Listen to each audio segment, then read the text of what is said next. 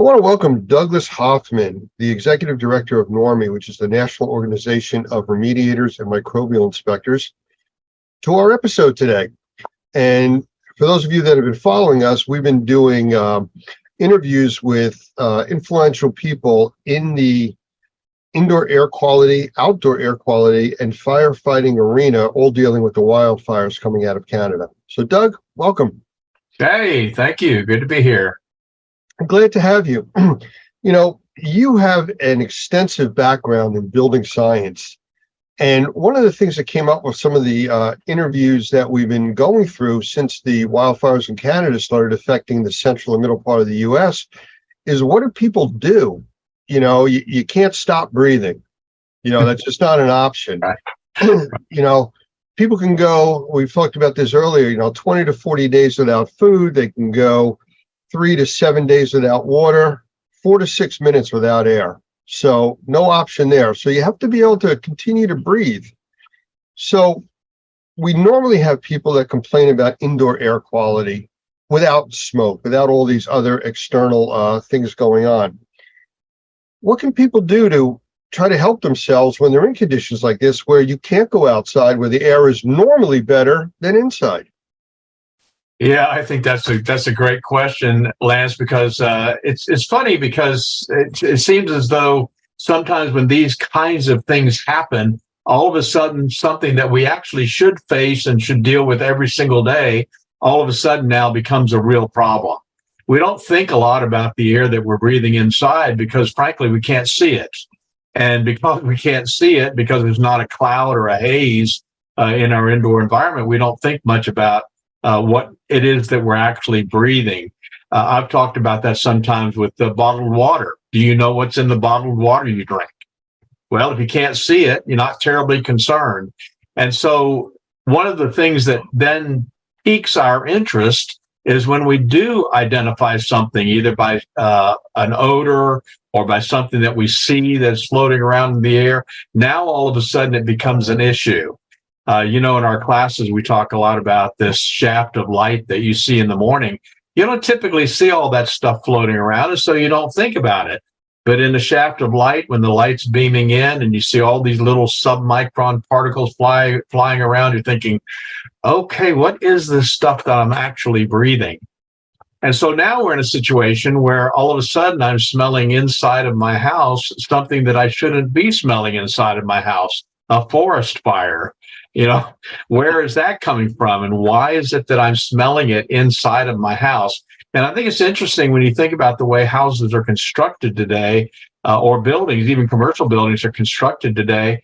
It really isn't surprising that we are beginning to smell inside the contaminants that we're seeing outside. And some people live close to paper mills, for instance, and they're going to notice that there's something going on outside. Now, all of a sudden, they smell it inside. Now it's an issue. Now, how do I deal with it?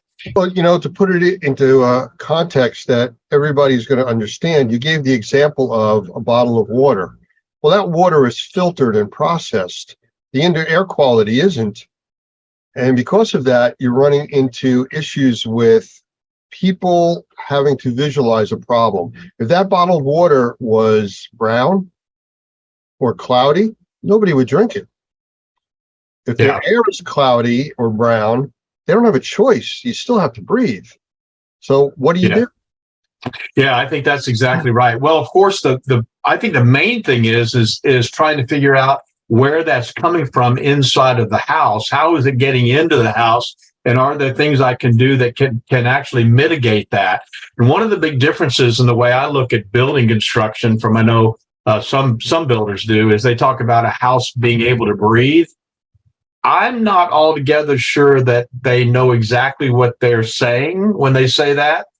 Does a house need to breathe? Well, it certainly needs to have balanced pressure of some sort, but if the house is pulling in things from the outside, say it's under negative pressure, you're creating a vacuum inside the house.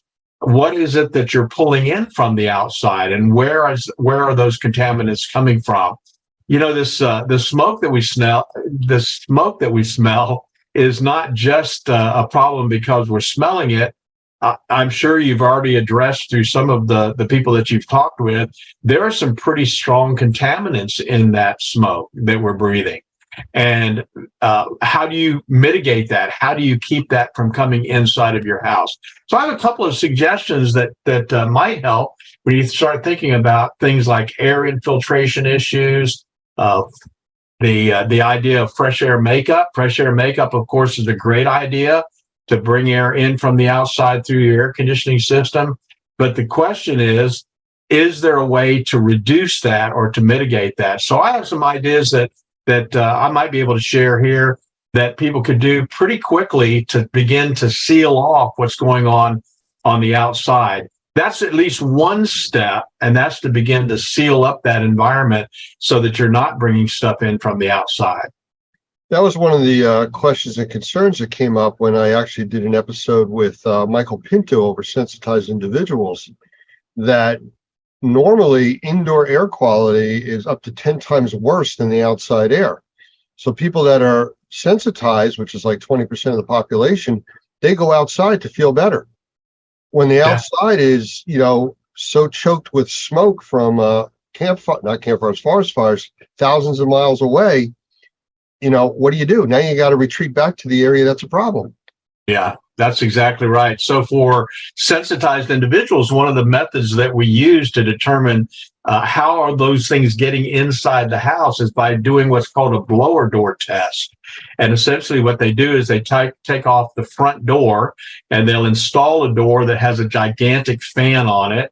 And then they'll turn that fan on and put the house under negative pressure. Essentially what you're doing is you're creating a vacuum inside of the home. And guess what happens when you do that? Now, all of a sudden, you're pulling air in through the cracks and crevices around the windows, cracks and crevices around the doors, places that you don't really even think about. A lot of people don't realize that wall cavities, exterior wall cavities, actually breathe. And what I mean by that is that moisture and vapor will actually move through those walls. And so now all of a sudden, when that house is set up under negative pressure, and you run a blower door test, created that vacuum, now what you're doing is you're even pulling it through the electrical outlets. And whatever is in that wall cavity is now coming into the air that you breathe. And that may sound really like, that's a little too detailed for me. Do I really need to be that concerned? But that's the answer as to where are those things coming from. They're coming from the outside. Even if you kept your doors and windows closed, you're still going to smell that smoke that's from the outside. And whatever that smoke is carrying, you're actually going to be breathing. I'm in New Jersey, and we were directly affected by the smoke coming out of Canada from the fires. And 4:00 in the afternoon, the sun's high in the sky. We went through 3 days of not a cloud in the sky, and it looked like sunset. I have some incredible pictures of that. But because of that, trying to close up your house and make it airtight doesn't seem to work either. There's got to be a balance. There's got to be some way that you can survive inside and out other than just running away from the entire part of the country. Well, I wish there was an easier answer, but there really isn't. I think that you do have to do the best you can to seal up those cracks and crevices with weather stripping, with caulking. They make a little product called a door saddle that fits on the bottom of the door where you can slide that down and tighten up the threshold so that there's not air coming in from underneath the door. I think once you do that, of course, as we've always said, it's got to be a holistic solution. That's at least part of the problem. But if you can take the time to seal off some of those entry points where the smoke is coming in from the outside, then you can address the indoor air quality with good filtration, good purification, those kinds of things that are more proactive in terms of oxidizing those contaminants that are in the air. So it definitely can be done. I think it's just maybe a little more effort than most people are willing to take. I think they'd almost rather go to the mall. During those 4 days that we had the really bad smoke conditions here, I have monitors all over the place. I have outside monitors, inside monitors for my air quality and conditions. And I have one unit called a Fubot, which I know you're familiar with, in my office. I intentionally in my office did not run air purification, and I had a door open. I was keeping it open to the outside. The thing was glowing so bright orange. You probably saw it from Louisiana. You know, it was just the air quality was absolutely awful. In the house, where I kept doors, windows closed, and ran a lot of purification technologies, very proactive stuff, it was really fine. There was no odor inside the house. Whether I think we went a little bit on the positive pressure side, which would have helped with that also, Yeah. keeping everything out. But there was a tremendous difference with that. I have graphical readings that I actually show in an interview with Dr. Gavin McGregor Skinner that shows in the morning before the smoke hit the first day, everything was very low, almost not detectable on outdoor air quality. And as it hit, it spiked really high and stayed there for almost 4.5, 5 days. Slowly started to go away. But, it went away. And again, people go back to the out of sight, out of mind philosophy. I don't see this going away. There's a film all over everything that's out there, from the smoke, the ash that was out. What kind of concerns are there for long-lasting effects from the stuff that people have breathed in and what's still out there? Well, I think I think that's a really good point. Of course, I'm not a medical doctor, but I do know that people who are breathing poor quality air over a long period of time typically are going to have some pretty negative health effects. I mean, you think about all the people that have suffered from their efforts to solve the problems during 9/11, all of the people that suffered after Hurricane Katrina, and they were in these contaminated environments working, and they weren't protecting themselves at all. You know that there's got to be some long range concerns about those contaminants that are still hanging out. So I think the key is, for me, would be to do the best I can while it's going on right now, but do the best I can to keep the surfaces clean, to keep the air clean, to keep the air purified and filtered, to do the best I can now so that I can offset the potential for what might be a buildup of contamination over a long period of time. I remember reading several years ago in Reader's Digest about a single cigarette producing over 4,000 chemical gases, 43 of which are carcinogenic. And the article went on to say, interestingly enough, that secondhand smoke that a person would be breathing who's not smoking was in some cases more dangerous than the person who was smoking, that it was affecting the person who was breathing that smoke worse than it was affecting the person who was actually doing the smoking. So I think there's a lot for us to learn long term, but at least to begin with, I think the answer is, what can I do right now to make sure that I'm creating the cleanest environment that I possibly can? Because one of the things that I do have control over, may not have any control over what's going on outside, but I certainly have control over what's going on inside. And you know as well as I do that there are ways that we can do that will make sure that we're breathing the best air that we can breathe in spite of what's going on outside. I just want to change directions real quick, because I did another episode with Dan Reese. He's let me get his title. He is a wildfire strategist and an aviation advisor dealing with wildfires. And we spoke at length about some of the things that are going on out there, the lack of education, what people don't understand and know. And I said, what are you concerned about? And he talked about the two different types of wildfires. One is where it's burning a forest, putting smoke in the air from the trees, the brush, and stuff like that. The other type is when it's burning a forest and starts burning homes and businesses and factories and putting all of these other unknown chemistries in the air. Right. It takes it to a whole nother level. Now, in my area, they were talking about every news channel wearing your N95 mask or your N100 mask. Well, that's fine for larger particulates, but it's not going to do anything for the gases or the chemicals that are in the air. They go right through it like you're not wearing a mask whatsoever. Where's the concern on that? Yeah, I think we know that, don't we? I mean, we all went through COVID where we were wearing masks, and yet we could still smell a lot of what was going on around us, and the heavy perfume that somebody was wearing. So I think we got a pretty good education on the ineffectiveness of masking for smallest particles, the smaller submicron particles, and for the gases that are in the air. So again, I don't know that there's an actual solution. I mean, I'm not the kind of guy that's going to walk around outside in a hazmat outfit, you know. But the truth is that I think the recommendation that they made about staying inside is really not a bad one. If you can stay inside and you can control the air that you're breathing inside, if you don't have to go outside, then there's not a reason to, because you're exactly right.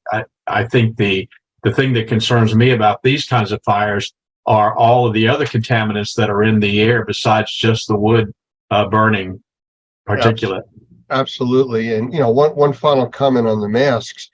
Wearing a mask is going to help, but you can't get that full sense of security saying, oh, I'm wearing a mask, I'm protected, because you're only protected from some of the larger particulate, not the gases, the chemicals, and everything else, just like viruses would go right through a mask. So that's a definite concern. So without rebuilding your house, preparing for the next time the wind shifts and blows the fire smoke this way, which it's going to happen again, just because of weather conditions and everything else, what can people do?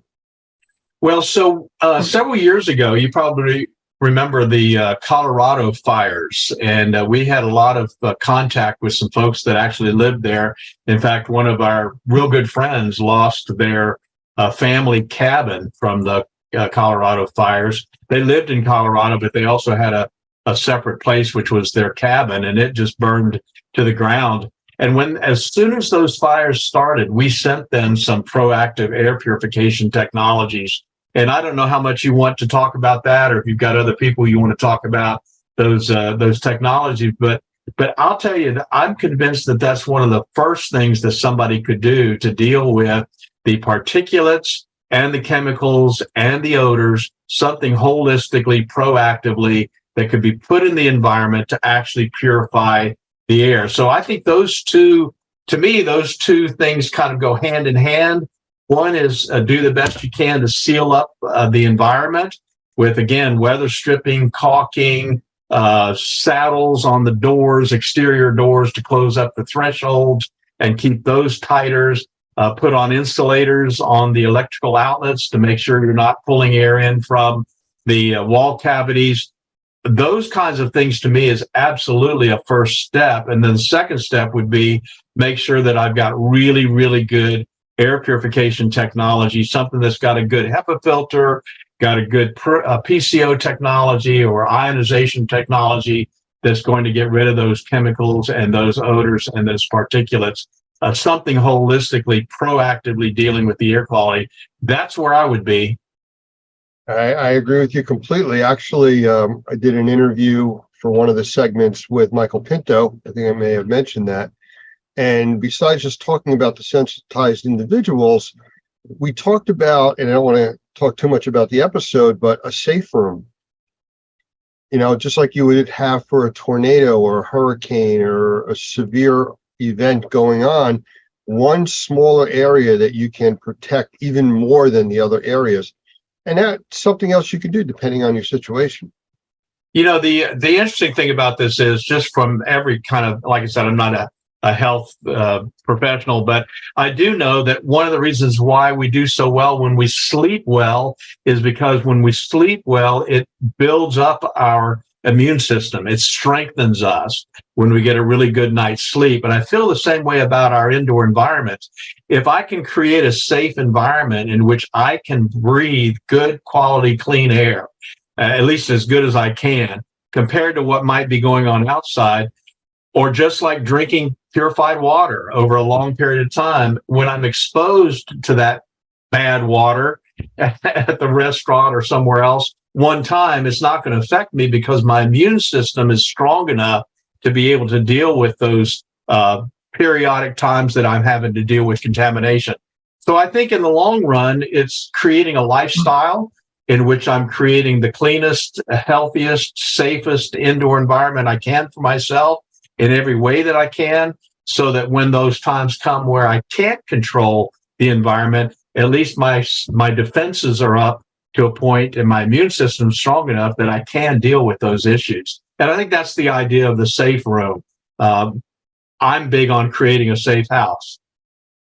And I agree. It's like layers of an onion. You just keep putting more layers of protection out there to help and keep you in the best possible situation that you can be in. That's right. So Mayor, I believe it was Adams from New York City, talked about good filters or putting a filter in their house. Again, it's a step, it's a layer, but does that really deal with all of it? No, and I think that's sometimes the wrong impression is left. I remember back during COVID, you probably remember too, Dr. Fauci talked about going and getting a filter. Nothing wrong with getting a filter. I mean, a HEPA filter is a HEPA grade filter is a great product to use to take larger particulate out of the air. In some cases, smaller particulate, depending on how effective it is. But in terms of indoor air quality, there's got to be something in addition to that will actually oxidize a lot of the smaller chemicals and viruses and those sorts of things. So I think you've got to take it to the next level, and that's the idea of having more holistic solution than just having a filter. I kind of laughed the other day, Lance. I was looking at somebody that had actually built an air purifier. This was their concept of an air purifier. They took 4 filters and taped them together, large filters like you would have in your air conditioning system. They took 4 of them, taped them together in a box, like a cube, and then put a box fan on top of it. And they said, see, we're sucking the air through the filters and now everything's great. It's that dual track or partial logic that people fall into. The people that were wearing the paper towel masks when COVID came out. See, I have a mask on. Exactly. Yes, you do. Is it doing anything for you? No. And that's kind of where we're at with this. People have to be very cautious as to their information sources. I mean, the internet's out there for everybody, but somebody says, here's a widget that'll take care of this for you. Well, it takes care of a part of it, but is that enough? Is that enough for you to now say, I'm wearing my paper mask and I'm going to go out into the smoke-filled environment because I'm wearing my mask? Yeah. It does nothing for your eyes or even filter anything. So it's a concern that, people look for reliable sources of information, and think through the process. Again, the dirty glass of water, the cloudy water, you're not going to drink that, but if I filter it, the chemicals are still going to be in there. Right. You're just not going to see the sediment that makes it look bad. Same thing with the smoke. The statistics as of now on the fires in the United States and in Canada separately, they both burn between 6.5 and 7.5 million acres of forest a year. It's a massive amount. To date, not even 6 full months through the year, Canada's burned almost 9.5 million acres. So it's 1.5 times in 6 months instead of 12 what they've burned so far. Incredible. California right now has had a shift in weather. I was just talking, like I said, with Dan from California, and he says that the weather out there is gorgeous. It's cooler, it's not that hot, but that's going to change. And this is just what's happening. In the Northeast, we haven't had rain here in 3.5, almost 4 weeks. It is bone dry out. A small brush fire right now could become a very large concern. And again, the air quality, the ash that's already out there, the film on the cars, the film that people keep stirring up when they walk out there, we're still breathing that, even though it looks nice out. So keep that in mind. Well, I wish people would talk more about indoor air quality and as much as they talk about outdoor air quality, because again, indoor air quality is something that you can control. Outdoor air quality, a little more difficult. Well, what the biggest problem that we've always talked about with indoor air quality is people become nose blind. 5 minutes in your environment, you don't smell the odor that somebody coming over would say, oh, what is that smell? You go, what smell? What are you talking about? And outdoors is completely different because it's so large. It's not where you feel closed in and you're breathing, which is fine. The only time people complain is when they see the yellow forming on their cars from the pollen, when those pollen seasons hit. But other than that, people take it for granted that it's always going to be there for them. Yeah.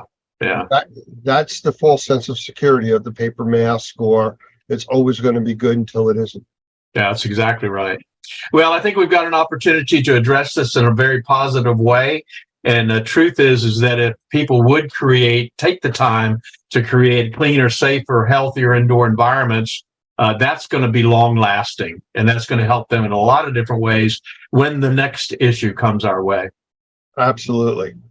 Doug, I appreciate you spending the time with us here today. And, Great to talk to you. And we will chat again in the future. All right, man. Thank you. Have a great day. You too.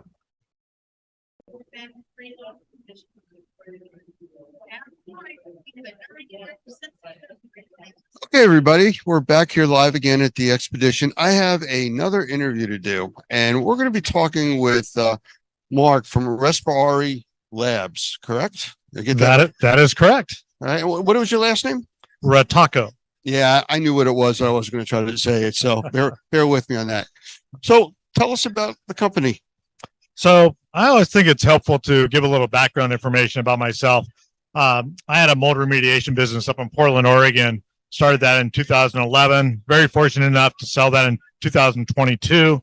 And at the time, we were doing about 4,000 mold remediation and assessment jobs a year.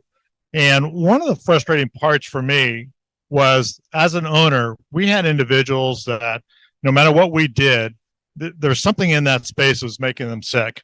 And we couldn't determine what that was. It didn't matter whether we did, indoor air quality, VOC canisters, brought in industrial hygienists. There is something they couldn't go back in.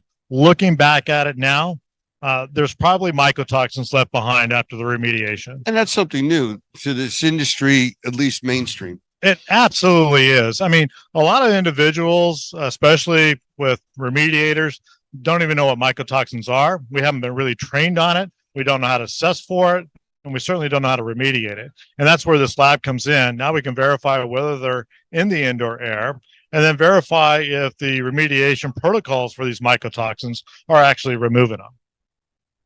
Okay, and I've heard that some of these mycotoxins almost act like tar balls. They're sticky. They're hard to get off of surfaces. Yeah, they're very sticky. And, one of the things, because now that we're able to test the indoor air, we were able to determine actually how they're becoming airborne. And a couple of ways that we saw was, one, through the evaporation process, we're drying down these structures. Most of the mycotoxins are hydrophobic. They're going to sit on the water molecule, and they're being released into the air through that evaporation process. We also tested a lot of, HEPA scrubbers. Most of the ones that we tested, we didn't find one that were actually removing the mycotoxins. They're actually increasing it. I'm sure there's something out there that actually works. We just haven't been able to find that and verify it. And then the interesting thing is, in order to get them out of the indoor air, what we did find that works was actually dehumidification. So dehumidifying the environment, actually removes it from the indoor air. So there are methods to actually, test if it's there, and then also see if it can be removed, down to acceptable levels. Well, that seems like an entirely new path for training, because that's contra to, I guess, everybody air scrubbing. Like I said, there may be some air scrubbers out there that actually work. We just haven't been able to validate them yet. And I'm hopeful that there are. The more methods we have to remediate these mycotoxins, the better the industry is going to be. I really think the industry has to start looking at mold and mycotoxin remediation, not only on the testing side, but also on the remediation side. Otherwise, we're potentially opening up ourselves to liability.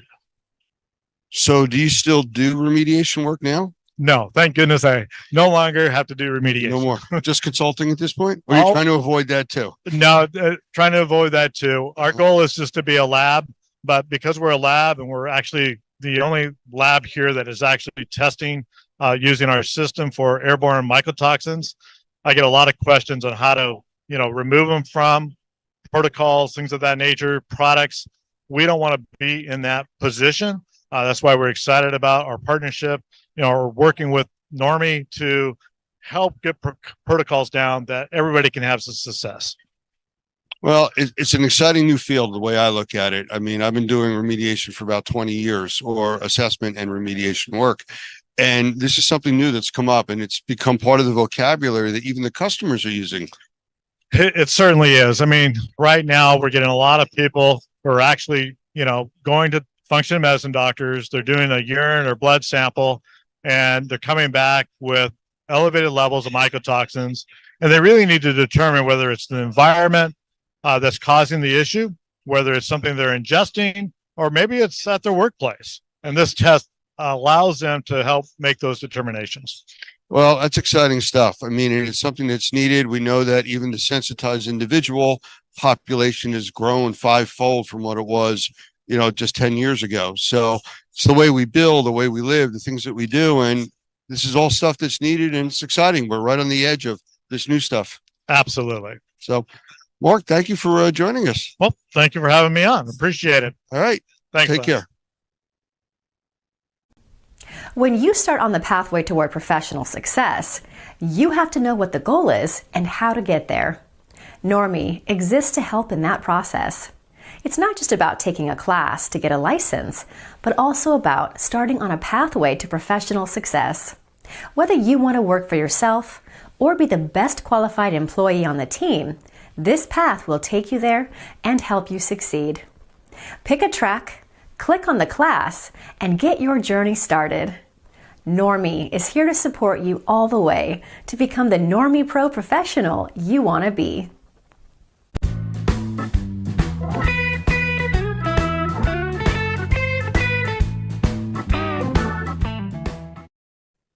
We hear about it in the news. It's an issue that we all want to be aware of. We need to be aware of it, especially in the cleaning industry. What are we talking about? Meth contamination in facilities. We know what happens. Today's episode is going to spotlight what we need to know right now in the cleaning industry. With me today is Dr. Gavin McGregor Skinner, the Senior Director of GBAC, and also Scott Vogel, the Chief Operations Officer with EmergiClean in New Jersey.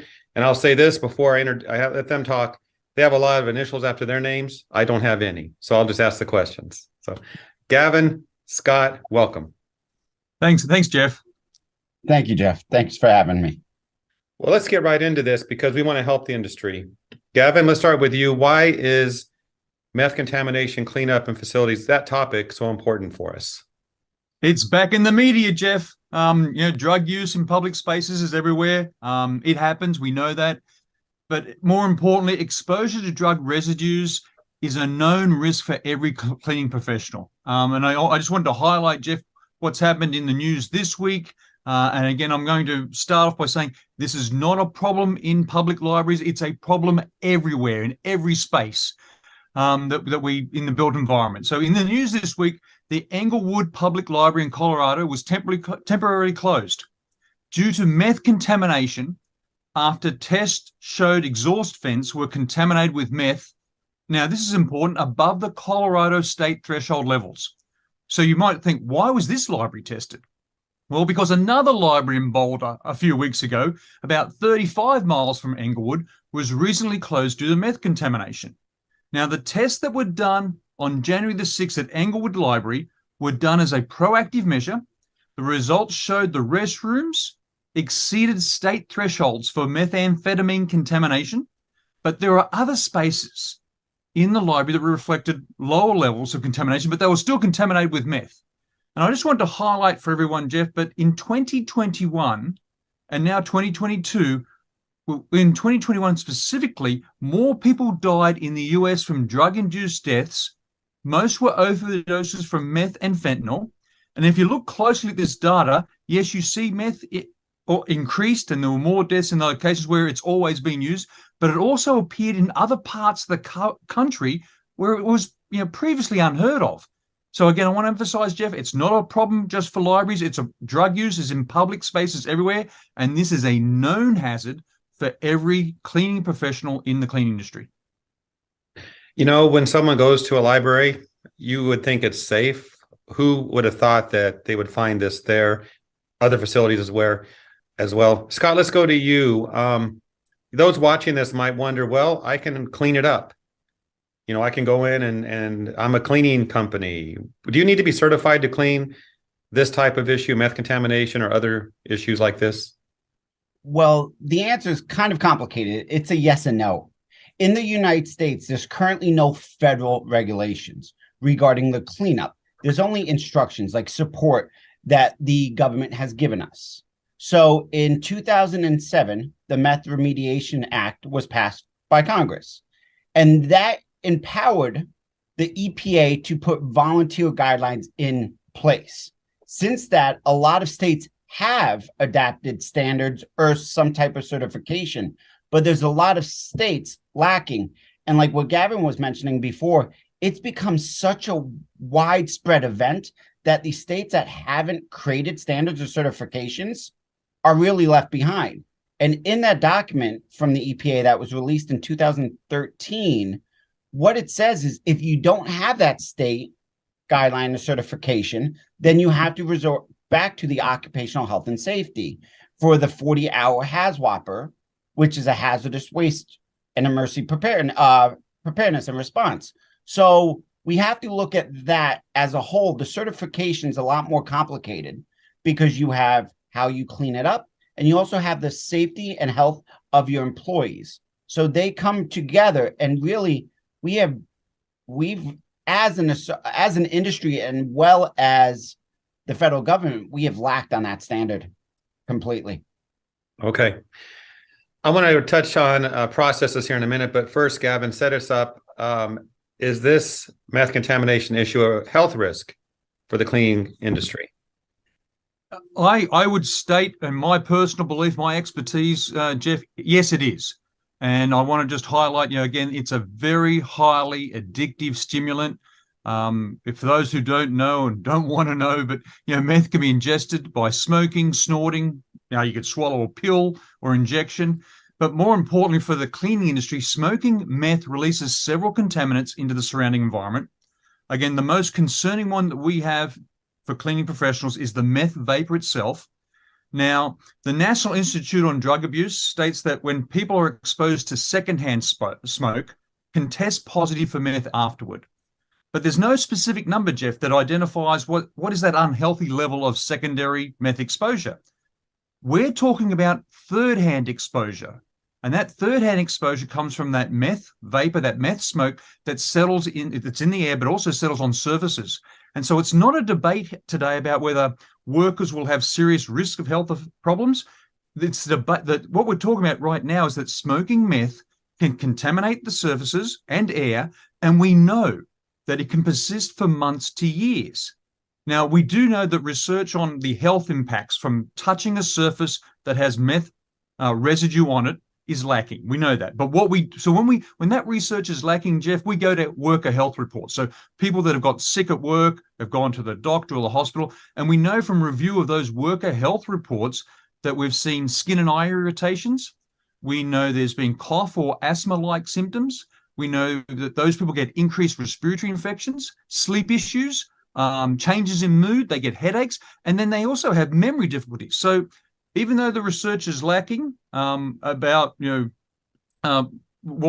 the third hand actually happens, we believe it does, based on the health reports, the clinical reports.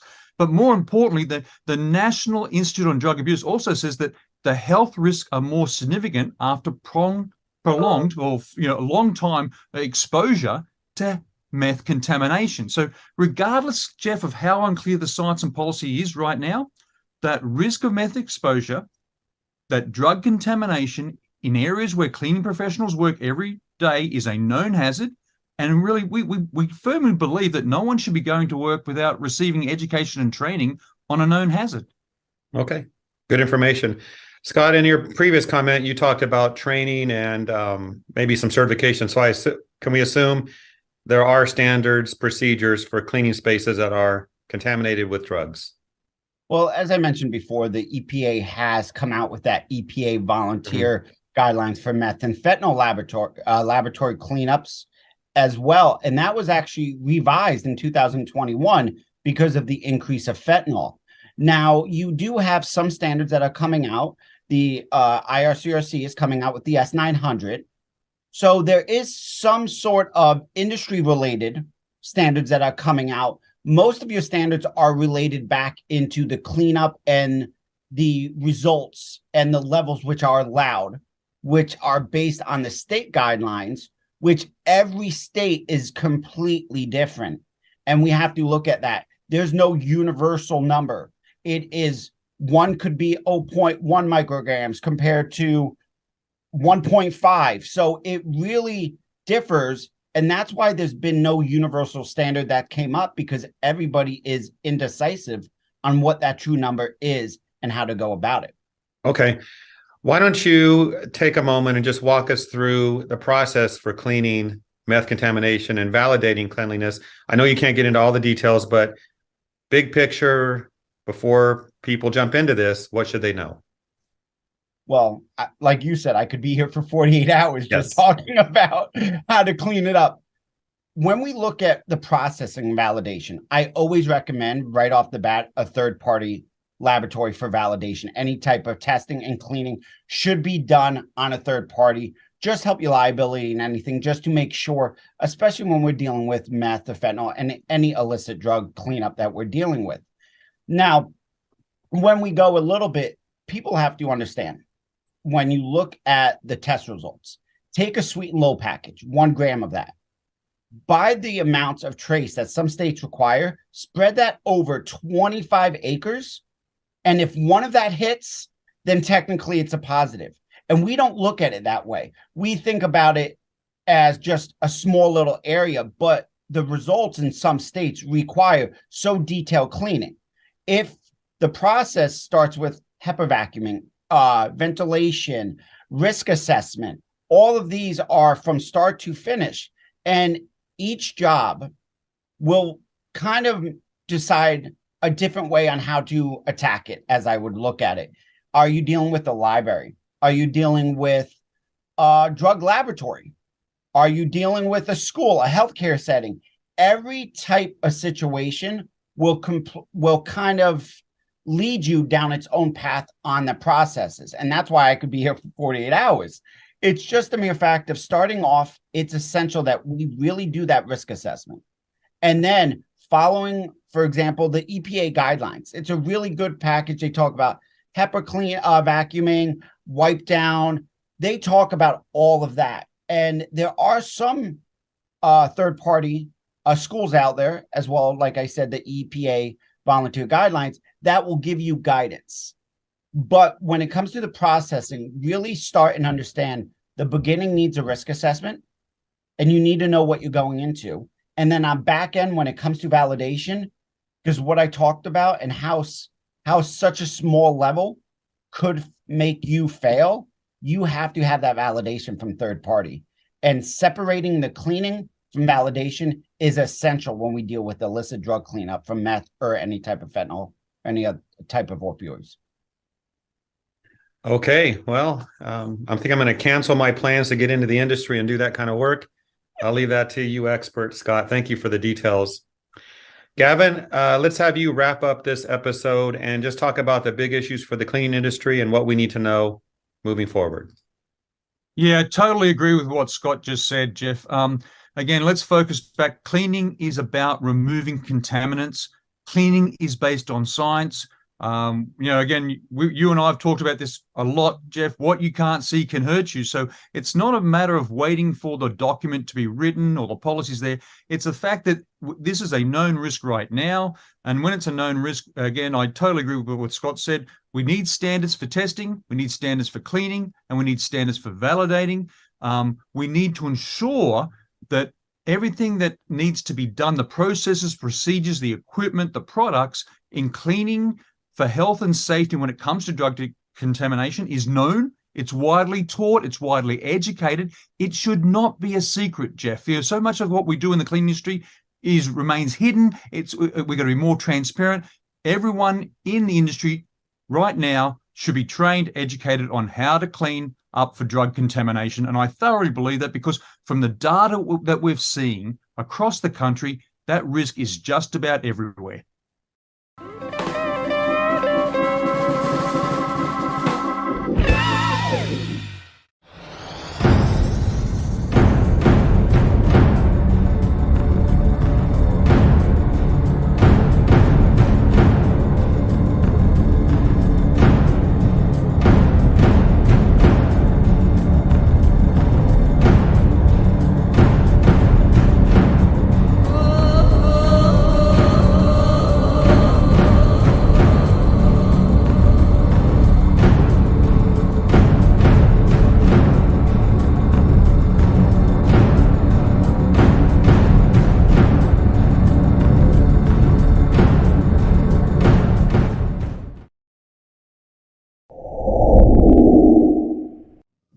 I want to welcome my guest today, Michael Pinto, who is the CEO of Wonder Makers.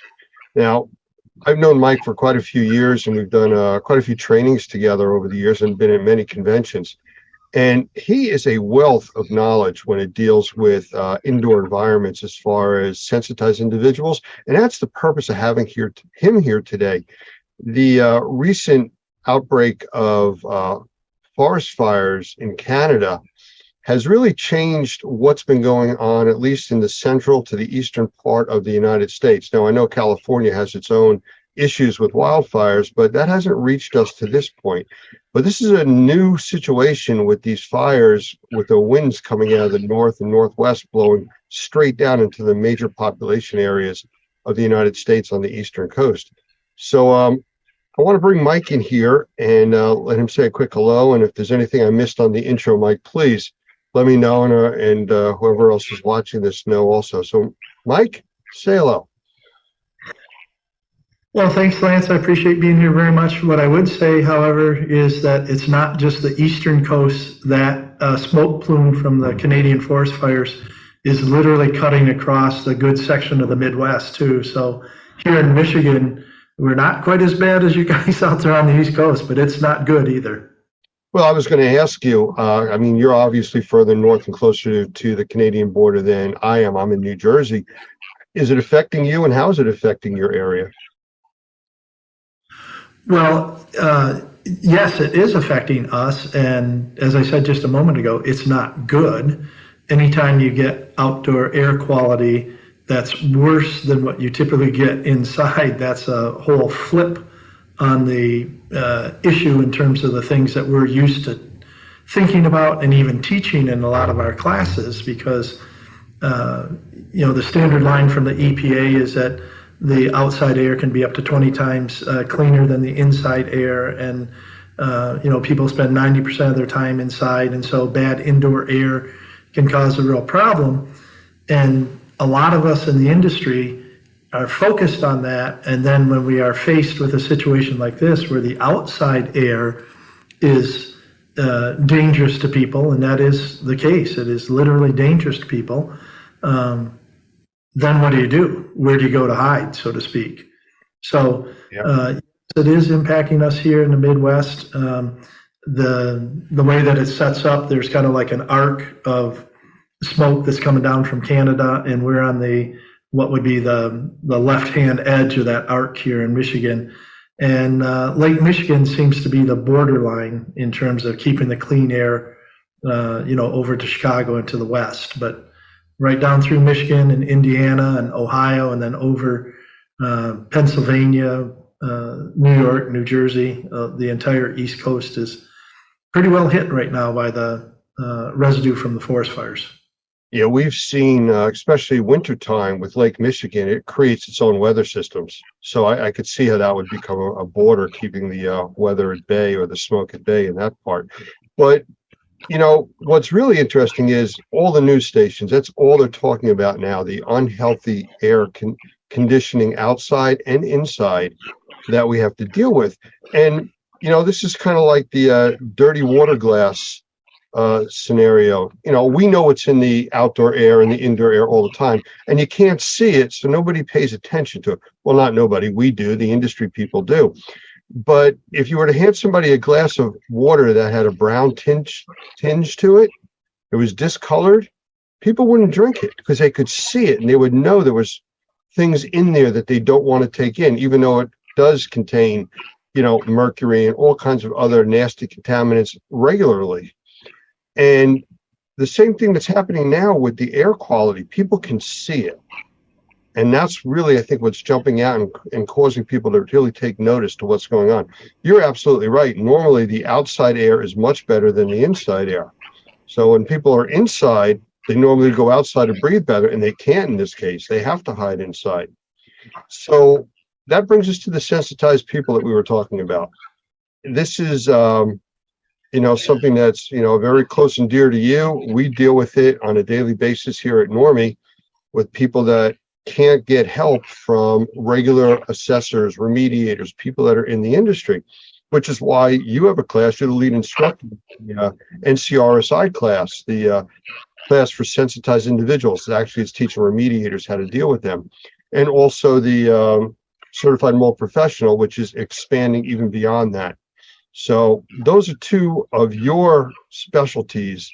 And with that, maybe you can answer this question. How come the outside air right now, obviously beyond people being emotionally reacting to it, so troublesome for sensitized individuals, even more so than regular people? Well, what I would start off with is saying that I think when you're dealing with outside air like we are today, it's everybody has to be concerned about it. The difference is that the sensitized individuals have to be concerned at a higher level than even the normal folks. So I'm sure you've heard over there on the East Coast, they're canceling certain sporting events and outdoor activities and things like that because the air just isn't healthy. And so you want to be, limiting your amount of exposure, just like we tell people in a, water damaged or mold damaged house. Sometimes they have to get out of that house to protect their health. The problem here, of course, as we've been talking about, where do you go if it's the whole outside that's contaminated by the forest fires? And so we're literally looking at it, flipping the whole script upside down, if you will. We now have to think about the houses and the air in the houses being a refuge for the people from what they're potentially going to be exposed to on the out of doors. And for the sensitized individual, it's even more significant for them because a lot of times we talk about mold sensitized individuals, and that's where it starts. But virtually every sensitized individual that I'm familiar with and have worked with over 20 plus years now, they develop cross sensitivities. So they start out with a mold exposure that causes a decrease in their health, and then they become sensitive to other things. They become sensitive to tobacco smoke that they weren't sensitive to before. They become sensitive to some of the chemicals like, low levels of formaldehyde in the home that perhaps they weren't sensitive before. Perfumes, all sorts of things. They develop these cross sensitivities. And when we're dealing with the outside air that's impacted by the wildfires, it's particulates, it's volatile organic compounds, and it's gases. So if they're cross sensitive to anything, it's going to be in one of those categories, and then they're going to have problems with it. So that's really the issue. I have a few calls into different contacts at different labs that we normally use, especially the ones that deal with VOCs, the volatile organic compounds. And I'm waiting on those callbacks that we just made recently. But I'm looking for what might be in this new smoke plume that we're getting that could be so offensive to people with and without sensitivities. I don't know if you know any of the chemistries that may be involved with this, though I have noticed the burning odor, and it's different than normal. This isn't like a wood fireplace or a fire pit. Right. And some of that is going to be dependent upon what sort of forest are burning, whether they're hardwoods or evergreens, things like that. The evergreen forest, which is a good share of what's burning up in Canada right now, because they're closer to the Arctic Circle and that sort of stuff. So those are going to have a lot more PAHs, aromatic hydrocarbons in them, and that's from the oils and everything that's burning in the pine trees and the spruce trees and that sort of stuff. So then you're also going to get a whole chemical stew, if you will, from that, because depending on the temperature and whether they're exposed to actual flame or just the heat from it, where it is, whether it's protected by the bark, all these other things, you just get this massive amount of organic compounds that get liberated into the air during these fires. And then the ash and the smoke, which is basically both of those are small particulates, those tend to sometimes be even more airborne than the VOCs, because the chemicals can be a little sticky and a little heavy.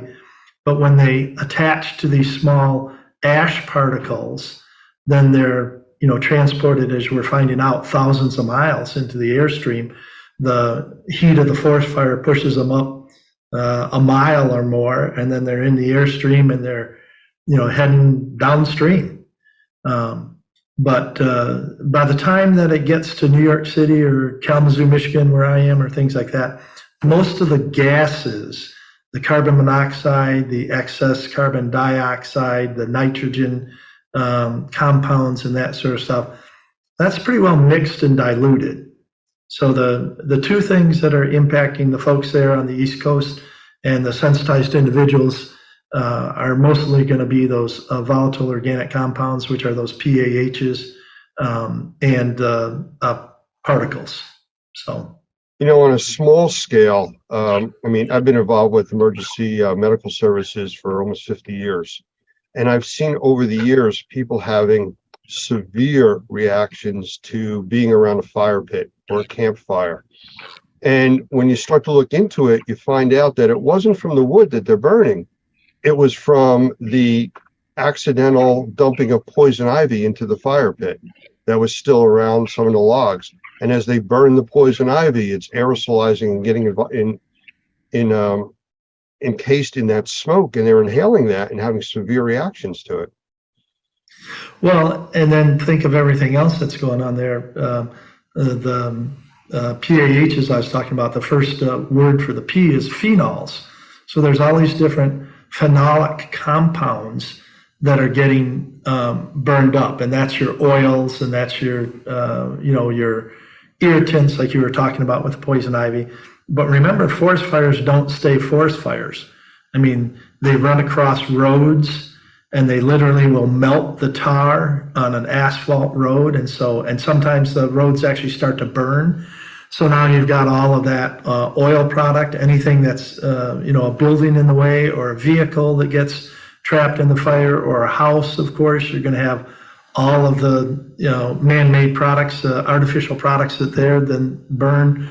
That all goes up in the air, and comparatively, that may be a small percentage of what's burning, but from the sensitized individual, that can actually be a bigger issue sometimes than just the individual smoke particles. Like you said, it's what attaches to the smoke particles.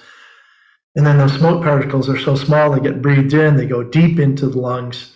And that whole combination, small particles going deep into the lungs and small particles carrying, pardon the expression, crap deep into the lungs. That's not a scientific term there, by the way, Lance. That's just a common term. But there's so much stuff that's on it. It's hard to know from breath to breath what's actually being taken in. And so, again, caution is the byword for anyone, but particularly for the sensitized individuals. In the remediation industry, in the meteorological industry, they refer to things, especially with hurricanes, hide from the wind, run from the water, because of the amount of damage that can be done. You can hide from the wind, take shelter of that, but in water you can't. Water's going to seep into everything. But we're dealing with something that's unique here because we're 1,000 miles away from these fires, and we are severely being affected. So running isn't really a realistic situation. I think knowledge is something that would help. People understanding the risks, understanding, maybe today's not the day to go outside and, cut my grass, and spend a good 2 hours or 3 hours out there in this serious weather or this heavy fog of smoke. And understanding that will definitely help people. But forecasting this is also an issue. So where could people go to find out how bad their area is and what their risks are to being outside? Well, I'm sure everybody has their own favorite sources, and there's, weather channels and local governments and state governments, and everybody's kind of jumping on the bandwagon. The one that I use, and it's just, again, my favorite because it's going to be there anytime you have these wildfires and stuff, is a federal government website, and that is, let me make sure I've got it here so that everybody knows, fire.gov. airnow, as in AIRNOW.gov. Air.airnow.gov. And that one's really cool because you punch on that and it brings up a map of basically North America. And it shows where the plume is coming down with the smoke, where the air quality is being impacted. And then it rates it at each major city, and it's not even just major, it's each fairly significant size city has a dot on it that's either green, which means that it's good air quality, or yellow, which means it's questionable. And then most people think, well, then you get to red and that's bad. But this map actually goes 2 other levels. It goes to like purple and to black. And I looked yesterday, Lance had it, and knowing where you are in New Jersey, I just kind of looked to see where you are, blew it up to look and see in your location. You guys were black. So you're in the heart of it right now. Yeah, yesterday was really bad. This morning it wasn't too bad, but then we did get an alert that it was going to be going downhill as the day went on. And looking outside now, in June, not a cloud in the sky. It looks like sunset. So, it's that dark. I do have a question. If you were speaking to sensitized individuals as your customers or as a group, what would you tell them to do? I mean, normally, if they're inside their home and they're having reactions to that, they go outside. Now they have to stay inside. So what can they do now that they're in their environments that sometimes give them trouble anyways? Well, I'm going to approach that from 2 different perspectives, if that's okay. The first one, and I don't mean to sound like I told you so, but you do have to understand, if you're a sensitized individual, it's important for you to take steps now to get your indoor environment clean, because we don't know when we're going to have situations like this where all of a sudden, from no fault of our own, like you said, 1,000 miles away, they got a forest fire and it's having a serious impact on us. And if for some reason our sensitized individuals are saying, well, it's not that bad, and if it does get real bad, or if it gets damper in the house, I can always go outside, or whatever it is, that deferred maintenance or that deferred decision making really is going to have a serious negative impact on them in situations like this, because there may just be times where you can't get away, get away from the problems in your house by leaving your house. You outside, you may be actually facing greater problems than you have in your house. So the first item is just never defer fixing things that you can fix now until some later date, just because it doesn't seem important to you. Well, that's the clean glass of water. It's not a concern because you don't see a problem. As soon as it's, brownish or discolored, now it's on your mind. Same thing with the air. Yep, exactly right. But it would be the same thing. That's why they have, on occasion, you'll have boil water orders as well, right? They don't know exactly what's wrong with the water system. And so they tell people to boil the water. That's why one of the things that they chat about, even in front of hurricanes and things, is get a few cases of bottled water so that you can survive, a couple of days if you have to, without having water coming out of your tap.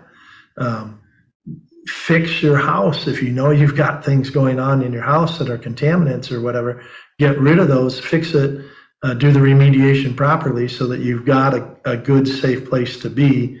And then you can, potentially survive a little bit better during these outdoor air quality incidents. But putting that aside, because at some point that's water under the dam. Either they have fixed it or they haven't fixed it, but now they're still facing what's going on outside. So the first thing, and the first couple here, I'm just repeating the standard safety precautions that you're going to get from just about any site. If you don't have to go outside, or you can limit your time outside, don't go outside and limit your time outside.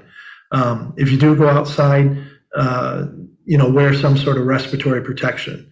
I know that I'm seeing a lot of information where people are talking about, You can use your COVID mask and stuff like that. And the answer is, the face masks that were being sold as COVID protection, I won't get into that whole discussion all over again, but that is not going to be appropriate, particularly for the sensitized individuals.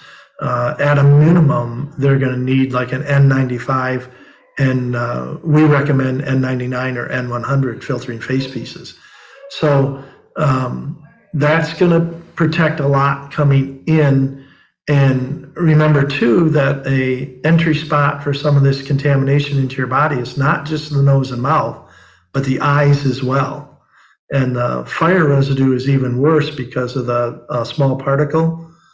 So when those get into your eyes and then get diluted by the tears and everything, it actually releases some of those chemicals that are on the particle itself. So the particle may wash out, and get it out of our eyes and everything. But what is left behind and what's being absorbed in through your eyes is some of the chemicals and stuff.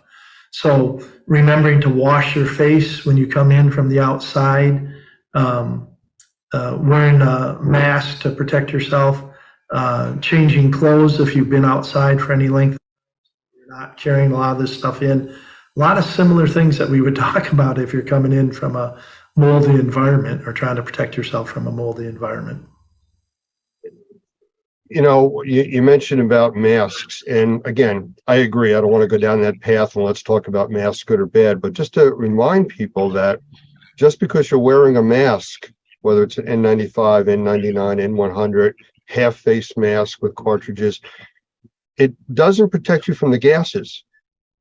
You're getting filtration from particulates only. Now, that's a good and a bad thing, because especially if you are a sensitized individual, you may also have additional health issues and stuff. You're wearing a mask that's doing a good job filtering particulates. You're going to reduce the amount of air that you can actually breathe in without straining.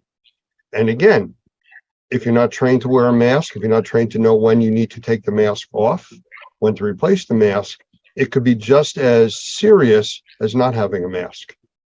So again, training, preparing, I guess, is kind of in the same thing that you were talking about. Well, a little bit, although I would say in this particular case, as I mentioned earlier, by the time the contamination, goes 100 miles, 1,000 miles, whatever it is, the gaseous portions of that, we're not generally seeing high concentrations of carbon monoxide or even the elevated levels of the nitrogen oxides and stuff like that by the time it hits like New York City or something like that.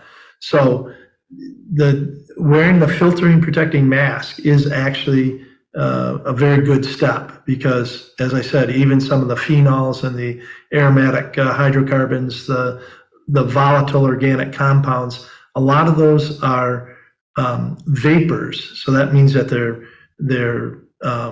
liquids that have been, the heat has evaporated and they're small droplets in the air. Then those droplets hang on to the particulates, and then the particulates get screened out by the mask. So that N95 is actually doing a fairly decent job stopping the vapors, which again have coalesced onto the particles and the particles. And then, as I said before, the gases have pretty much dissipated. So I'm rather optimistic that the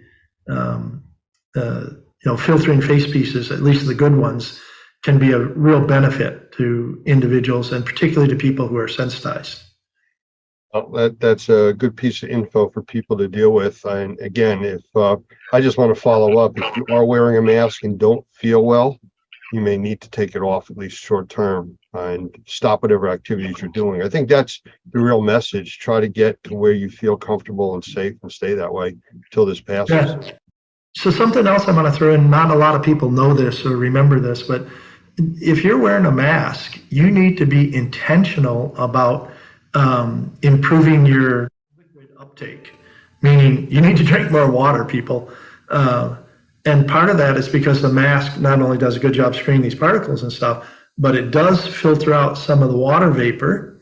And so therefore you're breathing drier air, and the drier air is going to allow whatever particles do get through to go deeper into your system.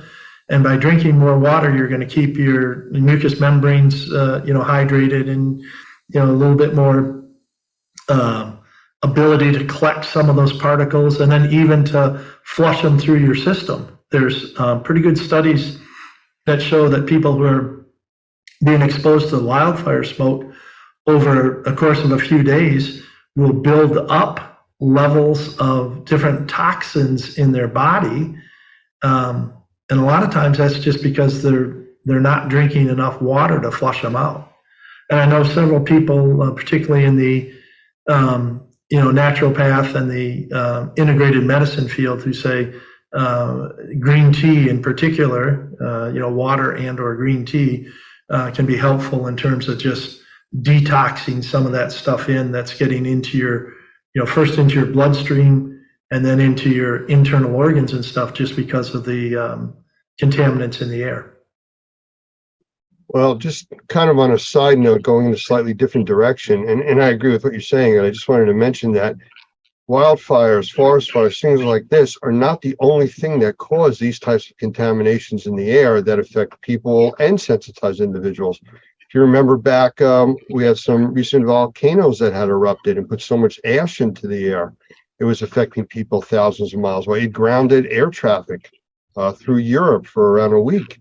So there's a lot of things in the air that are going to affect people, and the sensitized group many times over, even more. So I want to pick up on that as well. I mean, one of the reasons that they ground airliners in situations like this, either because of the wildfire or the volcanoes, is because of the aggressive nature of those small particles, particularly as they're compressed and put through a jet engine.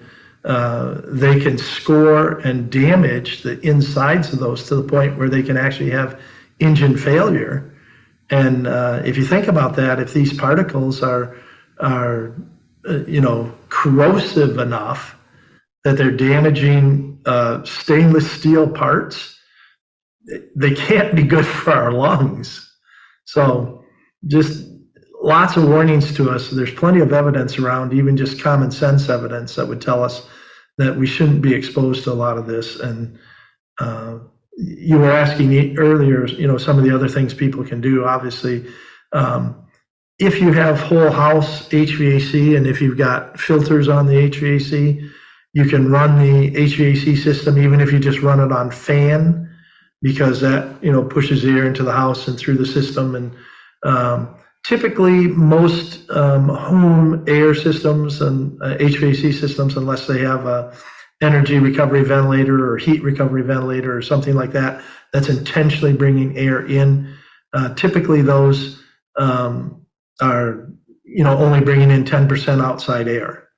High efficiency furnaces, the ones that have the PVC pipes instead of like the chimneys and stuff, again, those are going to bring in minimal outside air unless they're on the heat cycle, where they bring in the air obviously to dilute the gases that are being created when they burn the gas or the oil for the furnace.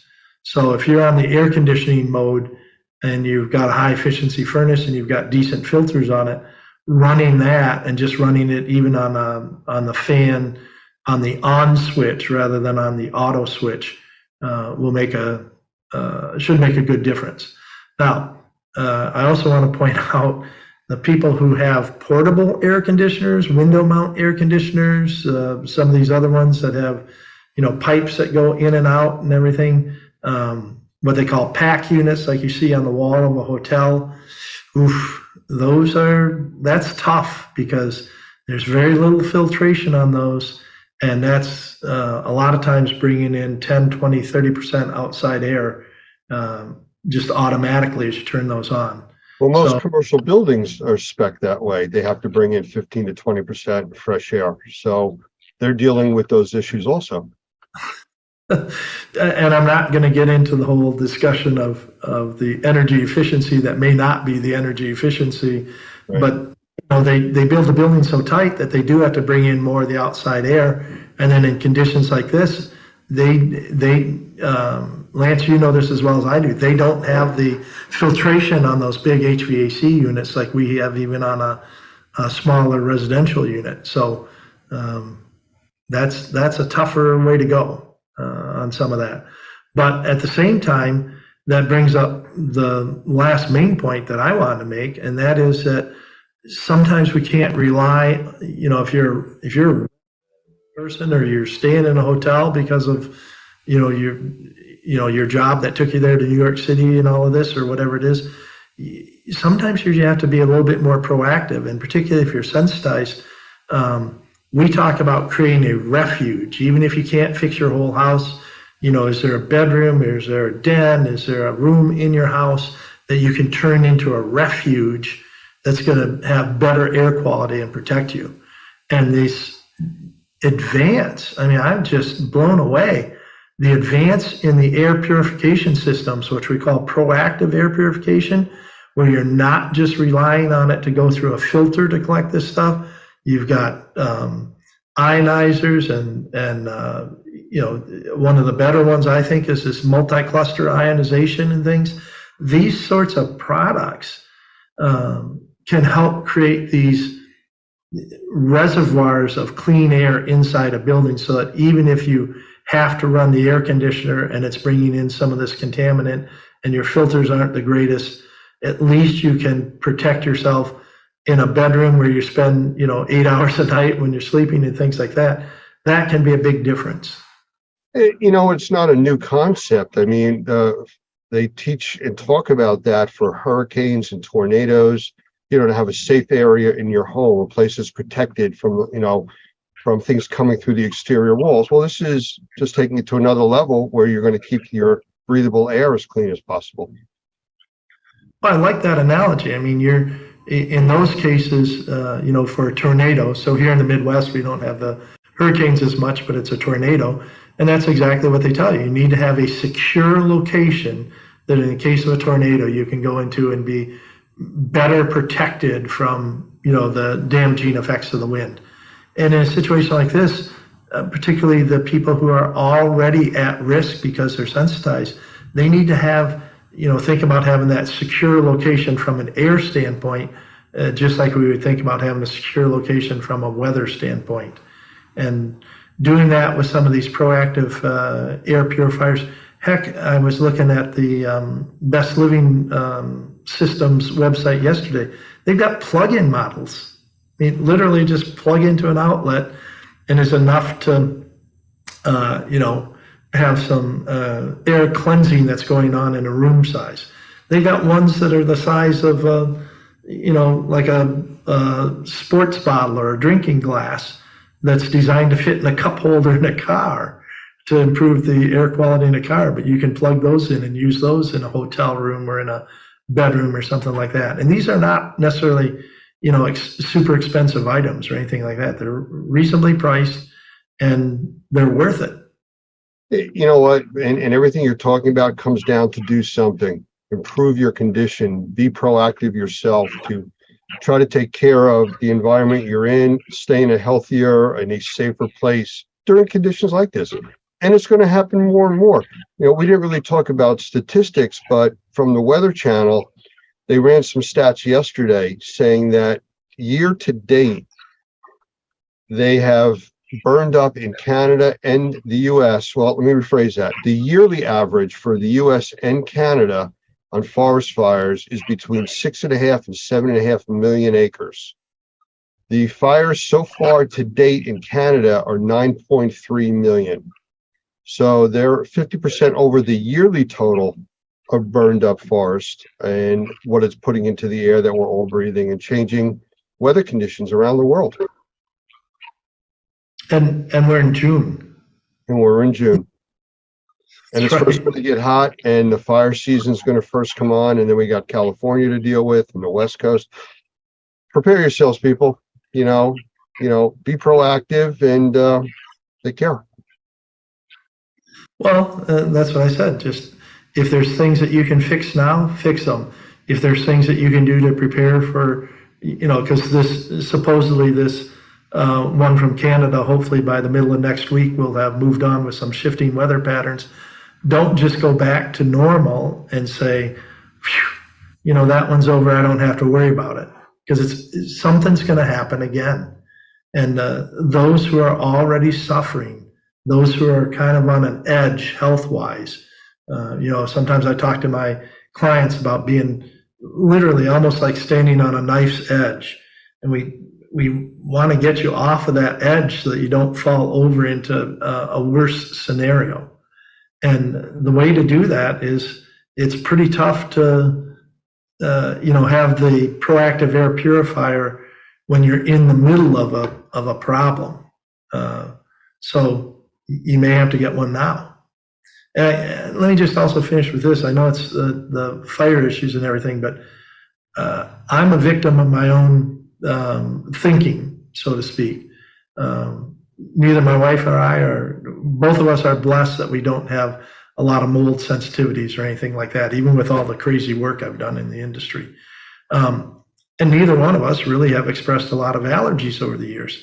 And this summer, or actually this spring, over the last couple of months, I noticed that my wife was feeling less and less normal, so to speak.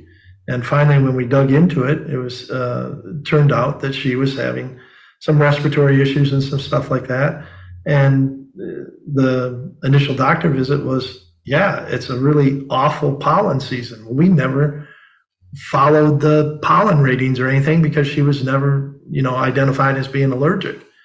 And once we got the idea that she was, being impacted by the outdoor pollen, not something that was going on in our house, ended up getting one of the Chaos air purifiers that Normie recommends. And within hours, she was telling me that she was feeling better running that in the house. And within 2 days, she had already given it to her sister and made me buy her another one. So that's just how it Okay, then. Well, the stuff works. And, that's the whole thing. And we always talk about, even, tongue in cheek, about you either have a good filter or you are one. And it's all about protecting that you are one. You want to have as much protection around you as you can. But we are going to end this segment. I do want to thank you for your time. And I didn't mention it earlier, but this is one of the segments that we're doing in a multi-part presentation on the seriousness of the wildfires, how it's affecting the U.S. and people with sensitivities, without sensitivities, and what they can do. So hopefully you'll tune in and some of the other segments as we show them. And I want to thank you again for your time. It's always great talking to you, Mike. Bless you, Lance. It was good. I hope it was helpful for people. Thank you.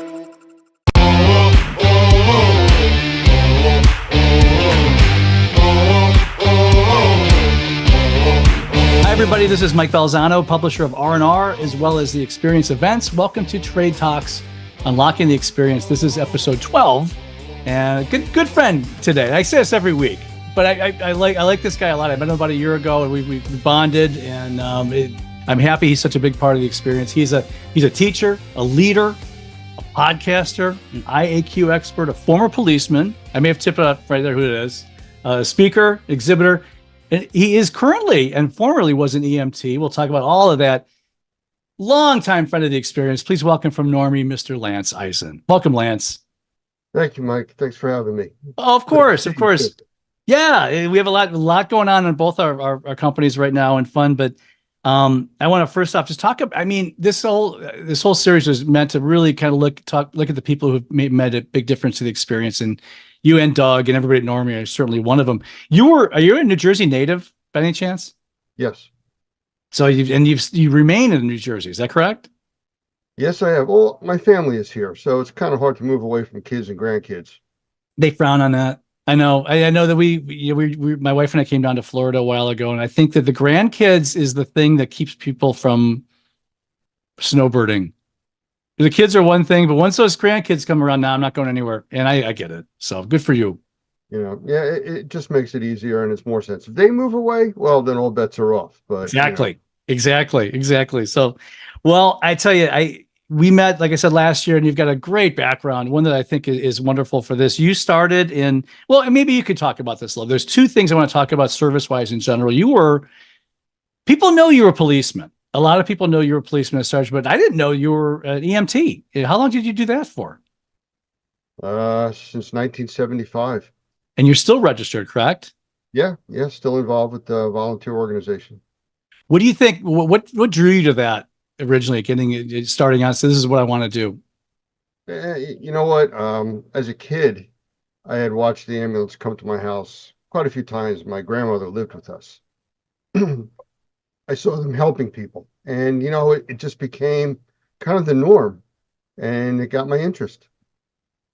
That's amazing. Again, my grandma stayed with me till she passed away when she was 98. So I learned a lot of Italian like that. But you did that, and then you went right into being a police. Now that was 1975. You said you still do it, but in 1979 you decided to join the police force. Was it just the next logical step in your head, or no? It was kind of strange. I mean, if you put yourself in the mindset of a 19-year-old.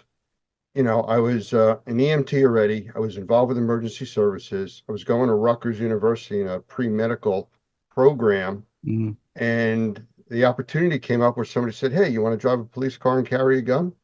I was 19 years old. Sure.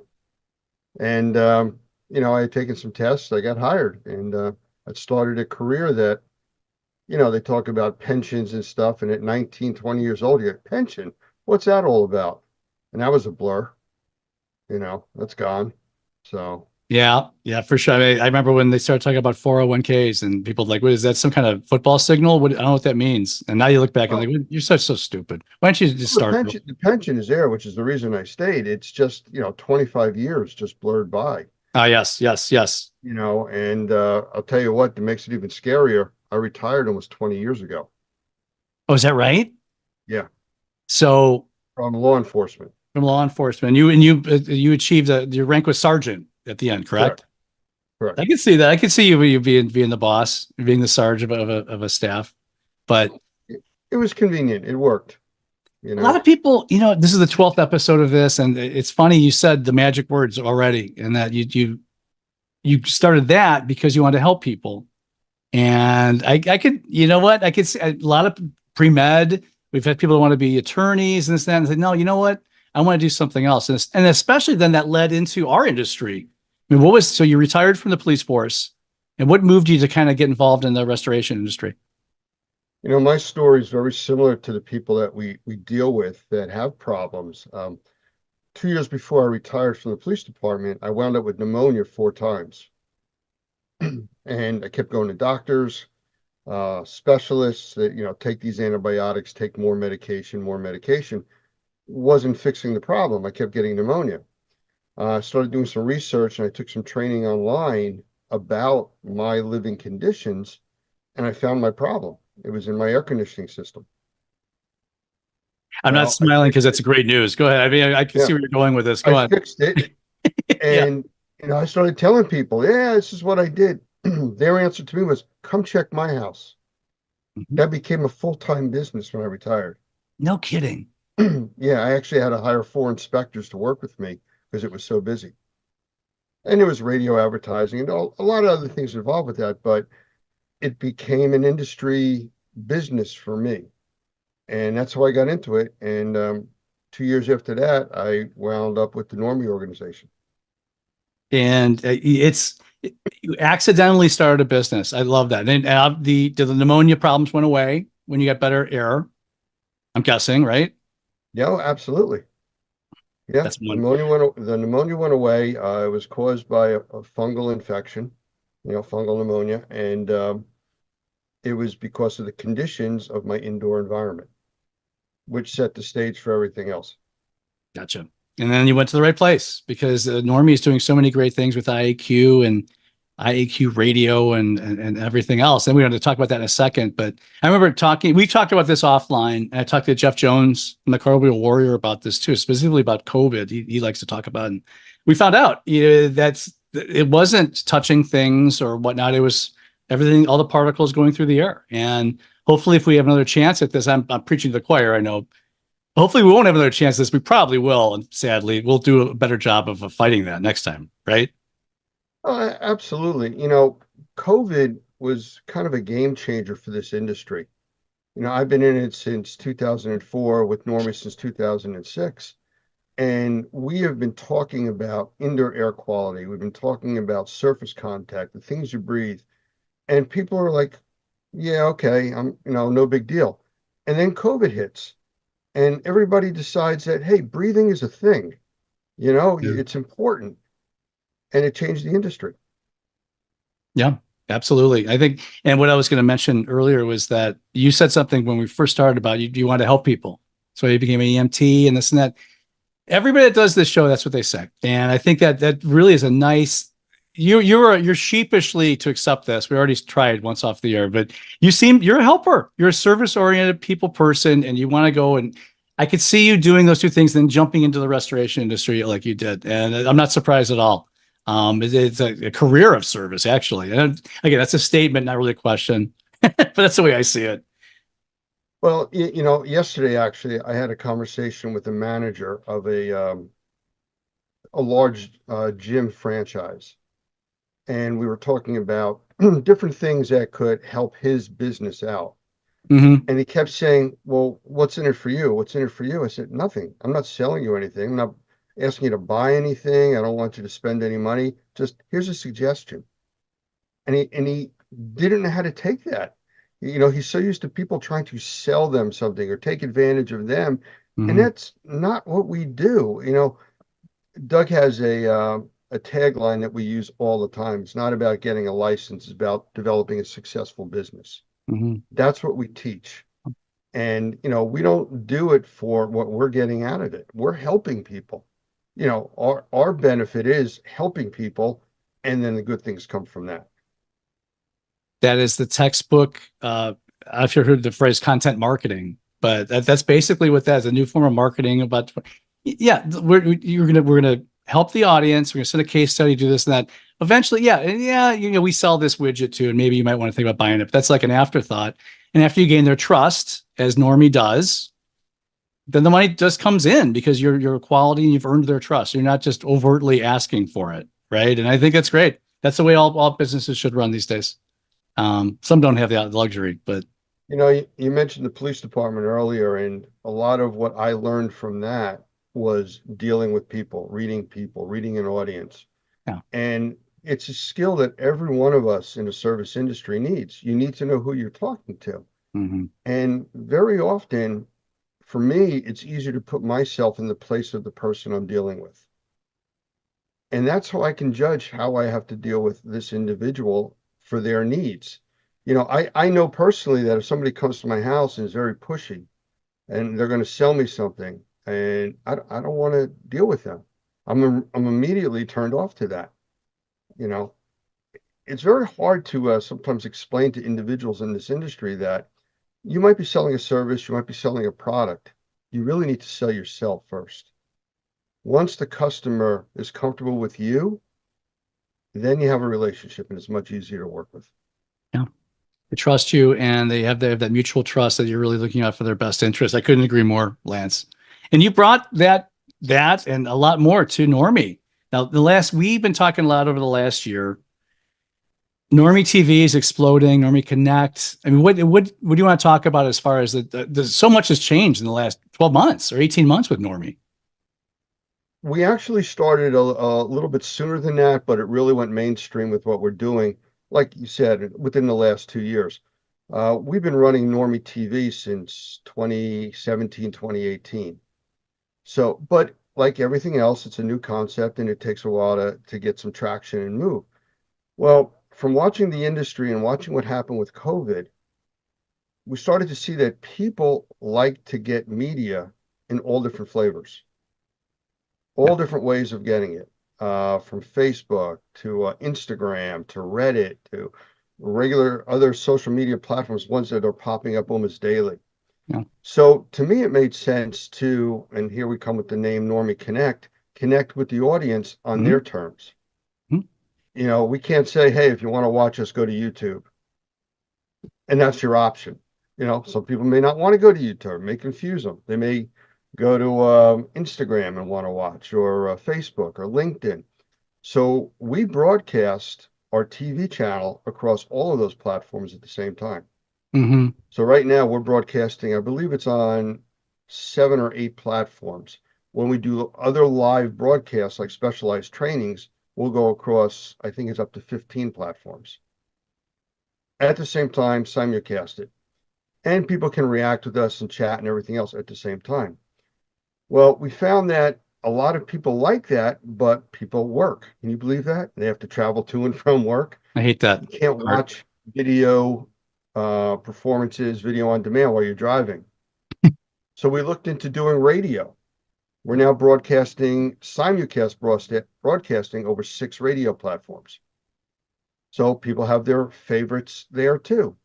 You know, whatever you want to listen to your internet radio on. So now they can listen while they drive in the car. And for those that are even beyond that, we went to podcasts. We're on 13 podcast platforms. So wherever you want to find us, we're there. And you're promoting it. And I've been fortunate enough to be a part of a couple of the episodes with you and Doug, and I was flattered to do that. I was taken back by when I first learned about what you were doing, that just how everything's scheduled. It's almost like a TV network in a way. This is scheduled. Then you could promote, hey, you're going to be on, Jane Doe is going to be on at 4:00. Make sure. And I thought it was well done. And you clearly put a lot of effort into it, and for good reasons. A lot of times, you know, people put effort into things just to do effort, but this was targeted, and it's good. I think I love what you guys are doing. I've been outspoken about that the whole way. I really, really enjoy what you're up to. And I like the fact that the Experience is a sponsor this year. That we're very proud to do that. And this is where I have to mention that, don't forget, April 3rd to the 5th in Chattanooga, Tennessee, the Experience is coming back. Our next event, the Chattanooga Convention Center. When this airs, you still will have time to get some early bird rates as attendee. There's plenty of space on the booths available. Contact me or the sales team, and some great stuff. We put the agenda up about 2 weeks ago.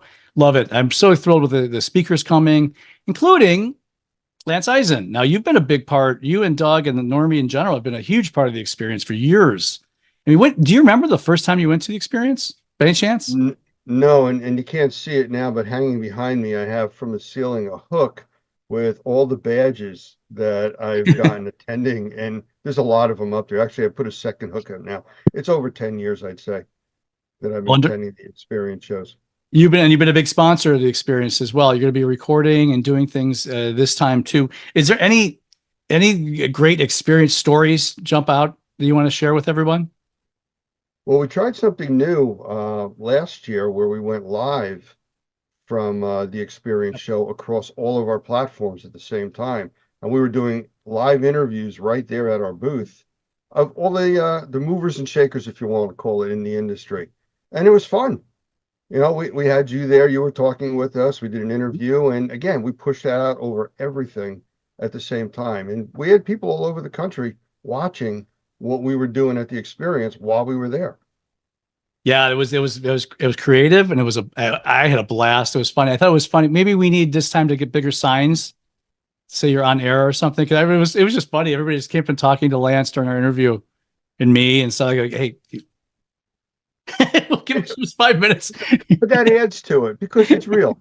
I know. It was funny. It was great. You know, and that's kind of what we went for there. And everybody was well behaved. I mean, our booth was actually next to a bar, so it was really touchy, but no, it was good. We were very well behaved.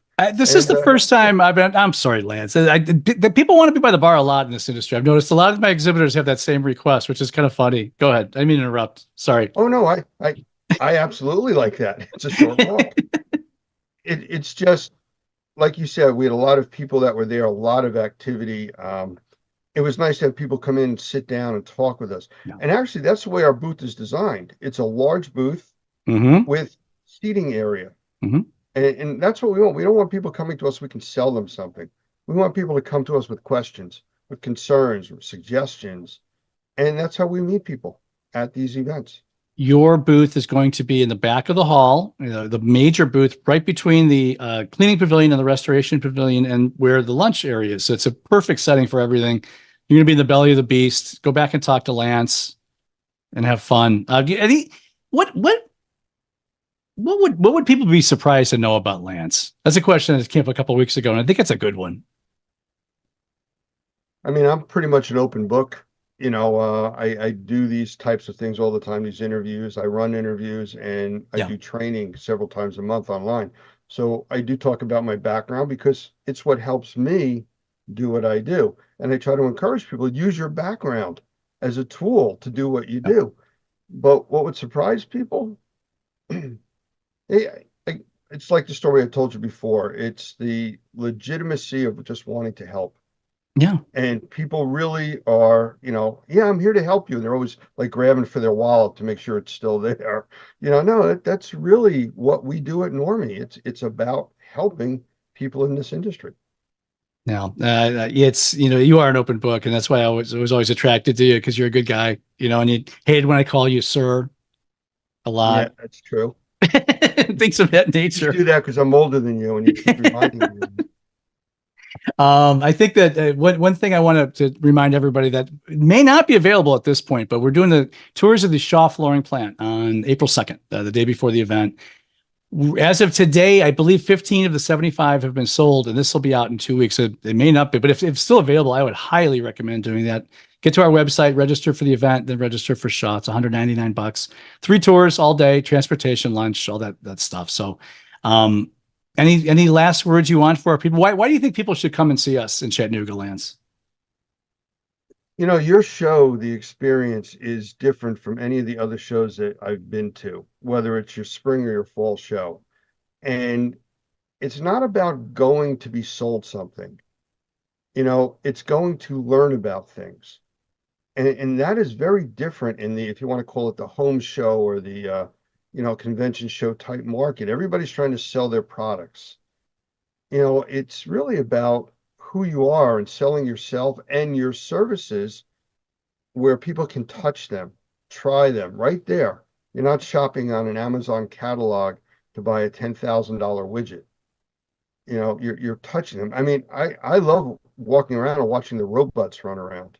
Yeah. Yeah. Robot cleaners and stuff. People are there trying to sell them. They're just showing the technology that's there. And, we didn't mention this, but technology right now is exploding. And our industry is not exempt from that. It's really playing into the industry. And we have a lot of people in this industry that have been doing things the same way for 15, 20, 30 years. Yeah. Several reasons. One, technology is changing so quickly, it's hard to keep up, but people fear technology, new stuff, and change. Right. And you can't in this industry. Don't fear the technology, embrace it. You have to. So many Your show times. highlights. Good. Your show Yeah. highlights. That's what I was saying. Thank you, Lance. I think it's hands-on has been drummed into my head since I started a couple of years ago, and it's true. There's more hands-on experience at these events than anything I've ever seen. If you want to go and learn your craft, this is the place to be. And we're excited to have you. We're very excited to have you and Normie be a part of be a partner with us for this. I think that's a good place to end. I think that was beautiful. I learned a lot about Lance. That's what I wanted out of this. If people don't love you yet, they love you now, Lance. All right. Well, I appreciate that, and thank you for the opportunity. Though I do have one question, because you did start off by saying we're good friends and everything else. I'm the 12th interview. 12th. Well, I'm building up to. We're building up to Chattanooga, man. It's a build. Oh, okay. Good. Don't tell Chuck Viola that, who was our first one. I'll tell him no. We start off with the best. Yeah. Okay. I told you, my big mouth talked me into doing 52 of these a year. So there's going to be a lot of people like the 40th that are going to be looking at me, shaking their head. But I thank you for being here. How's that? We'll leave with that. Hey, Okay. Thank you. Make plans to attend the experience April 3rd through the 5th in lovely Chattanooga, Tennessee. You could register through our website, rnrmagonline.com. You can find this and all R&R videos and podcasts on YouTube, Apple, and Spotify. Please follow us if you haven't already, and feel free to leave a quick review. We'd love to hear from you. Also, please follow us on Facebook, LinkedIn, and Twitter. Very special thank you to our guest, Lance Eisen of Normie. This is Trade Talks, Unlocking the Experience. Thanks for joining us. We look forward to seeing you again next week.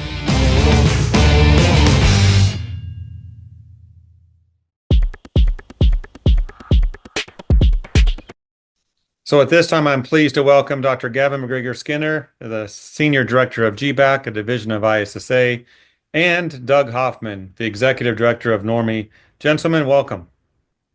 Thank you. Good to see you. Hi, Jeff. So we're going to talk about training. We're going to talk about issues in the industry. We're going to talk about the weather. We're going to talk about solutions. So to start it off, Gavin, why don't you tell us a little bit about what you're thinking here? What is it that the industry needs to know right now? That it takes a team to be successful, Jeff. And at the moment, we've got wonderful people doing very important activities when it comes to capacity building, certification, training. But when we go into action, when we have to go live with this, we go off full operational, we are all over the place. We're scattered.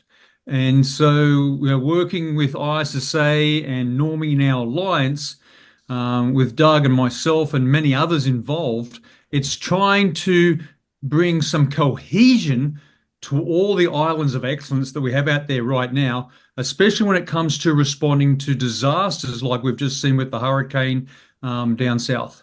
You're telling me, Gavin, that there's a collaboration here happening with ISSA and Normie?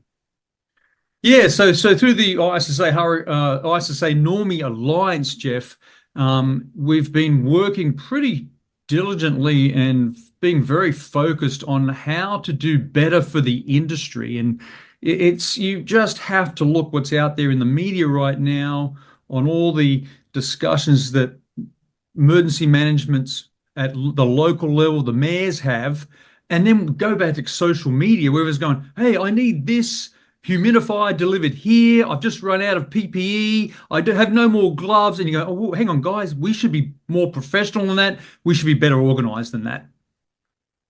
That sounds like a good idea to serve people, to help. Doug, do you know anything about this?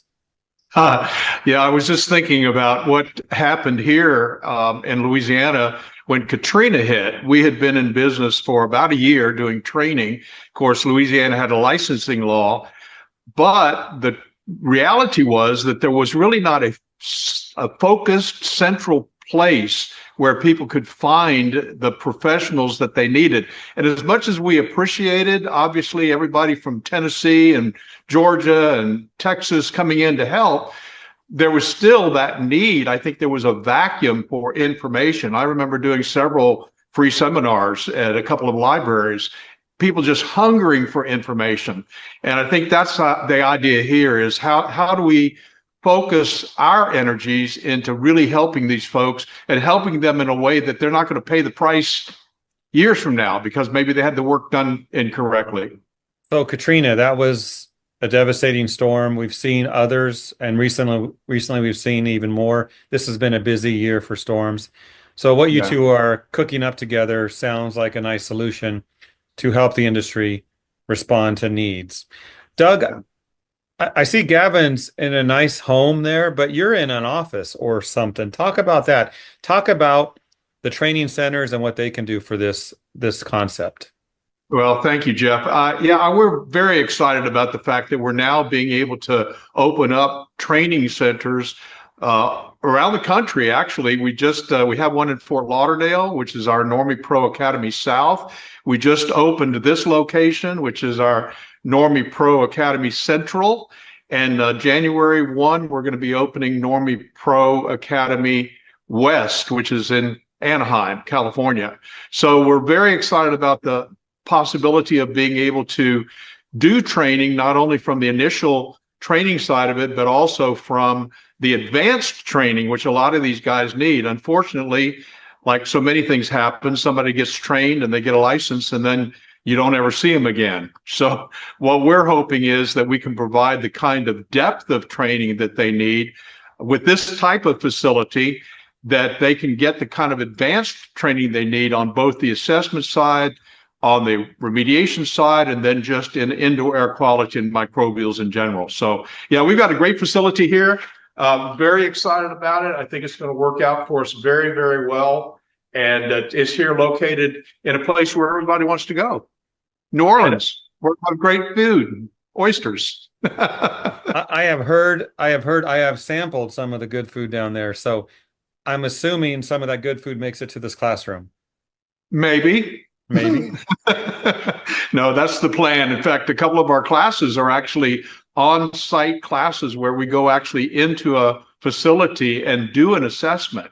And some of those classes include lunches and dinners. So yeah, we take advantage of the resources as we can.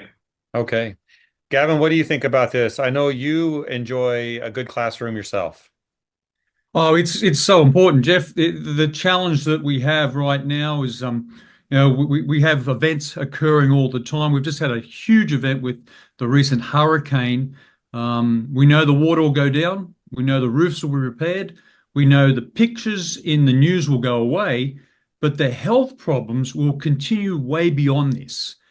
And the challenge we have is that how do we determine whether the building is healthy or unhealthy? The threats of disease are hard to see, but I think both Doug and I are in total agreement. We need to address these dangers, these health impacts, these health problems as seriously as we deal with raging floodwaters and roaring winds. And the only way we can do that is through certification and training facilities like what Normie is running and what Doug's just explained. And as I could offer as well to that input, the reality that we're dealing with things you can't see. And so you've got to do testing on both the pre and post side to find out if in fact you have a problem, and then if you've actually reduced that problem. A lot of people don't realize what happened at Katrina, which is also now happening in North Carolina. It happens in Florida. The water comes, it goes away. You may not have a mold problem right away, but how many of us saw the caskets floating down the lake? Now you're dealing with Cat 3 water, contaminated biological contaminants. So it's not just about mold, it's about microbials that you can't see. Thank you, Doug and Gavin. It seems like a lot of industries out there have requirements mandated by state and government to get your nails done. Not that I do that. To get your hair cut, to get your furnace or air conditioning worked on, to get your plumbing done in your home or business. It requires someone with a license, and that process to get that license is obviously intensive at times. Are we seeing that happening in this industry? I know we published a recent article on Clean Facts about something in Illinois. I'd love to hear both of you comment on this. What have you seen? What do you think is going to happen in the short term and long term with this? The states have taken a couple of different paths. Some of the states have actually created boards, and those boards are licensing boards. They've set requirements for what the licensing should be and who should actually meet that training requirement. Other states have decided that they would rather have a registration process, or at least advise the public on who they should use, who should be they should be using for their program, for their needs, whatever their remediation needs are. And so I think a great example is we've got 5 states that do have licensing right now, but we also have states like Illinois that just came up with SB 1087, where they're saying if you're going to, it's basically a public awareness thing. If you're going to do mold remediation, then you need to look at the IICRC or Normie, a third-party training association that's got a national presence. And so that's where I see it, is kind of these 2 different paths. And I think we're going to continue to see it, frankly, because microbes are becoming a bigger and bigger issue. Thank you, Doug. And Gavin, anything to add to that? Yeah, exactly what Doug had mentioned. Last time I looked at the map, Jeff, I think there was about 50 states, and Doug just mentioned 5.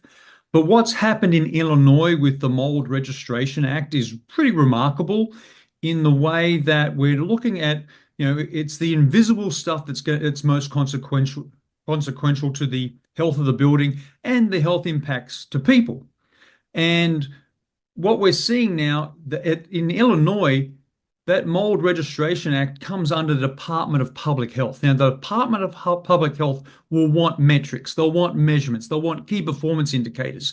So that's a whole fantastic new change to where the direction we're taking into registration, certification, and training all our first responders that are out there, whether it be a natural event or a man-made event or just an accident, water pipe breaks, for example. So the point we're saying here right now is that the victims of all these disasters, right now, the problem with how we respond is that everyone throws money and resources in the acute phase, but there's not a lot of interest in the long-term phase, which is the health phase. So what are we doing 1 year, 5 years, 10 years from any event, any disaster, any emergency, when the attention's moved away, yet people are still dealing with it? And I think the Mold Registration Act and all the other licensing laws and requirements in those other 4 states are so important when it comes to professionalizing, becoming more professional at what we do, but doing it through a way of measurement and metrics and key performance indicators. Let's dig into that a little bit. You mentioned, here, let me set this up a little bit. An event happens, a hurricane comes through, there's damage, there's response, things are fixed as best as can be done in the moment. Gavin, you mentioned years down the road. What are we talking about here? Once an issue is fixed, isn't it fixed? Well, Ed, you're right, Jeff. Once you put a Band-Aid on a hemorrhage, it might stop the hemorrhage for a little while, but then it starts hemorrhaging again. What we're seeing when it comes to buildings that have come under disasters, emergencies, events where the building gets wet, water damage. Our job is to go there in the acute phase to dry it out. But then more importantly, Jeff, we need to go back on a frequent period of time that's really laid out to understand whether that building, after being dried out, remains to be a healthy building. And that's so important because this connection, we understand that, for example, hurricanes are known for causing deaths and severe damage. We get that. But there's new research, Jeff, that's just come out that there are indirect drivers in these communities that have suffered a hurricane or a storm where thousands more deaths happen for up to 15 years after the storm passes. And going from the emergency phase, the acute phase, to a medium to long-term phase, it's what's so critical in the needs for our certification, our training right now, but also in our business processes. Can I just point out something? I think this really reminds me of kind of where we are, what you're talking about, Gavin, is remember 9/11? How many years after 9/11 were people dealing with health effects as a result of them being in those contaminated environments? And I think, yes, you're correct. You can fix the problem. Everything looks great. But again, if it's not done correctly or you're not addressing the potential health issues, that's a big concern. One of the things that was exciting to me about what Illinois did, and this is a step in the right direction. I can tell you in 2004, a lot of people reacted to, oh, mold, what's the problem? Mold's been around since Leviticus. What's the big deal? And yet now what's happening, which I'm excited about, is Illinois says we want training, a public awareness program to let people know not just about the mold issues, but about the health effects of the mold issues. That's a huge step in the right direction. Doug, you mentioned Katrina a while ago, and that was in 2005. Were you there? I was here, yes. In fact, I wrote it out. I just finished my house a month before the hurricane hit. Fortunately, I'm from Florida, so I built the house with hurricane standards from Florida, 150 mile an hour wind load. So we didn't have any problem with our house. But as you can imagine, we were absolutely covered up with helping neighbors and people at church and giving seminars, trying to help folks figure out how to deal with this issue. So yes, I was here. So thinking about the effect of a hurricane hitting, how many years would you say that impacted the area? I would say at least 10, and probably in some areas more. There's still places where you can see damage. Okay, so we just had a hurricane come through, Hurricane Helene. Are we seeing a similar issue here where they're taking care of issues right now, but we're going to see years of impact from this hurricane? Well, I can tell you that I think it's actually worse. And from this standpoint, looking at the infrastructure, it's not like running a wire across, level ground for a couple of miles. I cannot even imagine how long it's going to take for them to get back to quote unquote normal. So what does the industry do with this conversation today?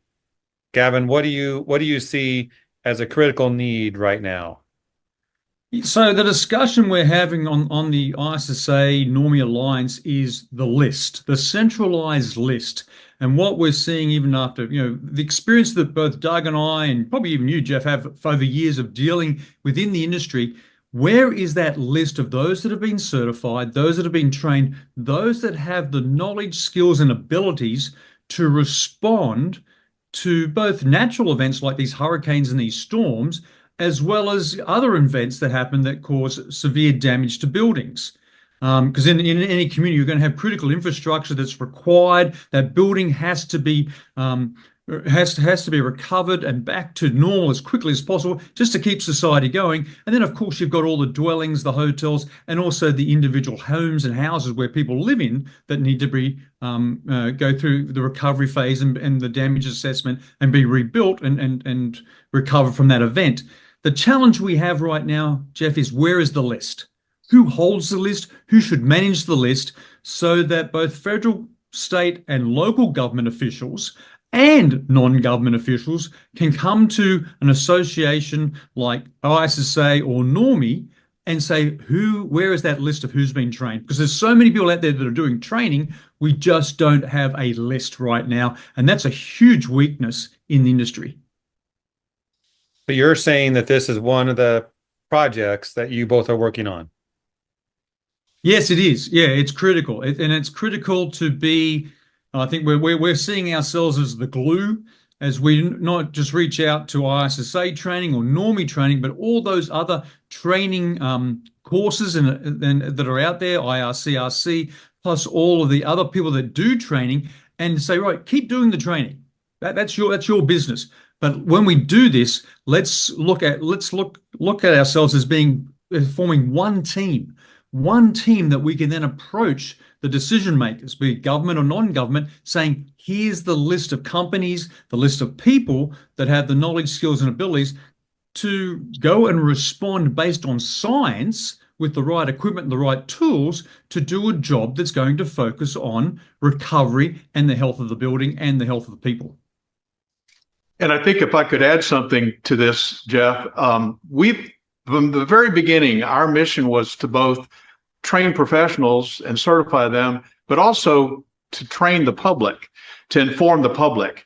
And I feel like I would be neglecting it if I didn't say our nonprofit 501(c), which is NormieProETF.org, has some great documents on the landing page for people who are residents, to help them protect themselves during this process, and for volunteers.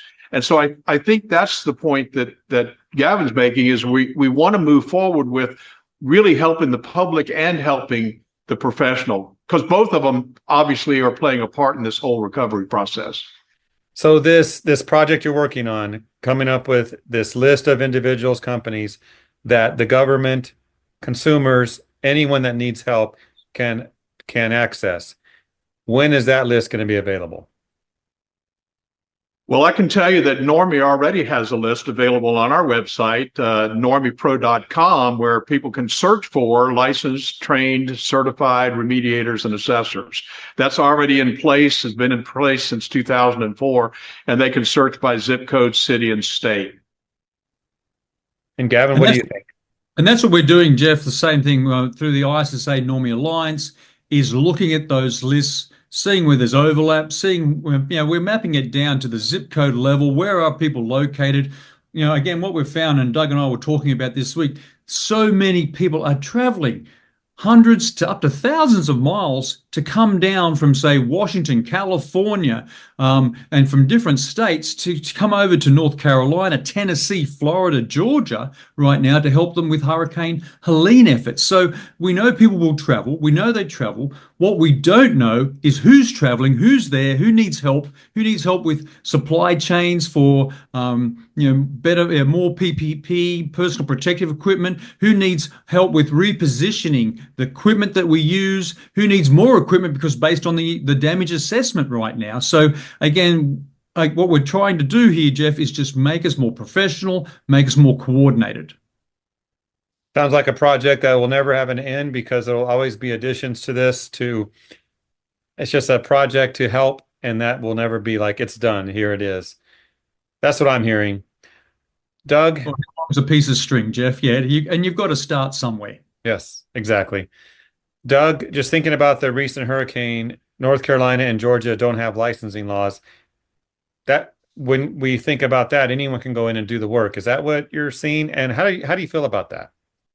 Yeah, it is that way. And the interesting thing about this is oftentimes the states will suspend their licensing laws, even when they have licensing laws in place, because what they want, and I don't want to sound cynical, but they want to get the tax base up. They want to get people back in their homes.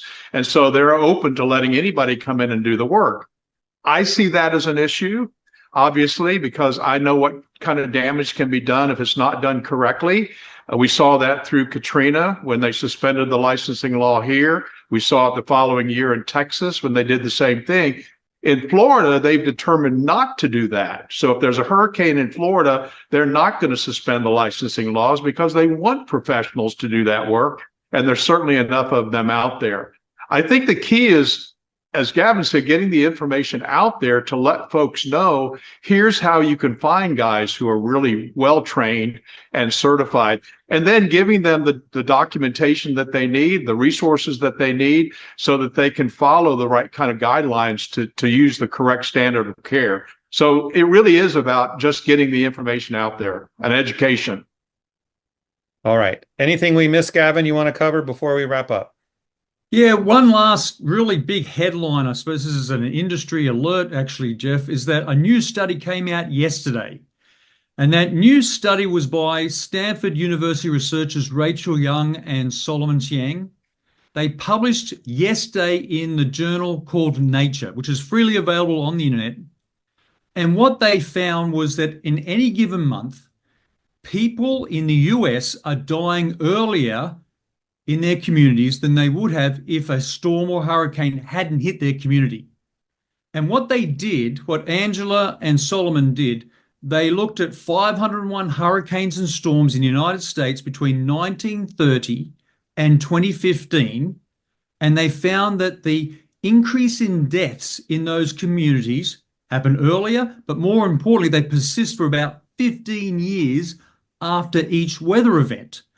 And then they went through and they analyzed these hurricanes and storms in the United States, and they found that we were having an excess death of 55,000 to 88,000, or let's say if one average US hurricane had hit a community, we get about 7,000 to 11,000 excess deaths that happen earlier as if the storm had never happened. So if the community was not hit by the hurricane, those 7,000 to 11,000 excess deaths would not have happened from one storm, or the 55,000 or 88,000 on an annual basis would not have happened from all the different storms that we have. So this is really big information for us in that we don't understand the full health impact from an emergency or disaster like a hurricane or a storm, and we need to focus more on our response, how we respond, and the health of the building, not just from the acute phase of respond and then recovery, but for many years, up to 15 years later in those communities.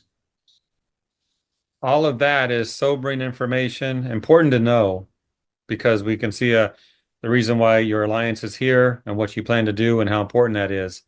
But thank you both for your time today. This is the first of many such industry alerts to keep people informed as to the work you're doing and how others as well, as they watch this, can contact you and volunteer to help in this cause. I assume you both are open to collaboration from others. Absolutely. That's what we want. I think we started with that comment, and it's really true. It takes a team. There's not one person that can do this. Yeah, and I just wanted to say, Jeff, Doug and I are fully aware of all those people, with all those great people within our industry that have actually they've actually gone down to the areas that have been impacted in North Carolina, Tennessee, Georgia, and Florida. They've deployed themselves. We're with you guys. You've got my phone number. Give us a call if we can help. Thank you both.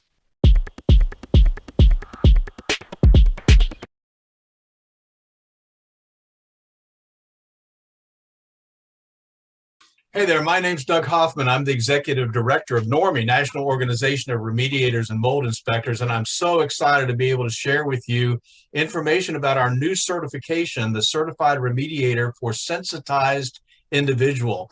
And this class is actually led by one of our new senior trainers, Michael Pinto, who's been in the sensitized individual field for many, many years. And I'm just going to turn it over to him and let him talk to you a little bit about why this class is so important for anybody that's in the industry. So, Michael, it's all yours. Thank you, Doug. I appreciate that very much.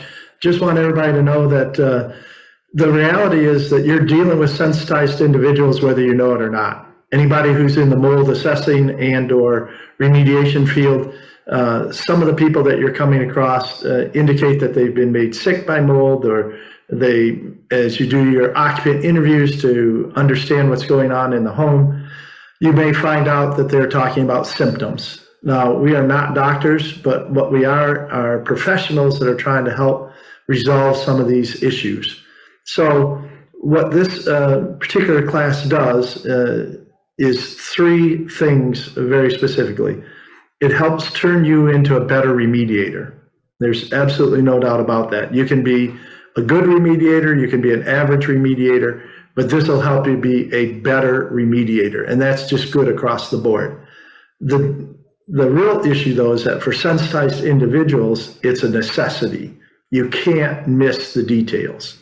The second thing that the class does is expand upon some of the things that just get missed in a general sense in regards to following the IICRC S520, the mold standard. Most people know about conditions 1, 2, and 3, normal fungal ecology, and visible fungal growth as condition 3. What gets missed is that whole condition 2, deposition of airborne spores. And that brings us to the third thing as well, is how much money are you leaving on the table when you're doing a partial remediation and focusing on removing the source material, but you're not even investigating or offering to do some of the whole house cleaning or the cleaning that is necessary to take the condition 2 parts of the office or the home and bring that all back to a normal fungal ecology, rather than just the area that you contained to remove the mold in the basement or the mold under the sink or the mold in the bathroom. So all of these things come into play in the NCRSI course, but the biggest thing is it makes you a better remediator across the board. And I'm excited to be one of the instructors, not the only instructor, but one of the instructors, and just share some of these tips and tricks over the course of the 2-day class. So we hope to see you there, and you can check the NORMI schedule and the best training system schedule for when the next course is. Looking forward to seeing you either online or in person.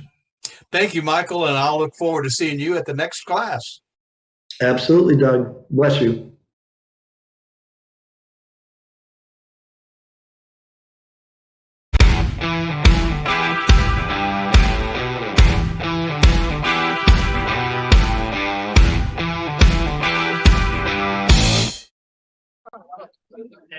Okay, everybody, we are back at the Experience Trade Show in Chattanooga, Tennessee, and I have a guest here with us that was actually attending some of our lectures earlier today, and it's Evie. And Evie's come a long way to this show and to come and talk with us. So Evie, say hi to everybody. Hello, everyone. Hi from down under.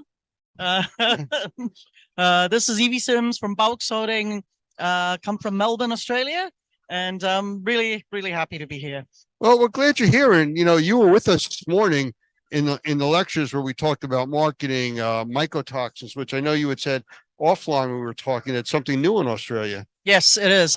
It's something that has really been there. There's a lot of controversials about it, and it will be really good to get some more information on this so that we can actually debunk some of the myths that's out there. Well, from what we talked about, it's pretty unregulated out in Australia. They don't really have legislation for licensing and stuff like that. Yeah, not yet. Hey, hopefully, hey, one day. That's your goal. Yeah. Well, we had talked, we can, try to work with you and get training out there. And we've worked with people in Australia before. A matter of fact, one of the labs that we use is out of Australia. That's amazing. It's really good it's good to know that we've got that technology, and yet we're not harnessing the opportunity to really understand a lot more about what's affecting a lot of homeowners, a lot of people that lives in rental properties, and the government actually understands a little bit about that because they had the biotoxin review. However, we kind of just stayed stagnant at a point. So I've been really wanting to find a way that we can bounce that conversation back up. And at the end of the day, it is the people that's suffering. So we need to help them. Absolutely. And I mean, I'm doing this 20 years here in the States, and the shift in licensing requirements and better training, it's a slow process, but we're getting there. And it sounds like Australia is getting to the point where they're looking to start doing that. And especially with people like you interested. Yeah, I think there is a bigger call and bigger demand for it. I think one of the Normie presentation by Michael Pinto, he was talking about that mode's been here for a long time. All the science that we talked about is now actually 25 year on is actually proven to be true. Some of the restoration people are doing actually the correct things. So we're now beginning to understand a lot more about what that is. So we need to just step up a little bit more, bring that back home, my home, and then establish a lot more ways that can benefit not just the because people are suffering, homes are not being mitigated properly. And that's a problem, hey? Well, let's change gears here for a second. And it's 25 hours traveling from where you came from to get here? Bit keen, eh? Yeah. Okay. 29 hours in total. Okay, then. So what brought you here? So I'm here to start a Bulks Holdings Australia as a Bulks Holding USA LLC. So we sell restoration dehumidification systems with a company that's in UK, EcoPro. EcoPro has been in US for about a year too, but however, they haven't really been into restoration industry. I'm hoping to bring some education, some sort of new formats that's coming in here, and just help the restorers, homeowners, and whoever wants some understanding on dehumidification desiccant units. Well, I mean, it sounds like there's a synergy between what we do here in the States, what you're doing here in the States from Australia, and the UK, where we also have been doing training. Yeah. So we're in the same territory. So this could be a very interesting gathering that we're starting to put together here. Yeah. I'm ready to go to Australia. Well, I think we should. Well, I think it's something that you may hear about in the near future. So, well, that's it. We actually have a phone number in Australia. Yeah. No, a direct line to Normie from Australia. It's there. What's your direct line? I don't have it now, but it's an Australian number, so it's local to Australia. So we'll get that number and we'll post it out. Okay. Yeah. Very good. So that people can reach out to Normie. In Australia, trainings will come. Yes. And we'll be there. And so licensing format of some sort should be coming. So interesting points, eh? All right. Well, we'll continue this discussion. Yes, Thank you. we'll do. Thank you. I want to welcome Dr. Gavin McGregor Skinner from GBAC to join us today. And I'm just saying GBAC, but that's just a tiny piece of what you actually do. So could you say hello and kind of let us know who you really are.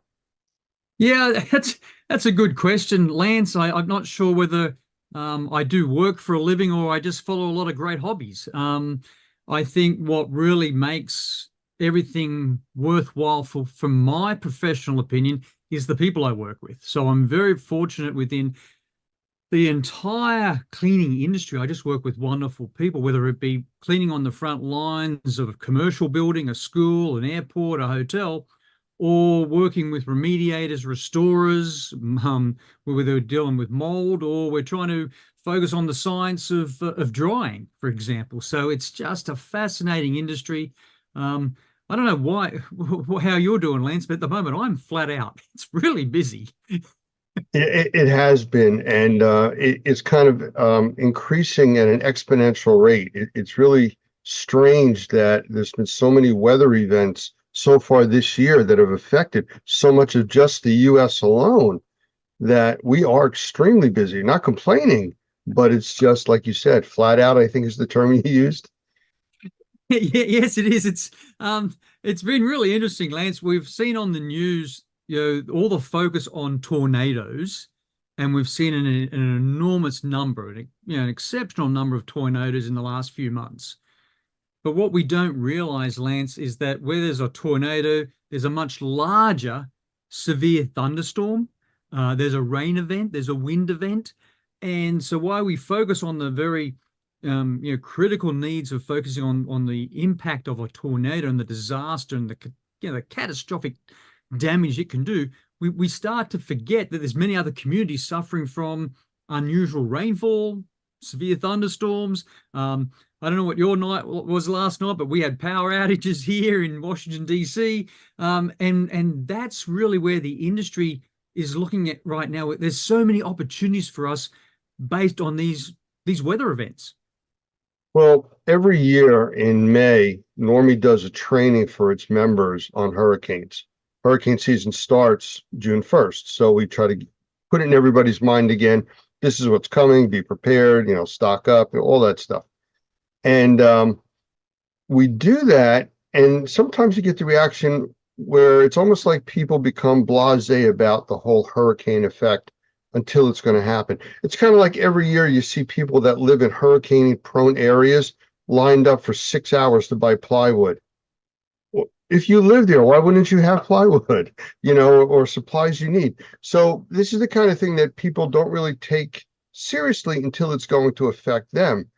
And to your point, it doesn't have to be a hurricane or a major cyclone event. I mean, just from a severe thunderstorm, golf-sized or baseball-sized hail will puncture roofs, causing lots of water damage. So there's a lot of other effects that really happen from these major storms, which, as we know in the last month or two, from Texas all the way up to the Midwest, up to the East Coast, has been heavily affected by severe weather, and not from tropical weather systems.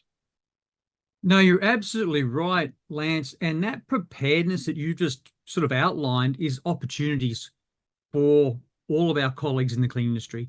I'm seeing some great examples, especially this year. I do a lot of disaster preparedness, emergency management preparedness work, as well as response and recovery. But during that preparedness phase, as you really correctly outlined here, I've seen some really good examples, but they haven't gone to scale, and it's not enough, where actual cleaning professionals have been part of the planning process. But it's happening at a much smaller level than I think it should happen at, and at both at the state level, the local county level, the city level. We've got to be more involved as an industry in that preparedness planning process. As we saw, over the last couple of weeks, Lance, with those storms in Texas, the Midwest, and now we're seeing some stuff on the East Coast as well. When that piece of hail goes through your roof and it lets all the water in, or the rain is so torrential that you've got flooding, or you've had wind damage that's opened up half your house and you've got more water damage, where do you go?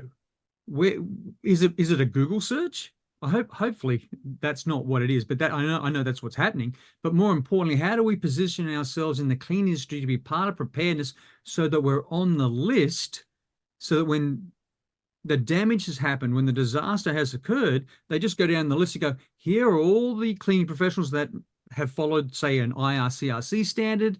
They're certified. They've done the normie training. They're certified for that as well.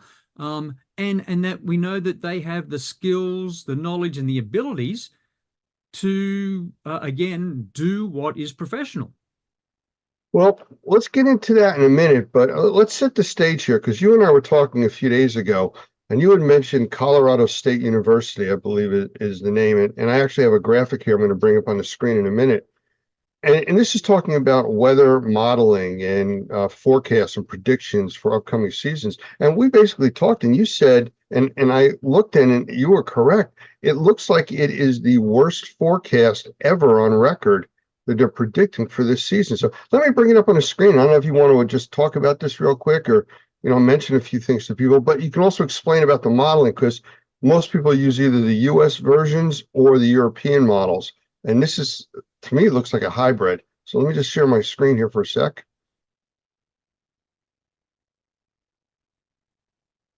You should be able to see my screen now. Yes, I can, Lance. Yeah, I mean, this is what Colorado State University is forecasting with their whole atmospheric prediction center, and the numbers are staggering. Yeah, it is. So hurricane season is real. It happens every year. It's no one takes bets on it, Lance, because it's just going to happen. We know that. But when it comes to modeling, and this is where we need to appreciate how that science of modeling has advanced so much.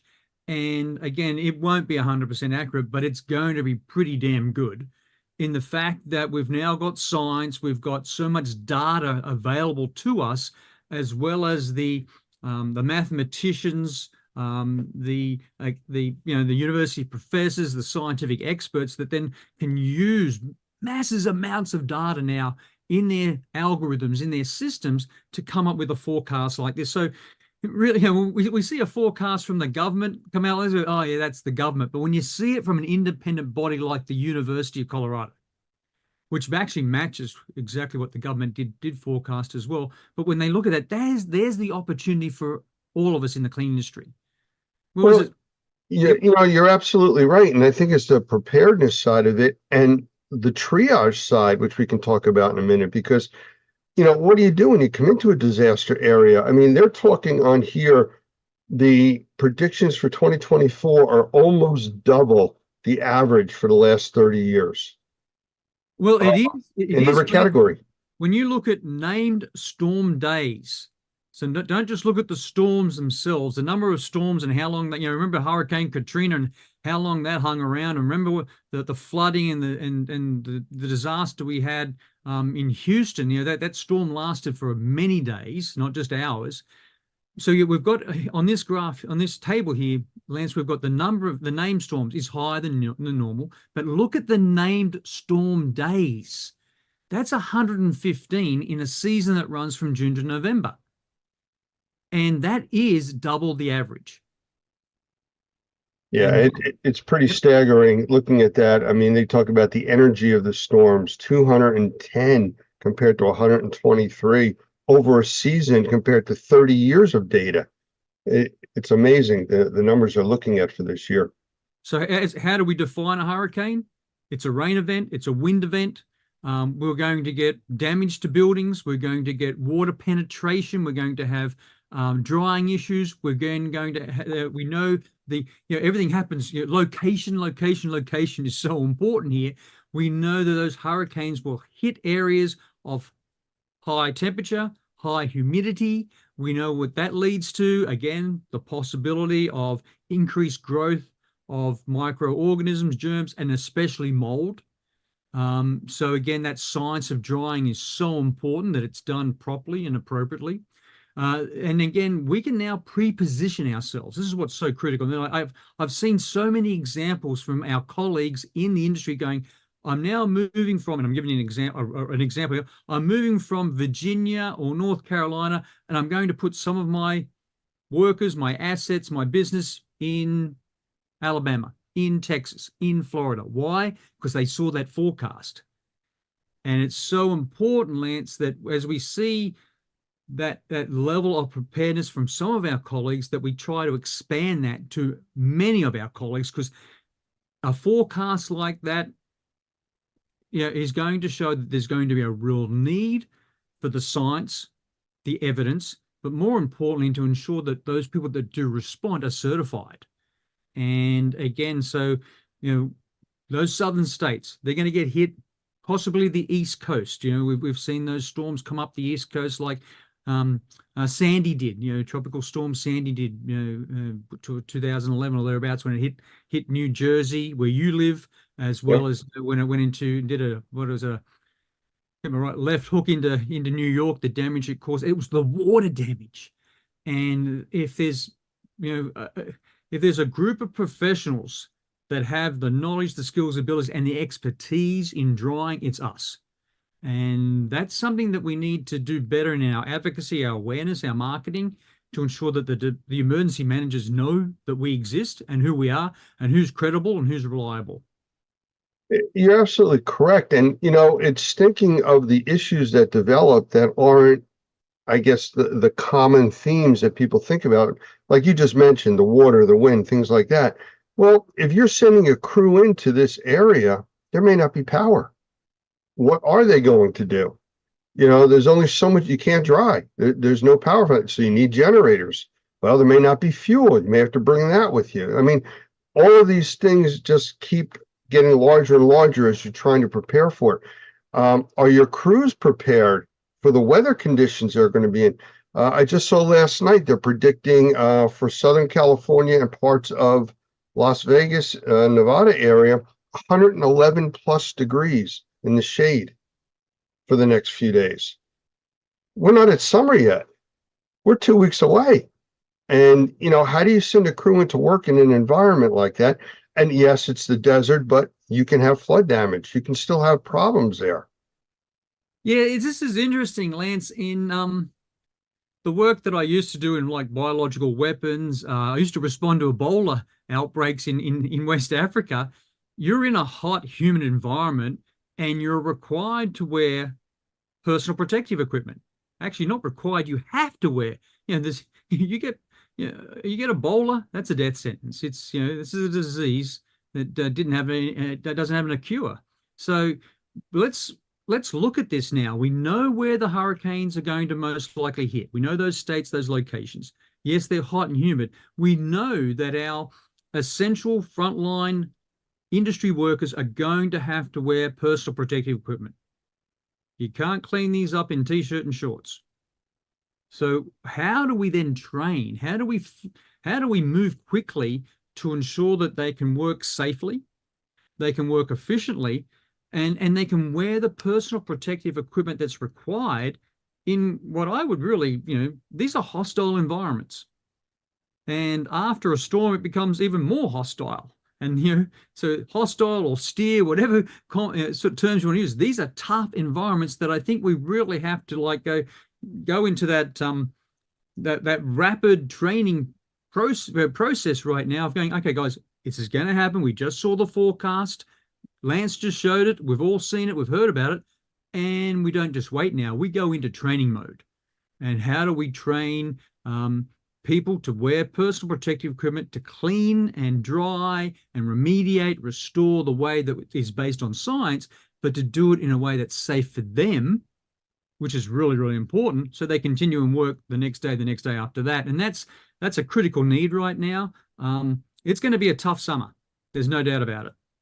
Well, it's also training on how to approach this disaster area. If you're sending a crew in, what do? You run to the worst looking spot, you run to what you can manage. Are you going to be tied up for weeks on one job? You need to manage all of that stuff against your resources and what you're going to have down the road available to you. It's like triaging a terrible accident scene. You need to know where to put your resources. That's a really interesting point, Lance. Relationships matter. Yeah. And the point is that I just spoke to some colleagues, some good friends down in Texas. They've had some big storms. They've lost power. And even though they're in the industry, they're on a Google search looking for a remediator, a restorer, a mold assessor. They're using Google. Why haven't we done better in creating those lists and sharing those lists with the key emergency management personnel, both at state and local level, the mayor's office, for example, the commerce of chambers, the business development community, so that people know that when that happens, and we know it's going to happen, the forecast is not just make-believe, it's based on a lot of information with good algorithms. So we are going to get hurricanes this season. That's going to happen, just like we did last year and the year before. But more importantly, be better prepared as an industry to say, here's the list. Here's the list of people that have been, that follow the IRCRC standards. They're certified. They've done the training through NORMI. They've got the necessary skills and abilities.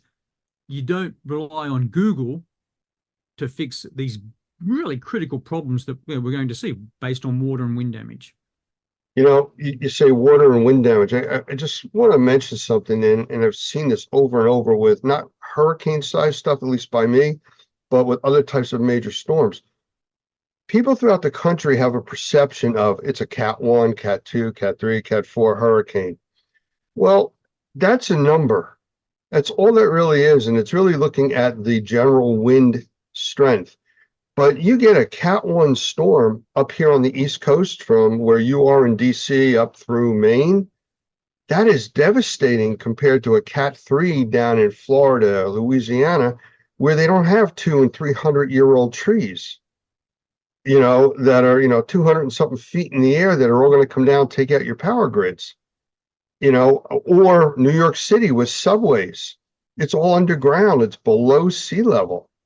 This is shutting down mass transit. I mean, and for those of you not familiar with New York City, you don't just get in your car and drive someplace in New York City.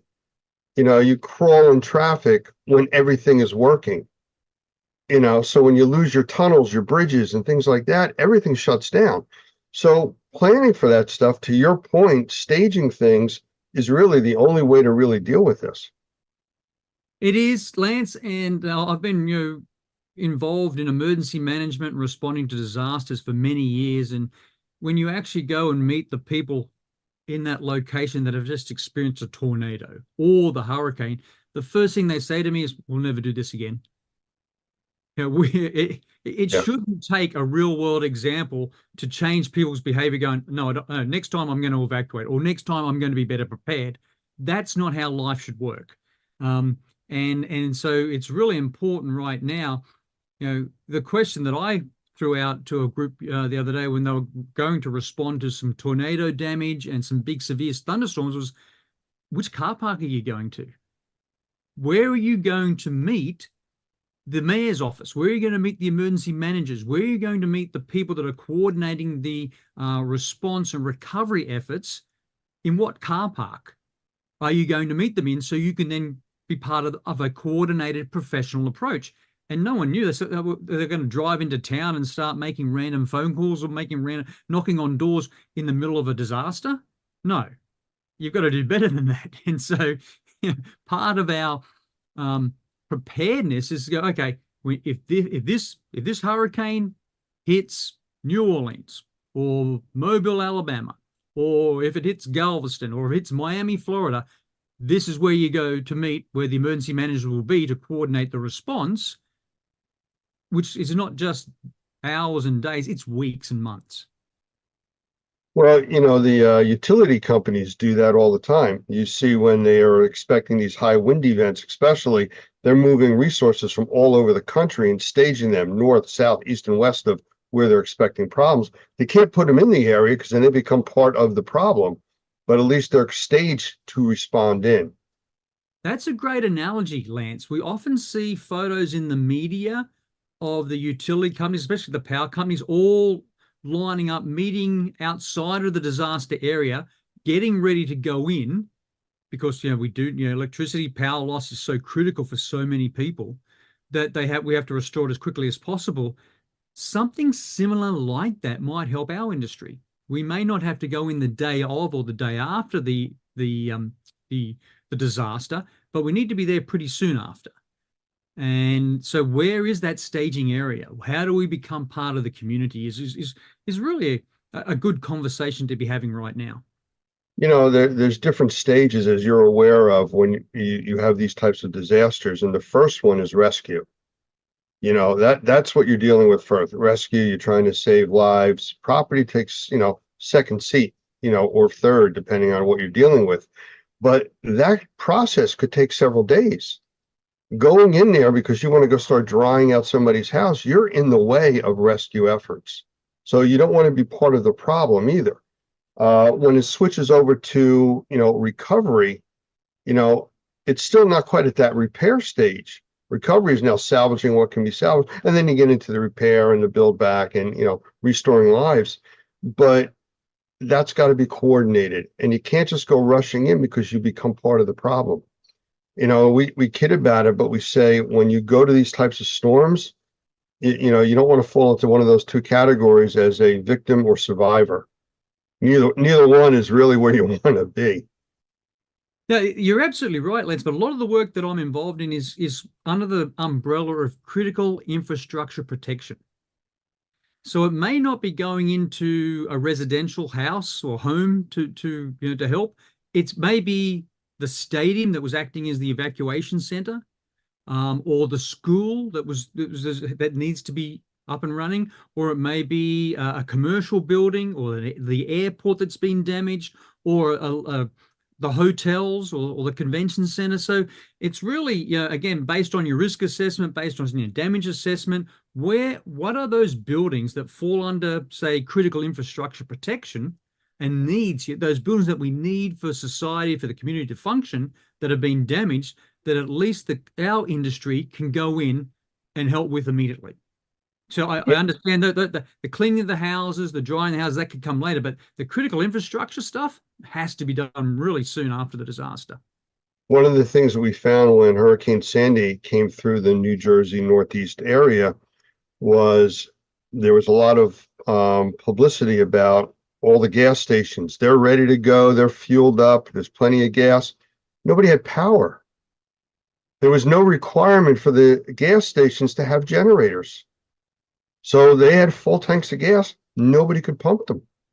And that became an issue which caused new ordinances to go into effect, forcing gas stations to put in generator systems to be able to pump gas. Because they could get the fuel, they just couldn't give it to anybody. Same kind of thing. If you're going into these areas, you need to make sure you can get resources. Yeah, that's exactly, that's so true. One of the things that I saw in Florida, I went down to after Hurricane Ian. Yeah, it was hot. It was humid. There was a lot of people removing debris in shorts and t-shirts. I saw a number of skin infections. You know, that seawater had come in. That sort of surge was pretty spectacular, and that brings in a lot of different germs, microbes, you know, fungi. So we saw some pretty nasty skin infections because it was either, you know, people hadn't been trained on how to wear personal protective equipment, didn't know where to get it, didn't have it. The idea of going into buildings that have been closed for days and even weeks in a hot, moist, humid environment and opening the door without any eye, nose, mouth protection. Yep. And it was like, I was in one area where I had a team, and I went, and they were you know, gung ho, ready to work. They were working really hard, and they were about to go into a building. Went, stop! This building's been closed, guys, for nearly 3 weeks. It's hot. It's wet. You know, what's in there, I don't know, but we aren't protected to go in there. But that took a little bit of a discussion and conversation to look at the risks and the hazards we're about to face, slow things down a little bit until we got the right protective equipment. So those staging areas are important. Having the you know, the knowledge and the knowledge and the abilities to understand what protects you, or what can, first of all, what can hurt you, and then what's needed to protect you, is all part of our training. So it might be probably something that you've covered in your normie sort of hurricane preparedness courses, Lance. Well, we do talk about that, and we actually have a website up for the public, hurricane.normie.org. It's there. It's always available for people to watch. We also have flood.normie.org. And, you know, they cover a lot of the major issues. But from the cleaning industry, which is more specifically to what you do, any, I want to say, general instructions, but more of a recommendation for what people should do as business owners and homeowners. The two different things there. What should they do from the cleaning side? Right now, and this is something that I think both Normie and We Can Help at ISSA is make those connections. Again, if you've been certified, you've got the proper training, knowledge, abilities. You follow the standards like the IRCRC standards. You follow the training like Normie provides or ISSA provides.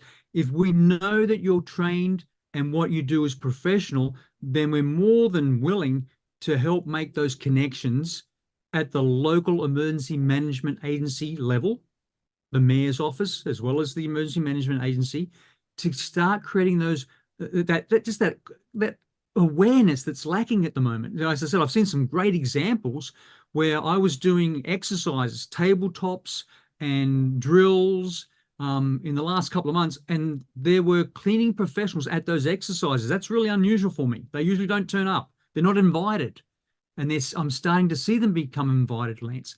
And that then leads to that when the tornado hits, severe thunderstorm, or the hurricane hits, at least those decision makers in the community have a list of trained, professional, credible cleaning industry professionals. And that's what we can do right now. It's June. There's no storms, no hurricanes on the horizon just yet, which is a good thing. So now is time to make those relationships, share your credentials, your expertise, and get on the list so that when that disaster happens, they come to you for the business. Absolutely. And we have our Normie Pro site where people can locate Normie members throughout the country. But I want to just mention something to the general public that, would be seeing what we're talking about now. Quite often when these major disasters happen, especially in the states that have licensing regulations and things for people that are allowed to do this type of recovery work, sometimes they get overwhelmed in these states and they suspend the licensing laws and they let any contractors come in and do this kind of work.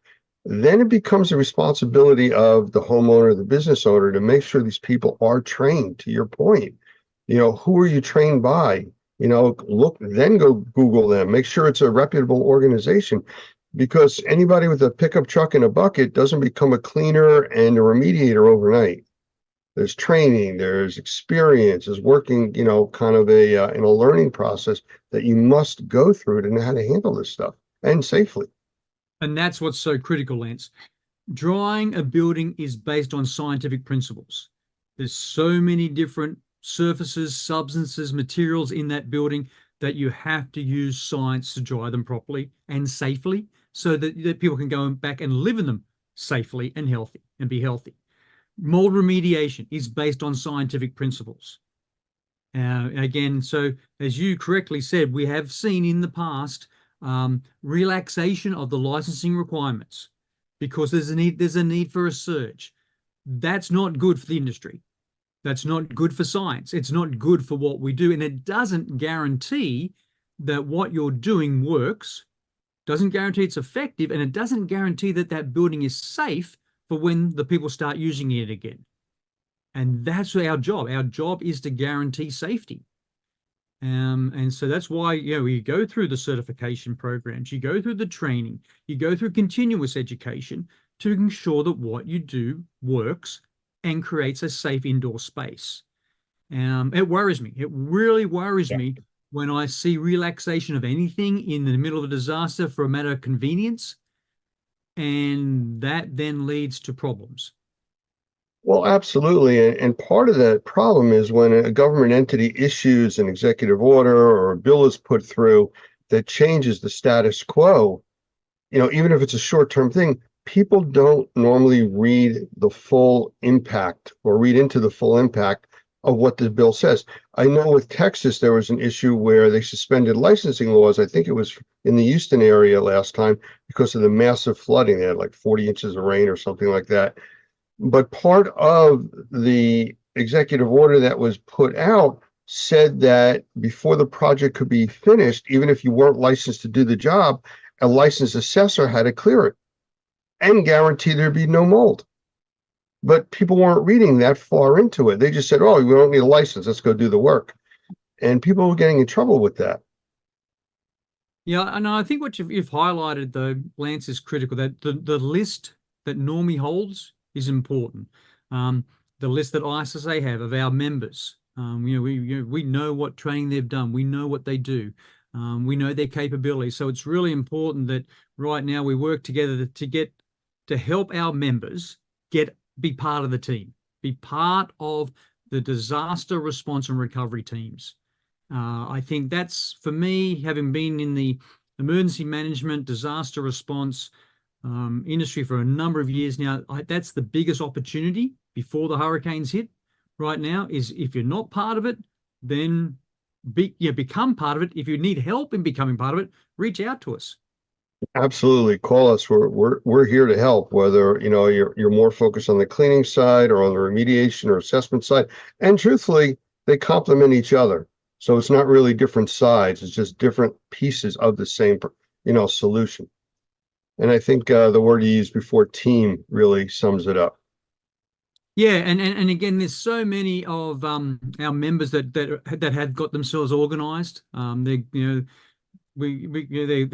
They're good case studies for us to look at. They're good examples for us to spread the word that this is how certain companies within our industry have got themselves organised to be part of that team, that the disaster emergency management response team. But again, what I'm seeing, Lance, in the real world, there's so many more gaps and so many more opportunities to fill. Absolutely. Well, I know we had started off talking earlier about, the alligators or crocodiles snapping at our heels here. We got so much going on. So I'm going to really thank you for taking your time out of what you've been doing to do this interview. There's a lot of information here that people need to hear over and over, not you hear it once and I'm good for 10 years.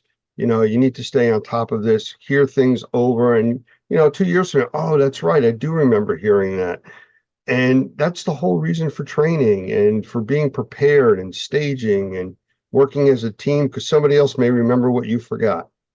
No, you're absolutely right, Lance. And if a company, an organization, if someone has had success in being part of that emergency management team in the response to disasters, share that information with us. We'd be more than happy to tell that story to others and spread the word. Absolutely. Gavin, I appreciate the time. And thank you very much for joining us. Thanks, Lance. That was fun. Have a good day. You too.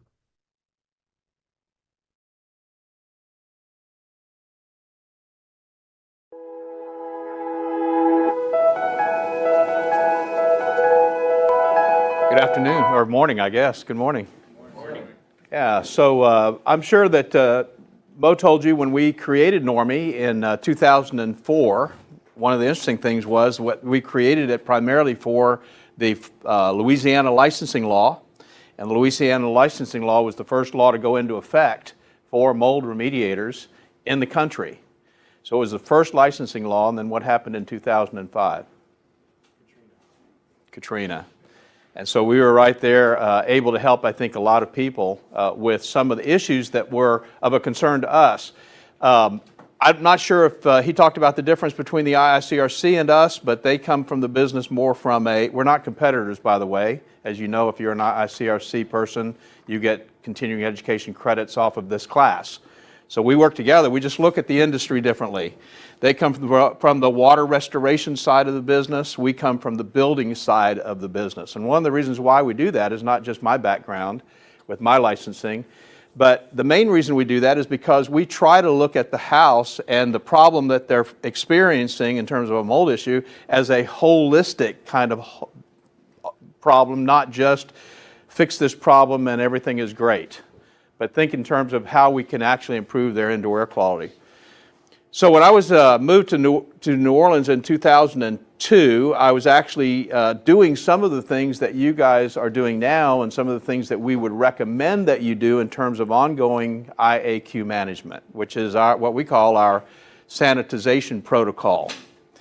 How you create an environment in which mold won't grow. And that was really based on my book, Mold Free Construction, which you have access to if you have the Normie app. We do have an audio version there, so you can just listen to it. might put you to sleep, but you can listen to it if you like, because it's on iTunes and on Audible as an audio book. But the sanitization protocol really does improve people's indoor environments, so you have the ability to do that. And I just want to tell you about somebody that I met when I was in New Orleans. I was doing some trade shows, and a radio program, and I got a call from a lady. Her name was Laura DeRocher, and she had 4 children. And her youngest child, who was 8, had some very severe sinus issues. In fact, as she was talking to me, she had, of all 4 of her children, the other 3 had constantly been to the allergist every month. Now think about that for a second. Every month, for years, they had been to this allergy doctor. And she had found some mold up in the kitchen area over one of the cabinets, and she was concerned about how that might be affecting their kids, because she heard me on the radio and she knew that mold was an indoor air quality problem. She'd never really thought about that before. It's mold, how could it affect my children's health? But she was putting 2 and 2 together. She was saying, maybe there is a problem here with this mold that I'm seeing. So I went out there and I did the assessment. It took the sanitization protocol. It was not the amount of mold or the type of mold, or there wasn't a moisture problem that actually was causing the mold. It was actually a HVAC problem with the relative humidity. So we did the sanitization protocol, put it in place just like you see it today, exactly the same protocol. And she was really excited because in about a week she was feeling better. Her kids seemed to be feeling better. She wasn't sure. But the interesting thing that she told me when I was there visiting her was that her little child, the one that was just a few months old, they had scheduled that baby for surgery, sinus surgery. And she said, we've decided to kind of put it off because things seem to be going better. We'll see how this goes. Well, interesting story to kind of shorten everything up. About a year and a half later, maybe 2 years later, I got a call from her and she said, I got to tell you an interesting story. She said, first of all, I got a phone call from my pediatric physician, the allergist. He was concerned that we had switched doctors because I haven't taken my kids to the allergist in almost a year. We decided not to do surgery for the baby, and the baby is doing great. Now, a couple of years old, doesn't seem to have any allergies to the environment and what's going on. She said, I think you really solved a bigger problem than you maybe think you solved. The reason I'm telling you that story is because we hear that story over and over and over and over again. Maybe not quite as dramatic, but we hear that story over and over and over again. You are in a very, very important industry. You may not realize it, but one of the reasons why it's regulated is because you're dealing with people's health. The health of your employees, the health of your clients. That's what you're dealing with. And rather than thinking about just being a mold assessor or just being a mold remediator, as Mo's probably told you, we want you to think in terms of being an indoor air quality professional, because that's really what you're doing. I'm sure Mo told you already that when you start cleaning up mold problems in an environment, it's almost like a surrogate of other things that are going on in the environment. If you're reducing the mold, you're also reducing some of the other contaminants, the bacteria, the viruses, the particulates, some of the other stuff that's going on in the environment. So you can make a gigantic change to the environment. So our goal is for you to really think in terms of becoming an indoor air quality professional. And this is really the first step. If you haven't thought about that before, this is really the first step in that direction. And I'll tell you the other thing it'll do for you. I've been in business a very long time. I used to tell people I was self-unemployed in the construction industry. Been in business a really long time. And what you want is you want to edge in the market that makes you different from everybody else. And it's not about price, let me tell you.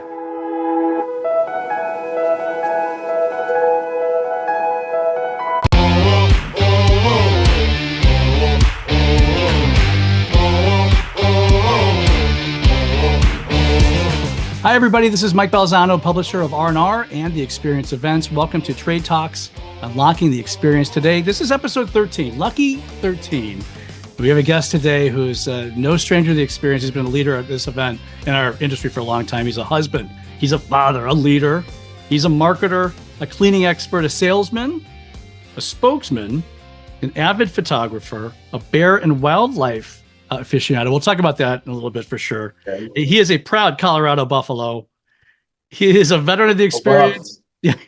And he's the vice president of marketing of HydroMaster. Of course, it's Mr. Doyle Bloss. Welcome, Doyle. Thank you, Michael. I appreciate that introduction. I looked at some of the previous people that you guys signed up for this series of podcasts, and it's fun because they're a lot of fun people. But I also feel honored just to be mentioned in the same sentence as some of these folks, because they've all given a lot for the industry and to help build a unique experience as it goes, a unique opportunity for the entire industry to come together at an event. And it's exciting to be a part of that, because there was a time when the industry couldn't get together nationally. It just wasn't possible. There were too many organizations in too many places. So we'll talk more about that later. Yes, I am a proud Colorado Buffalo. Yes, indeed. And for those of you who don't like Coach Prime, I just have this to tell you. I indoctrinated both my sons into the Colorado Buffaloes. Neither one of them ended up going to school there, but they both live and bleed the Colorado Buffaloes like I do. And they're both in their 20s, and they've never seen anything. We've been lousy their entire lives. So we're hopeful Coach Prime gets us where we want to go. So we're excited about that. And yeah, I am a Colorado native. Went to school at the University of Colorado, and my heart's in Colorado. But if you haven't looked there lately, the prices are in Colorado are about equal to the West Coast. So it's not a cheap place to live anymore. No, that's a lot. And actually, that first answer was wonderful, Doyle, because I was going to say, thank you for saying the nice things about this podcast. The real secret is, yeah, they're great people I've been having on, but this is my first time doing this. So I'm looking at my favorite personalities in the industry. So I could just sit here and smile and let you do all the work. And it's working so far. Good. We almost moved to Colorado. Actually, we're down in Naples, Florida now. About 10 years ago, we realized we didn't have to sit through the crappy Ohio winters anymore. And because the snow there is different, you know it. You get a foot of snow in an hour, and then it's sunny for 3 days, and it's just beautiful. We have another event we run there. I go every year. I'm really flattered. I just love being there with the clear air. Yeah, and people make fun. People keep asking me, why did you move to a little town in Kansas? And last week I was back in Everett at HydroMaster with our sales team and our production team, and we were having a bunch of meetings. And it took me about 10 minutes in the rental car on I-5 to remember why I like living in a small town in Kansas. So yeah. The lack of we have one red light in our town, and it starts flashing yellow at 6 p.m. every night. So that's the kind of traffic I have to put up with. That's nice. That's I'm very jealous, actually. That is nice, especially as we're not 25 anymore and we roll along. It's exactly calm us down. Yeah, now as most people know, or for the two people who don't know, you've been in the industry forever, and actually your family has been in the industry forever. Tell me a little bit about how Ralph got started. Your dad and he's founded Steamway at age 60. Is that correct? Well, he bought Steamway at age 60. He actually worked for the company for years before that. We lived in Illinois, and that's why I still root for the Cubbies. But we moved from Illinois back to Colorado. We couldn't wait to get back to Colorado, and he went to work for a gentleman named Clark Seedloom, who had started. Clark was one of the original pioneers in the industry. And when I throw out some of these names, the people under 40 are going to roll their eyes and go, "Who's that?" But I have written a lot of history stuff about the industry, because I do think we owe a lot to those original pioneers in the industry that started companies. And I'll tell you a little story about that, because I actually started. My dad went to work for Steamway, so when I was a teenager, I got an old Steamway portable. Those of you who've been around a long time remember the old Steamway 400. Portable is kind of an oxymoron. They weighed 168 pounds, but I was 15 years old, and a friend of mine and I decided we were going to start cleaning carpets. And my mother drove us to our first jobs in a cherry red 1972 Ford station wagon. Yep. But we discovered real quick that there was a lot more money in cleaning carpets than there was in flipping burgers at McDonald's or whatever else teenagers did in those days. So we started a carpet cleaning business, and I've heard a lot of the great stories about, how people originally got in the industry, but one of the ones that I like to tell is I've been cleaning carpets for about a year, and we got a job to clean my dentist's office. and it was a 3-story building. So my friend and I that were running a carpet cleaning business, we figured if we could clean the carpets in a 3-story building, we could probably retire after that. I mean, this job, the numbers were so big, and it's probably a $2,000 job, but we thought this was it. And so we started cleaning the carpet. And of course, it's in the middle of the night when they're closed. And about 2 hours after we started, we were so proud of the route, the how fast we were going and how clean, how good the carpet looked. But we looked back over the carpet, and there weren't ripples in the carpet. There were waves. And I'm talking about knee-high waves in the carpet. And back then, there wasn't ICRC schools. There certainly wasn't the internet. There wasn't people you could call to learn, what's happening and what should you do. The only person that I knew that I could call for help was my dad. And my dad had a reputation of being this very kind soul. I have to tell you, he wasn't very kind that night, because I couldn't get him to quit laughing. Because I really thought my life was over. I envisioned that I was going to be indebted to the owner of this building for the rest of my life, trying to buy them new carpet. And finally, in between my dad's chuckles, he finally spit out, "Let it dry, it'll go back down." And he was right. Of course it did, and it looked good. And nobody but my friend and I that were cleaning it ever even knew that happened. But for a while, I really did think my life was open. And I know a lot of my friends that were back in the industry in the 70s cleaning carpets can relate to that story, because there was just a lot of stuff going on then in terms of the backings and the types of carpet fibers, and just a general lack of knowledge. A lot of it was trial and error. That's kind of what you did sometimes, is you tried it and hoped that it went well. So we enjoyed that, but I ended up going off to college. I was going to be a CPA. That was my big goal. And so I went to the University of Colorado, but right when I graduated, my dad finally had the opportunity to buy Steamway from the original owner. And he was 60 years old at the time. So the bank asked him, how banks are, even to this day. They were polite about it, but they kind of said, you're getting up there in years, and you could kick off at any time. So could you get somebody to co-sign this loan? So he said, well, my son just recently graduated from the University of Colorado. He's going to be a CPA. And they said, okay, we'll take him. So I ended up co-signing the loan with my dad to buy the company. And I went back off to college because I was going to get a master's degree. And my dad would call me about every 2 weeks and say, son, I love you, and I'm glad you're out there having fun. At this time, I was only 3. And he said, but I'm old and senile, and your name's on this loan too. I sure would appreciate it if you'd come back here and help me run this place. And by that time, my little brother had gotten involved, and my mom had gotten involved. So it had already become a family business. And so I thought about it, and I said, Dad, I really like it here. And he said, okay. So he would make that call about every month. And, I'm old and senile. And that's funny, because he was 60 years old at the time, and he worked every day he was alive until he passed away at the age of 79 at Steamway. So it wasn't like he was on the edge of losing it. He enjoyed this industry in a way that I don't think a lot of people can understand back then. And the things that he loved about the industry, I tell people that's the things I love. There's no other industry that I know of. I'm sure there are, but I don't know about it, where a husband and a wife can decide to start a cleaning business and basically pull themselves up by their bootstraps, not have a lot of money. And 5 years later, they're not only making a good living for themselves, they've got 2 or 3 employees that they're making a good living for. That's why I love this business.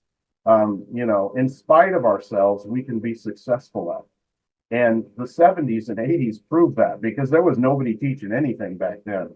But early on, when I finally acquiesced and went to work for my dad. And, the first thing he did was sit me down at a class taught by Matt Clark, who was a business operator, and he taught business management, and the Stop franchise is eventually where he ended up. And I met people like Ron Toney and Jeff Bishop and so many of the early pioneers of education in our industry. And that's caught my attention. I mean, I loved working with those guys. And so from day one in the industry, I was really involved in the educational side. And that was a big part of what Steamway did back in the day. And so it wasn't just making equipment and talking to people about truck mounts. That's another thing that I enjoy about the industry, is that everything kind of stays in the same pattern. Back then, the big argument was about portables versus truck mounts. Do you really need a truck mounts? You know, now we talk about low moisture versus truck mounts. And obviously there's a place for everything. There is. But there's nothing like a fire breathing truck mount. There's just nothing. And people who try and explain them away just don't understand the science of cleaning. So obviously I've spent my entire life involved in the supply side of the business. In 2003, after we had sold the business, you know, when you buy you know this, Mike, when you buy a family business, it's very difficult to make your own way. And one of the things that I decided to do was, my brother had left for Hawaii to become a realtor. We don't even talk about him anymore. He's the black sheep of the family living in Hawaii. So seriously, he's doing great over there. I'll bet. Yeah, living it's a tough life, but somebody's got to live there. But I just decided that it was after my father had passed away, and the new owner really needed to make his mark on the company. And I decided, I was presented with an opportunity by the Hanks brothers to go out to work at what was known at the time as Hydroforce or Bridgepoint. Today we know it as a Ramsco. Or in Salt Lake City. And it was a big change. I mean, I've been in a family business for 20 years. And, you know, at the time I left Steamway, I was the president of the company, and I went to work for them out there and absolutely loved what they were doing with that company. They were also involved deeply in education and training. And, you know, the idea that they were building this network of distributors across the United States that could get supplies into the hands of cleaning and restoration professionals. You know, I still laugh when I read on some of the forums about people complaining, well, my nearest distributor is 3 hours away. And well, there was a time when your nearest distributor was like 5 states away. So yeah, move to Montana. Good luck with that. yeah, Go ahead. yeah, Montana's and yeah, we used to give a hard time to our distributor in Montana because he was selling so many truck mounts. We were convinced that he must be getting elk and bighorn sheep to go into the cleaning business. So then I spent about 10 years there and was presented with an opportunity to go to work with Hydromaster. And I'd always admired Hydromaster. You know, when I was working at Steamway, they were a direct competitor, but Mike Palmer and Steve Brandt and the guys who built Hydromaster were friends of mine. And I, you know, working at Bridgepoint, we were a big vendor. We were a big distributor for them, a big customer of theirs. So I went to work for Hydromaster and have been there ever since, through a lot of different changes and ownerships and general managers. But one thing that's stayed true is the value of the cleaning equipment that the company manufactures. And it's been a fun ride. But like people ask me all the time, have you ever thought about leaving the industry? And sure, I mean, I've been presented with opportunities to leave the industry and go into training or public speaking and things like that. But I just love the fact that our business still represents such a great opportunity for people to grow a business and make something that is bigger than they ever imagined they could have. And that's, I think, one of the great joys about the Experience Convention is the ability of everyone to come together and celebrate what is a fantastic industry. So that's kind of like the quick history of what Doyle's been up to. And you know, I'm on the tail end.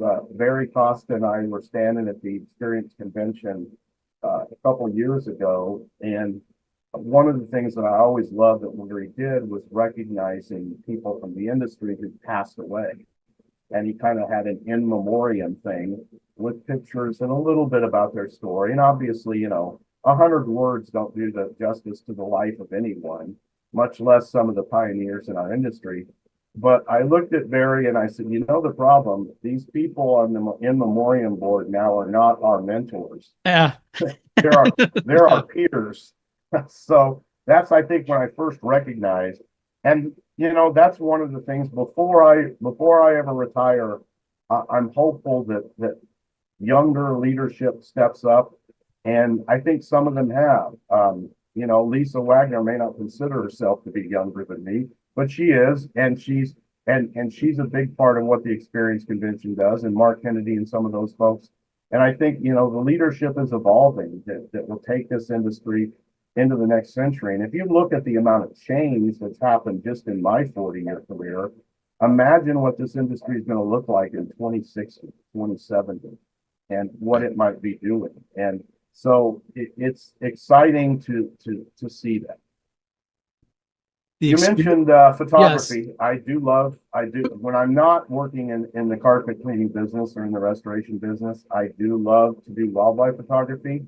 I try to go to Yellowstone or Grand Teton or Rocky Mountain National Park at least once a year. I love to photograph grizzly bears. I guess the best story I can tell about that was the first time that I was ever within range of the grizzly bear.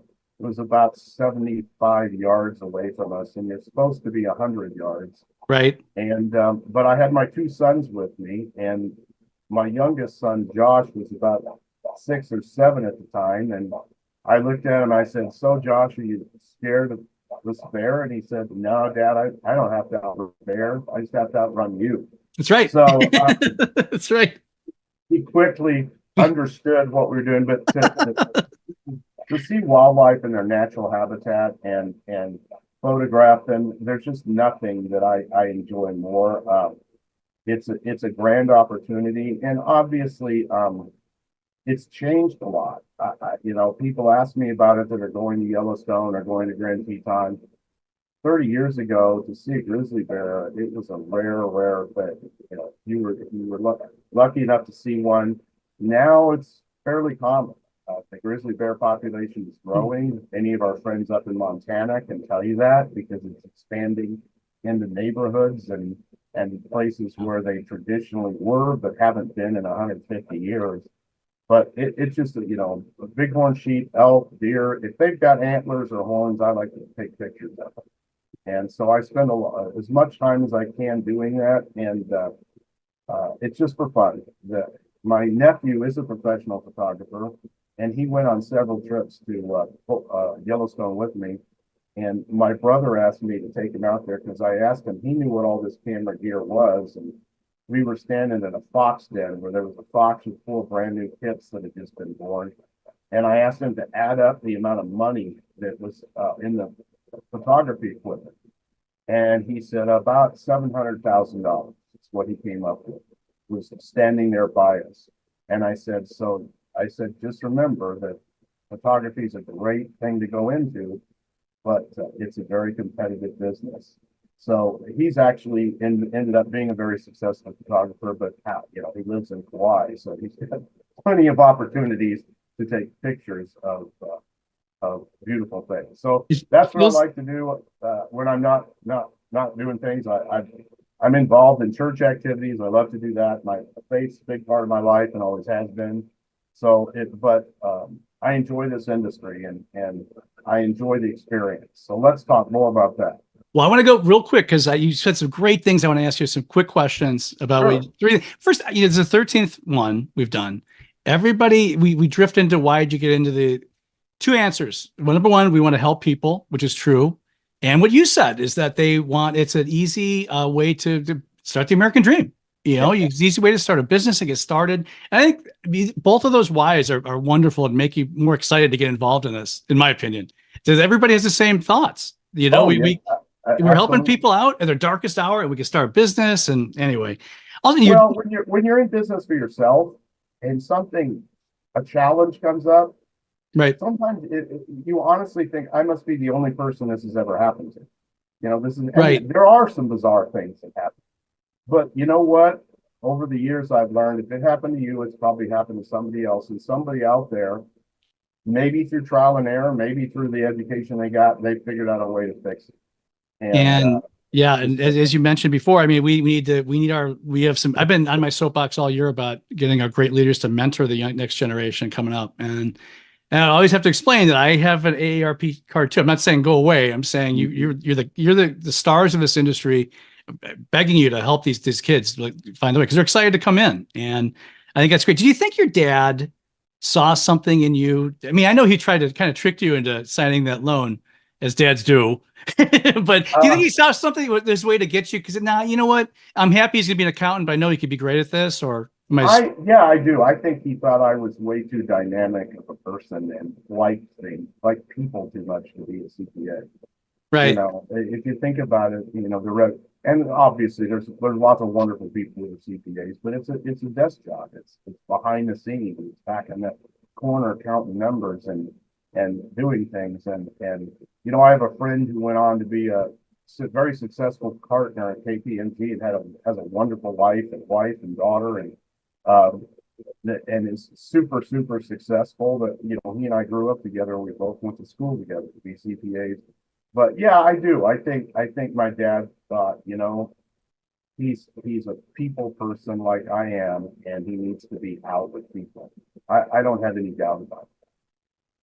You and your dad were huge and are huge parts of the experience events. And by the way, it's a good time to mention the next event is coming up April 3rd through the 5th in Chattanooga at the Chattanooga Convention Center. That's right. And everybody has to sing "Pardon Me, Roy" is at the Chattanooga Choo Choo. Chattanooga Choo Choos are involved, and Sean Bission is already working on he's a train guy, as you know. He's working on some choo choo based fun. And listen, let me tell you a couple things about Chattanooga. Number one, the train itself, where they have the Chattanooga Choo Choo, is an awesome place. It's fun.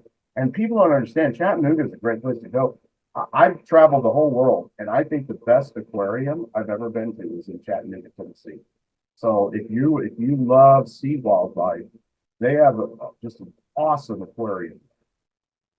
Perfect. What now?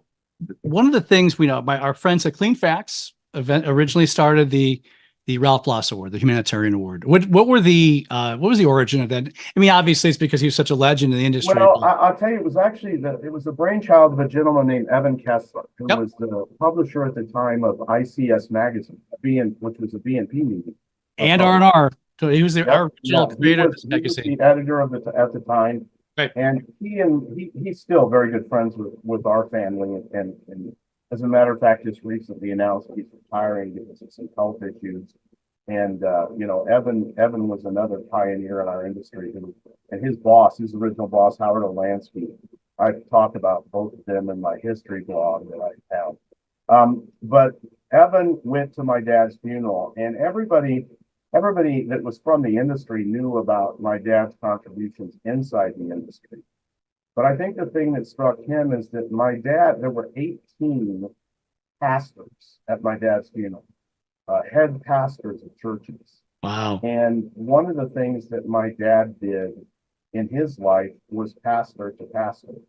And what I mean by that, if you think about it, if the preacher of your church or your synagogue or whatever faith you might be, if the bishop, or whoever it might be that is assigned to, you know, tender to the flock, who tenders to them? Because they're just people. And that was one of the things that my dad loved to do, was to encourage and counsel pastors. And then the other thing that I think struck Evan at the time was all the different charitable events and things that my dad was involved in that he knew nothing about. You know, he felt like I thought I knew this guy. And the church camp that I went to when I was a kid in Colorado had just named a cabin, and because of all his contributions to that church camp. And what it really came down to is that my dad got involved anywhere, anything. He got involved, and he did something about it. And so that kind of birthed the idea that there was a lot of people in our industry that do humanitarian efforts. Some of them are well known, some of them you've never heard of. Some of their some of their humanitarian efforts are well known, and some you don't know anything about until somebody tells you about them. You know, one of the definitions of humanitarian is somebody who does something without recognition. And there's literally thousands of people in our industry who mentor and serve their communities in a way that most of us never know about. You know, I read about a carpet cleaner in the United Kingdom who 2 weeks ago went to a job site where he was cleaning for a 93-year-old woman that was dying of leukemia. And he just said at the end of the job, he couldn't possibly bring himself to charge that way. And that's the kind of industry, right? People who care. And that's kind of what birthed that award, is that it recognizes people. Sometimes you've heard of them and sometimes you have no idea who they are. And, you know, last year's winner, Jorge, is just, he's one of the best human beings you could ever meet. And I didn't know Jorge, so he won the award. A lot of my friends knew him, but I didn't know him. And after meeting him, I'm like, wow, this is one impressive individual. And that's what's been the funnest thing about the award, is the people who vote on it, the people who vote on the winners. It's not political. It's not out to recognize the biggest supplier, although some of the biggest people from the biggest suppliers have won. It's voted on by the past winners. Right. So it's like, and now we're up, 20 something winners. So it's always an impassioned thing. They take this, the men and women on that committee take that award so seriously. You can't imagine how serious they are about it. And they take it and every year the vote is close because we always get 2 or 3 candidates that just stand out. And it's always very close. It's not like, that one person runs away with it. There's always 2 or 3 very, very worthy recipients. And there's literally 50 or 60 people that have been nominated over the years that have never won it. And their nomination gets voted, and they may never win, but they're just superhuman beings. They're just, the things they do for their community and the industry itself, but mainly their community on this award, are just outstanding. So I really appreciate BNP Media and the experience. Larry and Clean Facts carried it on, and I'm very appreciative of it because there's plenty of awards that recognize people who achieve things in our industry inside the industry. But sometimes we need to step back and go, there is life outside of cleaning and restoration, and recognize people who are just doggone good people. That's what it comes down to. Just again, doing these 12 little interviews, I've learned everybody's got such a great, you peel the onion back. They're good people. Like what you just explained, Lisa Lavender owned an Arena Football League team. Lisa Kennedy went to go to school to study Russian studies when the USSR crumbled. It's like all these interesting things. And I'd imagine it's not just the 12 people I talked to, it's an industry-wide phenomenon. The Ralph Bloss Humanitarian Award is such a big deal at our event every year. And I'm so glad that we're still doing it. And what's the first time you went to the experience? Well, that's a great question, Mike. The truth is that if you go back in time, before the connections and then what became the Experience Convention, there were 13 different trade associations, regional trade associations around the country that held their own events. And I feel fortunate that when I was traveling young in my career, I did get to go to a lot of those events because I've met people at MSPCA and NEIRC and SCRT and CFI and CCINW and PRCA, and I could go on with the alphabet soup, but the people that I met, just tremendous people. But the truth is that their events were local. And at the time, every manufacturer, there weren't a lot, the restoration industry wasn't nearly as developed then as it is now. Now if you have a restoration event, you've got consultants, you've got software, you've got all kinds of detection equipment, computer, you name it that has an interest in our industry. Back then it was people who made air movers and dehumidifiers and people who made truck mounts and portables and chemicals. And that's really all there was. And so you go to these regional events and, you know, there might be 150 people there. I always tell my favorite story is my dad went to a trade show in Tulsa, Oklahoma. Now, if I'm going to plan a trade show, Tulsa, Oklahoma is destination that I would think of. But actually, I'm kidding it. But I love Tulsa. I live near Tulsa. Right, I understood. Yeah, I don't want to insult all my friends in Tulsa, but I think they would admit that nobody goes to Tulsa on vacation. But there were 54 exhibitors, and the attendance was 27. 27 people came to the show. But my dad, you know, the ever optimistic, I said, so how do you? Oh, it's great, it's fantastic. We've made lots of good connections. That was my father. There was never an event where we didn't meet somebody who was going to be an integral part of the future of our company, and that was his optimism. That was always the way he looked at it. But as you can tell, those events were expensive for the vendors. They weren't well attended. Generally, you were talking to people who, you know, you and I talked about this, Mike. You know, who do I want to meet at a trade show? I want to see all my friends. I want to see all my customers. But to make it financially beneficial, I need to meet some people I've never met before, who are newer to the industry and they haven't been in it 25 years and you know, they've been using this brand of truck mount since the beginning and they're happy with it. I need to meet some new people. And so all you met were the same, you know, the same friends. But the bigger part of it was that because there were so many small regional events, there was never an opportunity for the industry to get together as one group. And so all the trade associations came together and Larry Cooper birthed the idea of, at the time it was called Connections. And it started, I remember I've been to every single experience event except one since its inception. And it started out, it wasn't a great success at the beginning, but it wasn't a flop either. It went really well because the industry was clamoring for a national event.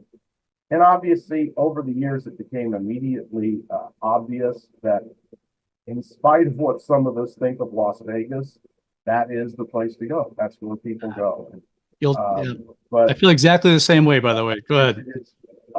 I like to tell the story. The first time my wife went there with me, driving out of town, and she kept turning around as we were driving away from Las Vegas. And I said, honey, what are you doing? She says, I'm looking for the pillar of salt shaped as Lot's wife. Now, some of you will get that joke, and some of you have no idea what that means. But anyway, that's Las Vegas. But it's obviously a destination. There's so much to do there. But also that there have been many other successful East Coast events. You know, you and I were talking about Clearwater Beach and what a great place that was. And that outgrew the facility that the event was in. You know, I think everybody gets, why'd they ever move it from there? Because it couldn't hold it anymore. We got too big. It got big. So the first events, were fairly successful, but as you know, this industry is full of organizations, and I don't mean this to sound bad. It's not. They have an agenda that has to do with them, and so there were some groups that never did join the experience. Some trade associations, some franchises, obviously, that never joined the experience, but it became the go-to national event, and it really did. And I know that, you know, every year, and especially Mike, now that you're the person running the show, you're going to hear from people who are disappointed in this and disappointed in that. And what, you know, it's nothing but, you know, you'll hear complaints. But let me tell you, if you haven't been around a while, you don't have the ability to learn from history. And the industry needs a single go-to national event that everyone is welcome. Doesn't mean that they need to stop their event, but there's certainly nothing wrong with coming to this event. And it needs that. And as over the last few years, as you know, that the restoration industry has taken on a life of its own, and there's a lot of events because of the importance of restoration, first response and things like that. As some of these bigger hurricanes hit, and literally people lost their lives in their homes and all that. The government got involved in everything else. But I encourage people, the experience event is the industry event. It's the go-to industry event where everyone is welcome. Anybody can attend, anybody can exhibit. Unfortunately, Mike, you even let my competitors in. I don't know why, but you do. And it's a place that you can be at. And the truth is, some of the manufacturers have backed away from the trade.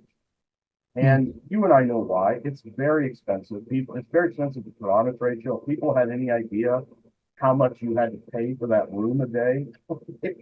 Yeah.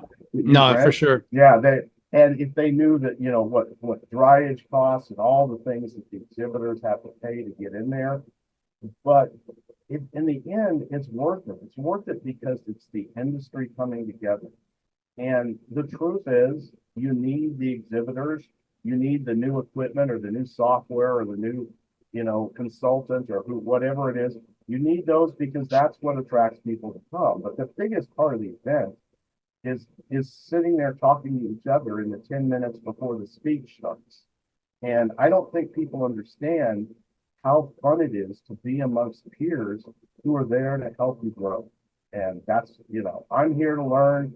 Here's what I've tried. It worked. This didn't. That's the best part of the experience, is the ability to learn from your peers. And the truth is, over the years with the trade shows, I think people miss, because carpet cleaning can be so competitive. People think that everybody's like that. Some of my best friends work for competitors. I enjoy getting to see them and catch up with them, to find out how their families do it and all that. The exhibitors in this, and it hasn't always been this way, but the exhibitors in this industry are friends with each other, and they enjoy getting together. And the truth is, we'd rather talk to end users, but if we get a chance to talk to each other, that's great too, and catch up. And so the experience is the go-to industry event, and it grew out of a need for the industry to have a single go-to place that anybody was welcome at. And it's a great opportunity to learn, a great opportunity to network, and the truth is, have some fun. I mean, if you like Vegas, you'll have fun in Vegas. If you don't like Vegas, listen, if I can find things to do in Vegas, anybody can. I don't like 90% of Vegas, but there are things there that I had no idea how talented Donnie and Marie Osmond, as an example. So there you go. You're still going strong. That's one of the best shows I've ever been to. Well, I got to pull us in though. Before we go to Vegas, we got to go to Chattanooga, Tennessee. That's right. So let's focus on Chattanooga, because the East Coast event has always been smaller. Yeah. And depending on where it's been in Atlanta, it's been in Florida, it was in Cincinnati a couple of years back. Depending on where it's at, the audience kind of changes. And that's nothing wrong with that. That's actually can be a good thing, because it's different people every year for you to meet. But the upcoming event in Chattanooga, the lineup that you guys put together every year is just phenomenal. And I know that there's some people out there who bellyache about the influence that this organization or that company has on the event, and this speaker and that speaker. But some of the smartest people I know work for my competition, and they have things that they can teach you to help your business with. So the fact that they don't work for HydroMaster doesn't mean that they don't have value. It means that they do. There's a lot of value in what they have to say. So the people that are there, and you've been interviewed, the Barry Costas and the Sean Baseos and Lisa Wagner's and Mark Kennedy's and on, and Chuck Viola, you've got Chuck and I think we're the first two people in the industry who actually taught somebody, how to do cost analysis. And he's made a business out of it, and it just does a tremendous job. And on and on and on. I can't name everybody, but the show that you put together in Chattanooga is one that people would be crazy if they didn't consider going, especially if they're in the eastern half of the United States and they're not Vegas fans. If there's a lot of people out there that aren't Vegas. If you're not a Vegas fan, then go to Chattanooga. That's right. Chattanooga's about as the opposite of Vegas as you can get. And we'll all go out and get grits and have a good time. There's So, nothing wrong with that. yeah, It's absolutely. I've always said, Larry, he didn't name this the experience by chance. He wants everybody to have fun, have an experience, have a good time. But you're right. I mean, the hands-on is what brings a lot of attendees, and those attendees are the ones who are going to buy your products. And that's the whole point of it. One final thing I want to throw out there, that you triggered something that I was thinking about in another podcast about what I learned during COVID. And I think, you know what, we can all agree on this. I dare to say, is that you got to be with people. You know, we were without absolutely. people for a couple of years, and bad stuff happened all over the place. We're still suffering from the Yeah. case. And So I agree. 100%. getting to expos and coming out and seeing your friends and your competitors. And I also said, it's funny you mentioned about your competitors. I mean, Tom Brady and Peyton Manning are best friends now. That didn't mean they want to beat each other's brains in when they Yep, played. That's okay. It's American competition. That's okay. So this is great. By the way, Doyle and HydroMaster are going to be exhibiting in Chattanooga. And please make plans to join us and attend the experience April 3rd through the 5th. You can register through our website, rnrmagonline.com. You could find this in all R&R videos and podcasts on YouTube, Apple, Spotify. Please follow us if you haven't already, and feel free to leave a quick review. And also, please follow us on Facebook, LinkedIn, and Twitter. A very special thank you to our guest, the one and only Doyle Bloss. This is Trade Talks, Unlocking the Experience. Thank you for joining us. We look forward to seeing you again next week. Thanks, Doyle.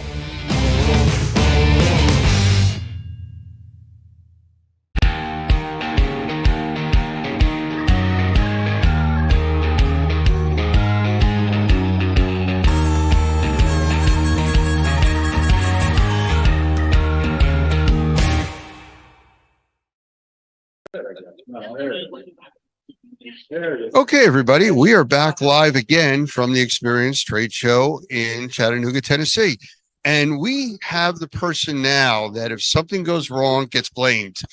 Yes, that is 100% true. Mike Malzano from BMP Media. Yes. And your official title of this show is the person to blame, right? I'm the group publisher. I'm a publisher of R&R, and I'm the person to blame at the experience. That's 100% correct. Well, I haven't found any fault yet. So Not good. That's good. But it's early in the interview, so we'll see where that goes. I wanted, before we get started, I want to say we talked at the experience in September, and it was one of my favorite interviews we've ever done. So as a tribute to that, I wore the exact same outfit. I swear to God. You did have it cleaned first, right? Cleaned. This is my black shirt. Little for you, my man. Well, it's consistency. I appreciate that. It's a luck thing. Absolutely. So we're here at the Tennessee show. This is, I guess, what you would call your East Coast show or your spring show. Yeah. Yes. I think we were talking about that too. When we should change the names, if it should be spring and fall, or because everybody calls it anyway, right? Yeah. Spring experience, the fall experience. This year we're in Chattanooga, and the reason I know this was chosen because we wanted to take tours of the Shaw flooring plant. And that would happen Tuesday to big success. People that went there loved it. And so I'm glad we came in. Chattanooga I've never been here before. It's pretty nice. Me either. So, man. It's definitely different. It's kind of like the big city that isn't. Yeah. And we are also very happy. I mean, since we're here now, you people don't know. I wish you'd come here, but we still have a day to go. You can get here tomorrow. That's right. One more day of this show, but we have the big event coming up in the fall. Yeah, the big event is going to be in the fall, Las Vegas. Caesars Forum, again, we've been there for the last few years. We're going to be at Harrah's at the hotel, and we're very excited about that. The floor plan has been put up, and it's about half filled already. That's not a sales presentation. People are kind of really excited about that event, as are we. Well, I was talking to Scott earlier. Yep. And from BMP Media also. Yep. And we were talking about the size of the show in Vegas. Yeah. And I made a suggestion to him because he was always looking for suggestions. Hey, anything that would help? I said, yeah, sure. Why don't you open up the Segway concession stand? Because the amount of walking, it's just massive, the place. It's getting from the hotel to the Caesars Forum is a lot. We here. What's nice about this here is we're literally a 5-minute walk to our hotel rooms and back. Yeah. There, you really got to think, oh man, I forgot I left my card there. Do I really want to go all the way back there? Waste an hour coming back and forth. Well, we're making fun of it, but I mean, it's got to be that big to accommodate that many people that go to the show. Oh, that whole city is like that, isn't it? Though you hear the stories of people saying, "Oh, there it is, they're right over there," and you're walking for an hour and a half, and you're still not there yet. But they've treated us very well. What we're doing this year, for those who went last year, we kind of turned the floor plan on its side. Those who went to the event, they know that there's a huge video screen coming down the escalator. That's where the short floor is going to be. The opening is going to be there this year on the side. The reason for that not only is easier to get in that way, but we can put the conference rooms a lot closer. The conference rooms were a long walk last year. Remember that? Yes. So they'll be a lot closer and a lot more condensed, away from those drone people. Are they going to be They'll be back the same time? Because half of them were in our training rooms that we were doing. And you know what? There's some. It was nice to see some crossover. And they learned from you, and they learned from things, and that was great. There was a lot of crossover. I mean, we were scanning badges. It's like none of these would scan. We looked. Oh, you're here for the drone convention, right. But so we're friends with our partners down the street. Well, a little bit. It worked out, and you know what? It does expose a whole different industry to what we do. And truthfully, a lot of people in our industry are using drones now. Yeah. So there's crossover in both directions. Yeah, there's nothing wrong with new technology and utilizing it. And they certainly are. And you're right. It crosses over. IAQ and what you're specializing in these days, everybody should be talking about that. Yeah. And we're happy to have our little niche of it in our show. So we're happy. Yeah, that pesky thing about breathing. we talked about such if only you didn't have to breathe, it wouldn't be a big deal. Right. Just so much easier, in your daily lives. So anything else expected to happen here in the next day or so? Any surprises? No surprises. I was so happy. Lisa Lavender, Barry Costa did a wonderful job on our restoration pavilion. Also, Mr. Manis and Sean Bissiano have done a great job with the cleaning pavilion. I'm so impressed with the professionals they've done. They kind of this was a transitional show. Everybody knows it. Right. And they just grabbed the wheel and took it. And I'm so happy with my team for fighting through this. And I think the people who are here are having a great time. We're excited. Well, that's the one thing about this show that's different than all the other shows that are out there. You don't come to this show like it's a home show where you're coming here to sell stuff. Right. You're coming here to meet people and form relationships and alliances with other people in this industry. Yeah. You form relationships, but more than that, it's hands-on. The hands-on things we're doing, those pavilions. Today's session, Wednesday and Friday, day 1 and day 3 are traditional agenda sessions you're used to. Right. Today, Thursday, it's all hands-on training, a lot of carpet and rug cleaning. It was just a great day of learning. And I think people know that. We all know what a traditional event is like, and there's nothing wrong with that. But that's what separates us from everybody else. No one does this like we do. You come if you want to learn, you come here. You get your hands dirty and learn and figure out your craft. Coming out of Vegas last year, I guess I'm not surprised at this, but we found that 85% of the attendees of that event were from a company of less than 50 people, which is not a big surprise when you think about it. But it made me change my thinking. I'm like, holy cow! If we could probably make that 20 people or less. These are all small business owners trying to grow their business, but either by learning how to do things better or business management. And we tailored our messaging this to them. And I think it's gone okay. I think so. And it works. This morning because we had 3 sessions this morning about building containment. Yep. And air scrubbing and setting up lay flat and all those different hands-on skills that a lot of people that were there never did before. Right. A few of them, unfortunately, we said, anybody ever do this? And guy raised it. Oh, a volunteer, come on down. T7 raised his hand. Well, isn't that what the old thing when you volunteer and everybody just steps back? Steps back. Yeah. Right. That's kind of what happened. There were too many people to step back. So, but it worked out. And, we built containment. It was short sessions, but we were able to demonstrate all the different things we wanted to. Right. And we had people afterwards just staying there asking us questions and coming to our booths and stuff. And it's all good. It is good. And thank you and Doug and Normie for being such great sponsors of our events. I don't know if we could do this without you. And because you could, but not as well. I could, but in all seriousness, we'd be missing the knowledge you bring. That's the point. And we're going to be a part of this event forever, as long as I'm a part of it. All right. Well, I thank you for taking the time. I know you got a thousand things going on here. No. So, not at all. No. Oh, okay. So we got another hour or so to go. Complain for something else, but that's okay. I'm happy I have thick skin. We'll be okay. Okay. Thanks. It's been a pleasure, sir. Thanks, Lance. And I'm looking forward to seeing you out in Vegas. Yeah, we're gonna have a good time. Absolutely. Hey, everybody. This is Mike Balzano, publisher of R&R and the Experience Events. Welcome to Trade Talks, Unlocking the Experience. This is episode 14. And we have a really, really special guest this week, a gentleman I met about a year ago, and he's one of the more classy people in this industry. He's got another long intro coming because he's done a lot. He's a certified mold assessor, certified mold remediator, He's a Class A general contractor, master plumbing contractor, master roofing contractor. More importantly, he's a husband, father of 3, a multiple-time grandfather, published songwriter, which I really want to talk to him about in a little bit. Speaker, a published author, definitely proud man of God. We've learned that, a motivator, and the God is most important, obviously. But for this conversation, the most important thing is he's the executive director of Normie. Please welcome Mr. Doug Hoffman. Hi, Doug. Thank you so much, Mike. I appreciate this. This is going to be really enjoyable. I always enjoy talking with you, and especially talking about the experience. Well, Normie's been a big part of the experience for a long time. You're one of our biggest sponsors, if not the. And you've been so instrumental to help me get my feet wet in this now as we're heading towards Chattanooga. So I thank you. Well, it's mutual, I'm sure. A lot of times we start from the beginning, as people say in these. And now I noticed you've had a lot of accreditations in Florida, but you live now in Louisiana.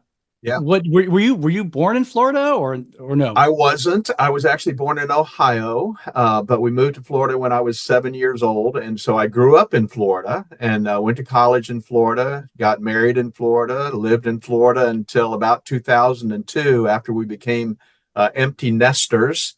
I had actually started an indoor air quality business, and it actually kind of almost went national pretty quickly in 1995.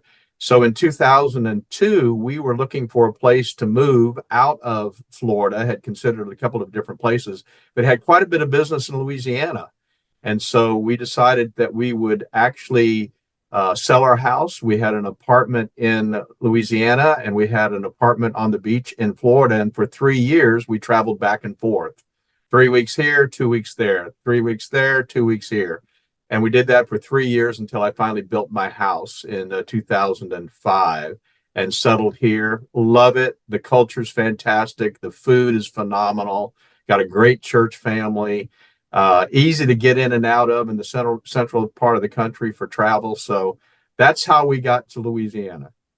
That's interesting. And yeah, I know I saw a really funny quote you quoted on one of your websites saying you're in the heart of SEC country your whole life, but you don't really care about sports. You want to do everything but that.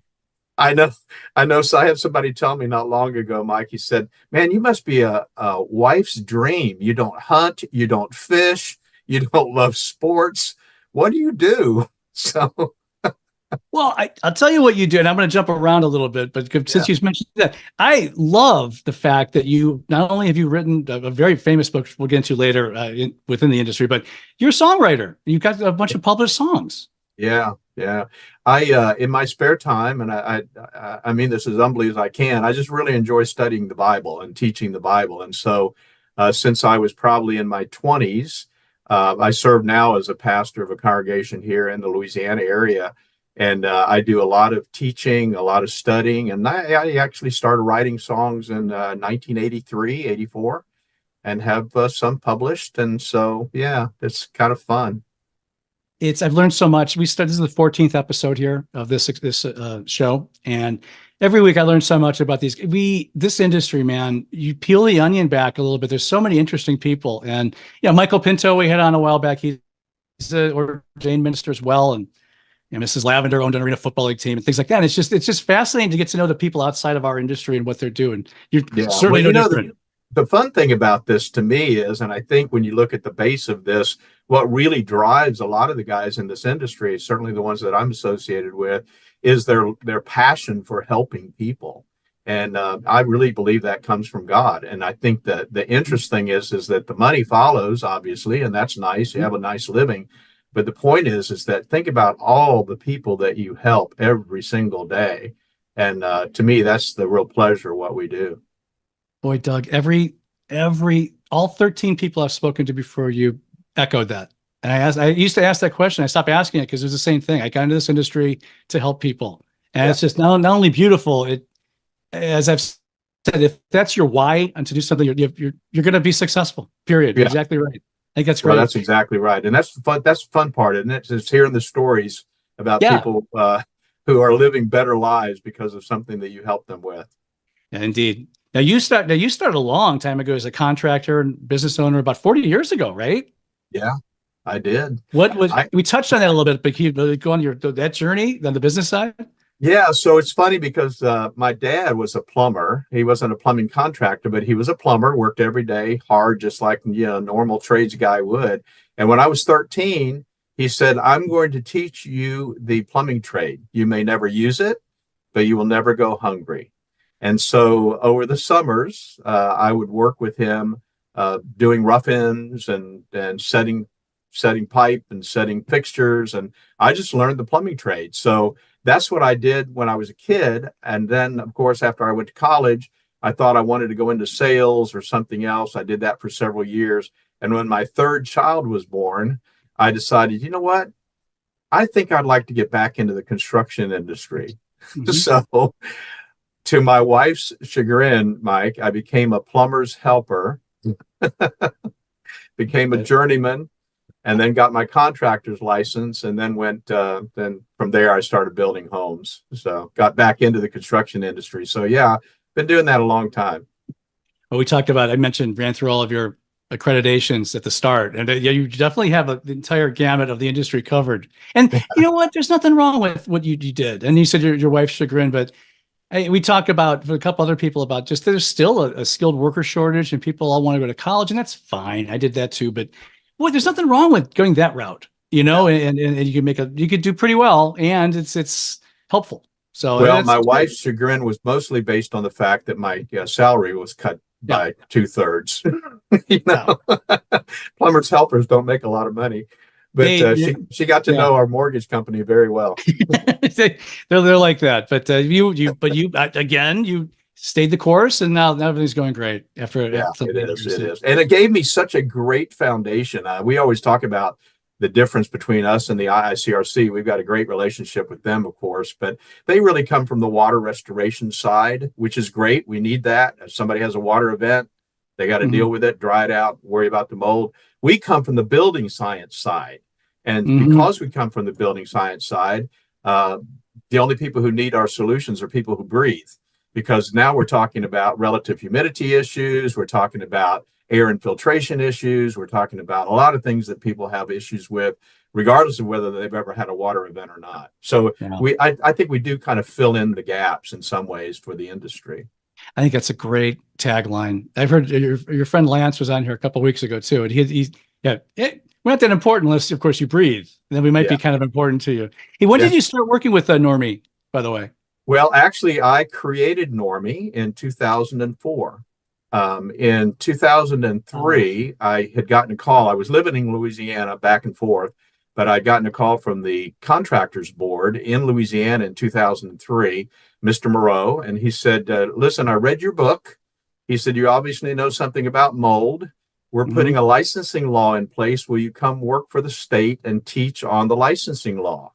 And I said, thank you very much. No. I've been self-unemployed all of my life. So if you'll allow us to create a trade association where we can actually support these guys in the field, then we'll do it that way. So that's how we formed Normie in July of 2004, to support the Louisiana licensing law, but primarily to support the guys in the industry. And since then, every month we're doing free continuing education training for our guys. And I do a little research on that. That was a big miss by me that you created that. That's very impressive, and I apologize. But speaking of the book was Mold Free Construction. And what drove you to write a book about that, though? So no offense to any builders, but what I learned when I was a builder was that a builder will do anything that you are willing to pay for. But for the most part, they're not. In most cases, a builder is not going to build the best house he can possibly build in regards to mold free or reducing the possibility of microbial growth. And so what I did was I decided to write this book for homeowners.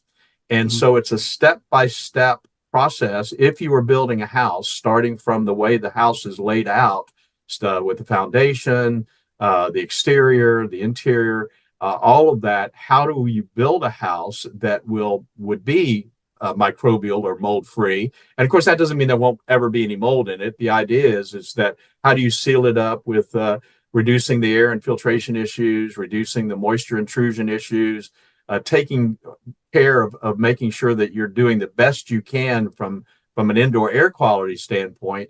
And so it's basically a checklist type book, chapter by chapter. It leads to the end of the book, which is a checklist that they can then go to their contractor and they say, this is the house I want to build. And then when he says, okay, it's going to cost you X number of dollars, then you can make the decision as to whether you want to do it or not. But it's obviously would be building way above minimum code or minimum standards. So that was the impetus. That's what got me excited about writing the book, was being able to address homeowners, people that were interested in building a home. And in the media and content, especially, we have a term called evergreen content, which means that you could write it and it doesn't have time specific. And the fact that you reread the second version of this out in 2018 tells me that it holds the test of time, what you wrote in 2004, right? Yeah, it's amazing. I think the first draft I did in interesting story there, Mike, but the first draft I did in 1998, I decided it had 13 chapters. I was going to write a chapter a week. That was my goal, was to get it done in 13 weeks. and I did. I was able to meet that goal. But then was interesting because you're right. Once I got it finished, the final version didn't really need any revisions until about 2016. I wanted to add a section on insulation because there have been so many questions about spray foam insulation and non-vented crawl spaces and so forth. So I added that chapter and then did a few other revisions. But yeah, it has stood the test of time. And the interesting thing about it to me is that it's been incredibly helpful for remediation contractors, because it's not just for somebody that's building a house. It's if I were going to put something back, pour it out, and then going to put it back, if the way it was built initially was the reason for the problem, then I certainly need to put it back in the right way and fix those problems. So a lot of remediation contractors use it as kind of a guideline for repairs as well, and room additions and those sorts of things. That's incredible. That's great. That's great. And like I said, it stands the test of time, and people are still using it today. And I found out today is the impetus for somebody approaching you launching a Normie way back when. These days, I know Normie specifically for IAQ, and only because we've done, we're proud sponsors of Normie TV this year, the experiences and things like that. Boy, this is a silly question. Why is IAQ important these days? I sent that to you. I'm like, I know it sounds silly, but let's talk about it. Well, I tell you, the thing that's the most exciting thing to me about where we're headed is back in the probably 2006 or 7, when we first started talking. Of course, we put mold in the context of indoor air quality because you can use mold as a surrogate basically for other indoor air quality issues. You fix mold problems, you're fixing indoor air quality issues. But what was interesting was back then in 2006 or 7, the small percentage of the population was what was considered environmentally sensitive. And yet today that population has grown to between 20 and 25%, have the potential to be environmentally sensitive. Michael probably talked about that, Pinto, a lot. So all of a sudden now people are talking about mycotoxins. And a lot of those can become airborne, biotoxins, endotoxins, a lot of those sorts of things. So I wrote an article several years ago about, it was called Look Up. And if you want to know what's on your surfaces in terms of quote unquote dust, look at the supply registers. I was in a restaurant this last week and I looked up and I said, Neva, my wife, don't look at the supply register.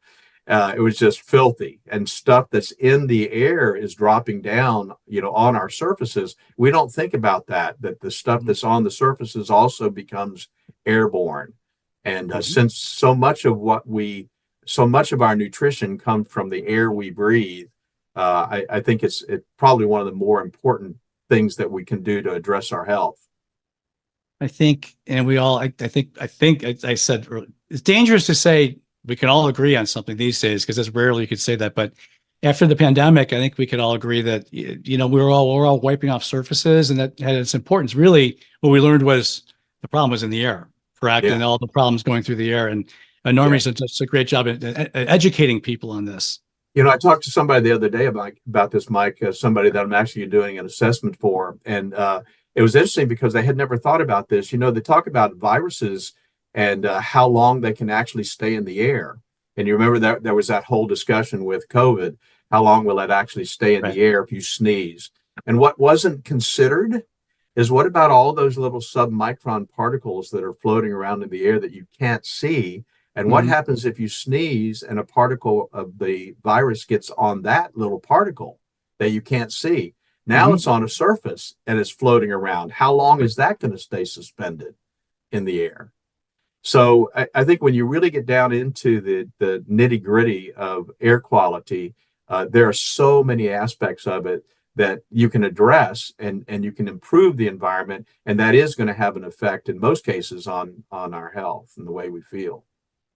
It's a topic that is at the forefront of, really should be the forefront of everyone, scientifically or not, in society these days, keeping everything clean, protecting the ductwork. I spent a long time with a magazine called Snips, which dealt with ductwork, and IAQ was a big deal. So I have a little head start. I don't know what you know, but I had a little head start on this. And you do. Hey, by the way, good time to mention that we're going to be heading to Chattanooga in about just a little bit. The next experience is going to be April 3rd through the 5th at the Chattanooga Convention Center. Get your tickets. There's plenty of spaces. We have booths available, and you certainly can come even the last minute to attend. We have a great agenda. I'm really proud of the agenda, led by you, sir, and Lance and Mr. Pinto and everything. We're so happy. You're gonna see, I think about 5 or 6 sessions from various people in Normie. Hands-on. Yeah, and we've got a one day that's virtually the whole day is hands-on session. We're going to build some containment, do some negative pressure, talk about air washing. A lot of guys don't talk about air washing. They don't really understand how that works. We're going to talk about that. We're going to talk about utilizing our PRV 24K, which is a sanitization equipment that can be used during the air scrubbing process. So it's a fun time to be able to talk about a lot and demo a lot of different new ideas. How long have you been? I know you've worked with Larry for a long time as well. When was the first experience you attended? Do you remember or no? I do remember. In fact, I was invited to attend by Larry because he was actually forced, he says, to invite me. He didn't know who I was. And so anyway, I was invited to the Atlanta show in the spring, and I went to the Atlanta show. And we sat down and started talking, and we really hit it off. It was like he understood where we were coming from, that we were coming from a different side of the industry. He was very familiar with the ICRC, but didn't know us. And really from that point on, we just kind of became friends. And so that's how that relationship started. Yeah, and you've been a big part of it ever since. Any good, that'd be funny. Any good stories you remember from your time at the experience, things that happened, experiences? Well, well, they're all unique. Every time it's unique. I think one of the things that I've said over and over again to our team with our members, and like I said, we meet with them every week or every other week now with our continuing education training. And we tell them, if you're going to go to one conference, industry conference, this is the one you need to go to. And the reason you need to go to is because we have fun there. But more importantly, you actually do get to experience what it's like to hold the equipment, what it's like to actually use the equipment, get to know people that you really need to know in the industry. I think the networking side of this is huge. And I'll tell you, one of the things that's been exciting to me is that I think we were able to bring to the table, and I don't want to take full credit for this, but as you know, the mold industry is split into 2 professions, into the remediation side, which is the trade side of it, and the assessment side, which has traditionally been the industrial hygienist side of it. And now, of course, there's whole licensing for the certified mold assessor. So you've got the assessment side and the remediation side. And I think we were able to at least be instrumental in bringing the assessment side to the experience. And that I think it fills a gap in the industry, because even remediators and restoration contractors need to know how to do assessments. And so that's one of the things that I think we're going to be able to talk a lot about at the experience coming up in Chattanooga. No, that's great. And as I said before, you're going to be on stage a lot, and I'm very proud of that, because we need to make sure we keep this going. One thing that was hammered into my head as we made the transition to BNP Media owning these events was hands-on. And to your point, fun, family, but hands-on especially. This event in spring is different from the fall, because In the fall, it's a traditional 3 days of agenda that you go to most conferences you attend or expos. The middle day here is all going to be extra hands-on. We have the restoration pavilion, the cleaning pavilion, and a whole day of hands-on. So get down there, and we're very proud of, like I said, we're very proud of the agenda, and you're going to learn something if you come to our event. You're going to have some fun. What in your opinion, outside of the hands-on, why should people make the way to Chattanooga? Well, I think the thing that I really think is probably the most valuable thing is just the face-to-face contact. You know, we live in a text world and an email world, and I just frankly, I know I'm going to sound really old, but I just don't think there's anything like an eye-to-eye, shake the hands, talk to the guy.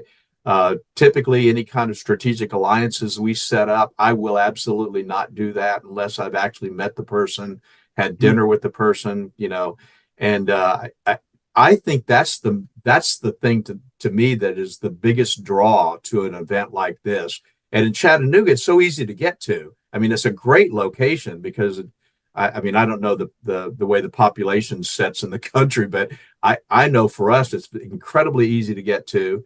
And to me, that is probably one of the biggest benefits, Mike, is being able to sit down eye to eye and talk to the people that you want to do business with. No, I've told sales reps who I've been managing for many years that, you know what, nothing bad ever comes from making a client call and seeing your client face to face. They may not sign a contract that day or do business, but you've furthered the relationship, and that's so important. And that's just on a sales standpoint, but what you said is even more important in life. Just you need to just. I hate to keep mentioning that darn pandemic, but I mean, I think we learned that too. I mean, we gotta be safe. I can understand. I'm not saying don't be safe, but being alone for too long isn't good for anybody. We need to be together. That's where not just the experience, that's where all conferences and expos come in handy. Absolutely. And like I said, it's so convenient and easy to get to and affordable. You guys have made this thing very affordable. It really, it's not so bad. We have a lot of good things coming up. We're doing the Shaw tours. For those who don't know, 75 people are going to get to tour Shaw plant on April 2nd. The day before. There's still some tickets available. So definitely go to rnrmagonline.com and sign up for that. Sign up for the show, then sign up for that. And I think it's going to be a lot of fun. And again, I can't say enough how happy we are to be partners with you and Lance and Michael, Dr. Michael and Normie. Well, I thank you for the effort you guys put in this. I know there's a tremendous amount of work behind the scenes. There's a lot that we see, but I know there's a whole lot we don't see. And I just appreciate you guys continuing the tradition because I love this show. Like I said, it is the one that we want to be involved in every year. Excellent. Well, that's a good place to stop, I would say. So please make plans to attend the experience April 3rd to the 5th in lovely Chattanooga, Tennessee. You can register through our website, rnrmagonline.com. You can find this and all R&R videos and podcasts on YouTube, Apple, and Spotify. Please follow us if you haven't already, and feel free to leave a quick review. We'd love to hear from you. And also, please follow us on Facebook, LinkedIn, and Twitter. A very special guest to our very special thank you, excuse me, to our guest today, Mr. Doug Hoffman. This is Trade Talks, Unlocking the Experience. Thank you for joining us. We look forward to seeing you again next week.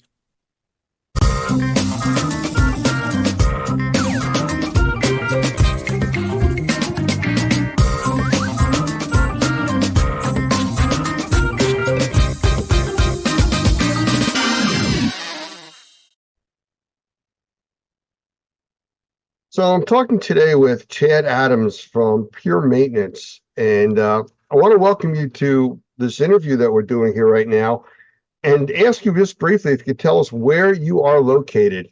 You know, I'm not quite sure. I've talked to people all over the country from our NCRSI class, and I don't remember where you're from. Yeah, actually, Birmingham, Alabama. What's the name of the company there? Pure Maintenance of Alabama. Okay. That's what I thought. Just wanted to make sure. So the reason we're talking is you recently went through our NCRSI class, correct? The Normie certified class for sensitized individuals, for remediators, actually, for sensitized individuals. Yes, sir. And we're kind of looking for your take on it. You know, has it influenced you in any way, like where it's kind of changed your business model since you've had that class? Yeah, well, so we have added some things that we didn't have before, tightening up on our standards and our care practices, and really transferring ownership of those standards of care from what we believe to be true to actually what the governing agency believes to be true, in this case, Normie. Oh, okay. Well, have you dealt with sensitized individuals prior to this class? Oh, yes, sir. Yeah, completely different set of rules, isn't it? Yeah, it's not traditional remediation anymore. So if you could pinpoint just a few things that stand out in your mind from the class that really your takeaway that you didn't know before or that you didn't realize you had to deal with before, that would be really helpful to hear. I think the main thing that we have tightened up on is the whole home cleaning part, using what we call in the class the HEPA pizza technique, right? So making sure that we're wiping down properly using the correct microfiber rags and everything that came in the class was kind of the piece that we probably had missing, that we've added and made some standards and procedures from. Well, and that makes sense. A lot of people don't realize the detail that you really need to get into dealing with sensitized individuals. So I'm glad you were able to take that away from there. As far as support and resources, I know that the class is filled with that. They talk about it constantly. Michael Pinto, Doug Hoffman, about the different resources and things are there. Did you notice any stuff that we were able to provide you weren't aware of or didn't have previously? Well, we got a whole host of documents dumped on us that are going to be good reading going forward. So yeah, absolutely. We got supplied a lot of good things that we didn't have before. Some of them, like the Normie, the sanitization practices, I think there's like 36 of them. You know, all of those resources were great to have. Well, at least you didn't describe it as a truck backing up with the backup alarm about to dump it on you. It was a lot. It was a lot. It was good stuff. We've heard people talk about that because there is so much information that even though they've been in this industry for so many years, it's a new aspect of the industry. You know, the sensitized group is very, very different than what they're used to. That's right. So who do you think should take a class like this? I mean, you've obviously gone through it, but who in the industry that you're familiar with, you know, would this help? Well, I would say that anybody that's in the mold remediation sector will run into a sensitized individual, whether the individual knows it or not. I think almost any mold remediation job needs to be treated as a sensitized individual job. Mold in any level and any category is not good for the human body. So I would say anybody in the mold remediation sector needs to think about tightening up on their standards of care. Have you found any training like this from any other organizations or groups? No. Kind of like puts us on the leading edge, you think? Oh yeah, for sure. Well, welcome to the edge. Yeah, thanks. No, and you know what, you have to kind of talk about it that way because it is dealing with an extreme group that really needs more intensive handling. Well, the clinical side has preceded the remediation side, right? So the clinical side, Dr. Shoemaker and all the protocols that have come up with that, especially some of his latest work with sensitized individuals as it relates to actinomyces and that sort of thing, have preceded us, and it's time for the remediation world to catch up. No, you're absolutely right. I mean, I know you're in a group, an organization of a lot of different people. I mean, would you recommend it to them to get involved with this type of training? Yeah. So particularly, you know, the organization that I'm with, Pure Maintenance, our primary customer is the sensitized individual. We don't chase or really focus in on water damage. Some of the guys do, but as a whole, the organization really focuses on the health aspects, not the water mitigation, bulk water intrusion type side of it. Well, that's been kind of like the missing piece that, you know, the medical profession's been dealing with. They're treating symptoms, but not addressing the cause. We address the cause, but not the symptoms. And putting That's this right. together makes a big difference. That's right. So, all right. Well, it sounds like it was a thumbs up from you on that class. Yeah, man. Well, I appreciate you taking the time, and we'll have to chat again. All right. Thanks, Lance. Thank you.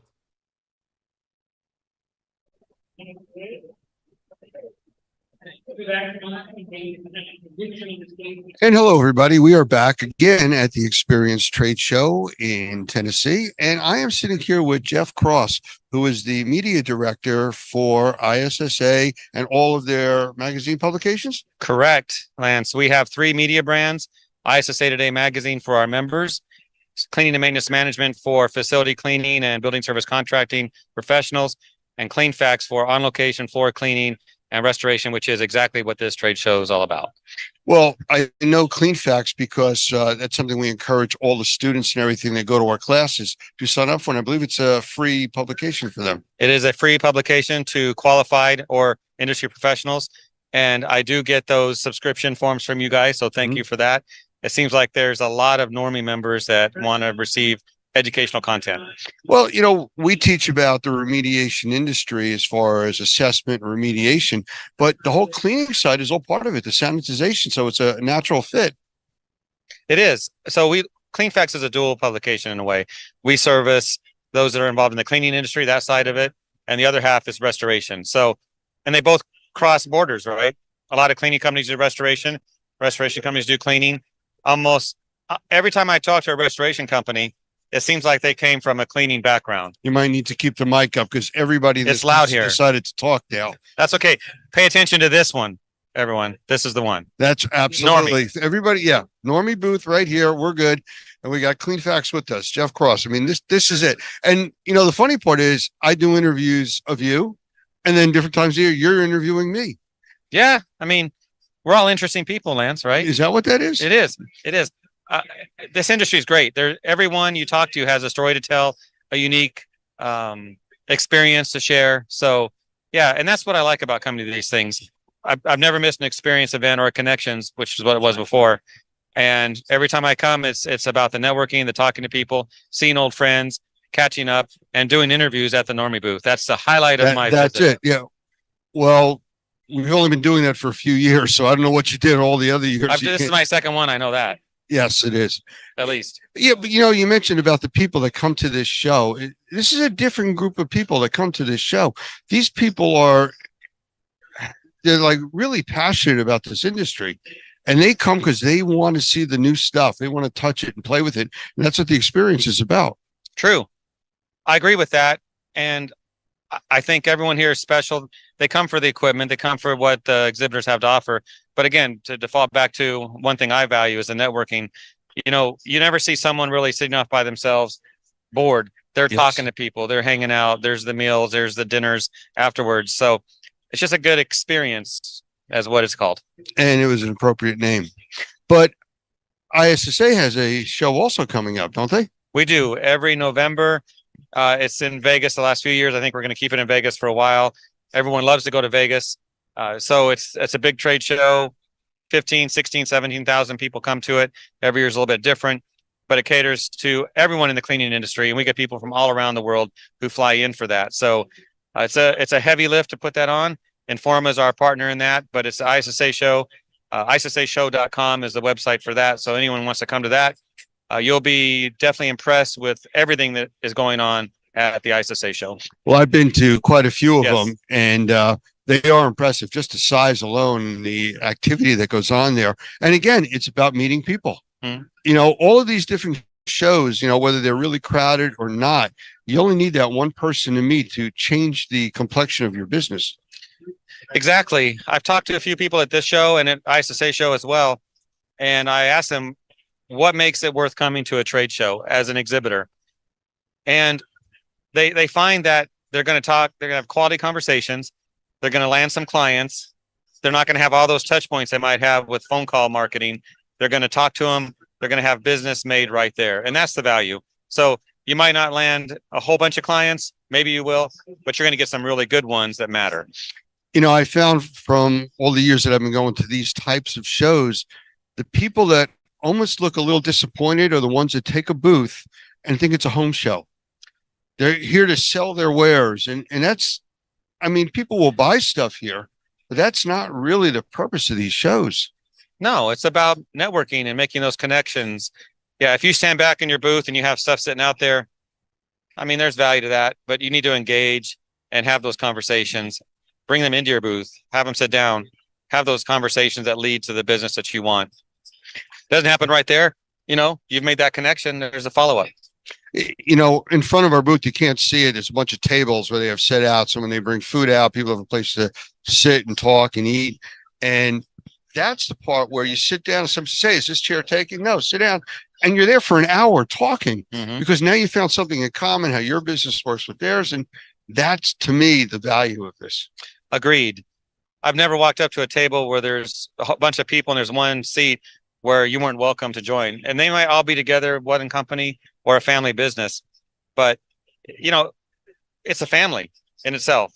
An industry can be fragmented or it can be together and as a family. And that's how I think the cleaning and restoration industries are. They're family. Everyone is in it together.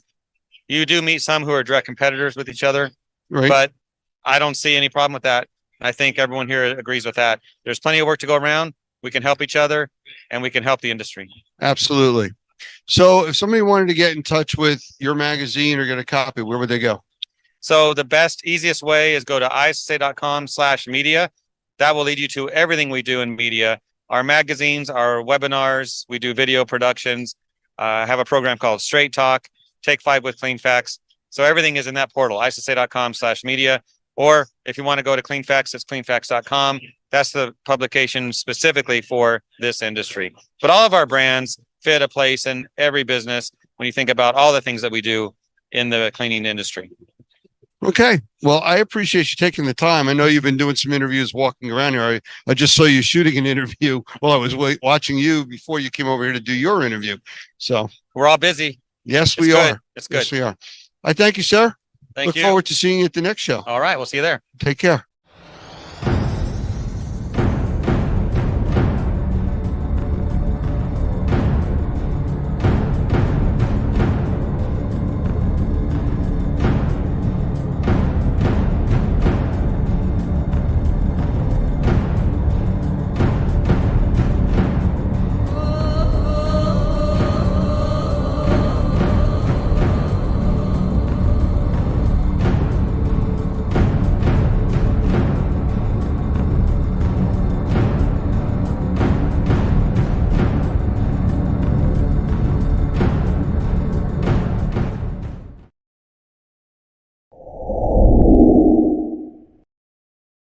Welcome everybody to today's episode, Fire More Than Flames and Smoke. And this is a multi-part series being offered by Normie.tv.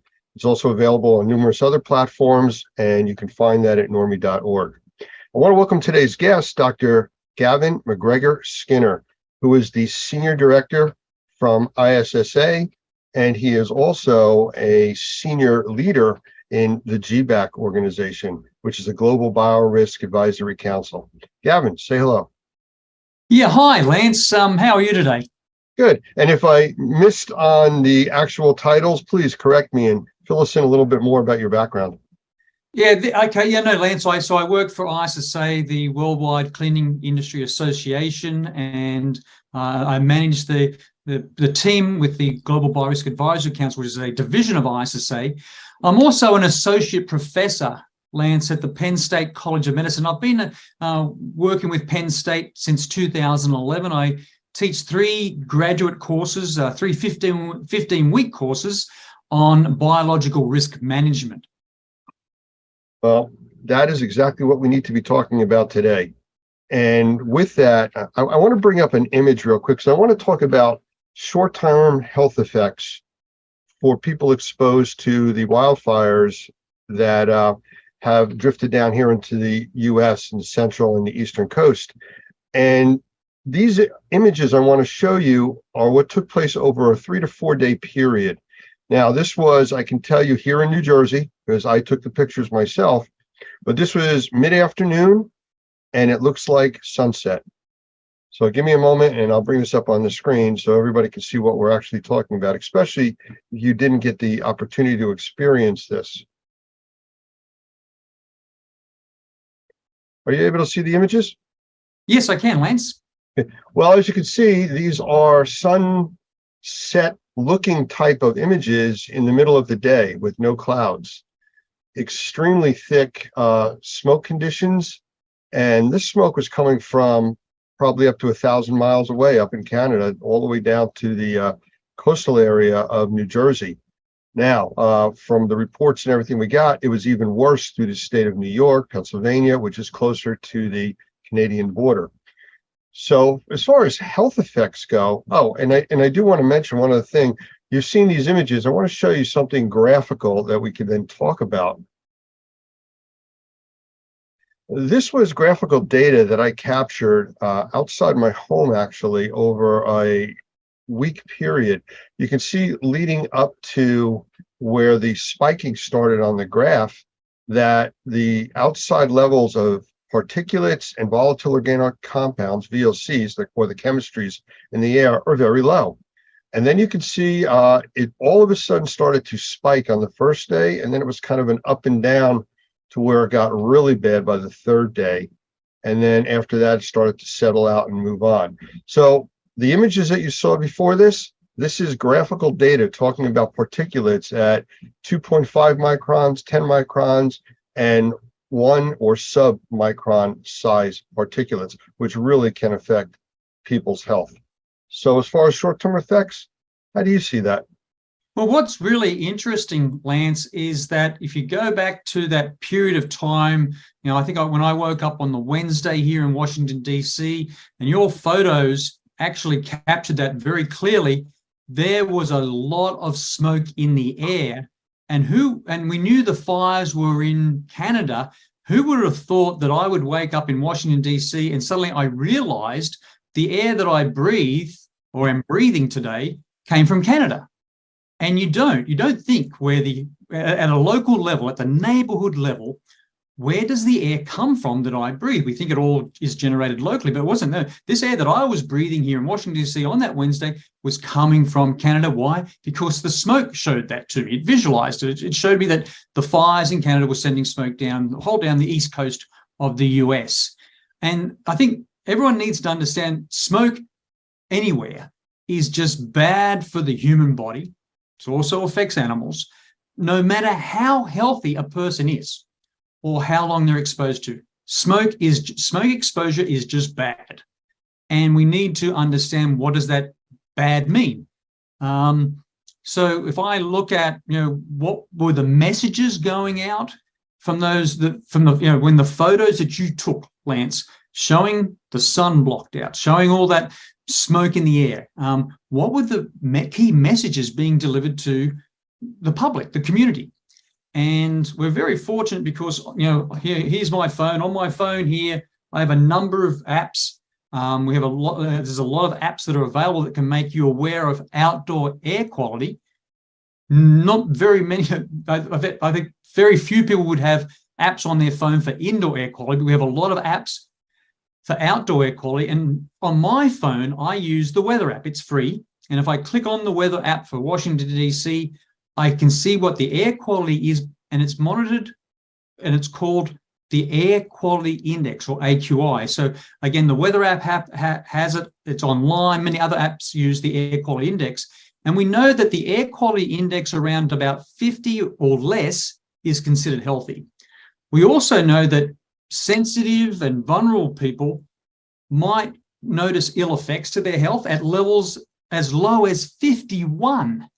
And we know that from that air quality index, levels at 150 or greater are considered unhealthy for everyone. And so what we saw, this air quality index uses 6 different color schemes. But Lance, when I do my hazards identification, my risk assessments, I usually stick to the traffic light system, red, yellow, green, because that's universal. Everyone understands what red, yellow, green means. When you bring in other colors, it can be confusing. What is orange? What is purple? What is violet? That sort of thing. So there's 6 colors in the air quality index, and we started seeing maps on the news, on TV, on the websites, in newspapers, in the general media and social media. And a lot of people didn't understand what those 6 colors meant. But again, what we want to be really clear here, a level at 150 or above on the air quality index is considered unhealthy for everyone. And what we saw for the smoke from Canada, places like New York, Washington, DC, other locations went up into the 300s, even the 400s. And this air quality index, Lance, only goes to 500.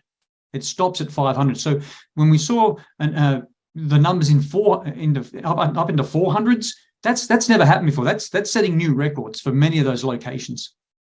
I guess the way you could equate that is when we actually deal with indoor air quality and we get particulate counts and mold in the environment and extremely high, it's almost like breathing soup. Yep. It's that thick. And the particulate size of this smoke is extremely concerning because it goes deep into your lungs and it's a direct access point into your blood system.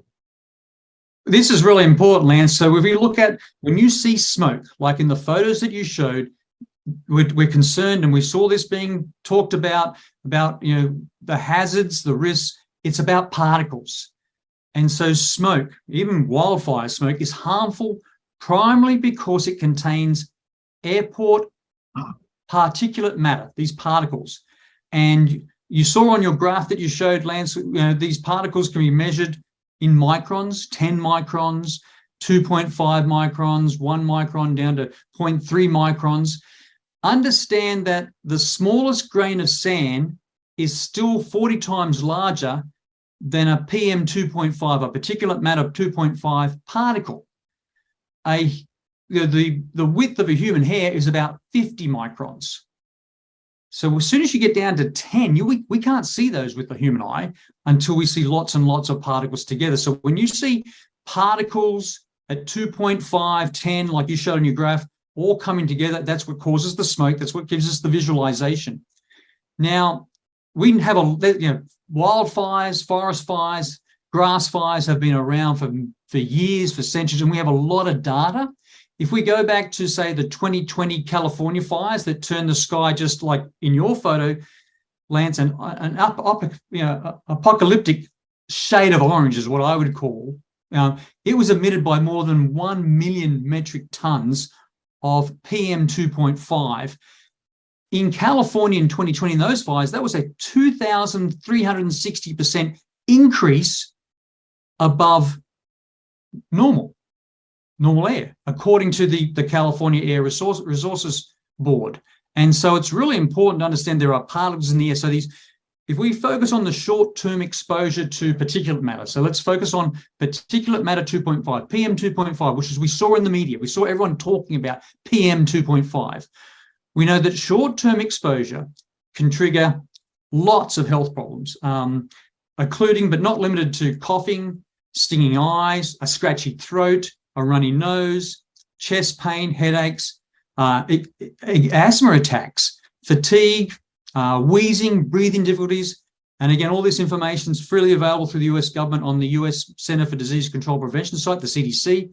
But also, Lance, there's more serious impacts to the lungs and heart when you see particulate matter like PM 2.5 in the air. You can have reduction in lung function, even in really healthy people. And we know that the exposure to like the photos you showed can affect on heart health. So these particles can enter the bloodstream. They can trigger inflammation, leading to either heart attacks and stroke. They can worsen the health of people who have conditions like diabetes. And we also know from research, Harvard University has studies, and there's other studies out there that have shown that wildfire smoke increases the risk from infectious diseases. So that in one Harvard University study that I'm familiar with, it estimated that the PM 2.5, the particulate matter 2.5 emissions from the 2020 wildfires in the states of California, Oregon, and Washington state were associated with about a 12% increase in COVID cases and over an 8% increase in COVID deaths in 2020. You mentioned about all the particulate, the information being released to the public and stuff, and everybody's focusing on particulates. I spoke with, in one of the other episodes that we did, a gentleman who is works on the federal side of the firefighting wildfire teams. He's actually a consultant now with all the jets that are out there dropping water and flame retardant materials. But I asked him the difference in the types of smoke coming out of Canada and from wildfires, and he says there's two different types. One is the type burning the forest, just like a campfire. You're burning logs and vegetation, stuff like that. The second type is when that forest fire creeps into industrial and residential areas and starts burning homes and factories and all the materials and chemistries there, that changes the smoke and the contamination to not just particulate, but VOCs, volatile organic compounds, all the chemistries that are now airborne and being burned and converted to other things entering our lungs.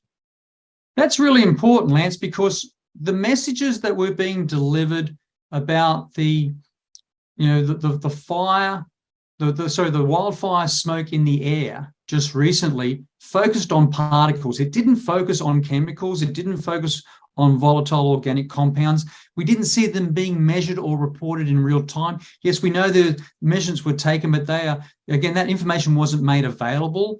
And I think it would have been much more responsible, because we saw the smoke in the air. You took the photos of the smoke in the air. It turned the sun orange. It turned the sky dark gray. And I saw it here in Washington, D.C., where I live. A few measurements to say, yes, we've got particles, but do we have other chemicals? I didn't see that data available. We know from studies, there's a good 2022 review in the Journal of Climate Change and Health. And the problem with these studies in these journals, that a lot of the community, a lot of just the public can't access these journals, because you've got to be a subscriber, you've got to pay money. So it's really important that we do think videos like this, Lance, to take those studies and sort of translate and synthesize the information so that everyone understands what's being done. And that's not done enough. But so if we go back to a 2020 review in the Journal of Climate Change and Health that probably most people haven't seen, they found that there were long-term effects of wildfire with PM 2.5 exposure. And those long-term effects included higher risks of respiratory disease, but also cancer. And so it's really interesting that we now look at, okay, so again, the air where I am now in Washington, D.C., Lance, today is pretty clear. I don't know what the measurements are. I haven't measured it, but I don't see any smoke in the air. And what we've seen from, wildfires in Canada, Australia, California, we've seen the week after that smoke, like in your photos, we've seen an increase in emergency room visits. We've seen an increase in people visiting the physician or the doctor. We've seen an increase in prescription of medications for, say, respiratory complications or respiratory problems, difficulties. And we've also seen studies, Lance, say, I think through the, what was one study that I know of through the California Air Resources Board, they estimated that PM 2.5, particulate matter 2.5 from all sources, is responsible for 5,400 premature deaths and 2,800 hospitalizations for cardiovascular, heart and respiratory diseases in California every year. And they also, in the same studies reports, said that PM 2.5, particulate matter 2.5, was also associated with 6,700 asthma-related hospital emergency room visits in California every year. So it's going to be really interesting, a week after what your photos show, the week after the smoke coming from Canada, how many visits were made by people, we haven't got that data yet, to emergency rooms, how many people went to see the physician or the doctor, and what was the number of prescriptions and medications given to people that are now reporting with maybe breathing difficulties and asthma and other problems. It's interesting because we recently also did an episode on sensitized individuals with Michael Pinto, and he talks about a lot of that. But the question I have for you is, we've talked about short-term effects, and I think we're starting to teeter on, now that we're a week and a half plus out, what are the long-term effects? But before we get to that specific question, What's the difference of the group that we're not talking about with babies, children, pregnant women, and we can't or forget the group of the elderly? Oh, yeah. So the elderly will have a lot of underlying conditions, that again make them prone to particulate matter PM2.5 and less particles, smaller particles, which do exist in just in smoke in general. But if you focus on that real critical, you've identified that critical cohort, that critical group, Lance, of pregnant people, babies, young children. They really need to avoid smoke exposure as much as possible. And so it's really important that we get those warnings out in time. A lot of us will stay indoors, recirculate, or some of us don't, but we need to ensure that our air conditioning is recirculating and not bringing in that outdoor air, because a lot of the filters that we have will not pull out the particles in our home or even places where we work. So it's really important to understand babies, young kids are at high risk because their bodies aren't fully developed. And if you look at pregnant people, their bodies have been fully developed, but when they're pregnant, you're in overdrive. This really has a big effect on your immune system. So there are studies that have shown us that wildfire smoke exposure can lead to preterm birth. So that's preterm birth, Lance, is birth before 37 weeks of gestation. It also leads to babies with low birth weight, leads to babies with impaired lung functions and other health risks. And there was a study, in 2022 in the Journal of Environmental Research. Again, many people probably haven't seen this one, but in this environmental research study, it looked at birth outcomes in California between 2006 and 2012. And what they found was each additional day of exposure to wildfire smoke during pregnancy, so people that are pregnant, increase the risk of preterm birth. That's preterm birth. That's less than what we say, 37 weeks. Now, the same studies, or same study that I'm aware of, estimates that as many as 7,000 additional preterm births occurred in California that were attributable to exposure to wildfire smoke during that period of study, 6 years. Sounds just like secondhand smoke exposure. Exactly. Smoke is, exactly. So, and those preterm babies that were born, before 37 weeks of gestation had greater risk of experiencing respiratory complications, developmental issues, and death. And so it's so important. We talk about children now, Lance, developmental issues. We know that wildfire exposure hurts, impairs, decreases children's performance in school. And we know that researchers and studies have looked at that possible link between wildfire smoke exposure and school performance. We've seen those studies done in the US and also Australia. And so a study that I'm aware of in the US used standardized test scores from 2009 and 2016 for nearly 12,000 school districts. And they compared to a school year with no smoke to a school year with wildfire smoke. And they found that the cumulative smoke exposure may have reduced student test scores by roughly 0.15% of a standard deviation. That may not mean much to people. That's a lot. And that information was published in the Journal of Nature in 2022. That is a significant decrease in people's ability to learn, to understand, to think. Again, that information does exist. There's so many effects, and we're starting to touch on the long-term effects. I've noticed from people within the circle that I travel starting to report eye infections, earaches, ear infections, sinus infections. And this is all a week after. I was kind of predicting out 2 weeks for people to start to have issues. But as far as the long-term effects, because the smoke cleared out, didn't do anything with all the debris left behind, all the ash that's dropped out of the air. I know the cars here had a grayish color to them, for days. And we haven't had rain for almost 4 weeks. We finally got some rain to wash some of it out of the atmosphere. But this is just something that is continual. And these particulates don't just vanish.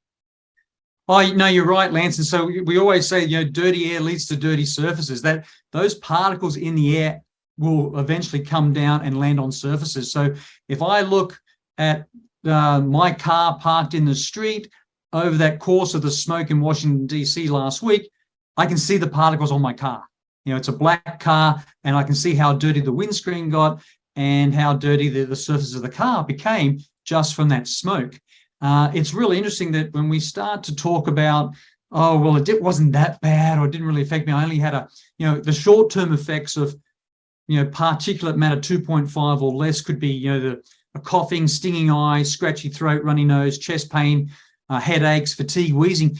I run with a running group here in DC, and the people that ran last week told me on the weekend, we just don't feel good enough. We don't feel well enough. We've still got a scratchy throat. We still are wheezing. We've got some breathing difficulties. We can't run with you, Gavin, on the weekend. And would they make official data, official statistics? No, they wouldn't. So that's the information that I've collected just through the group of friends that I have here in DC. So a lot of that information would never be recorded anywhere.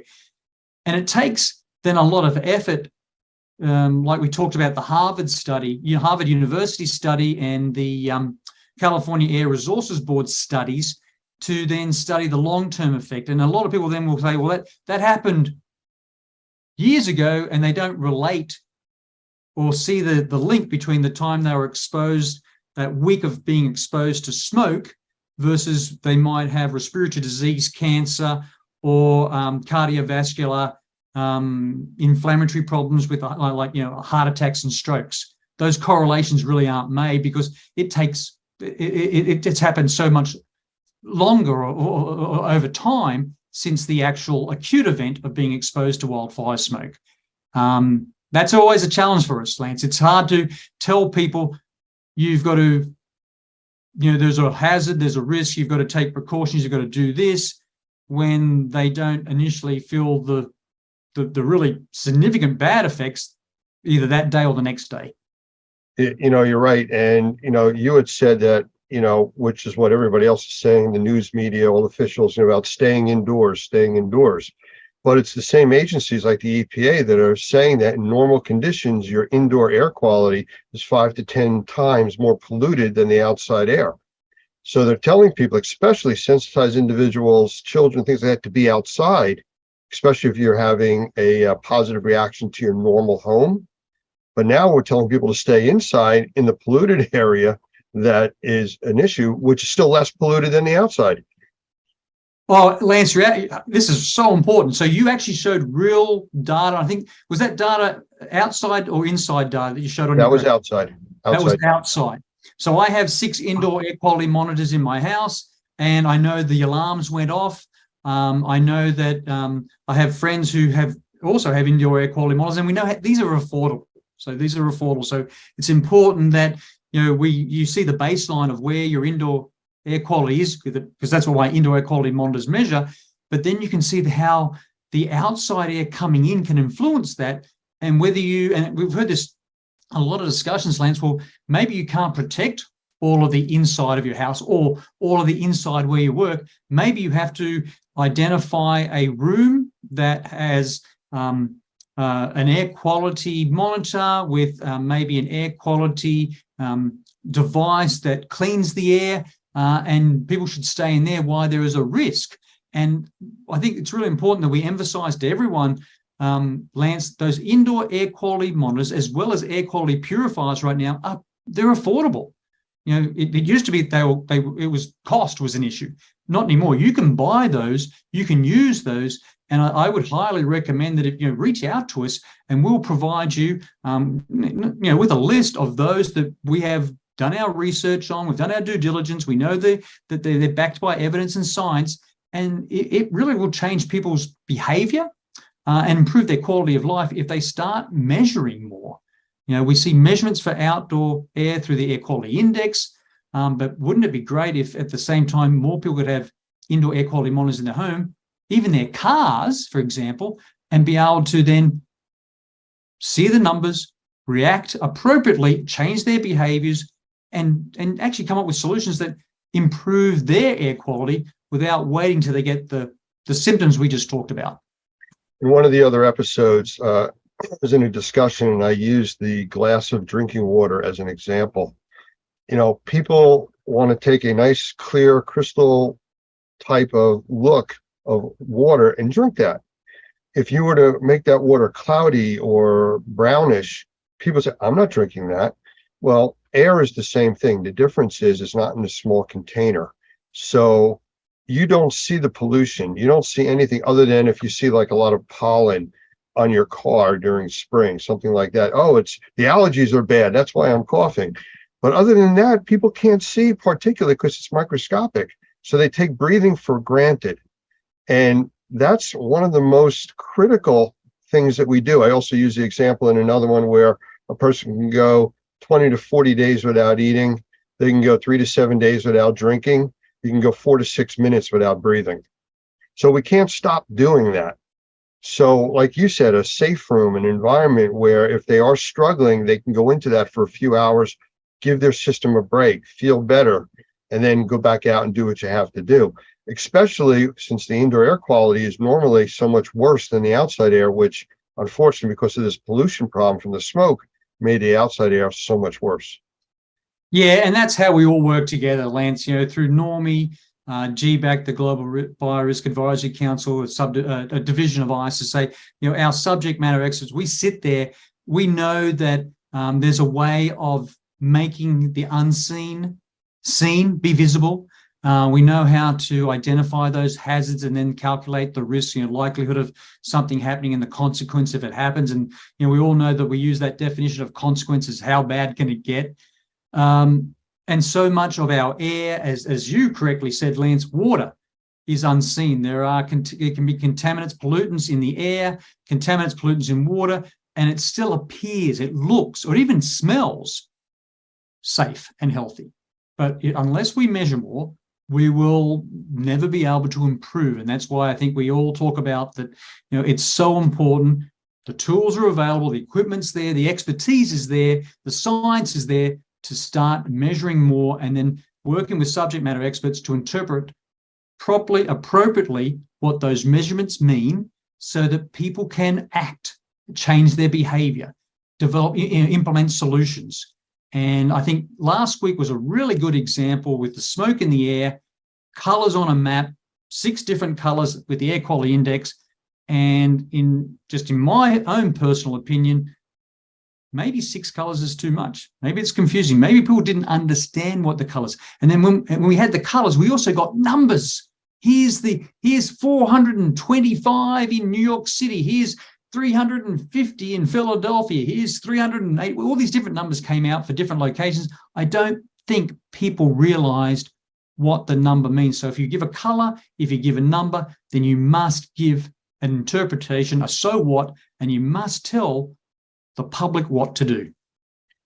Well, there are other things that are also affected besides what we're talking about now. We've talked about, you know, the young, the elderly. We've talked about pregnant individuals. We've talked about sensitized individuals. There's a few other things we need to talk about. Number one, and I know it's, and I mentioned this in another episode, that it sounds a little bit on the dramatic side, but from this heavy smoke condition, we actually got a glimpse into what a nuclear winter would look like. The temperatures that are normally 80, 85 degrees in New Jersey this time of the year were barely able to get out of the 60s. It dropped the ambient temperature almost 20 degrees every day while there was smoke. Once the smoke cleared out, the temperature went back up to normal. Now that affects plant growth. It affects our food source. And speaking of food sources, it affects livestock with breathing. They're outside creatures. And we can't forget our pets, especially the ones that either have, you know, like doggy doors that go in and out or outside pets. So how does it affect them? Yeah, really important, Lance. We knew in Washington, D.C., the National Zoo was closed to all people, closed to visitors because they had brought the animals indoors away from the smoke. Now, are all the enclosures at the National Zoo on air conditioning that recirculates? No, it's not, but at least that would decrease to some level, some degree, their exposure to the smoke that was outside. Again, in horses, equine asthma is real. And we know from fires in Australia, information and data from fires in California, horses can suffer inflammatory diseases. We see equine asthma increase after forest fires or wildfire fires. That data is available. That's known. That's been studied. Less so in companion animals like dogs and cats. But yes, we do know that, again, those animals are breathing the same air that we're seeing that we would breathe. Really interesting, just a couple of anecdotal reports that I've received from colleagues and friends here in DC. They had to let their cat or their dog out to go to the bathroom, the toilet, or just get some exposure outside so they wouldn't go mad inside when they run around. Opening and closing that door very briefly to let us say a dog out. And the people that had indoor air quality monitors saw that by just opening that door very briefly to let their pet out, changed their indoor air quality on their monitors significantly. And what I mean by that, if they were sitting at like a 95 to 98%, it dropped down in some of the photos that I received down to 70, 73% in that very brief period. So it's not like it takes a long time for the smoke to rush into the house. When you open the door, that smoke came in and that indoor air quality monitor then measured it, and you saw in real time, right there and then, a change in your indoor air quality by a number. The challenge we have, though, is how to interpret those numbers. So yeah, again, Lance, many animals can't go indoors. They were exposed. And again, a lot of this data won't be measured, but we do know from studies that we do see inflammation problems as well as respiratory problems in animals exposed to wildfire smoke. One of the things, just like with very young children, animals can't really tell you what's bothering them. You might see the animal acting up or different or lethargic, but you won't know what's really going on, just like with children. So it's something you need to pay attention to. Don't forget about the pet that was outside all day during that smoke. They may start to have issues going forward. Yes, I'm a pet lover, can't help it. Oh, but very important, Lance, my dog Buddy did not want to go outside last week when we had all the smoke in the air. Now he doesn't want to go out in the rain either, so Well, yeah, but he loves the snow. But you could see it was really interesting that to be at the door, trying to let him out, to get some exercise, to go to the bathroom. He really had to just push through it. He knew what was out there. I don't want to go out in that. And I think you look at animal behavior. Animals will tell us lots of stories about the quality of outdoor air. Well, if I look for a positive for this whole thing coming out of Canada, I think it was an awareness that's brought to the public that this could happen at any time. The fires are still going on. The smoke could change direction with the wind. We could have another repeat of this. And it gives us a glimpse as to what could happen again. It could be longer lasting. And how do we deal with that going forward? I mean, it's just like the people in Florida and the Gulf Coast that live in a hurricane-prone area, but they don't go and buy plywood till 24 hours before the storm's going to hit. The storms are going to be there.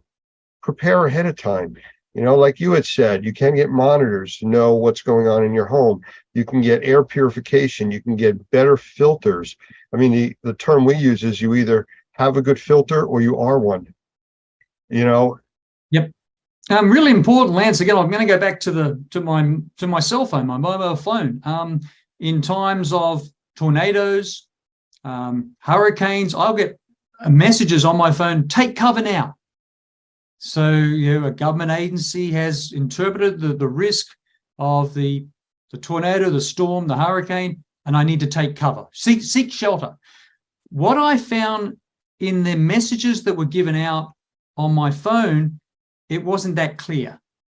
Yes, your photos show clearly there was lots of smoke, lots of particles, and maybe other substances in the air during when you took those photos. But the messages I got on my phone, in the media, on TV, social media, in the newspaper wasn't clear enough to say, and then it wasn't just some groups that were going to be affected, it was going to be everyone. And it wasn't really, I think, this is very, summer is just starting here in the US on the East Coast, West Coast, in the Northern Hemisphere, it's just starting. We're very early in the wildfire season. And I think we've got the air quality index with numbers and colors. We've got messages that went out, warnings, but I think this is the time to be clear on what actions, what do you need to really, really do to protect the health of you, your family, your loved ones, and your pets and your animals. And I think this is a good opportunity. What happened last week, learn from that and say, right, how do we do better in giving very clear, actionable advice?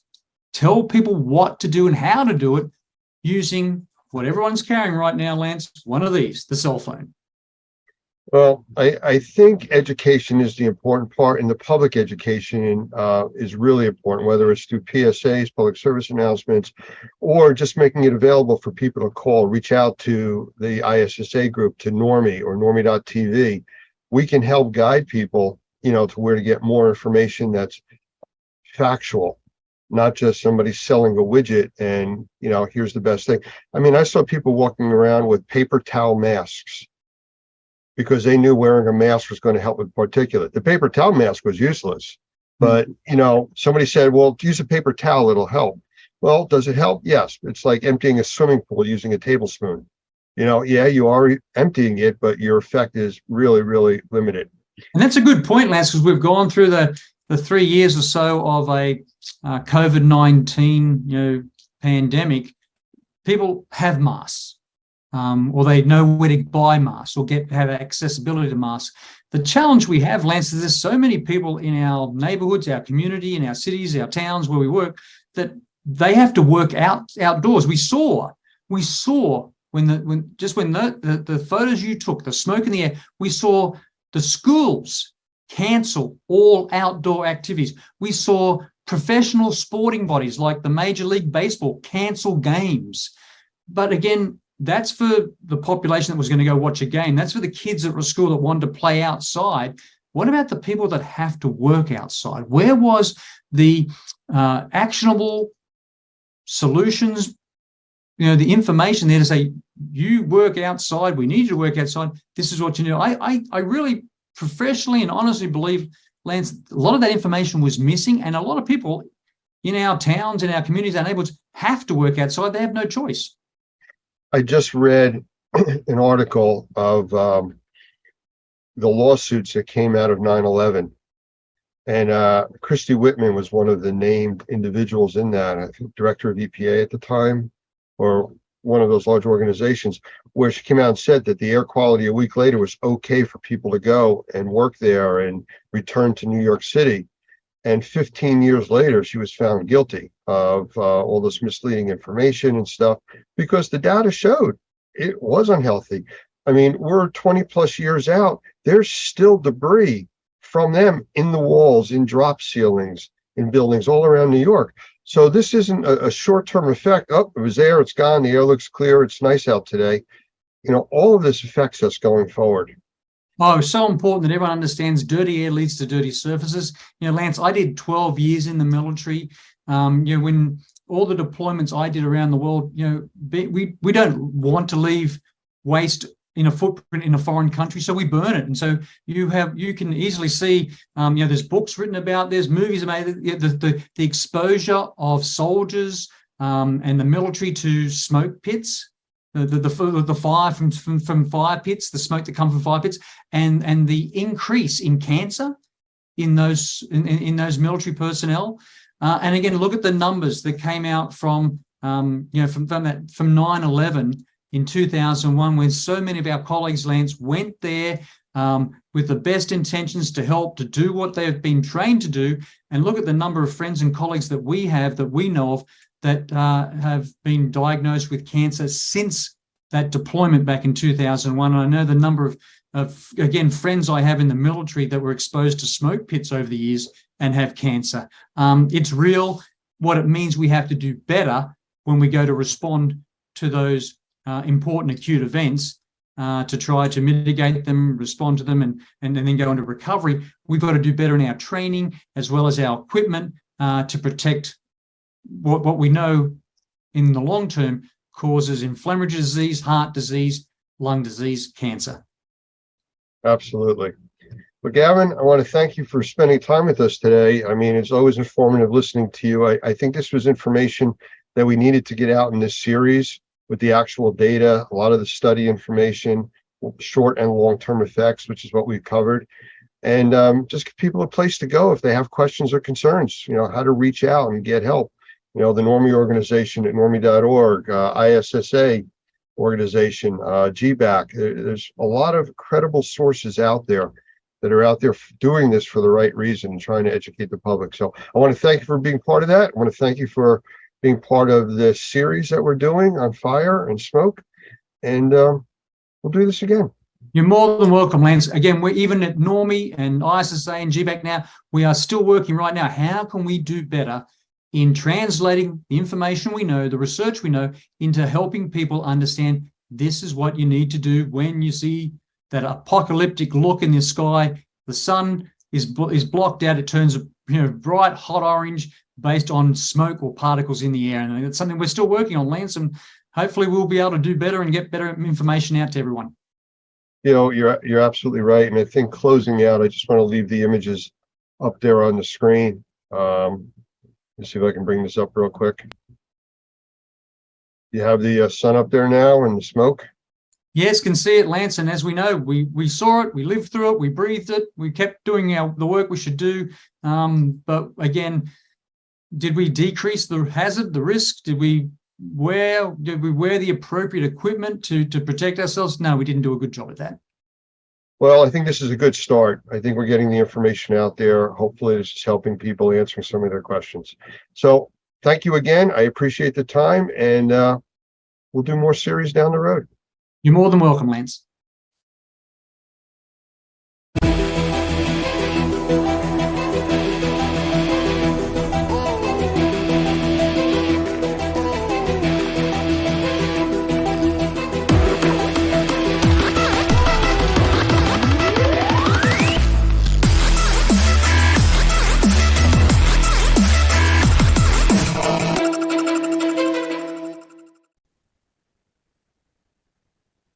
I want to welcome today's guests. We have Doug Hoffman, who's the executive director of Normie, and Mike Balzano, who is and I want to get this correct, it's the group publisher for BMP Media. Is that correct? I'm a group publisher. All the other group publishers are already shaking their head at me. Who's he is? I'm one of many. Yes. Okay. Well, welcome and thank you for being here. Thank you. As always, thank you for joining us here on this interview. I want to get right into it. I don't want to waste any time here because all of our time has been so tied up with everything that's going on right now, what you have coming up with the Experience show. And that's really what I want to start talking about. I remember from the last show that we were at in Las Vegas, there was a lot of super secret talk about this big event coming up at the spring show. And I'm going to say it if nobody else has. It's all about the special tour for the shore flooring. Yep. What's that all about? Larry Cooper, as everybody knows, was the owner of this event, founder forever, and did a wonderful job. I can't put words into his mouth, but I know for sure the reason he picked Chattanooga, Tennessee was that we could have tours of the Shaw flooring plant. That's about 25 minutes away from the Chattanooga Convention Center where the event's going to be. And we're going to do just that. And it's kind of exciting. 75 seats only are available. I hate to sound like a car salesman right now. You got to get those seats. But in this case, it kind of is like that. There's only 75 seats available. We're going to see 3 different plants that day. It's going to be a whole day and a lot of fun. You're going to be able to do transportation. Obviously, we're going to have lunch involved, and we'll have a tour guide with everybody, and people can spend the day really getting to the belly of the beast and what might arguably is the biggest flooring company in the world. And we're excited about it. It's a fun thing. So, wait a minute. You said there's only 73 seats available? 75 seats available. No. 73. Doug and I are here. Doug, you are, well, actually, technically, there were 65 available now because there's about 10 sold already. So 63 after you two. We're getting there. You can see it's having the splash we had hoped. People are really excited about this. And the easiest way to do it is to go to our website, rnrmagonline.com. Register for the experience. And once you do that, you have the option to get into the Shaw Tour. And what day is that going to be? It's going to be on Tuesday. Yeah, the day before the event, Tuesday, April 2nd. Meanwhile, back at the convention center, where the Coys are going to be doing a workshop, and Howard Partridge are going to be doing the same workshop they did last time, which was very successful. So can't make the Shaw Tour, don't want to go to the Shaw Tour, you got something great back home too. Okay. Well, I just wanted some clarification on that, and there you go. I still say 73 seats available. Let's leave it 63. at that. One of the other things that I've heard a lot of talk about recently was an advisory committee. And I only heard the term being put out. I really don't know anything about it. So can you enlighten us on that? That really organically happened, and mainly because I've never done a flood house. You know what? I'm the publisher of R&R. I've been in this industry for 2 years now, so I know a million times more than I did 2 years ago. But I'm learning. I'm not admitting to be any kind of an expert. So I said, you know what? Let's get some experts. Let's get the people who know what they're doing to really do this, and we'll just handle the back end marketing. And we got a great group of people. Lisa Lavender and Barry Costa have hopped into. They're going to manage what's now called the Restoration Pavilion, no longer the Flood House. And that's going to be paired, of course, with the Cleaning Pavilion, as you can see the symmetry there. Sean Bissillon will be back, as well as Lisa Wagner and Mark Kennedy working on that. The Coys are in the committee, and me and Andre Hansen, who's the event manager. And all of us together are working on the different segments to do that. I would love to have the gentleman, two gentlemen I'm looking at from Normie on that team as well, and we will in the future. But you guys, as we're going to talk about a little bit, you have a pretty big role anyway at our event. So you have your hand. You're doing plenty for us than extra stuff. So we appreciate that. But the point is, BNP Media bought it. Not a lot of people knew who we were besides R&R. No one knew who I was. So instead of that goofy guy that keeps showing up on the podcast, let's get some actual people who know what they're doing to do this. And we've done that. And you can see the wheels going quicker now, and it's exciting. I tell you, I think that's just a great idea, Mike. I think having guys that are in the industry, they got their hands in the industry all the time. That's going to make it so much better. One of the things I've always said about the experience that I think it is just different from any other conference that we're a part of is that it really is an experience. You can go there and you can actually do and touch and feel the industry, which is really pretty cool. I've told our members for years, if there's only one show you go to, this is the show you go to, because it works. Thank you, Doug. And yeah, it was, I've said many times, it wasn't, I don't think he named this accidentally. There was a reason why he called it the experience. He wanted to be an all-encompassing experience for our industry and the people who come. And hands-on training is the big deal, even more so in these spring shows than in Las Vegas, our big show in the fall, which always is the big blowout every year. The spring show in fall, you have 3 days of straight agenda days. The spring show, the first day and the third day are agenda days, and the middle day is kind of a hands-on workshop agenda all day. In addition to the Restoration Pavilion, in addition to the Cleaning Pavilion, you just come in and learn how to do things. And I don't know if there's any other event that really, definitely not to this level, can provide that for everybody. Well, I know what we get involved with building our training facility, if you want to call it.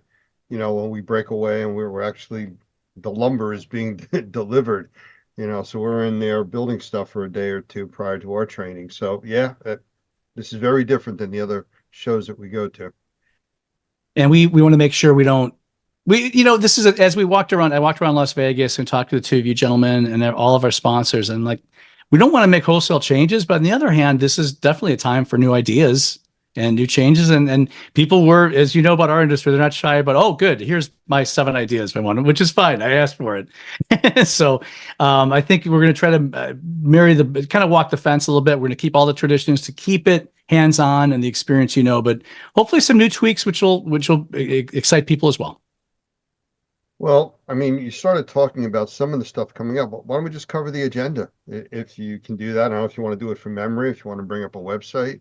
Well, I mean, I don't have to bring up, the entire agenda is there on our website. I could do what I want to talk about is definitely from memory. And then I just kind of did mention that there's a lot of people who've been coming to this event for 24 years. And they said, gosh, we're hearing the same kind of speakers a lot.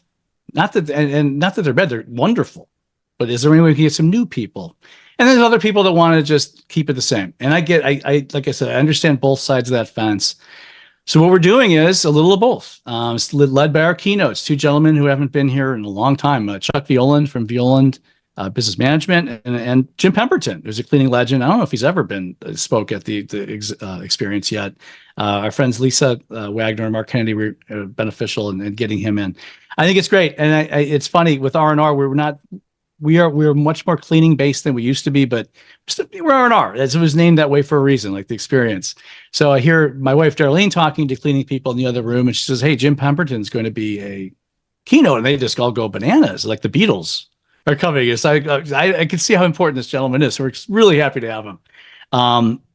Eric Sprague from Super Tech and Katie Harris from Spot On Solutions, and a lot of other people.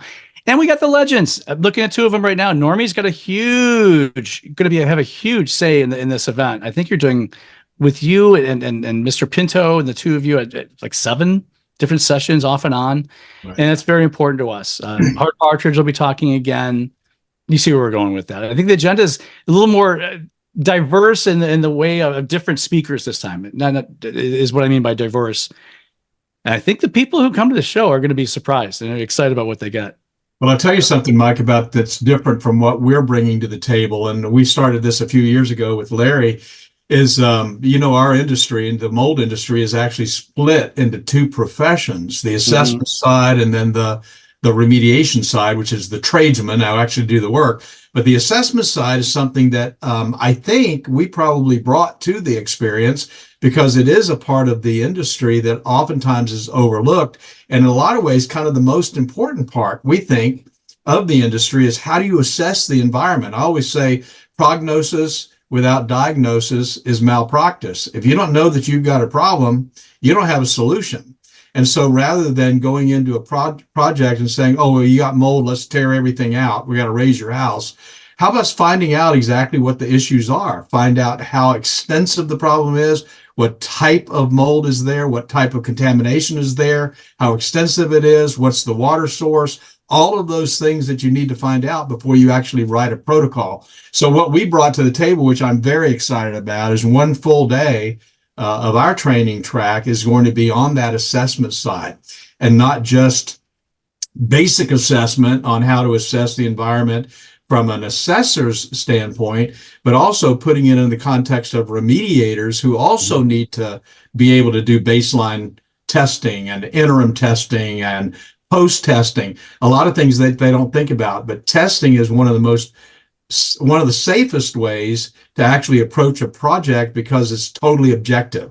You're dealing with objective diagnostics. It's not about how you feel or smell or any of that kind of stuff. It's, this is the problem. Now I need a solution. So I think bringing that one day, especially that first day that we're going to do our training track on the assessment side with Michael Pinto, with Lance, with myself, talking about, and some of that's going to be hands-on testing products.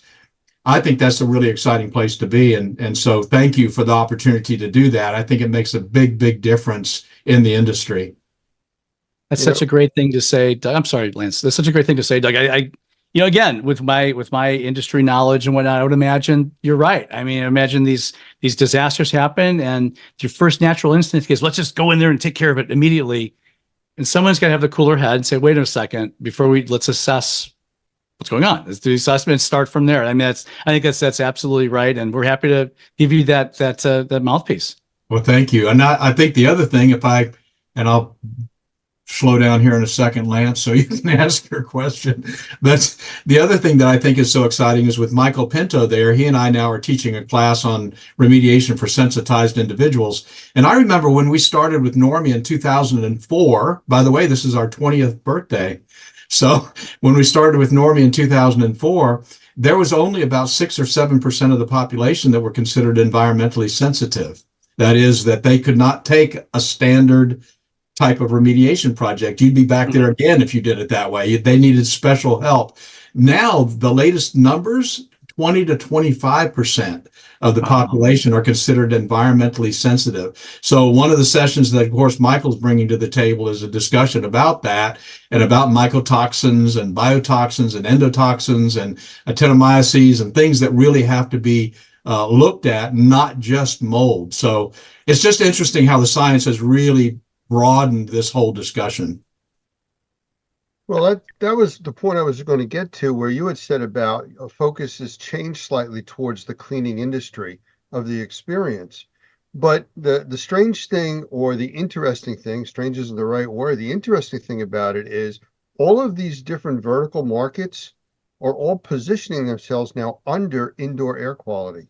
which is what we're talking about. So even though you have carpet cleaners and you have regular cleaners and you have HVAC people, it all comes under indoor air quality. And that's what we're there for.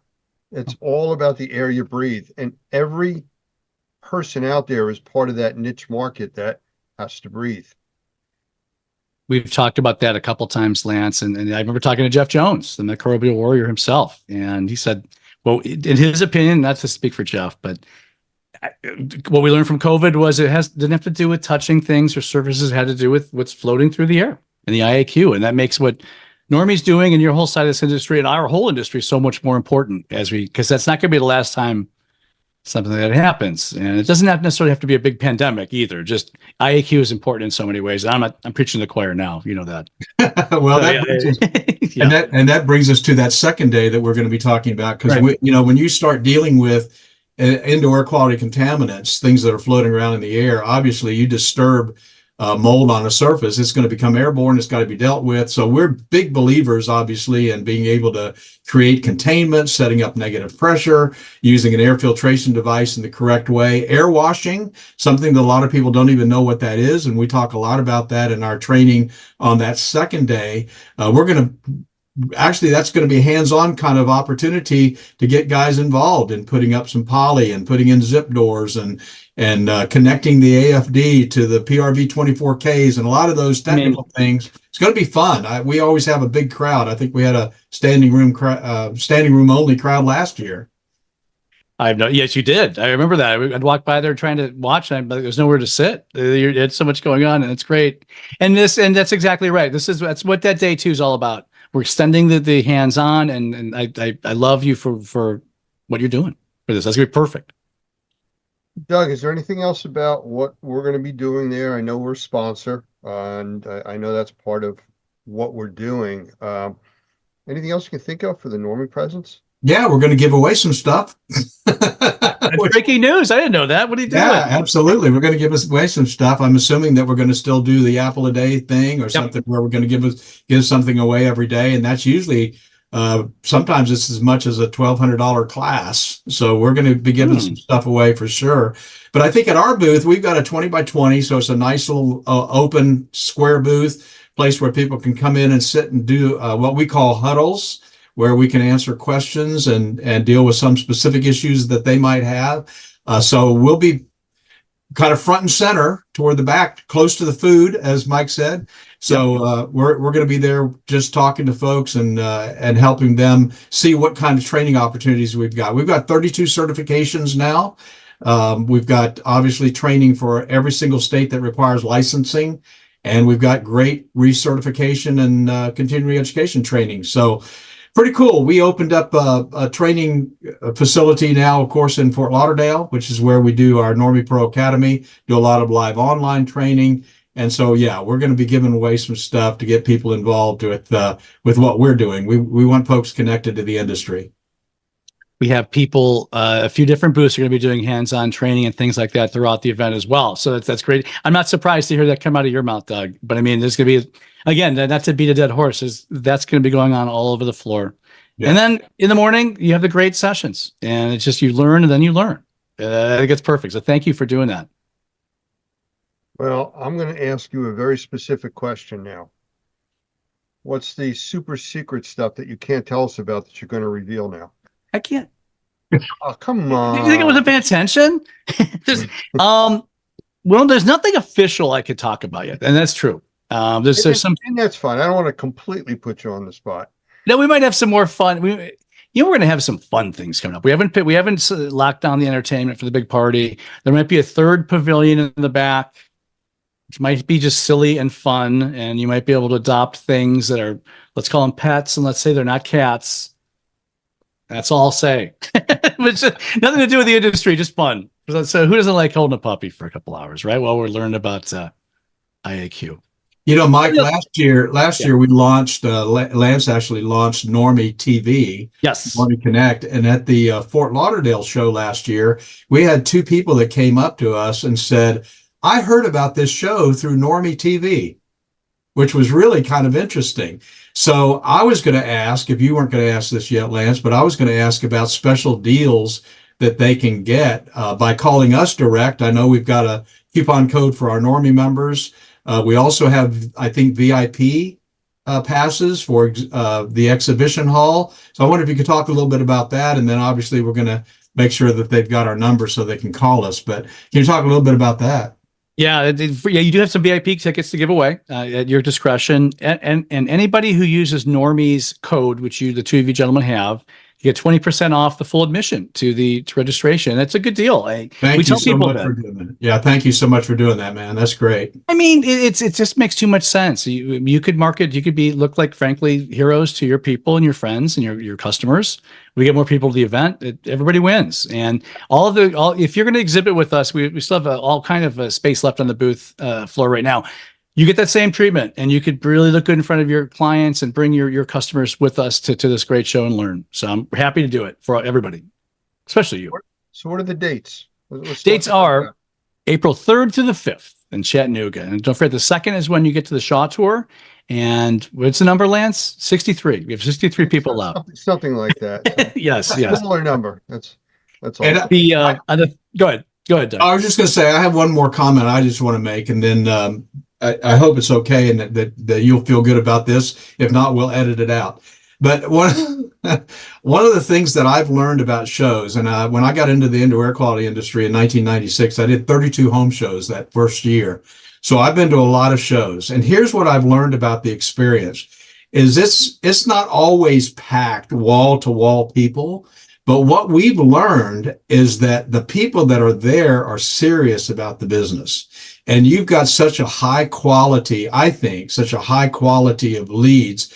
We've said every time we've gone to a show, we've built relationships that we could have built no other way.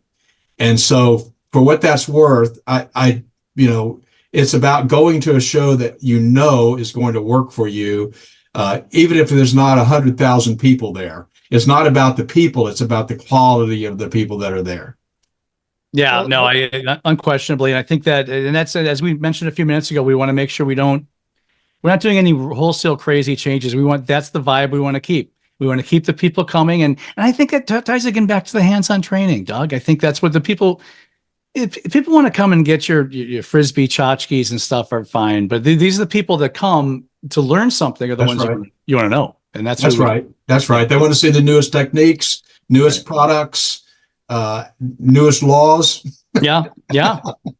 That's exactly right. Yeah. It only takes one good contact at a show like this to make your business. And that's to the point of it doesn't have to be jammed. And the quality and level of the education that's there and the people that attend for those purposes are the people that you want to meet. And those are the contacts that you want to make. It's funny. We're talking about the size a lot, and it's no secret. The Las Vegas fall event is usually about double the size of our spring show. And I remember talking to our team, and I was like, tying into what you gentlemen just said. I mean, we have good people coming though. Let's embrace that. Let's embrace this. This is more of I'm not going to use the word boutique, but it's more of a targeted, smaller show. But you could talk to the exhibitors, you could talk to the speakers, you talk to the attendees, and we have all kind of great opportunities to do that. And this is an opportunity you may not have in any other event. And Vegas is going to be great. Everybody always goes to Vegas. It's fun. There's going to be twice as many people there too, which is on paper wonderful. But to your point, Doug, I mean, this show might have a lot more value. It may not, but it might. So get there and find out, right? Well, it pulls people on the East Coast that can't go all the way to Vegas. I mean, that's what I think that's been a really smart thing about the experience is having that show in the spring on the East Coast and then on the West Coast in the fall. It's brilliant. Whoever thought of that, kudos. Well, I'm sure there's Mr. Cooper. I think that one thing I can say, Lance and Doug, to next year, not official yet, but it's about as official as you can get. I've heard from everybody and their mother who ever attended this event, and they want to go to Florida. They want to go back to Florida again, and it's okay. Well, we can do that. Okay, I live in Florida now, so that's easy for me. And so the RFPs went out throughout the state last week. So we're going to be in the next month. We'll be able to announce where the next spring event is. And the state though is almost. It'd have to be a miracle not to be down there. So people could bring their families down to the beach and have fun, and while they're doing that, come and learn. And I think that's a good recipe. I hope. All right. Well, Did you give out the website? I don't remember hearing that. It is r&rmagonline.com. And I mean, all these podcasts I'm on, I'm continue to say I really can't stand our URL, and I keep saying it over and over again. So my company will say, "Fine, Mike, stop bad mouthing our URL. It's a mouthful." RANDRmagonline.com, and you go there, click through there. Go ahead. Well, I was just going to say, for those old guys like me who can't forget websites, experiencetheevents.com still gets there, right? It gets there too. If you click on our website, it pops up. The first thing you see is you'll see experience ads all over the place. Just click on any of them to get right to it. And experience the events too. That's an easy one. Is there anything else you'd like to say about the show coming up? I mean, this is it. Here's your shot. Yes, there's one thing I want to say. I'm going to ask you this question. I asked you, Lance, specifically about a month ago. Are your fans, the Normaniacs, going to come? Are they coming to Chattanooga? The Normaniacs. The Normaniacs. We discussed There's a this. new word. It's your fan club. This section. How many Normaniacs are coming?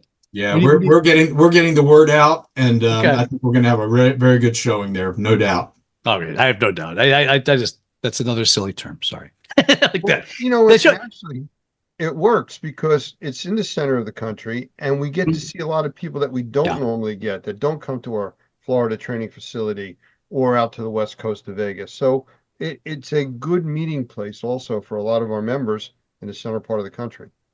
It is, and I know that he did that in Cincinnati a few years ago with the same thought, and it went pretty well as well. So I think that there's a good chance, drivable for a lot of people. A lot of people from Detroit and Ohio are just driving down. I've talked to them already. Some of my people from Ohio. So it's easy. It's easy to get to. It's going to be.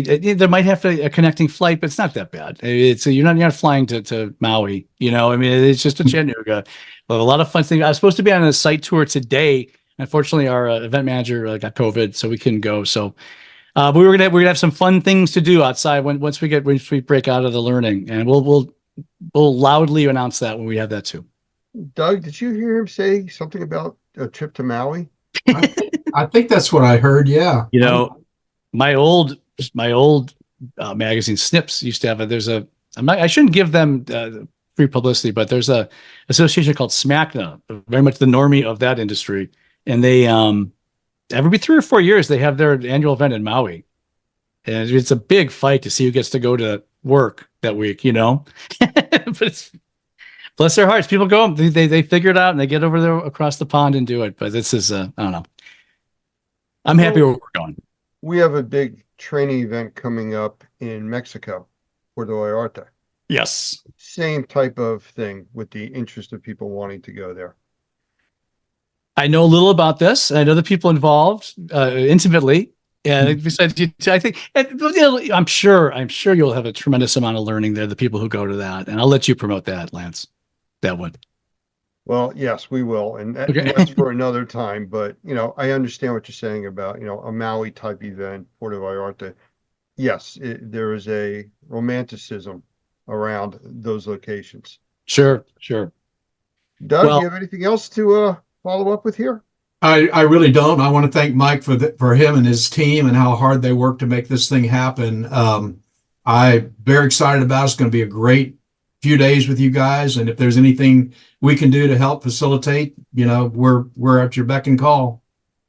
Thank you very much, Doug. I know. And it's just, we love having you as partners, and we are working very hard. The whole team, I could speak for them, because told Larry last year in Vegas when we left, I don't know if I'm going to be here for 6 months or 60 years, but I'll do the best I possibly can. And we're holding that promise. And come to Chattanooga. You're going to love what you get. The agenda's good. The Normaniacs will be there. I'll hope to say that again. And you learn a lot. And I appreciate the time today, guys. Really. Thank you. Thanks for your partnership. Thank you, Mike. Doug, thanks for being here with us. And we'll have to do this again soon. Look forward to it. Take care. Hello, everyone, and welcome to the Mold Matters podcast. I'm your host, Jeremy Evans, alongside my co-host, Mike Adams. Jeremy, how are you? Great. How are you doing? I'm good, but you did the countdown and you never say 2, but you said 2 this time. Oh, really? You usually go 5, 4, 3. And then I go silent. And then you go. Yeah. Yeah. I don't know what's going on in your world right now, but. No. My bad. Oh, that's How all are you right. doing? No, I'm good. I'm Yeah? good. Yeah. Yeah. Yeah. Just got back from vacation. Took the family to Disneyland with 6 grandkids, all under 7 years old. Oh, wow. How was that? Actually, no, all under 8. One's 8. It was a lot of work, Chair. It wasn't a vacation then? No, it was fun. It was fun. It was fun, but a it's lot of work. tiring. Yeah. Okay. Yeah. So I'm good. All right. So you're rejuvenated. Yes. I haven't had any vacation, but I feel rejuvenated because we're having a special guest today. We have a great guest. A good friend of ours that we've become friends over the last year or so, Doug Hoffman. For those of you that are in the mold remediation or mold certification, or just in the mold industry in general, I've probably heard of Doug. He's been around the industry a while and kind of made a good name for himself, especially in the last several years as a quality instructor on how to mitigate mold, how to build your home such that it's going to be less inclined to grow mold. He's got a book on that we might talk about here a little bit later. And so I'll give a little bit. Doug, you're already online, but we're going to give you a little introduction here. Doug is the founder and executive director of Normie. So, we've talked about Normie a time or two on here, I think, but there are a couple of organizations that do training and certification for mold remediators, and Normie is one of the top premier organizations out there. It stands for National Organization of Remediators and Mold Inspectors. Is it mold inspectors or microbial inspectors? It's microbial inspectors. Oh yeah, that was a change, right? Good catch, Mike. It was a change. Yeah, about a year and a half ago. I forgot about Good it. Well, catch. Just when people think I'm not paying attention in the world. Yeah. Yeah. I surprise them. Yeah. That is we won't go into it, but that's an important distinction, right? Right, Doug? Yes, it is. It is. So, his life passion has been helping people understand how to live healthier indoors and empowering them with the ability to have clean air. I remember you saying one time in your book, I think, that you spent part of your career building homes that made them moldy, and then now you're doing the rest of your career to reverse the effects of some of those early mistakes that you saw in the industry. Yeah, So, that's exactly right. Yeah. but anyways, Doug, we've been glad to get to know you, and we're glad you've come on the podcast. We found great synergy with Doug, and we kind of have that shared vision of trying to help people live happier, healthier lives by helping the microbial, load in their homes and things like that. So welcome, Doug. Well, thank you. I appreciate it, guys. Mike and Jeremy, great to be with you today and excited to share some information. I think one of the things that I love doing is teaching and training. And I think I've always believed that the person that's the best trainer is the one who can take complex subjects and make them easy to understand. And that's what we try to do in our training programs. And I appreciate your recognizing that. And hopefully today we're going to take a subject that's sometimes a little complex and make it simple so that we all understand how it can affect our health. Yeah. Yeah. I think, yeah. Well, I guess if you had to encapsulate the topic of what we're going to talk about under one umbrella, what would you say? Because I've read through. Well, it's definitely under the indoor air quality discussion. And we're talking about how our houses become contaminated. We don't often think about air infiltration and moisture intrusion problems, but that's one of the most common ways that houses get contaminated indoors. And then because we don't deal with it correctly, we build little toxic soups that we live in. So yeah. I think if that helps kind of focus on what we're going to be talking about, that's the idea. Yeah, I like it. And let's jump right in there. We've talked about this on the podcast before, but the construction, because that's kind of your background, construction background. Let's talk about some of the changes that you've seen in that construction industry that have either contributed to or possibly helped with, microbial growth indoors. But what have you seen? Yeah, that's a great question. So I'm going to go back really old because I'm an old guy. But I can go back into the 70s, 60s, 70s, and 80s. And I remember when I was growing up, I grew up in Florida, and I grew up in the construction industry. My dad was a plumbing contractor, as you know.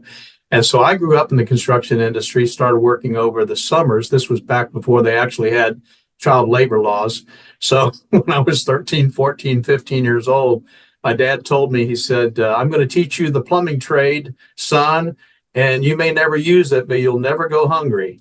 And he was exactly right. So I learned the construction trade. And back then we were building block houses, essentially, concrete masonry unit houses. And believe it or not, they didn't even have any insulation on the inside walls. They would put up furring strips and then drywall right over the top of it. So I remember in the 60s and 70s when they started insulating houses, well, so they were moving toward tightening them up. And as they began to tighten them up, and that's one of the big changes that's happened, they've gone from that now to houses like the one that I built for myself. As you know, that's a monolithic foam home, incredibly tight house. That difference has made a huge difference, not only in the way we live indoors, but the way we react to our indoor environments, because now we've really tightened them up. And that's why I addressed this subject so comprehensively, I guess, in my book, in Mold-Free Construction, because that's probably one of the biggest change. The other big change, of course, is the products that we're using. And it used to be we were using wood and concrete, and now we're using plastic. Almost everything is plastic and PVC and petroleum products and off-gassing stuff. And, so yeah, completely different kind of view of homes today than it was certainly when I was growing up. So, with that tightening up word, we tighten up our homes. I've thought about that wording. I think it's kind of funny, but yeah, we do. We, like you said, the insulation is part of that tightening up, right? That's what right. You're saying. And then, that's right. And the weather stripping, the whole wrap that we do around the homes, that came about, the Tyvek wrapping that they do. When did that start? That started in the late 80s, early 90s. So this was all as a result of the Jimmy Carter days when we started. There was an oil embargo and everybody was concerned. I remember getting gas and it being rationed, Yeah, we waited for gas, hours for gas. Yeah. Yeah, exactly. Get gas every other day, based on your license plate or whatever it was. Yeah. My point is that the Carter days is when they really started tightening things up. Weather stripping was hard to buy. I'll tell you a funny story, Jeremy. I don't know if you know what a jalousie window is, but when I was growing up, my house had jalousie windows. And what that was essentially strips of glass that are 4 inches wide, and they just kind of sit against each other. It's like they're layered almost like a cabana shutter. Oh, and yeah. so I know exactly what you mean. Yeah. Oh, yeah. So you open it up or you close it, and there's this huge gap between each layer of glass. Yeah. Well, I remember at our house in the late 70s going through and putting weather stripping between every single one of those panes of glass. Yeah. Wow. All the way around the house. We did a church house in Kauai that had those windows around the entire church house. Yeah, Hawaii. exactly. Yeah. Which So was they're great still for around. ventilation, but yeah. Well, and isn't that how it goes? As you see innovation, even still, I mean, they're innovating in the construction industry, in the plumbing, in all the industries, there's innovation.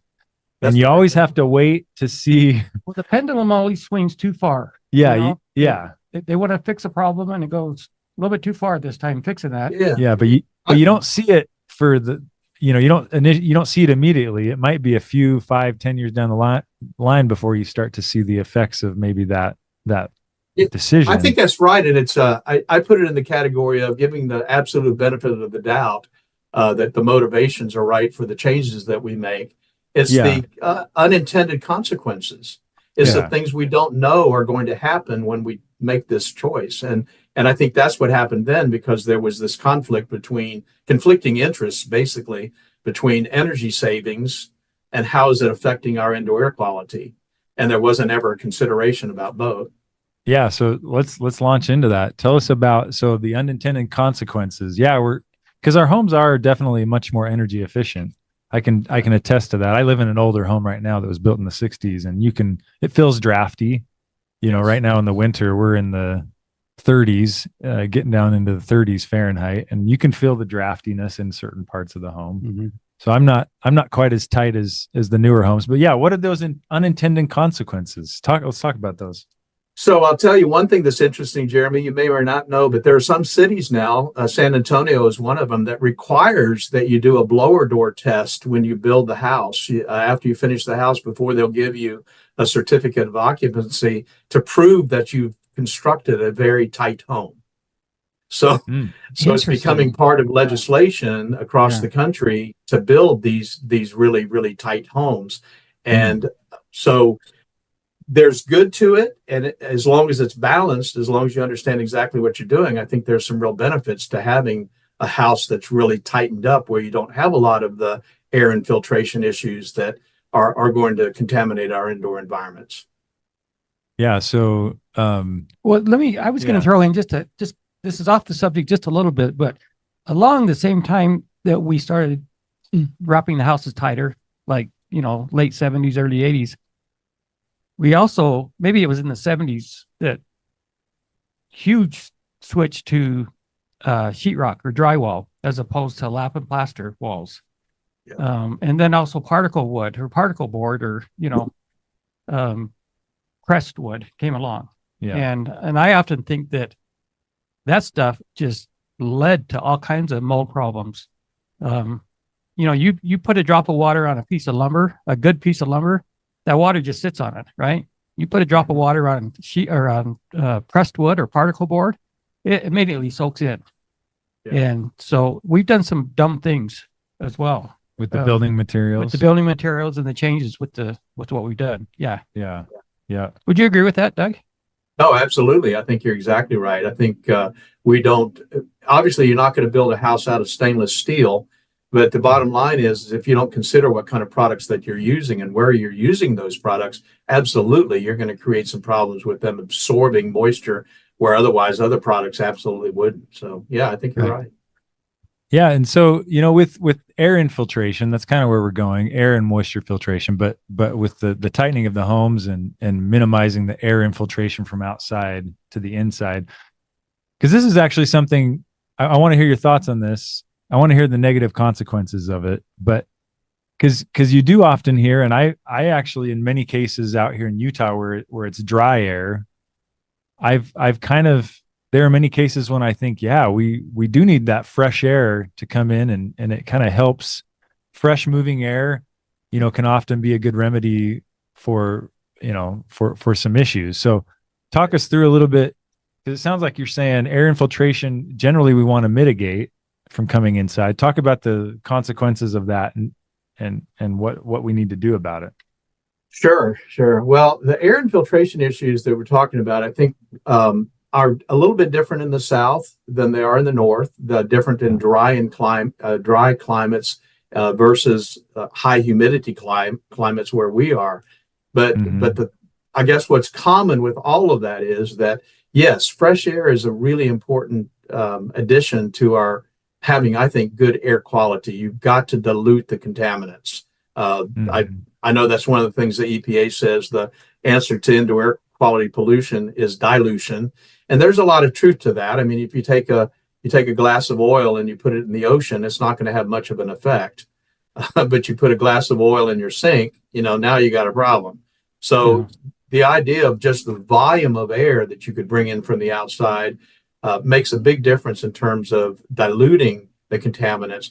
But from an air infiltration issue, I think what we don't think about, Jeremy, are the things that you don't see that's coming in with that air on the airstream itself. And even if you're in the north and you're dealing with dry air, so you don't have a relative humidity problem, which we have in the south, when you're bringing air in from the outside, you're bringing in high relative humidity, much higher than you want indoors, 70, 80% in some cases. But besides that, what about the stuff that you can't see? The pollen, the mold spores, the microbes that are floating on whatever it is that's outside that's floating around in the air, those nanoparticles that you can't see. You see them in a shaft of light in the morning, when you're looking at your bedroom window. Well, all of that stuff is in the air outside as well. And so now what's happening is that, like a little magic carpet ride, it's riding on that stuff, and the microbes are riding with that stuff as it comes in through those cracks and crevices in the windows and the doors. And so that's what I think actually needs to be mitigated. And there are a couple of ways to do it. That doesn't necessarily mean that you have so tight a house that you have no air infiltration. That wouldn't be a smart idea. But the idea and the way we approach it, and I certainly did with my house when I built that, is to have a place where I am bringing fresh air in through a fresh air makeup. And now I'm controlling the air that comes into my house. So I'm still bringing air in from the outside. But in my case, and the way we train on this, and my thoughts are, yeah, I'm going to bring it in, but I'm such an indoor air quality geek that I'm going to make sure that it's cooled or heated and filtered and purified before it ever comes into the environment. And you can't do that if you're just allowing the cracks and crevices to bring that fresh air in. I see.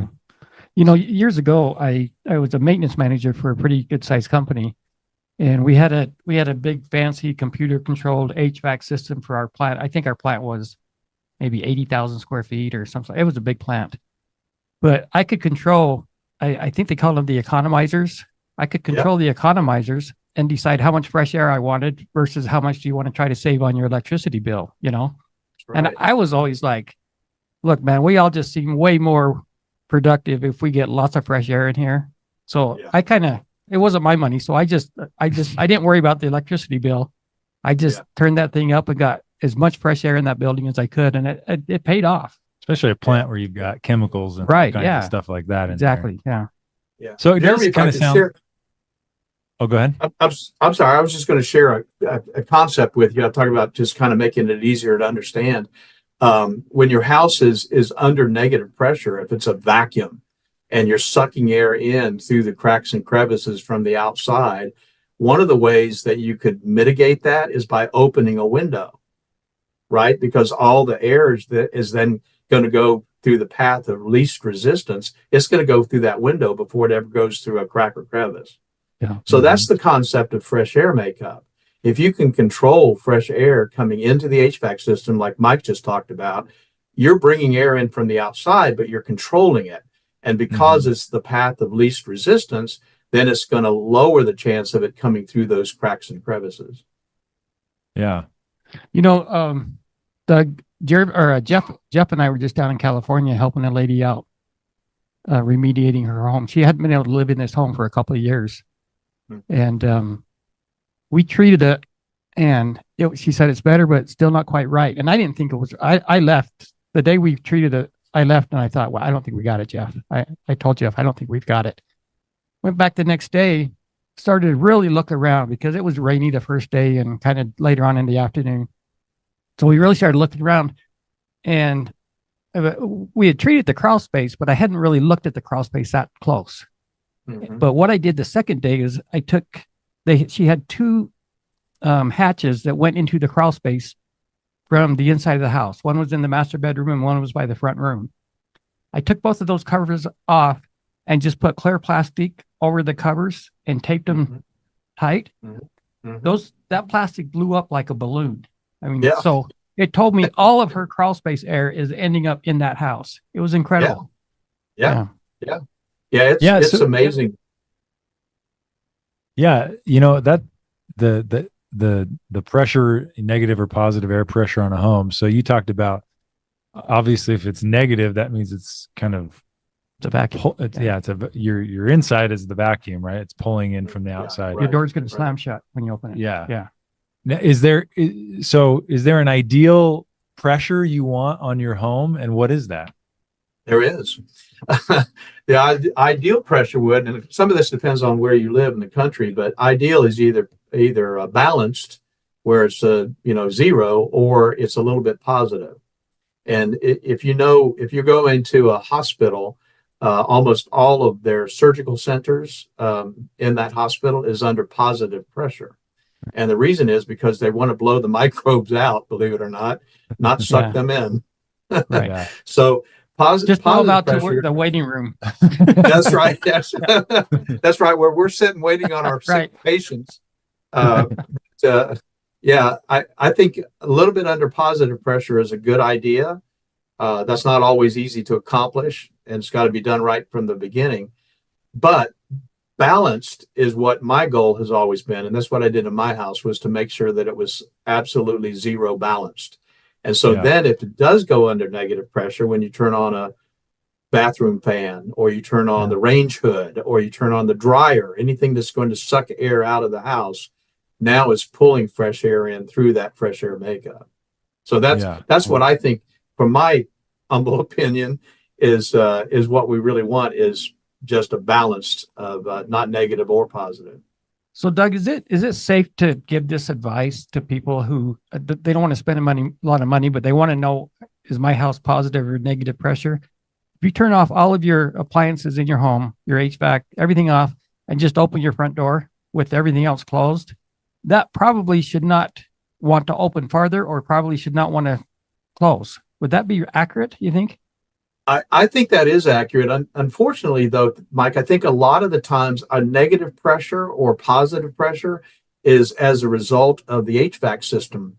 Yeah. And it actually running. And so if it's sized improperly, then it can put the house under negative pressure or under positive pressure, where if it were turned off, you might end up with just a balance, zero. Right. Yeah. So sometimes it's the biggest contributor, especially if it's sized improperly, the biggest contributor to creating that pressure differential. So is it it's the size of the HVAC unit that contributes to the positive or negative pressure? Is it also the amount of returns versus supply registers? Does that play into it? So it's kind of an equation of those things combined. Yes. I can see how that could get kind of complex. I don't know how to, I wouldn't be the one you'd call to say, help me fix my pressure per se. Come balance my house, Jared. Come balance please, my if you house. could. Yeah. But I can imagine it being complicated. Like, I need to figure out if you got the right size first. Yes. And then, okay, maybe you only have one return, and I don't know. And where is the return located? And It is a complicated process, but fortunately, there's a lot of science behind it. And unfortunately, a lot of HVAC guys don't know that this exists. But you probably remember in my book, what I did for my house was I hired a mechanical engineer, and it only cost me a couple of $100, but he ran what's called a manual J and a manual D. The manual J calculates the load calculation on exactly what size air conditioning system you need based on that house, that specific house sitting on that specific lot. That's the manual J. And then the manual D designs the ductwork.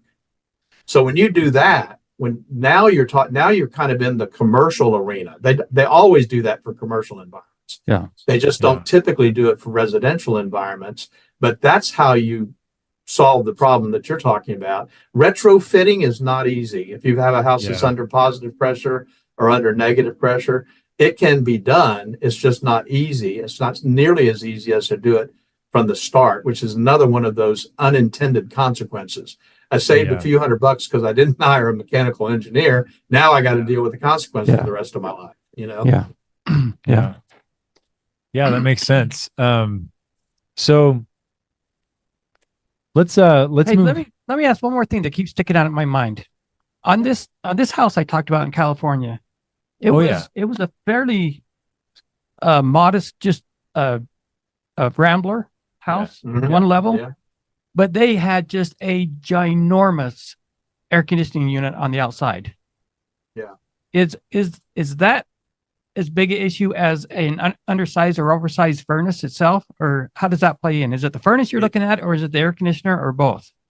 Yeah, it's actually the air conditioning, the sizing of the air conditioning system itself, I think, is probably one of the most neglected areas addressing indoor air quality.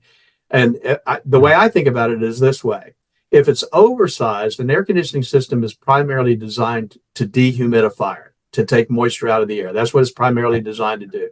If it's oversized, then it's going to short cycle, and it's not going to run long enough to get the moisture out of the air. So you got a moisture problem. On the other side, if it's too small, it's going to run and run and run and run and run and never get the moisture out of the air. So you've got the same result, which is what you and I deal with all the time, mold.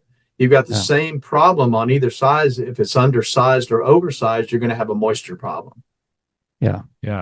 So in that crawl space example that Mike gave, because that's technically not, a living space usually. And so, that's almost a whole nother deal, right? Because the HVAC system, if it's not plumbed, down into the HVA or down into the crawl space, you've got the living space that, say you get that under a neutral or positive pressure, that crawl space could have its own dynamic in and of itself, right?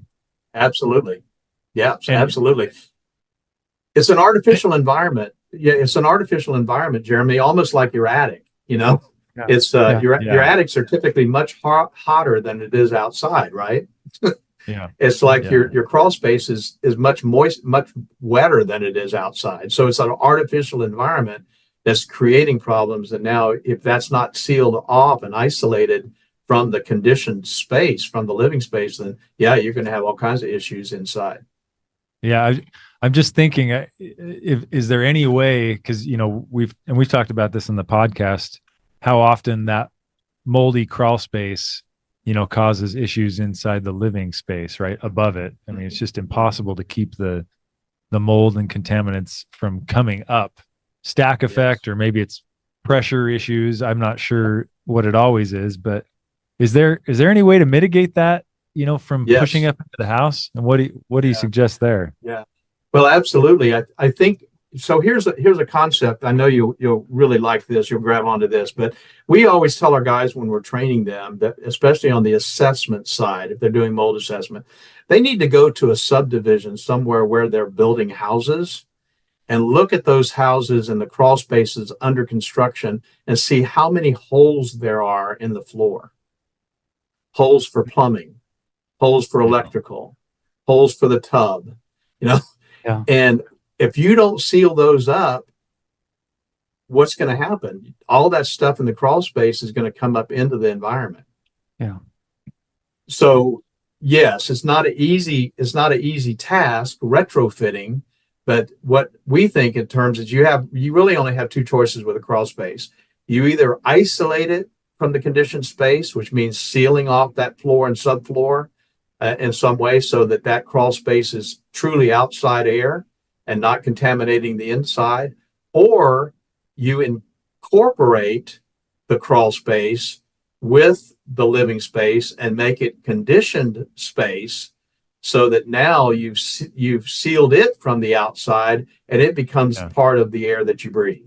And that's the concept of a conditioned crawl space, where you've got the floor sealed, you've got the perimeter wall sealed, and now what you're doing is you're essentially air conditioning the crawl space. Right. Yeah. And the other thing I thought about was the vents in the crawl space. I think that's incredibly important. This house did not have vents that I'm talking about. We had them cut vents and then go back and treat the house one more time. And she's back in the house now. But that crawl space had no vents. Well, and that's something we talked about too, because here in Utah where we're dry, it really in most cases is a great idea just to get ventilation in that crawl space because it's dry air. Right. Yeah. But we talked to some of our guys in the South, and they're like, Well, that makes it worse. Yeah. that makes it worse. You're just inviting all this humid air into the house. Yeah. So I know some of that's regional, like you're saying, and probably That's right. situation specific to. So what do you recommend down in your area, Doug, down in Louisiana? Do you recommend for crawl vents? space Yeah. vents or? Yeah, we highly recommend that it be completely a part of conditioned space, a part of the living environment, that you isolate it from the outside. I think the problem is, like you said, in the South, you're dealing with 80+% relative humidity outside. You can't get enough vents to get that air exchanged underneath the crawl space. Even if it's on pilings, it's really hard to get the air moving underneath that crawl space and getting rid of the moisture. So what we always recommend is, if you're going to have vents, which some people are not going to go the conditioned route, if you're going to have vents, then you need to figure out a way to isolate that floor, somehow seal it underneath so that you're not bringing those contaminants indoors. Yeah, I see. And sorry to go back to the sealing up the cracks and stuff in the subfloor and flooring between the crawl space and the living space, but is that not standard protocol for a construction, a contractor, or is that something you need to request if you're building a home? Or Well, I'm sure that's probably a regional thing as well. I'm sure there are probably some municipalities where they require that. Like I said, San Antonio, where they're requiring blower door testing. That would be part of things that they would require as their local code. But that's one of the reasons why I wrote Mold-Free Construction, Jeremy, because I think a lot of things are different in different parts of the country. Some places they will allow things the way they wouldn't allow things in another part of the country. Short story, I built a house for a friend in Atlanta. I was actually living in Florida at the time, had a Florida license, had all my licenses in place. It was actually Rome, Georgia. It wasn't Atlanta. I went to Rome, Georgia, was going to build this 3,000 square foot house for this guy. I went up there in a suit and tie, took all of my licenses and all my credentials, sat down with the guy that was going to approve the drawings. And he said, "You ever built before?" I said, "Yeah." He said, "Oh, okay, well, you can build this one." I said, "Don't you want to see my licenses?" And he said, "No, son, if you don't build a good house, you'll never build another one here." And so Interesting. Yeah. yeah. So, different parts of the country do different things in regards to minimum standards. Well, in different parts of the world also. I was just on a phone conversation with one of our licensees in Australia. And he said it's unbelievable in Australia what they get away with, Yeah. Yes. Yeah.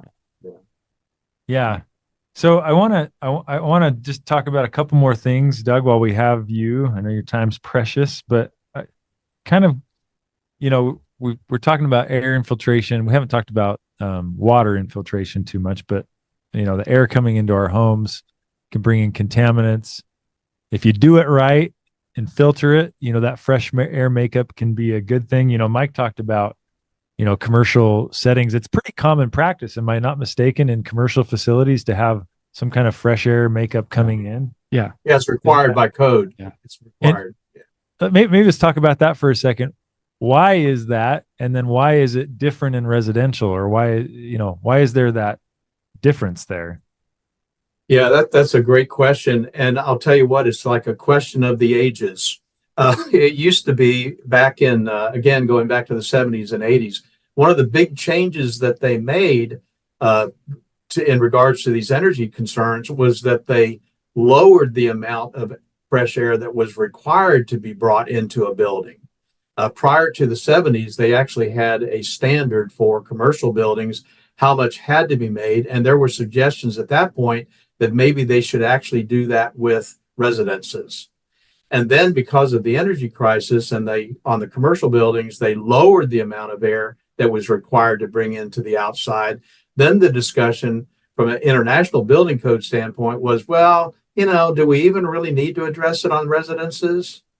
And so it never really got addressed. And it's a little frustrating to me because even though now it's required on commercial, it's not required on residential. On commercial, the manual J, the manual D I was talking about, that's required, but it's not required on residential. Interesting. So I don't know all the politics. I hate to use that word, but I don't know all of what went into those kinds of decisions, but it's certainly not the way I think that houses should be built, because you can, again, mitigate a lot of problems by doing some pretty simple things. Yeah. So you'd be a proponent of getting that more in the residential setting where you can get more fresh air in there, as long as you can filter it, right? Filter Absolutely. it. Make sure it's good. Absolutely. Absolutely. Yeah. I think, of course, my view of this whole thing from my book and the standpoint of the construction side of the industry, my whole view of this is looking at the house holistically. It's a living, breathing organism, and you can do one thing and screw something else up. So what you need to do is you need to think in terms of, how does this whole thing work together as a system? And I think that's the really important steps that need to be taken when somebody is either building or retrofitting. So let me I know this next question could be a whole nother podcast. In fact, we're planning a podcast. I know where you're going with this already. Okay. Yeah. You're going ERV, HRV? Yeah. ERV, HRV. What? Yeah. What are your thoughts on that? I'm a believer in certain situations. Again, I think it's kind of you have to look at the holistic view of that particular environment and find out whether or not that actually works. If you're retrofitting, they absolutely, I think, have a place if you're wanting to go to a positive pressure environment, or you want to go to neutral pressure, those kinds of things really work. I think that, again, it's almost, I don't want to say case by case, but it's almost, that's kind of the way I view it. So in the HVAC industry, you know, they call those appurtenances. They're things that you add on to the air conditioning system, just like a dehumidifier. I'm not a big believer in adding dehumidifiers to the HVAC system. I think if the house is designed properly and you have a manual J and a manual D run on the house and it's sized properly, you should never need a dehumidifier. A dehumidifier is kind of a Band-Aid, you know? And I kind of feel that way about ERVs. It's like, I can see a place for them, but it would be under certain conditions. You know, just and we don't have anything but just a little bit of anecdotal experience with these. My personal opinion is I think you need to be careful with these things because I think you can build up a mold load within the core of that thing. Yeah, absolutely. Yeah, we have a house we're dealing with right now, and it's very moldy, or it feels moldy. We're picking up mold on tests, and there's no sign of it in there. And then we kind of dissected the ERV the other day, and it just felt awful. Awful in there. Yeah. And once so we opened it, in fact, once we opened it, I started getting physical symptoms. Like it was not. Yeah. good. And so again, we're kind of on the beginning end of the journey. We've researched it quite a bit on the internet, but we haven't, you know, all we have, like we said, is just a couple experiences with some customers. And so we're trying to figure out, but I like what you said. I mean, if you figure out the right, you know, system and size for the house, you know, maybe that's the better way to go than trying to get. And every case is its own deal. Yeah. You can't. Can I tell you a quick story about an interesting HVAC system that I saw? I'd never seen this before. I went out to an oil rig, BP oil rig, and it's about 6,000 square feet. And one air conditioning system cools the entire rig, 320 rooms, individual rooms. And at the end of every run, every single duct run to that room, at the grill going into the room was a VAV to control the volume of air going into that room and the temperature. So every single room had its own thermostat. Now they had a computer running this thing that took up a whole room. But the point is that when somebody went into their room to sleep and they wanted it 65 degrees, they could have it 65 degrees and the person next to them have it at 72 degrees. So that particular appurtenance, that piece of equipment, you can imagine throughout that entire rig, every single one of those was unbelievably contaminated with mold problems because they all have a coil. They all have fins to direct the air. And it was just a massive cleanup job. And so you're exactly right. I think that's the kind of thing you're looking at. Now, in that environment, they didn't have a choice. They had to do that because of the way the thing was constructed and what they wanted to accomplish in terms of keeping the rooms separated. But my goodness, what a major problem, mold issue. Yeah. So kind of our last question then, Doug, what, you know,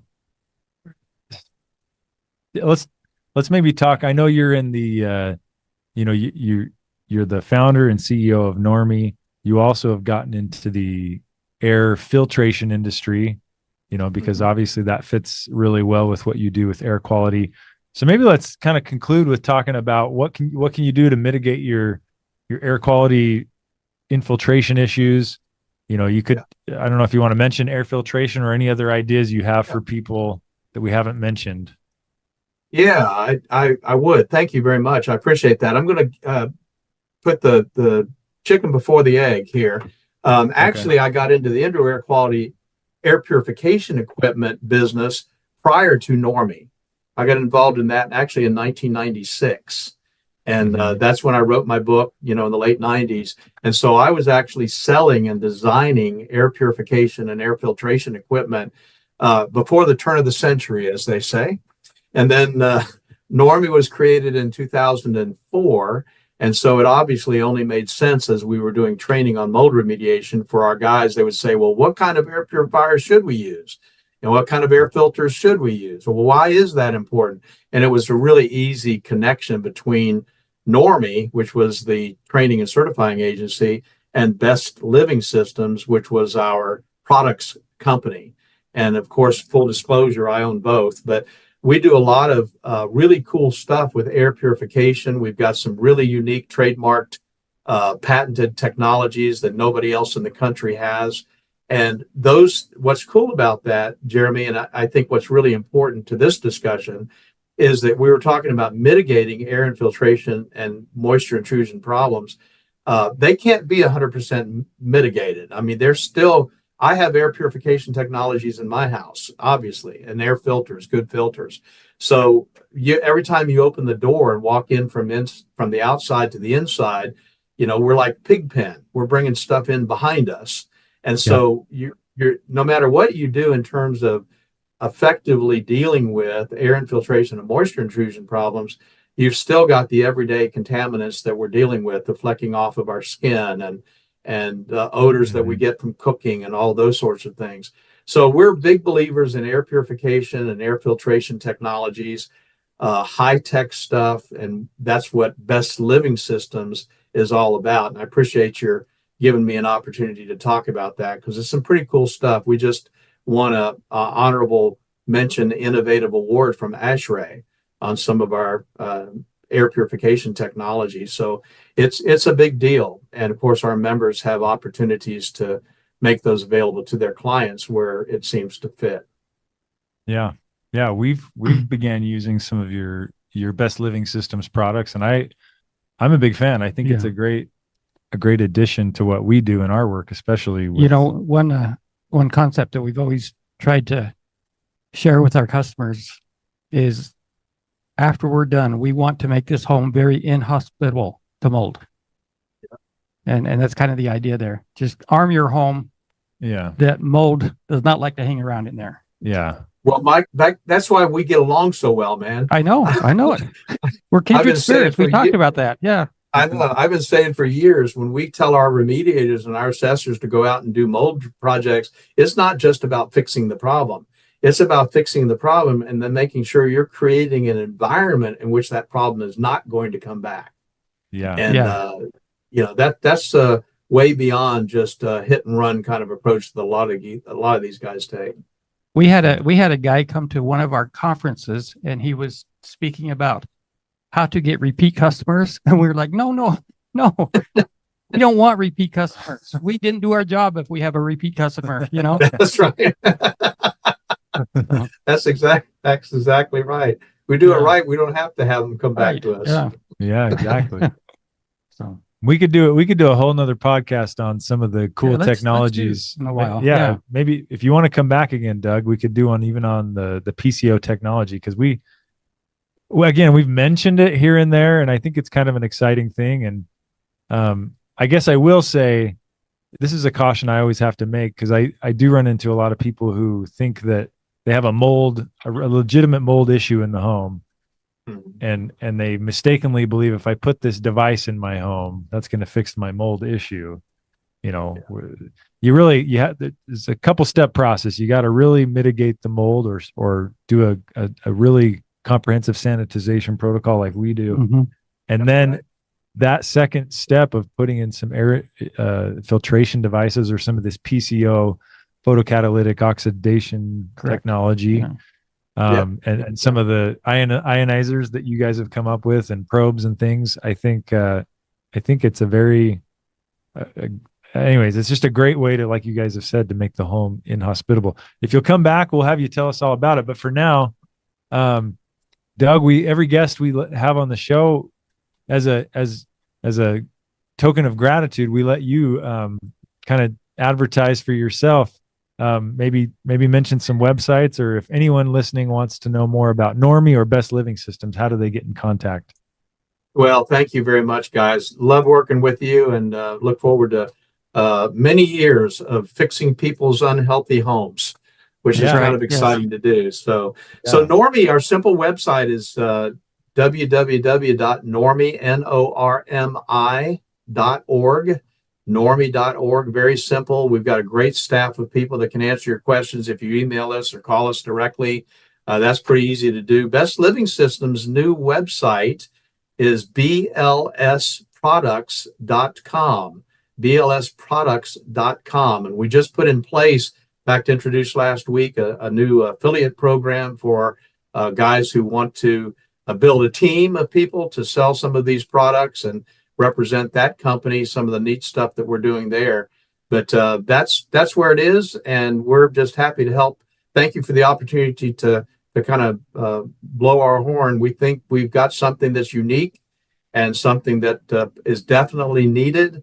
We always say that we're all about helping people have cleaner, safer, and healthier environments. And I think when you look at these multifaceted problems and you've got a multi-strategic solution, you're on the right track. And that's what we're trying to do. And let me just say in conclusion, because parts of the mold remediation and sanitization industry have a reputation as being quite closed-minded. I wouldn't say all of it, but it's been very refreshing getting to know you, Doug, because you do have kind of this expansive vision and you're pushing innovation, I think, which is very much needed. There are so many gaps and holes in some of the current protocols out there that we're, and I wouldn't even say we have all the answers completely yet ourselves. We're all figuring it out, but it's been good to get to know someone like you where you're great. Yeah. Where you're open-minded, you're pushing the innovation, trying to figure out better ways each day to improve the mold remediation protocols out there. So hats off to you, and to many more years as we try and navigate this world and figure out how to make homes healthier. So thanks for your time. Thanks, Jeremy. I think we got a big market out there. I always tell people the only people who need what we have to offer are people who breathe. And so I think that is true. I think we're going to have a big market for a very, very long time. I agree. Yeah. Well, thanks, Doug. Thanks for joining and for your expertise. I learned some good stuff today. I do need to learn more about HVACs, and that's something I should put on my to-do list. So thanks for your time, Doug. Okay. We'll be in touch. We'll catch up down the road. All right. Thanks. All right. Thank you.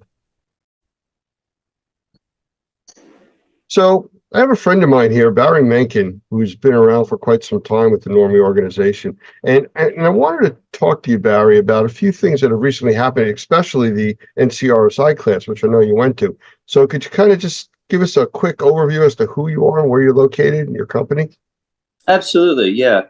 So again, my name is Barry Mankin. I'm with Four Corners Environmental out of Nashville, Tennessee. And we do, all things environmental as it relates to testing and inspections. And so we attended the most recent class down in Florida and had a wonderful experience. And I am already applying it to my business as we speak. So, well, excuse me, it sounds like you've changed your business model. Has it had that kind of an impact? Yeah. So we've had in the past, I don't know, maybe a couple years, the sensitized individuals have been a larger part of our clientele.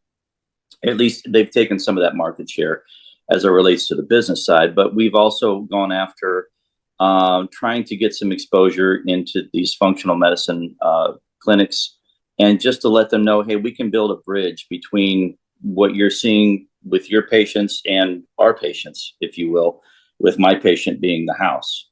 And so we just treat the house like a person, which is lockstep with, what we were talking about in the class. And so getting that bridge built and being a little bit more detailed and more comprehensive through the class as far as definitions and protocols and that sort of thing was more beneficial for us for sure. But that's kind of how we've taken our clients, and now we have a better process to walk them through that's repeatable. Well, it sounds like you've been dealing with the sensitized individual group for a while. I mean, it was like 5% of the population like 15 years ago, and now they're looking at up to almost 25% that could be affected as a sensitized individual. So from the NCRSI class that you took, did you get anything new out of it that's helping you move forward with this group? Yeah, I'll just mention one term that was talked about in class. I love the HEPA pizza concept. So, but yeah, it's other than just it's kind of like a think tank. You know, the type of people that are in this class are usually the guys that have been around and that have been dealing with this for a while, and they all have different approaches. They're from different parts of the country, and they have their own set of sensitized clients for different reasons. Where, you know, I'm in the South and we have a lot of high relative humidity down here, but, you know, guys out in Colorado, it's going to be a whole different ball game, you know. So seeing how their approach is for their people, you know, when we're dealing with maybe more particulates as opposed to more mold counts, or somebody's got an asbestos thing or whatever, cleaning is still applicable across all different platforms. And we're trying to take those same cleaning concepts and make them applicable across the country, right? And so that process has been really good to get nuggets from guys in other parts of the country. And that part I really, really enjoyed, and it was very, very helpful.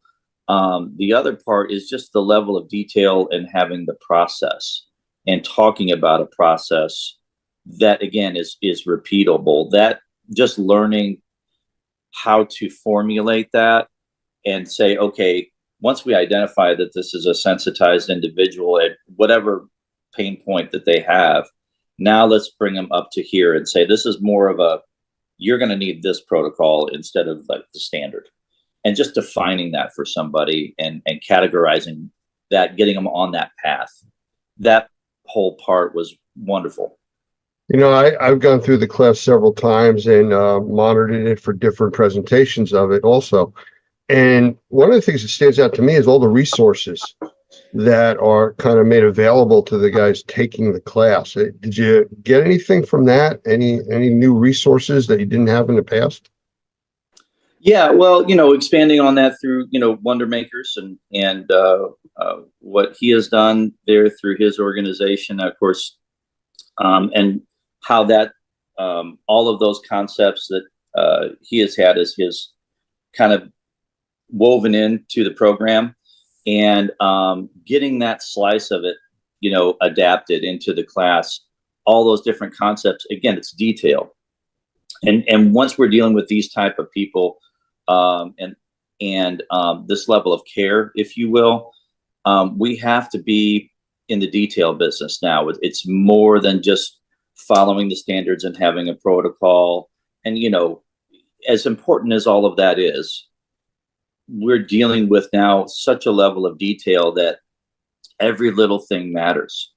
And I think just having those specifics as it relates to the cleaning process and extra steps in that process, and how those steps actually have value for somebody, and how that's quantifiable on the back end or throughout the process, so that you can make sure that it's working. All of that was very beneficial. And it's just, again, how good do you want to be?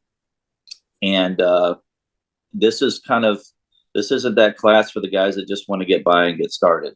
This is that class for those guys that want to be. I was going to say, who's the class for? Who should take this class? Yeah. So, I mean, if you've been in the business at any level, of course, I don't do the remediation myself. That's not my business model, and other companies do. So, but with what I do, I'm lockstep with some of the remediators here in town. And we have those conversations and say, hey, here's the standard. You know, this is what we're going for these type of people. You're going to have to do X, Y, and Z as the assessor. I'm going to come in there and lay that out, and then also make sure that process is being adopted and implemented properly, you know, to make sure that the outcome for these people is you know, successful. You know, after going through the class and with your background and experience, do you feel like now you're maybe ahead of the curve? Yeah. It's, you know, once you get this designation, it just not only builds your confidence, and of course, before you take this class, if you're not already confident in what you're doing, you shouldn't be taking this class. But if you are competent, know what you're doing, you want your game to be the top and be able to compete with anybody else in the country. And not that it's a competition, it's about health. It's about changing the landscape of what health is in a home, in my opinion. To me, this is the best path to be able to say, all right, here's the new standard, guys, for these people. And Normie's handle on that is top notch, you know, so I've benefited from it. My whole business model is based off of, you know, my training through Normie through the years.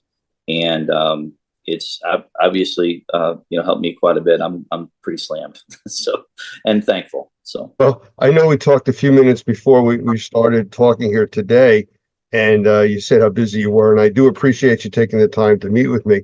But maybe in the future, we can get back to this and see how it's been working out for you.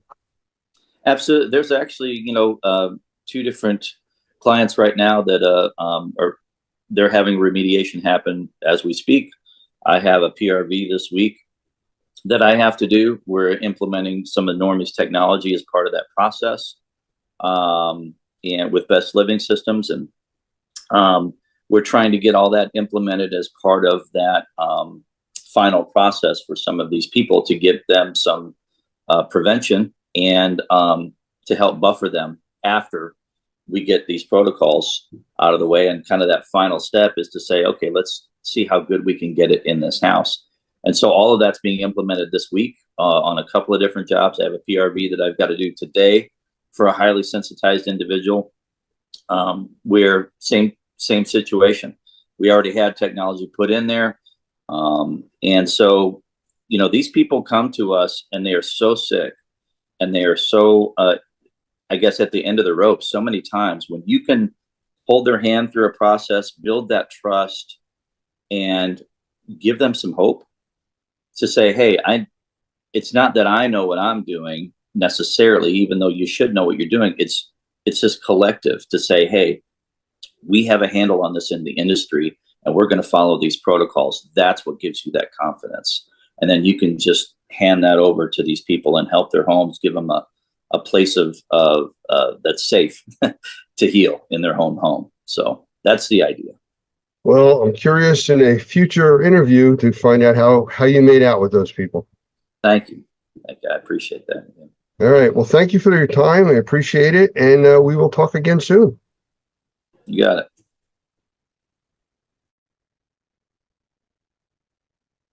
Okay, everybody, and we are back here at the Experience trade show in Chattanooga, Tennessee. And I am happy and privileged, actually, to be sitting next to an award winner from R&R Magazine, Lori Jones. So, Lori, I want to say hello and tell us about this award, because I was trying to read about it, and it's just more than I can explain it correctly. It's actually the Women in Restoration, and you are nominated by colleagues, friends, family even, and they open it up for about a month. And there's usually a couple of hundred people that get nominated, and they go through a judging cycle and they read everything about everybody, and then they choose from there. And I won. Well, you know, I was reading through the article, and let me just hold this up for everybody. Big article. That's her. That's her. You can see her. There's some pretty heady runner-ups that were in the group here. They're amazing women. I was reading about that, and so it's pretty impressive that you were chosen over them. I'm very honored to be chosen. I'm very surprised. I mean, really? Yes, because I don't think since I'm doing something that I love to do, I don't think it's outside of the norm. So to me, it's just every day, and then to be recognized for it, it was just like, really? Thank you. Oh wow, and you just. Whenever I was saying thank you last night, I got really emotional because it just hit me how important this award was, or is, I should say. Well, congratulations. Thank you.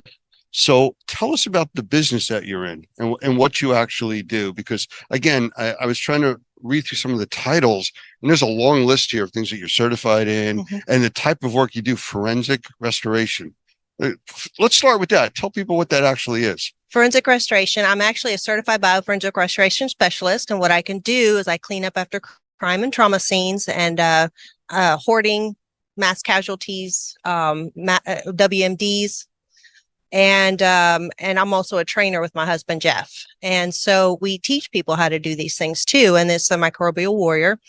And that's basically what we do. We treat our business back home in Oklahoma as a business or as a ministry, because it's what it is to us. It's a ministry. And so we're going out to help people. So when they call us, they're not having a good day. I understand that. And I've come across a lot of that, from my past and everything. Yes. But, it's funny because sitting here talking to you, it's kind of like the mild-mannered reporter that, rips off the mask and is now the superhero in forensic cleanup, crime scene cleanup, meth lab, stuff like that. You also do, right? We're just now starting to dip our toes in the meth, but we were staying away from it because we wanted to specialize specifically on the forensic restoration right now, because we wanted to be able to get everything under our coats and be able to teach what we do and explain it the way it needs to be explained and train people so that they will be safe when they do it. Well, I know that you deal with a lot of high-end equipment too. And earlier I was over by your booth talking with you and Jeff, and somehow you guys got me to put on one of the helmets and breathing kits that you have. And this thing was pretty impressive. I mean, I've done a lot of work through the medical side and through the restoration side where you're wearing N95 masks, half face masks, all kinds of PPE, but this is like next level stuff. What is that thing I was wearing? It's a helmet and breathing apparatus all in one? It is a Max Air unit, and what it is, it's a PAPR, and it's powered air purifying apparatus. Resuscitator or something? Yeah, something like that. Something like My that. brain's not working right now, but it literally takes air and puts it in through the filter, and it goes over your face, so it's positive air. So you don't have to have a fit test. You can wear your glasses and you can have facial hair. So the men love it. And I understand that because it's positive pressure, you can be in fairly contaminated environments, actually more contaminated than wearing just a regular N95 mask or even a half face mask. Correct. Because it's protecting your eyes and everything else. Correct. This is stuff that when we're talking, you said is also used in the medical community. Yes. See, I've never seen that, but how do they use it there? Same way. They put them on, and if anybody were to sneeze at them, it wouldn't matter because they have a cuff over their face, and so that would protect their three holes: their eyes, ears, or eyes, nose, and mouth. So it protects your three orifices, and so you're protected. And like I said, it goes through a high efficiency filter, so it won't go through that filter. So medical grade type filtration for all the nasty stuff that's out, even like when COVID was really a thing, it would be protective for that. Yes. Well, that's interesting because I know that a lot of our people through emergency services, medical services, I mean, they were wearing 2 and 3 masks at a time, trying to protect themselves. And it sounds like this is something that does it all by itself. Yes. And plus with those masks, people were getting rashes around their faces because it would irritate their skin. You don't have to worry about that with this. Ah, okay. Well, again, I was wearing it. I know Doug took some pictures of me. I'm afraid to see what he did with those, but I'm sure we'll find out in the near time. So what do you have planned next? You already won the Woman of the Year in Restoration Award here. What's next? Just get more and more people trained to do their job safely. That's our goal. And where are you located? Oklahoma City, Oklahoma. Is that where you teach, or do you guys teach No, all we over? teach pretty much everywhere that has a facility that can actually accommodate what we do, because there's some facilities we use real blood and real brains from the people that the butchers, not butchers, but the place. Talking about animals. Yes, Yeah. animals. Not people. You're not No, doing no, graves. we're- Okay. Take it to a whole new level. Right. So what we'll do is we'll put it on walls, and that's how we train. So you're actually getting in there and you're cleaning up these substances off the walls and floors or wherever we had put it. And then we test you. So Okay. it's real live Is stuff. there a special certification for this? For For forensic type of cleaning and stuff? Yeah, because there's a certified forensic operator, then there's a bioforensic or certified forensic restoration specialist, and then a certified bioforensic restoration specialist after that. And we are also doing high risk, high level decontamination specialists, where we are training how to deactivate or where you take fentanyl and just destroy it, where it will not hurt fentanyl is such a anybody. big problem right It now. is. It's a really big problem. I know that's in crime scene cleanup and meth labs, fentanyl production and distribution, but also in the medical field. We were talking earlier about, patients wearing, 10, 12 fentanyl patches. Yeah. And just throwing them around, and now the contamination is everywhere. Yep. Yeah. And I was talking to a relative of mine, and they were telling me that the way they get rid of their fentanyl patch, because they have issues, and we of course won't go into that. But there's a way you're supposed to fold them up and get rid of them. Of course, I didn't ask them how they did it, but if they're not disposed properly, yes, very big problem. Yeah. And there's people that are just going to throw them off. Oh, absolutely. And it's absorbed through your skin. So just accidentally coming in contact with it, picking it up, you can affect a lot of people. Yes. Interesting. Well, it sounds like you got some work cut out for you with training like the rest of everybody. What we do is scientific based. Mm-hmm. So it's not just like, we think it's going to work. We've actually talked to scientists and figured everything out with their help. So is there a filtering program, going back to what you said earlier about who can take your classes because of the way that you teach your classes, with real blood, real debris from animals and stuff like that? Not really. You'll learn pretty quickly whether you're going to be able to do it or not, because during presentations, we do show very graphic photographs, and we've had some people that actually got up at other room and walked out because they couldn't handle it. But usually the people that come are the ones that they think pretty much they're secure that they can do it, or if they've already done a couple of jobs and they just want to learn how to do it correctly. Okay. Anything else you want to talk to about, or anybody online? Send them a message, say hello, anything like that? No, just I love my family. All right. Well, congratulations. Thank you. Thank you. I appreciate it. Thank you for being here with us. And we'll have to chat some more. I would love to take one of the classes one day. Okay. So That'd be we'll talk. awesome. Okay. Sounds good. Okay, thank you. Thank you.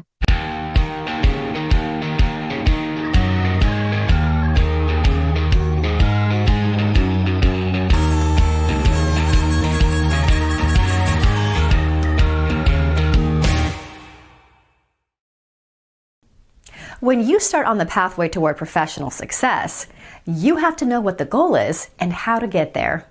Normie exists to help in that process. It's not just about taking a class to get a license, but also about starting on a pathway to professional success.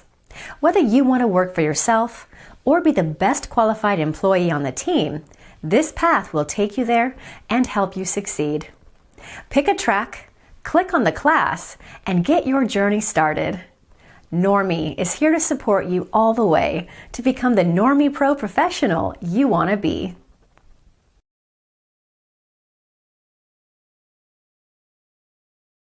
To come to the blind presentation after we're finished with the interview. So for 5 minutes, we're going to be doing the blind and window treatment.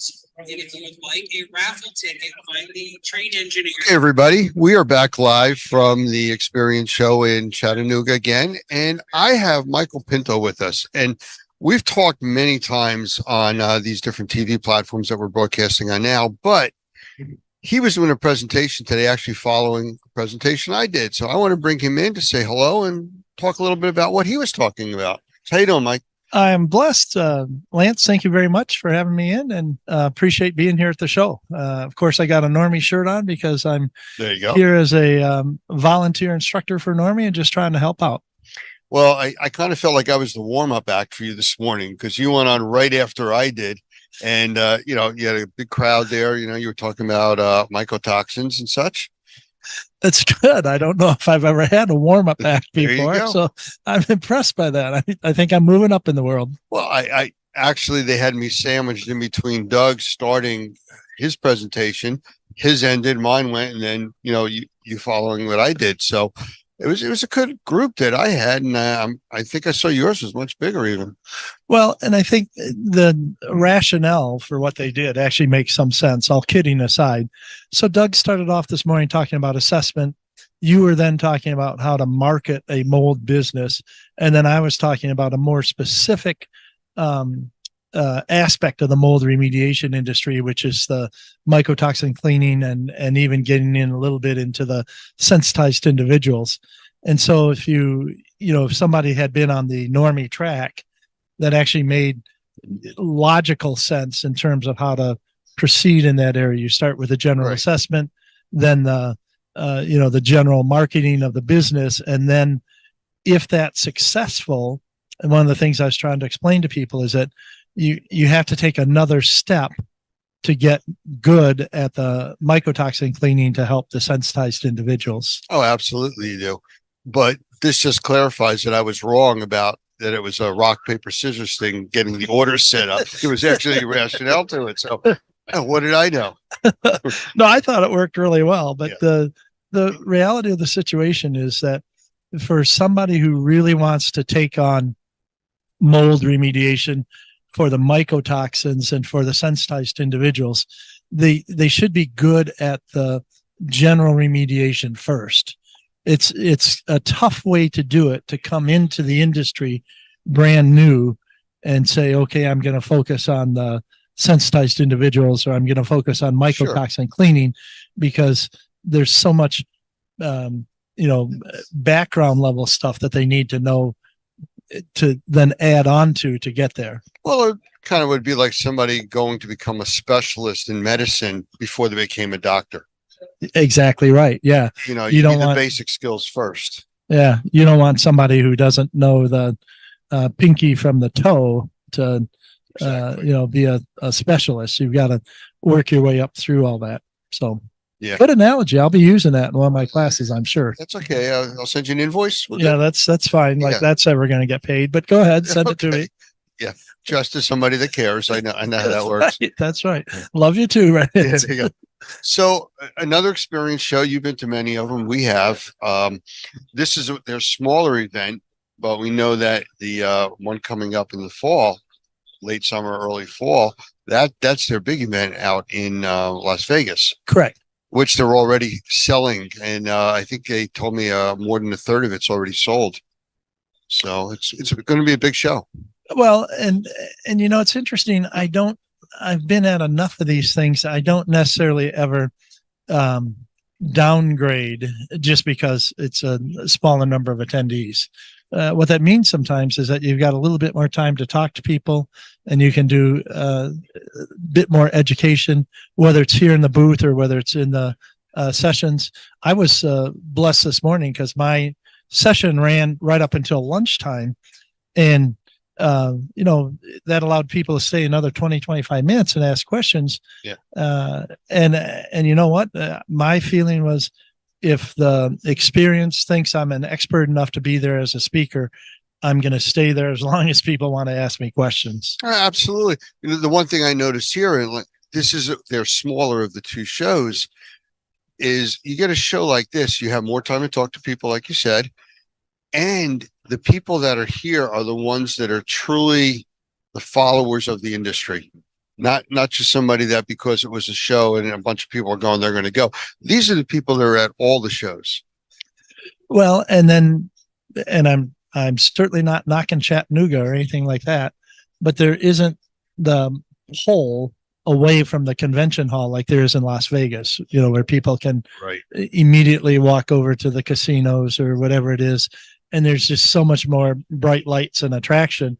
Here, you have to kind of dig for a little bit for the local attractions. And so as a consequence, I think you get people that stay in the show longer.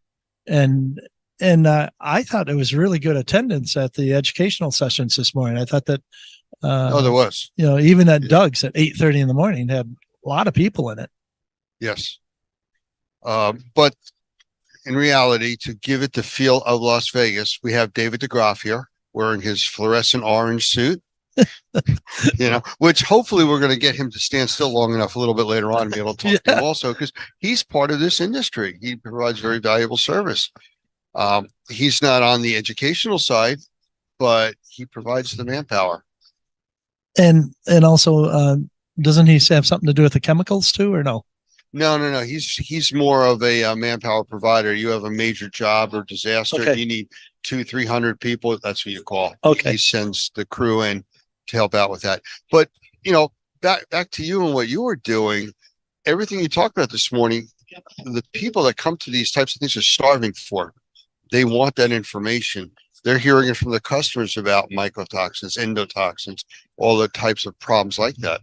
So, and I'm not trying to toot my own horn or anything, but one of the things that I really work hard at in these presentations is to make sure that it's not only good information and credible information, but it's digestible.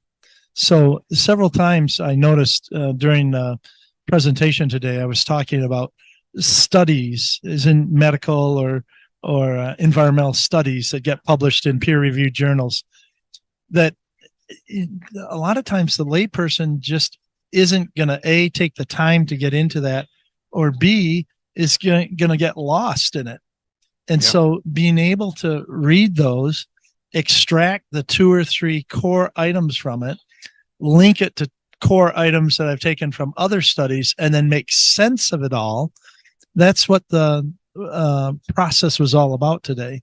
And it was, as a speaker and as an instructor, I think you're familiar with this as well. When you're up in front of people, whether it's in a classroom or in a presentation setting like that, you can look at their eyes and you can figure out most of the time whether they're getting it or not. Absolutely. And it was, to me, that was the most gratifying thing today, is I'm looking out at the people in the audience and they're getting it. And that, again, is not because I'm such a great instructor or anything, but because I'm working hard to give them factual information. And a couple of questions at the end, I had to tell them, I don't have an answer for you, and I'm not going to make one up just to sound like I'm an expert. But I will go back. I took some notes. I will go back. I'll do some research, and I'll be prepared for that question next time. Yeah. And you know what? Again, back to the point I made earlier, the people that are here because this is their industry. They want to be here and they want the information. They want to be in front of the customers, asking them questions that they can't answer. They want to have those answers. That's why they're here. That's why they come to listen to you talk. Well, and I think the other thing too is, particularly in mycotoxins, where it's kind of a cutting edge, newer subject matter in the industry and stuff. How do you separate the fluff from the reality?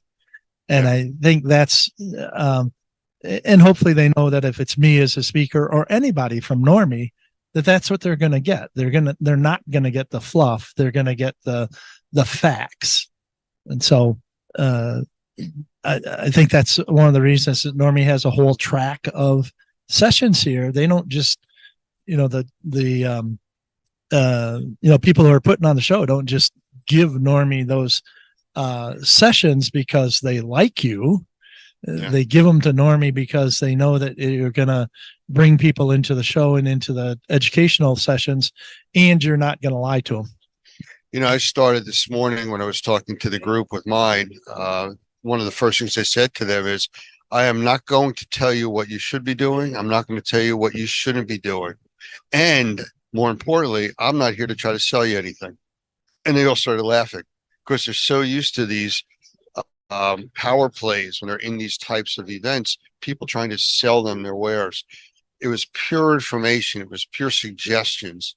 And they appreciated that. Yeah.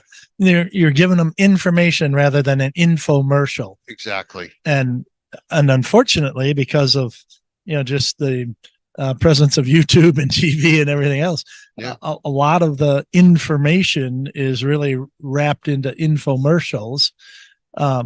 So just as a counterpoint in some respects, I was telling my group that right off the bat, I don't take any finder's fees. I don't take any commissions. If I mention a product or a company or a name or piece of equipment, it's because I think it works.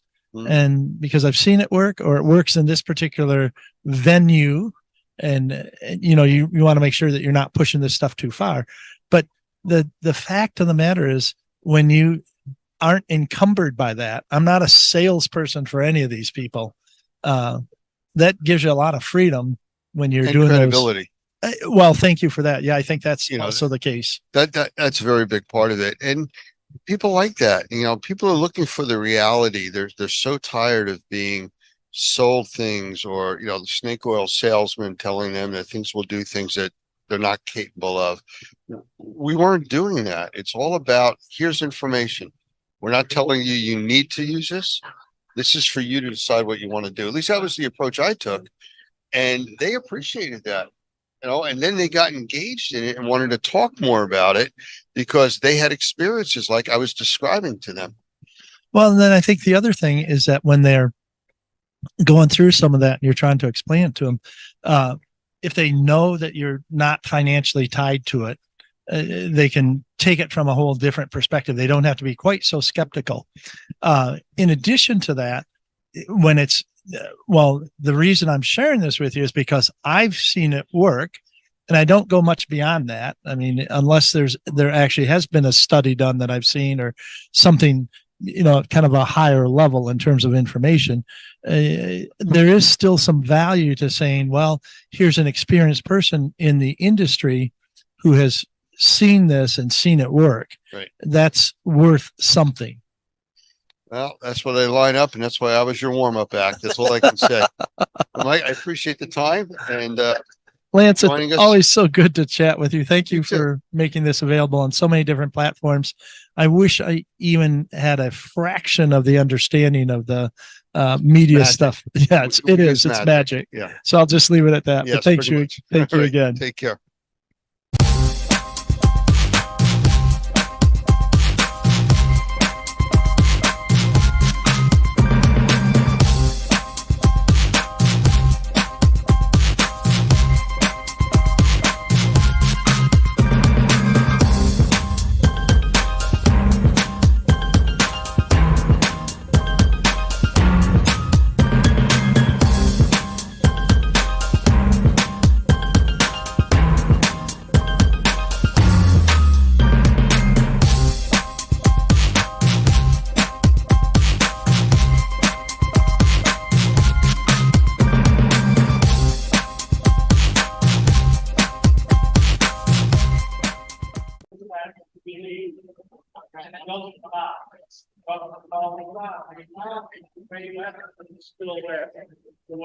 Everybody, we are back again in Chattanooga at the Experience Trade Show, and I have one of our Normie members with us, Barry Menken, and he's been around for quite some time, and he's always interesting to talk to, and he has some definite insights into this industry. So, Barry, welcome. Thank you. Thank you so much. I'm really excited to be here.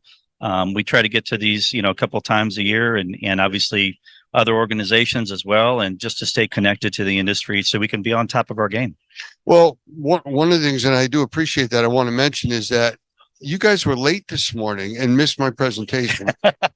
and I was told to point that out. Yes. Well, my hope was that I would be able to get a copy of it later so that I could digest it properly and really get a deeper hold of it. This is a snooze you lose event, so sorry about that. So what brings you here? This is a ride for you guys, isn't it? A little bit of a ride, not too bad. We're actually out of Nashville, Tennessee. So, about 2.5 hours for us to come down. And basically, this event, I think, is really beneficial just because there's so many different players here that crosses different industries, but we're all trying to get things clean at the end of the day. So that whole joke in the industry is, what is clean? Well, there's several different people here trying to clean from different angles, from different, sects of that business or different industries. Yeah. And so to be connected to them, I think, and to understand their approaches and the products and processes, and it's really, I think, helpful for everybody to be able to play together, if you will. And it's funny because you mentioned about getting things clean, and we've started using different terminology that you can't really get something clean, because what is clean? Well, we can make it cleaner. We can show where you started. We can show at the end how much better it is, cleaner, healthier, safer. And that seems to be a theme traveling through this whole thing. Absolutely. Yeah. And, today we can see things that we couldn't see before. We can see past 0.1 microns, right? So we have different things that we can say, you know what, we can do better. And, so much of the industry standards, I think, address the minimums. And, nobody should be bragging about getting a D-, like if you're just doing what code says. If you're in the building industry, it's like, well, it passes code. Well, that doesn't make a healthy house, and in our industry, it's like, let's not do the minimum. Let's find out how good we can be. And, the technology now can help us do that. Yeah, it's funny. We use more or less a joke when we talk about things with people doing testing and stuff. And to your point, a doctor that graduates med school last in his class, lowest possible score, he's still called doctor. Right. But being proud of that, yes, you're a doctor. Congratulations. I'm glad you did it. But then again, look at the people that really scored way up top. They're really engaged in the industry. They're there for the right reasons. Yeah. And that's what this kind of show is about. Yeah, I would say when I come to these shows, the people that come here, especially not necessarily even the vendors, but the people that are coming, they're hungry. And if you care, you're going to show up. And those are the people that want to be excellent at what they do and learn from you guys, right? Yeah. So prime example. And to me, I've grown exponentially through Normie, and just being connected to all the different organizations the best way that I can, and help take the right things out of each one and try to find out what works for my business model. And it's been very helpful. So very thankful. I give you a moment for a shameless plug. Who's the company?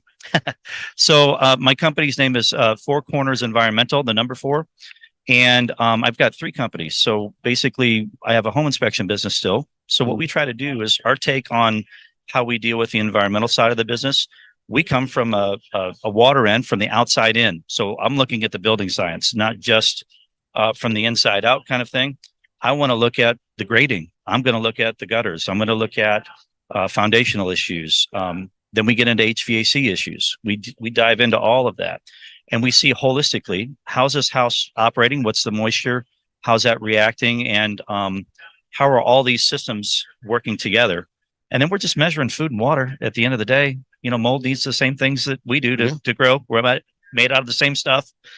So we're just trying to help people manage the food and the water well, especially in a humid climate like we have, where we have high relative humidity all the time.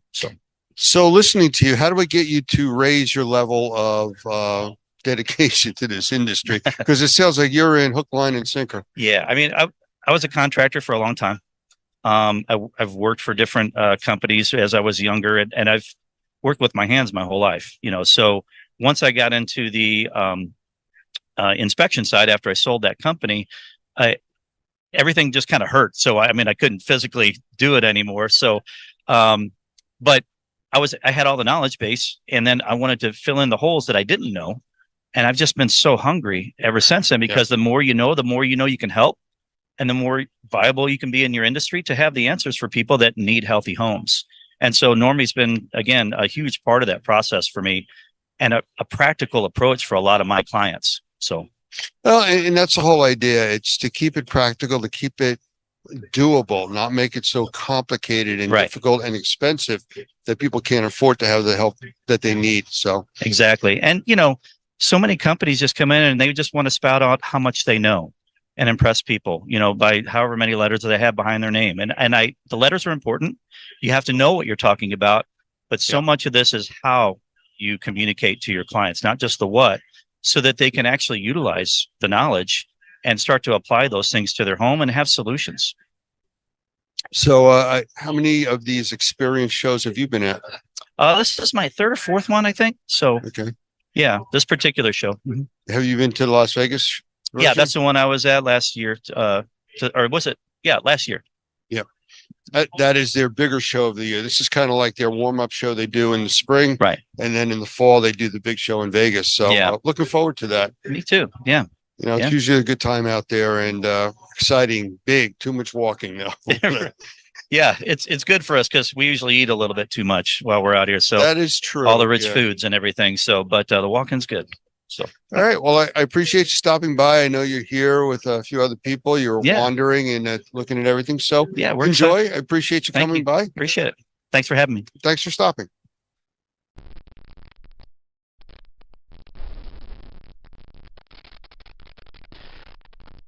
August 2005. It'll be a memory etched into the minds of those of us who lived through and survived Hurricane Katrina and Rita. As devastating as the 150 miles per hour winds were, no one could imagine the inconceivable costs in terms of loss of human life and property that the failure of the levees caused when it flooded nearly 1/3 of the city of New Orleans. With over 275,000 homes lost on the Gulf Coast as a result of the hurricane, 10 times as many as any other natural disaster in U.S. history, the city of New Orleans continues to deal with the results of homes flooded to the rooftop, unparalleled mold infestation, and potential health issues for the residents who remained to salvage what they could. Information and misinformation has been mixed together, and vulnerable property owners have been faced with the daunting task of trying to sort out the truth. And so the lessons are clear. Prepare when you can for whatever flooding might occur, not only for the potential, but for the aftermath. And whether a natural disaster or the result of someone's mistake, anyone and everyone can suffer the devastating effects of flooding.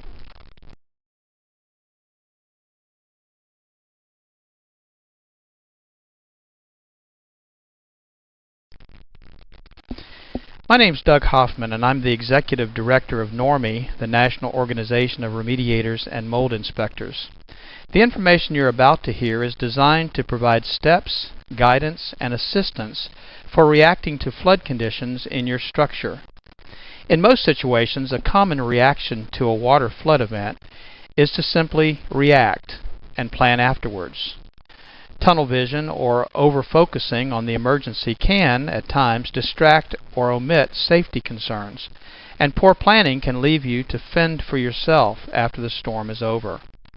Caution and common sense should always be employed before any action takes place, and I hope this presentation will help you focus on the real issues both before the potential flood and consider the solutions available to you in the aftermath.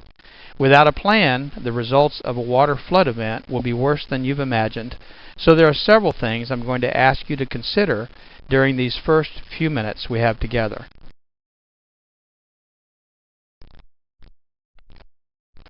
The integrity of the structural systems may have been compromised depending on the nature and degree of the event. In all cases, if you are unsure of how to proceed or to create a safe environment to work in, contact a professional to assist you. A major concern in flooding situations are the utility services. Wet or submerged electrical devices, outlets, and wires can energize the area you're working in. The risk of electrical shock, burns, or even death must be eliminated before proceeding. This may require the power company to deactivate your service.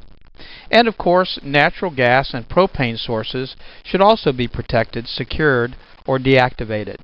This would include pilot lights, heat sources, and gas storage tanks.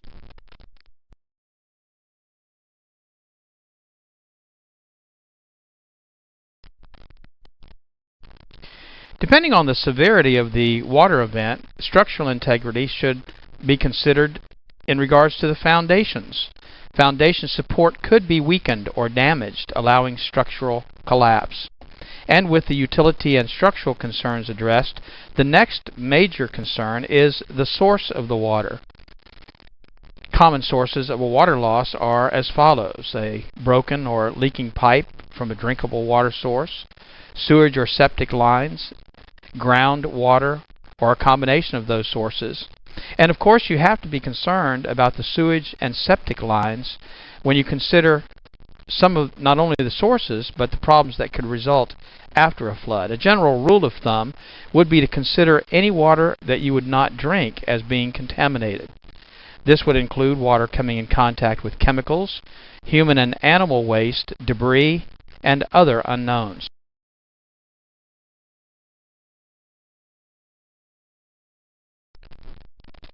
Protecting yourself is one of the important first steps post some water event. Exposing your skin, your eyes, your lungs, your nose, even your throat to contaminated water can create a wide range of health issues that may not appear for days after the exposure. I want to talk about personal protection equipment because that should be used while you're in the contaminated environment.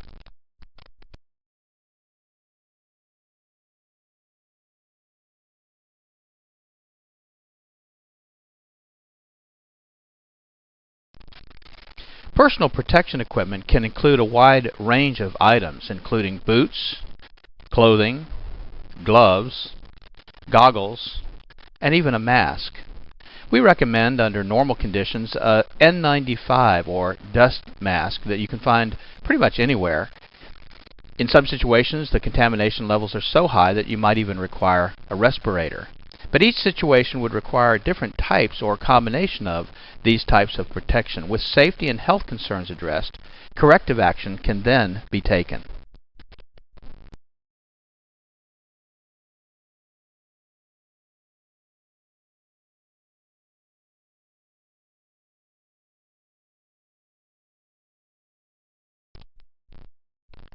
One of the most important things to consider with respect to corrective action is time. Time is your enemy. Once materials get wet or contaminated, damage and additional contamination growth is exponential. A clean water loss, if not corrected, can promote mold growth in as little as 24 to 48 hours. And contaminations due to sewage or unknown water sources will simply exacerbate the problem.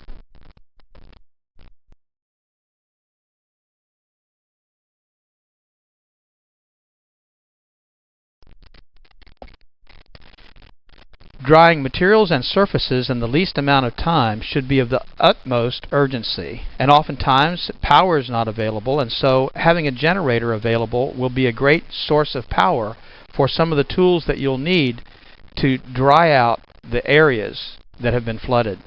Unfortunately, this may require removal and discarding of flooring materials, wallboard, and furniture.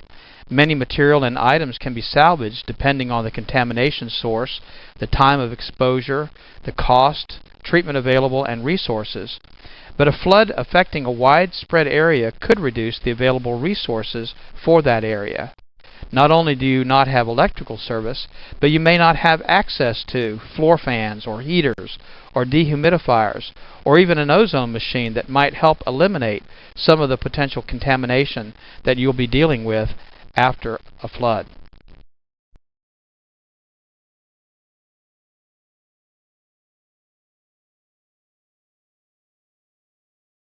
The following suggestions may not be appropriate in all situations. However, in all situations, safety must be the primary concern.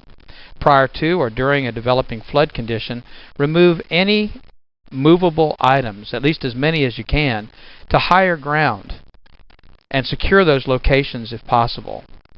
Of course, the order in which those items should be removed is a personal decision, but things to consider are the cost of that item, the sentimental value, proximity to the flood, maybe the ability for it to be moved and the practicality of it. Removing items such as furniture and floor coverings prior to getting saturated will make the cleanup process, of course, much easier. Structural and decorative materials such as wallboard and carpeting are a major problem once they get wet. Most of these materials absorb moisture and can expand the damage beyond the water level. Wallboard and other materials such as pressboard or OSB oriented strand board allow water to travel in an upward direction well above the water line. An example would be wallboard in as little as 1 inch of water can wick or draw moisture upward several feet. This also creates a problem inside the wall cavity which cannot be reached or cleaned. The rule of thumb is to remove the wallboard a foot to a foot and a half above the highest identified wet area of the wall. This will allow access for drying and cleaning building materials in the wall cavities. Up to this point, we've described different conditions, causes, and precautions. In the next section, we want to describe pre-planning and corrective measures.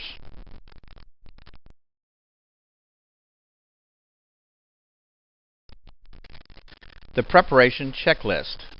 As mentioned earlier, safety is the most important issue to consider. You know, taking the important stuff with you is, of course, a great way to prepare for what may be coming. But what can you do to plan for the aftermath of the flooding? That must be considered too. Electrical and gas services must be secured before entering a flooded area. You know, as a side note, an improperly connected generator at a neighbor's home could energize service at your home even if the utility company has cut power in the area. This type of situation could cause an unknown and unexpected risk. With the utilities secured, standing and running water should also be avoided. The health effects from unknown contaminants against your skin is a concern in addition to the power of moving water. Did you know that just 6 inches of rushing water is capable of moving a parked vehicle? Losing your footing or being struck by debris, these are risks you need to consider. Assuming that the water is receding or the water source leak has been stopped, the next phase of the process can be started. Drying is one of the most important things you can do to reduce your loss. Contacting a remediation or drying company should be your first option. Pre-planning and contacting a restoration company before an imminent flood may place you on a response list if a wide area has been affected.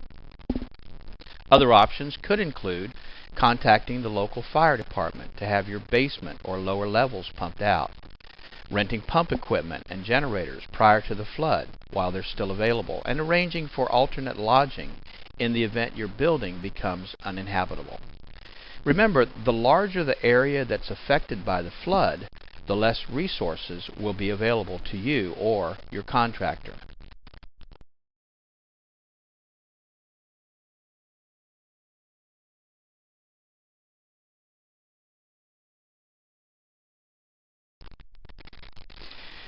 Here are a few internet resources for finding qualified contractors and some definitions we think you should know to protect yourself. NormiePro.com is a great resource for you to find certified mold assessors, inspectors, remediators, and other indoor air quality specialists, and you can find those certified contractors by your zip code. ServiceMagic.com is another great resource for construction contractors throughout the United States, and you can find them by the type of work they do and by your zip code. And then, of course, EnvironmentalExpert.com. To avoid being taken advantage of by a contractor during a flood emergency, understanding the following construction terms will be helpful. Licensed. In many parts of the country, having a license to do certain types of work is not necessarily a measure of that contractor's competency. Sometimes it simply means that they have government approval to work for a fee. Certified. Certification is often offered by certifying agencies, a specific organization that recognizes the skills, training, and the ability of the contractor who is certified. Being certified does not necessarily imply that the person certified is actually licensed to do the work. Insured. A contractor stating that they are insured is a pretty general term and could simply mean that they have auto insurance. Special types of insurance are required for specific types of work. For example, general liability insurance is not appropriate as coverage for mold remediation work. Qualified. A qualified contractor has been trained to perform certain types of work. However, they may not have the required insurances or licenses, or may not even be certified to do that work.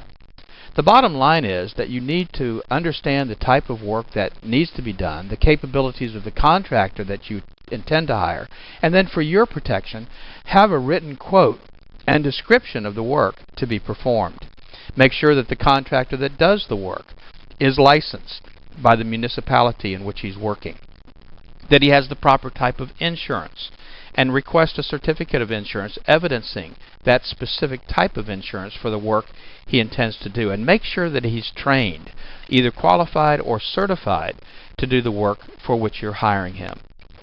Keep in mind, using a contractor that's not appropriate for the work being performed may preclude you from any insurance claim, and you may give up your legal protection.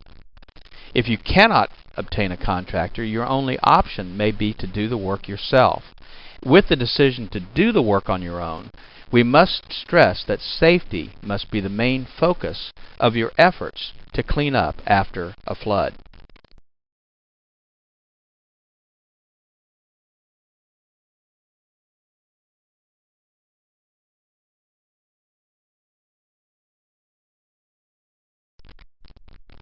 So let's talk about doing it yourself. While working in a safe environment, using the proper protective tools and equipment, water removal becomes the main priority. Pumps for pooling water and wet-dry vacs provide a good start to remove the majority of water. Rugs and carpeting and padding, if saturated or contaminated by an unknown water source, should be removed to allow drying of the subflooring. Sheetrock or wallboard materials and insulation that have been submerged should be removed 12 to 18 inches above the highest wet area. As a hint, removing 4 feet of wallboard is easier to replace with a 4 foot by 8 foot sheet of material. It's easier to do that than to try to cut and fit in smaller pieces.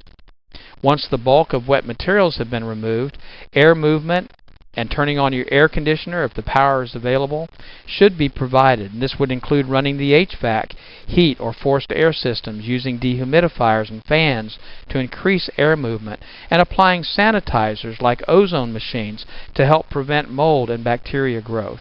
Sanitizers are extremely important when dealing with sewage and water from unknown sources.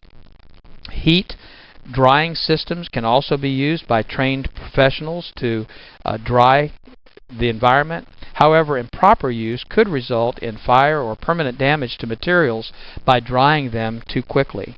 Remember that the drying process may take several days to more than a week, depending on the extent of the exposure. Secondary or collateral damage may start to occur in that time. Mold and other microbial growth may start to appear on surfaces exposed to moisture or elevated humidity levels.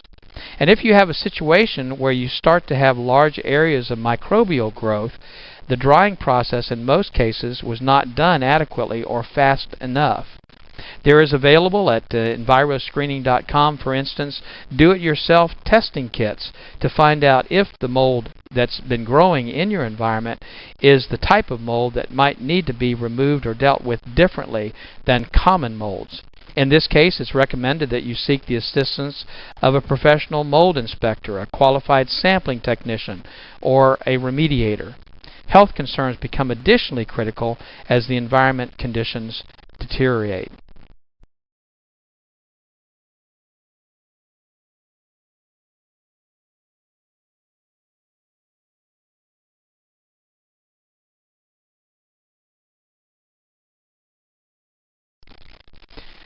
In regards to mold licensing laws, there are currently only 4 states that have mold licensing laws in place. Texas and Louisiana, of course, have their mold licensing laws in place. Florida has their licensing law in place, but it doesn't go into effect until 2010. And then just this year, the state of Maryland put in place their mold licensing law. The important thing is that you check the qualification of the indoor air quality specialist or the mold inspector or the mold remediator or assessor in your state to make sure that they are licensed, certified, and insured before they begin any work.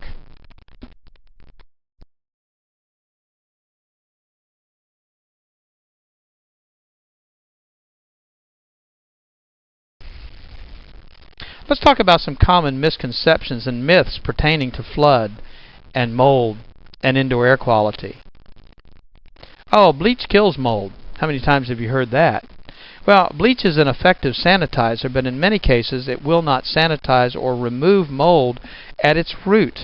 It will bleach out the color, of course, so that it goes clear, giving the appearance that the problem's been removed, but it cannot, in many cases, get down into the microflora and destroy the mold at its root. Oh, just get rid of the water. Everything will be fine. Well, that's not always enough to protect your property. Most of the affected materials do have the ability to retain moisture, and elevated moisture levels are the main cause of much of the residual damage from flooding. Well, lots of air fresheners, that'll help. Well, that's not true. In actuality, most air fresheners only attempt to mask the odors. The odors are an indication that moisture, contamination, or growth still exist. And the chemicals in those fresheners can also be a source of indoor air quality contamination. Well, your insurance company is going to take care of the problem. Don't worry about it. Well, of course, insurance companies are not always quick to respond because of the heavy workloads, the emergency claims that bog things down and delay payments. Many homeowner insurance policies have exclusions that limit or exempt the insurance company from paying a claim. An example would be a claim to an insurance company for water damage from, say, groundwater intrusion. In most cases, the claim could not be covered unless you had flood insurance and the area that you're in was declared a disaster area by some government agency. A similar situation may occur with mold damage, and the water damage in the home may be covered by the insurance company, but the mold damage as the result of the water would not be covered.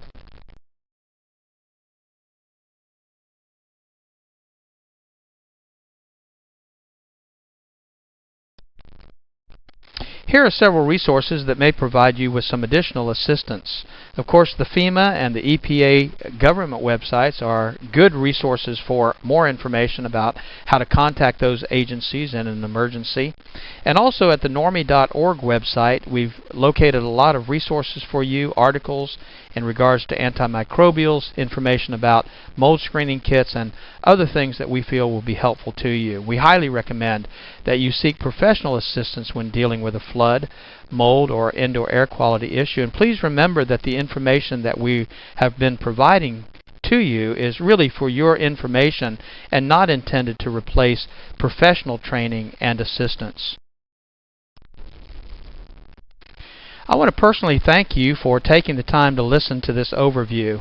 I am hoping that you will benefit from the resources we've made available to you, but also from the training that we offer industry professionals to help you through the process of getting things back to normal.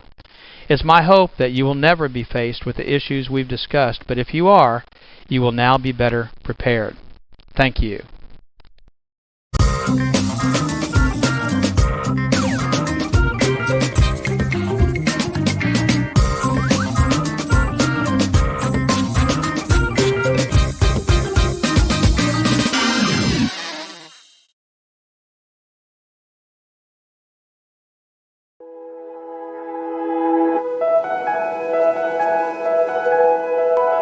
Good afternoon, or morning, I guess. Good morning. Good morning. Yeah, so I'm sure that Mo told you when we created Normie in 2004, one of the interesting things was what we created it primarily for the Louisiana licensing law.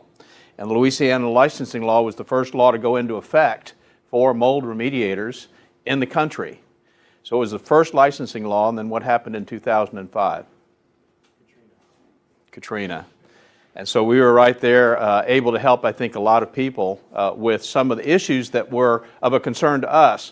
I'm not sure if he talked about the difference between the IICRC and us, but they come from the business more from we're not competitors, by the way. As you know, if you're an IICRC person, you get continuing education credits off of this class.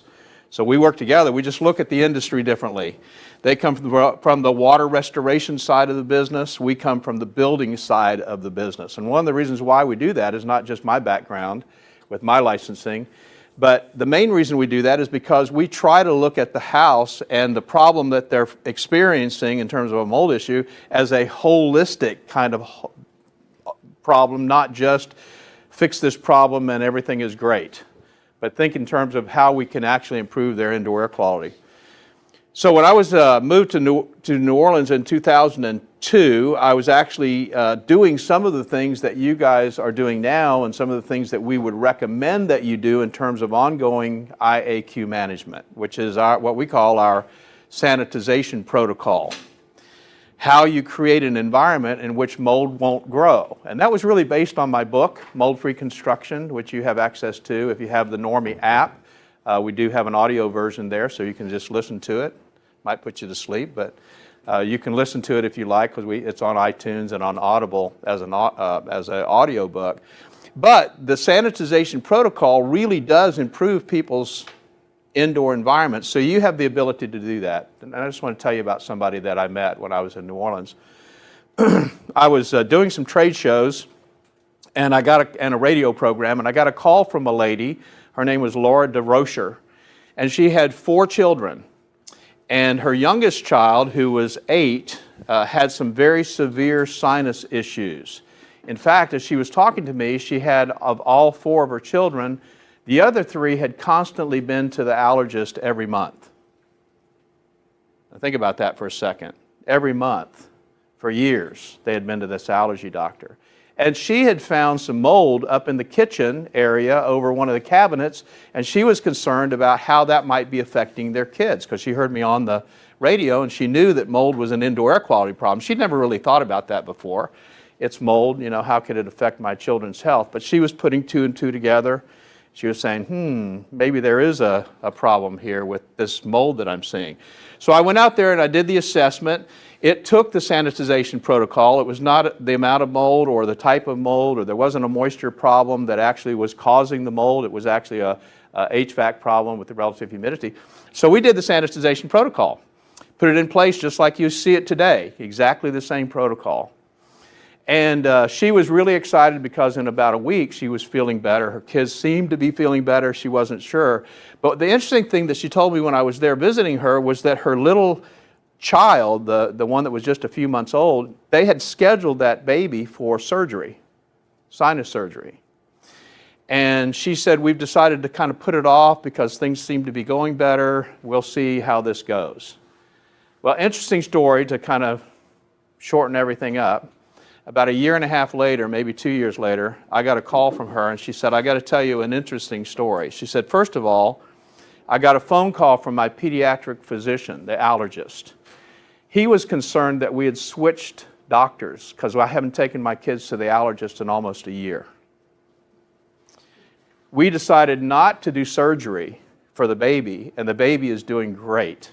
Now, a couple of years old, doesn't seem to have any allergies to the environment and what's going on. She said, I think you really solved a bigger problem than you maybe think you solved.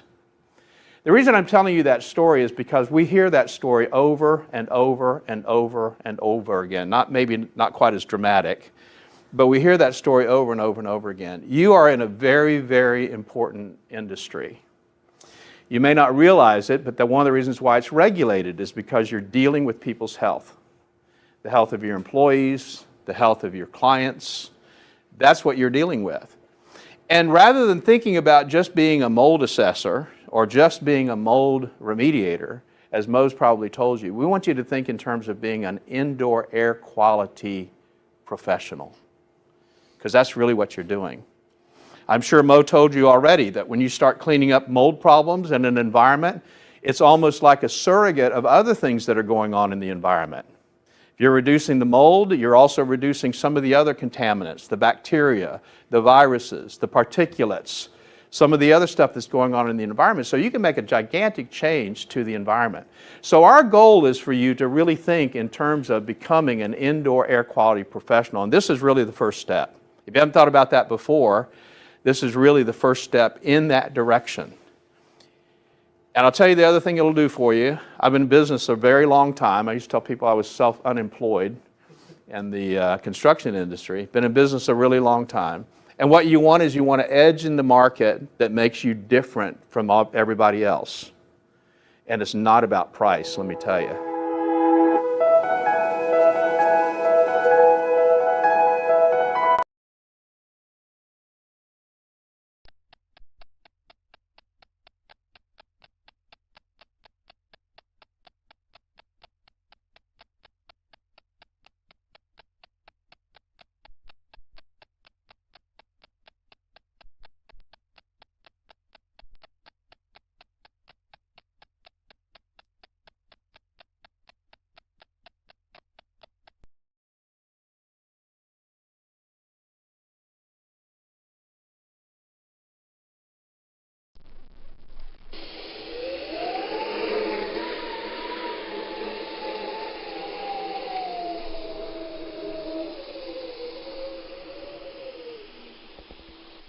Hurricanes.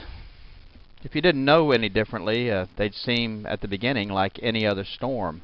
And that's the deceptive part. The devastation, the flooding, the loss of life, the imprint of the loss of heartfelt memories, all occur after the storm has passed. The latest technology gives us the opportunity to be prepared way in advance of impending danger, and yet we wait. Or worse yet, we decide to stay. We risk so much when the effects of these devastating events could be so easily diminished if we had only listened. As the storm approaches, it very quickly becomes too late to gather the important possessions and memories, too late to batten down the hatches, too late to protect our property or sometimes our very lives. With the aftermath of Katrina, I can assure you I have changed my game plan for the next Katrina, and I hope you have or will change yours. My name is Doug Hoffman, the Executive Director of NORMI, the National Organization of Remediators and Mold Inspectors. We train mold professionals to assess, evaluate, and solve the problems associated with water events, both major and minor, as those events result in mold damage to property, and in conjunction with the NORMI Pro Environmental Task Force are ready to help when disaster hits. Check our resources at normi.org and normiproetf.org for current ways you can help yourself and others when disaster hits. Sometimes an event is so horrific that it results in massive flooding and wind damage. We lived through Hurricane Katrina right here in Louisiana and have been privileged to help hundreds, maybe thousands of Katrina victims rebuild their lives after one of the most devastating natural events ever to hit the Gulf coasts of Texas, Louisiana, Mississippi, Alabama, and Florida. We learned some very important lessons, and we're hoping this short video will help you prepare for the next major event that may hit your community. With thermal imaging and from a satellite, the images are staggeringly beautiful, but closer to Earth, in the midst of the rampage, frightening doesn't begin to tell the story. Being prepared for what might be coming and then managing the recovery will help you keep your mind on the important task ahead. The unpredictable nature of the season simply requires it. The dates of the North American hurricane season span from June 1st to November 30th. By no means will these dates prevent the forming or sustaining of a tropical event in the Gulf of Mexico, the Atlantic Ocean, the Caribbean Sea, or the Pacific, but these dates are a guide or a timeline based on previous storms over the last century. Dropping your guard or dismissing weather events outside of these dates could result in being caught off guard for an approaching storm. But these dates, in particular, are a time to be specially aware of the news and weather reports.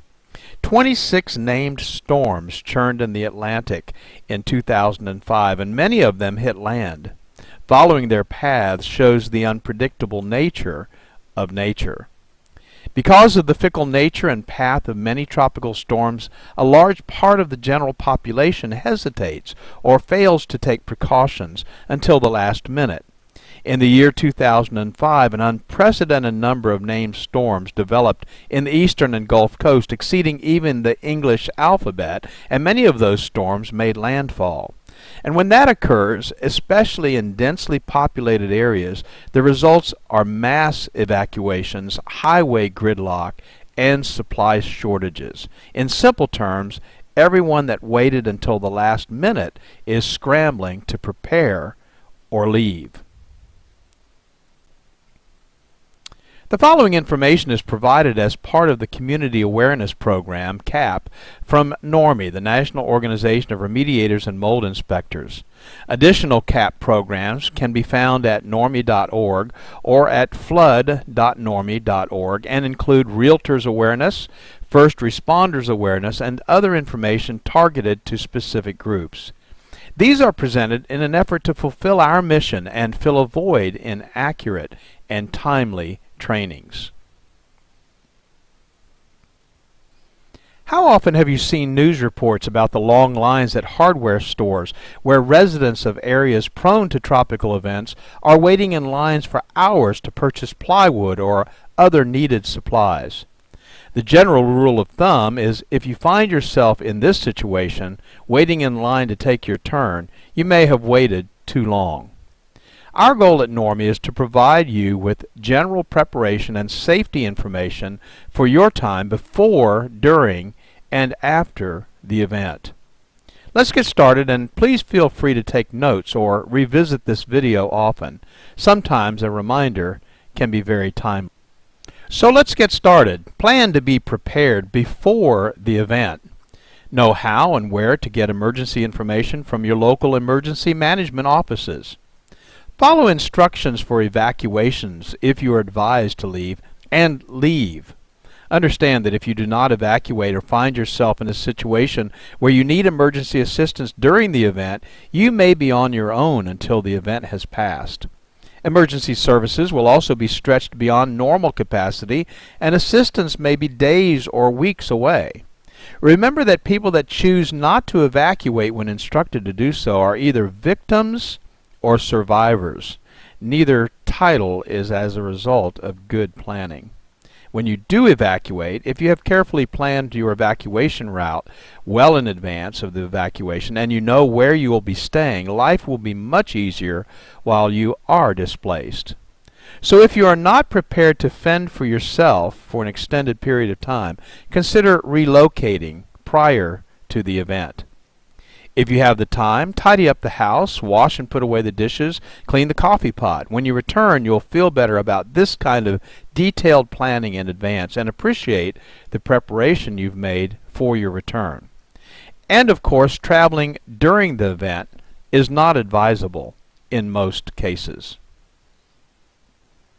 Some of the following information are recommendations from FEMA, the Federal Emergency Management Agency. And they suggest, before the storm, make plans to secure your property. Permanent storm shutters offer the best protection for windows. A second option is to board up those windows with 5/8 marine plywood, cut to fit and ready to install. Tape does not prevent windows from breaking. Install straps or additional clips to securely fasten your roof to the frame structure. This will reduce roof damage. Be sure trees and shrubs around your home are well trimmed. Charge your cellular phone and refill your meds. Clear the gutters and downspouts of any extra debris that could become airborne. Secure your boat.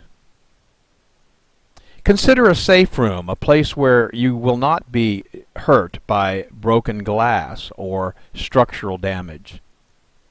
Take your outdoor furniture and put it indoors. Get evacuation information, which is readily available, and get a local shelters list. Where can you go if you need to? If you can't get out quickly enough or you get stranded because of traffic, where can you go? In regards to evacuation guidelines, there are really just two categories: what you should always do and what you could do if time permits. As my dad used to say, if you prepare for time to permit, it will. This list gives you these two priorities to consider. Always keep a full tank of gas in your car if an evacuation seems likely. Gas stations may be closed during emergencies and unable to pump gas during power outages. Plan to take one car per family to reduce congestion and delay. If time permits, gather disaster supplies and put them in a kit stored in your home. Always make transportation arrangements with friends or local government if you do not own a car. If time permits, make sure you've got sturdy shoes and clothing that provide some protection, such as long pants, long-sleeved shirts, and a cap. Always listen to battery-operated radio and follow local evacuation instructions. And if time permits, let others know where you're going. Always gather your family, and go if you are instructed to evacuate immediately. Knowing your family is safe will give you a great peace of mind during the uncertainty of the events that might follow the storm. If time permits, secure your home. Close and lock the doors and windows. Unplug electrical equipment such as radios and televisions and small appliances such as toasters, microwaves. Leave freezers and refrigerators plugged in, or if time permits, empty them so that there'll be no risk of damage being done to those freezers or refrigerators. You should take some precautions on your way out. Leave early enough to avoid being trapped by severe weather. Plan to then follow recommended evacuation routes. Do not take shortcuts. They may be blocked. Be alert for washed out roads and bridges. Do not drive into flooded areas. And stay away from downed power lines. And of course the question always arises, when should we evacuate? Well, you should evacuate under the following conditions. First, if you are directed by local authorities to do so, be sure to follow their instructions. If you live in a mobile home or temporary structure, such shelters are particularly hazardous during hurricanes, no matter how well fastened they may be to the ground. A Cat 4 hurricane can remove the entire roof of a commercial structure, so what do you think it could do to something as light as a mobile home? And of course, you've always got the added concern of tornadoes. If you live in a high-rise building, you should evacuate. Hurricane winds are stronger at higher elevations, so your safety might be jeopardized if you decide to stay. If you live on the coast or on a floodplain, near a river, or on an inland waterway, flooding might be the biggest concern because a storm surge of some kind always precedes a hurricane. The Gulf Coast of Louisiana and Mississippi experienced anywhere from 15 to 40-foot surges, enough to totally wipe out the coastline for several miles back into the non-water frontland. If you feel you're in danger, you should leave. And if you have health issues that might need emergency or regular attention, you should go to a place where your concerns can be addressed readily. So what if you decide to stay? Well, you definitely want to listen to the radio or TV for information, so be sure to have plenty of batteries for both. Secure your home. Close the storm shutters, secure outdoor objects, and bring them indoors. Turn off the utilities, if instructed to do so. Otherwise, turn the refrigerator thermostat to the coldest setting and keep the doors closed. This will ensure the preservation of frozen foods for some time following the storm should power not be restored for a long period of time. Well, frozen foods could last for a couple of days in the freezer, even without power. Turn off propane tanks. Avoid using the phone except for serious emergencies. Moor your boat if time permits. And store a supply of water for sanitary purposes such as cleaning and flushing toilets. Did you know that a toilet will flush simply by filling it with a gallon of water? After thoroughly cleaning it out, fill the bathtub and other large containers with water. If you're unable to evacuate, have you considered the possibility of creating a safe room? If you don't have one, follow these simple guidelines. Make sure that you stay indoors during the hurricane and away from windows and glass doors. Close all the interior doors besides securing and bracing exterior doors. Keep curtains and blinds closed. Don't be fooled if there is a lull. It could be the eye of the storm, and the high winds could pick up again. If necessary for your own safety or that of your family, take refuge in a small interior room, closet, or hallway on the lowest level, but where flooding won't be a concern. And if you sense tornadic activity, which often accompanies a hurricane, lie on the floor under a table or another sturdy object. We have incredible technologies that give us advanced warning, tell us the intensity of what we might be facing, and track the storm from its inception to its end. What makes us think we can weather the storm? But we often try.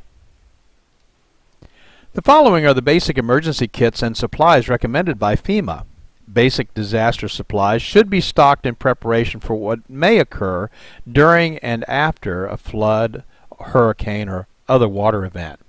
Let's take a moment to simply list the 6 basic items, and then we'll talk about each one of them in a little bit of detail. This checklist will serve as a great starting place to be sure you are prepared.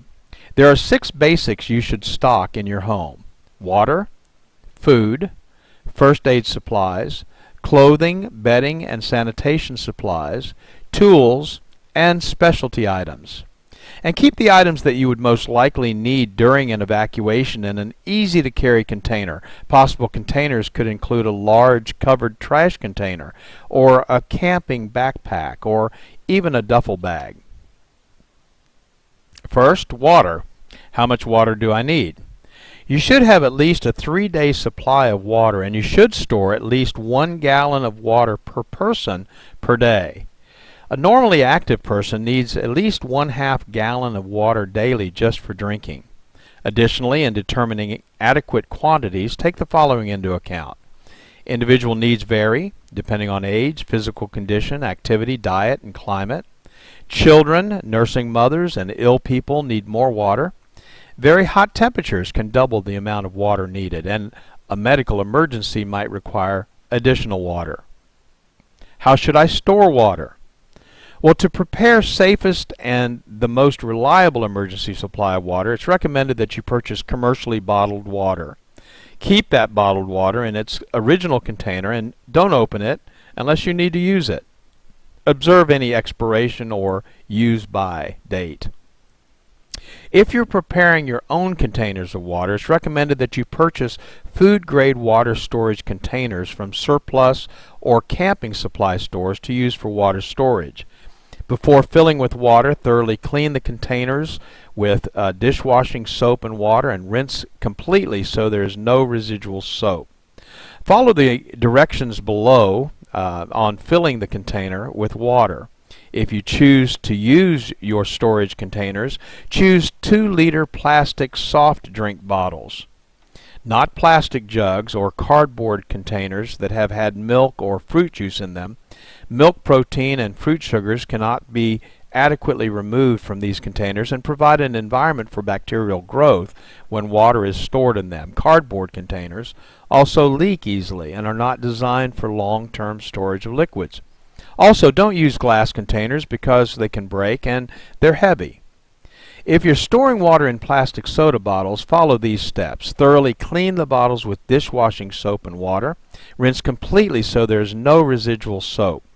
Then sanitize those bottles by adding a solution of 1 teaspoon of non-scented liquid household chlorine bleach to a quart of water. Swish the sanitizing solution in the bottle so that it touches all surfaces, and then after sanitizing the bottle, thoroughly rinse out the sanitizing solution with clean water. Then you're ready to fill the bottles with water and seal them. Food. However you do it, you need a checklist. Put it in a magnetic clipboard attached to the side of your refrigerator, a post-it note on the inside of a kitchen cabinet, on your PDA or your phone app. But make a list now while you're calm and in your right mind. And remember these important points. Store at least a 3-day supply of non-perishable food. Select foods that require no refrigeration, preparation, or cooking, and little or no water. If you must heat food, pack a can of Sterno and matches. Select food items that are compact and lightweight. Avoid foods that will make you thirsty. Choose salt-free crackers, whole grain cereals, and canned foods with high liquid content. Be sure to include a manual can opener. That might come in very handy. And include a selection of the following foods in your disaster supply kit and put them in a waterproof container. Foods like ready-to-eat meats, fruits, and vegetables, canned fruits, juices, milk, soup, staples like sugar, salt, and pepper, high-energy foods like peanut butter, jelly, crackers, granola bars, trail mix, vitamins and minerals, foods for infants, the elderly, or special dietary needs. And don't forget comfort stress foods like cookies, hard candy, sweetened cereals, instant tea, or coffee. First aid supplies. First aid kits can be purchased, but some people prefer to make their own. So we've listed here 18 things that should be included so you could supplement a pre-packaged kit or develop your own. You'll need to decide which items you would want to include or exclude based on budget restraints, but even the seemingly least needed item could become extremely important in a life or death situation. Take the time to study this list, and we've provided a printable copy of this list as a resource at hurricane.normie.org website for your review. And a medical kit, again stored for safekeeping, could include the following items: aspirin or non-aspirin pain relievers, anti-diarrhea medication, an antacid for upset stomach, syrup of ipecac to induce vomiting if advised by the Poison Control Center, possibly a laxative, and maybe an activated charcoal, again for use if advised by the Poison Control Center. Emergency and safety items might also include these items, which would be safely stored but probably not in the same box with the first aid kit. Gas cans, ice chest or two, disposable cups, plates, eating utensils, and paper towels, black trash bags, vinyl gloves, maybe moistened cleaning towelettes. Again, having these items far in advance of an impending storm is simply the best way to avoid having to find them in an emergency and when you might be in panic mode. And by all means, take the time to contact your local American Red Cross chapter to obtain a free basic first aid manual. Clothing, bedding, and sanitation supplies are extremely important, and especially if you live in a cold climate, you've got to think about warmth because it's possible that you would not have heat. So include at least one complete change of clothing and footwear per person. A light jacket or coat, long pants, a long sleeve shirt, sturdy shoes or work boots, and of course waterproof would be preferred. Hat, gloves, and scarf, rain gear, thermal underwear, blankets or sleeping bags, and sunglasses. And on the sanitation side, don't forget the toilet paper, soap, liquid detergent, feminine supplies, personal hygiene items, plastic garbage bags with ties for personal sanitization use, plastic bucket with a tight lid, and disinfectant. Maybe even a little bit of household bleach for sanitization. Next on our list is tools, and there are a lot of tools that people don't think about needing until they need them. Mess kits or paper cups, plates, and plastic utensils. An emergency preparedness manual, and there's some good ones out there. Portable battery-operated radio or television and extra batteries. Flashlights and extra batteries. Cash or traveler's checks and some change. Non-electric can opener, a utility knife. Fire extinguisher, small canister, ABC type. A tube tent. Pliers. Tape. Compass. Matches in a waterproof container, aluminum foil, plastic storage containers, rabbit ears for your TV, signal flare, paper, pencil, needles, thread, a medicine dropper, a shut-off wrench to turn off household gas and water, a whistle, an axe, plastic sheeting, and a map of the area for locating shelters.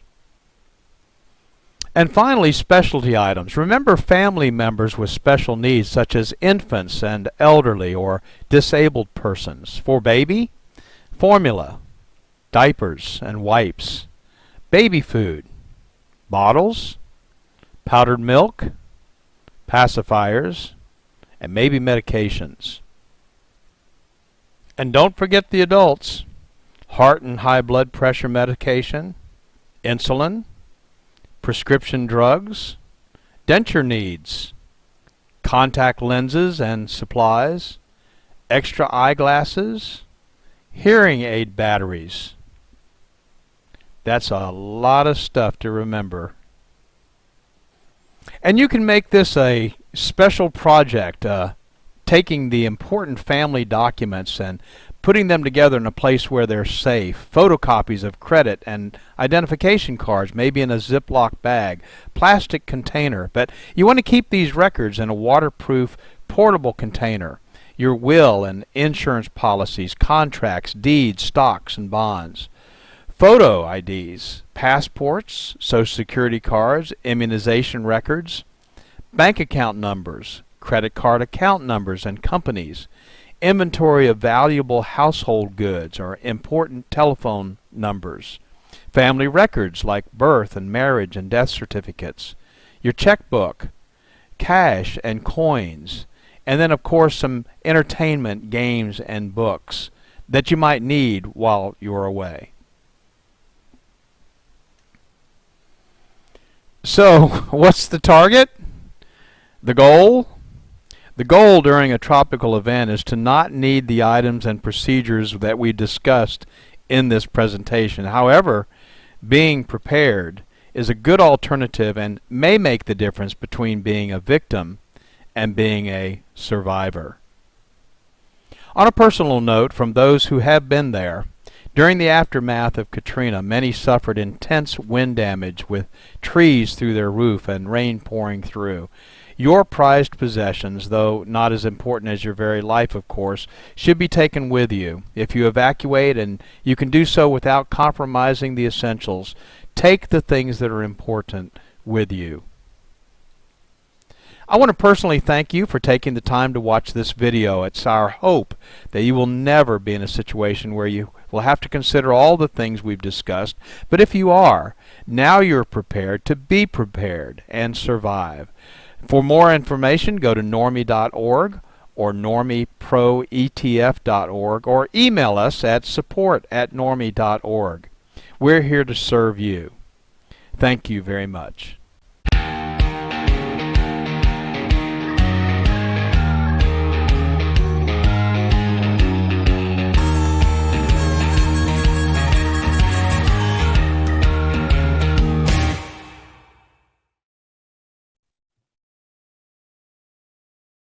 I want to welcome today's guests from Robert Pettyjohn Cleaning, Mr. Robert Pettyjohn and Katie Ruther. Guys, want to say a quick hello? Hello there, Lance. It's a joy to join you and the millions watching on their computer. Thank you, Robert. Hi, Katie. How you doing? Thank you. I'm good, Lance. How are you? Good, good. Well, let's get started here. And for those that don't know, Robert is one of our senior trainers. He's involved with our certified mold assessor, mold remediation training, and he does quite a few other things for us. So could you tell us a little bit about your background and how you got involved with this indoor air quality industry? Well, Lance, it started by cleaning carpets. My wife, Karen, and I were living in Kentucky at the time, and we were looking up at the light fixture on our ceiling and saying, we're going to be here the rest of our lives, or we're going to do something else. So we had an opportunity to go to Hawaii. So we sold everything we had and bought 2 one-way tickets to Kauai and sold jewelry on the beach for a couple of years.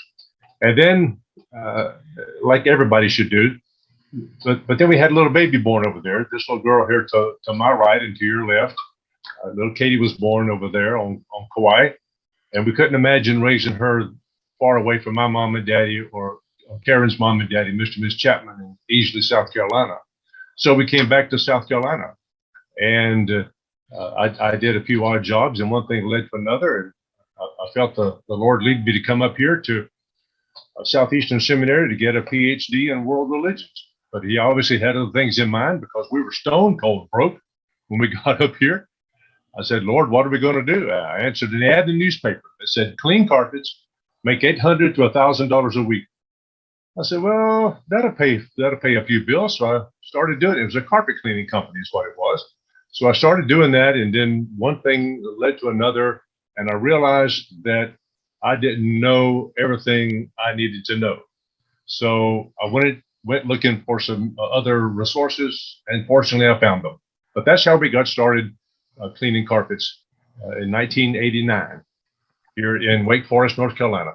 You know, we've talked in the past about diverse backgrounds and, you know, where people are today and where they came from. So I just want to get this right. I'm visualizing it's the beach bum surfer becoming the doctor PhD, you know, in a short trip. Well, we did a little bit of windsurfing, but not that other stuff like they do in the pipeline in the North Shore of Oahu or any of these other big surfing venues. And I was accepted into the PhD program at Baylor University and also up here at Southeastern Seminary, but I never enrolled. We were just too broke, and I had to do something else. So I never became the doctor, but that's okay. Well, I'll tell you, Katie, I know you were dragged through this, probably kicking and screaming most of the way. And if you would like to tell us a little bit about your background, if you're comfortable with that. Oh gosh. So I grew up with the back seat of our minivan on the front porch to accommodate the carpet cleaning machine. Oh, that's right. Yeah. And that's okay. Fond memories. Yeah, but I think I officially started working in the business when I was in third grade, pulling hoses. And as far as I know, I was the only third grader that had a sizable bank account. So I guess I appreciate the life lessons and responsibility that came with working at a young age. And I worked on and off, you know, went to college, tried to find a different career. And after college, I came back and worked in the office a little bit in the field. And I got married. We ran away for about 4.5 years to California and decided this is probably where we really need to be. So we came back and have been ears deep in textiles for the last, I keep saying 6 years, but time keeps ticking. So it might be closer to 8 years by now. Wow. Amazing. So here we are. Not at all what you plan for your life, but somehow, you know, you're doing what you're supposed to be doing. All right. Very cool. Well, you know, I like to know a little bit more about the backgrounds, and a lot of our viewers, you know, want to know who the people are that we're talking to. So thank you both for that. So let's get down to it. I know what you do is fairly technical as far as the technology that's used, the methodology for cleaning. It's not just spraying a chemical on something and cleaning it. So how did you figure out how to do this? Did you take training, or did you just reinvent the wheel, or how'd you wind up doing what you're doing? Well, we got started in our training because I had done some work. The guys at the shop figured I was the smartest one, so they sent me the worst, most difficult cases. And at this time, I went and bleached the guy's carpet and made a big mess. And that was $650 that Petty John's did not have. But we had to max out our credit cards in order for that to happen, so we did it. So I figured I better get some training. And as a result, I asked around a couple of places and found out that there was a class at Sunbelt Cleaning Supply House here in Raleigh. And the great Lee Pemberton from McKeesport, Pennsylvania, was the one who was teaching the class. And thankfully, I got the right teacher at the right time. And he told me everything I needed to do and to know in order to get started properly. And I could not be any more thankful for that. So absolutely, training and education, there is no substitute whatsoever for that unless you have a bottomless bank account that can handle all your screw ups. Okay. Well, with that, in the world of indoor air quality, which is where we all work under, I know there's a lot of trade organizations and support groups and things like that. Did you ever try, or are you still working with those types of groups, trade associations, organizations that helped you through this? To back up to education for just a moment, one of the fun full circle parts of being in a family business is, while my dad took classes from Lee Pemberton, I think I was able to fully explore my love of upholstery cleaning from Lee's son, Jim, a few years ago. So, or, many years later. So I think that their family business becoming full circle as our family business has become second generation is one of the beautiful little components that you don't just see everywhere. That's very well put. Yes, it is. But does that really mean that when you were in third and fourth grade, you were helping him with his homework? I don't know. You're exposing all our family secrets now. I just wanted to make it clear for everybody where we were. Well, that one of the benefits of being at a class like that is that you usually are associated with people that are where you want to be. And one of those people was a fellow named Chubb Safrit, S-A-F-R-I-T. He lived in Concord, North Carolina, right outside of Charlotte. And Chubb at that meeting told me, he said, Robert, if you want to do this business, you do this and this and this and this. And I did that and that and that and that. And then one thing led to another. And now here, what is today's date? 24th. The 24th of what? March 24th in 2023. I'm being interviewed by the great Lance Eisen and the Normie crowd, along with my baby daughter, Katie. And I'm so very thankful to be here. But that would not have happened had I not been in the right training organization, doing the right things by people who knew what they were talking about.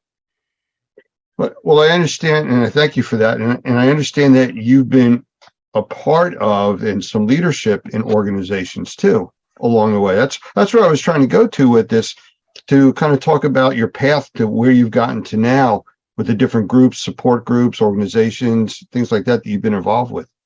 That's a good question. Well, you ask good questions, man. Thank you very, very much, Lance. Well, yes, both my wife and I have been privileged to serve as president of the Mid-South Professional Cleaners Association, the finest regional trade association anywhere in the country, without question. My daughter Katie is on the board of directors right now at Mid-South. We were the founding members of the Association of Drug Care Specialists that is headquartered in Dallas, Texas. One of the charter members of that organization. I'm one of just a handful of certified rug specialists here in the United States, the only one in the Southeast. I'm also privileged to be a part of the Restoration Industry Association, where I'm one of about 125 certified water loss specialists in the whole country. And that's a real big deal. So whenever years ago, we used to go get gas and we had to get paid for it inside the convenience store. And when I came home, Karen said, "You went to the gas station, didn't you?" I said, "Yeah, how do you know?" "Because you smell like smoke." You remember that everybody smoked inside those gas stations. Well, that's the way it is now. You start to smell like the people you hang around. And fortunately, being a part of this national organization, Remediators and Microbial Inspectors, known as Normie, I'm beginning to smell like you, Lance, and I'm so thankful for that. I know there's a compliment in there someplace. I'm just not quite sure how far I have to dig for it. So I'm just going to kind of move on, and let's talk about indoor air quality, as long as you talked about, smells and things like that. Rug cleaners, carpet cleaners, I've seen these guys with their trucks and they go out and they spray some stuff on the floor and vacuum it back up and they're off to the next job. But why wouldn't they be more focused on how it's affecting the rest of the environment with indoor air quality? So, I mean, how do you view that component of what you do? Well, one of the benefits of being involved in an organization like Mid-South is that back in 1989, when we first started, we ran into a fellow. His name is Dr. Michael Berry. He was in charge of the Research Triangle Institute, and at the time was a very, very close friend of the Mid-South Professional Cleaners Association. As a matter of fact, one of his students, a guy named Donald Pumphrey from up in Brown Summit, North Carolina, did a cleaning of the Frank Porter Graham Child Care Center in Chapel Hill, and discovered that the recidivism rate for people who got for the kids that were in that carpet cleaning, they got their carpets cleaned regularly, was much, much, much less. They almost never ever got sick. So Dr. Berry, in his book called Cleaning for Health. I don't know if people can see this. This is the one that Dr. Gavin McGregor Skinner is very interested in working with right now. But he says in his book some very, very powerful things about this business of cleaning. He said, in carpeted buildings, check entrances. It is especially important for you to analyze how or where unwanted matter gets deposited inside. This matter can be wet or dry or oily when it rains or snows or whatever the case may be. But he also says something very, very profound. He said, with housekeeping, we manage and take advantage of the sink effect we find inside. Kitchens have a literal sink. If dirty dishes and garbage are allowed to build up in it, bacteria will proliferate, and someone is likely to get sick. Some surfaces are better sinks than others, Dr. Berry says. Carpets and fabrics are very effective sinks. Pollutants stick on or fall into their fabric surfaces due to gravity or electrostatic attraction. Such complex webs of fibers can trap and hold pollutants for a very, very long time. Housekeeping that makes the indoor environment biologically clean promotes long-lasting health. We were fortunate in 1989 to be associated and to be acquainted with Dr. Michael Berry. And even as my role with the ICRC, I was fortunate to serve on the board of directors and the executive committee of that organization for 6 years, for crying out loud. But one of the people we met was a brilliant fellow who worked with the Journal of Cleaning, Restoration, and Inspection. He wrote an article called The Influence of Flooring Type on Allergen Levels and Airborne Particles. This thing right here. An amazing, John Downey is his name, an amazingly brilliant fellow. But he says, and I'll just read one short sentence or two. In conclusion, the results outlined here do not support the common recommendations favoring hard flooring rather than carpet that are currently given to those with asthma and allergy concerns.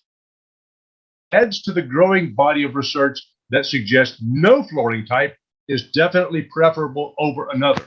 We hear so many people, Lance, as you well know, say, rip the carpet out, take the carpet out. Well, no, the carpet is an effective sink. With every 1 square yard of carpet, there's 1.4 acres of surface area in that. That's a great sink or a reservoir, as Dr.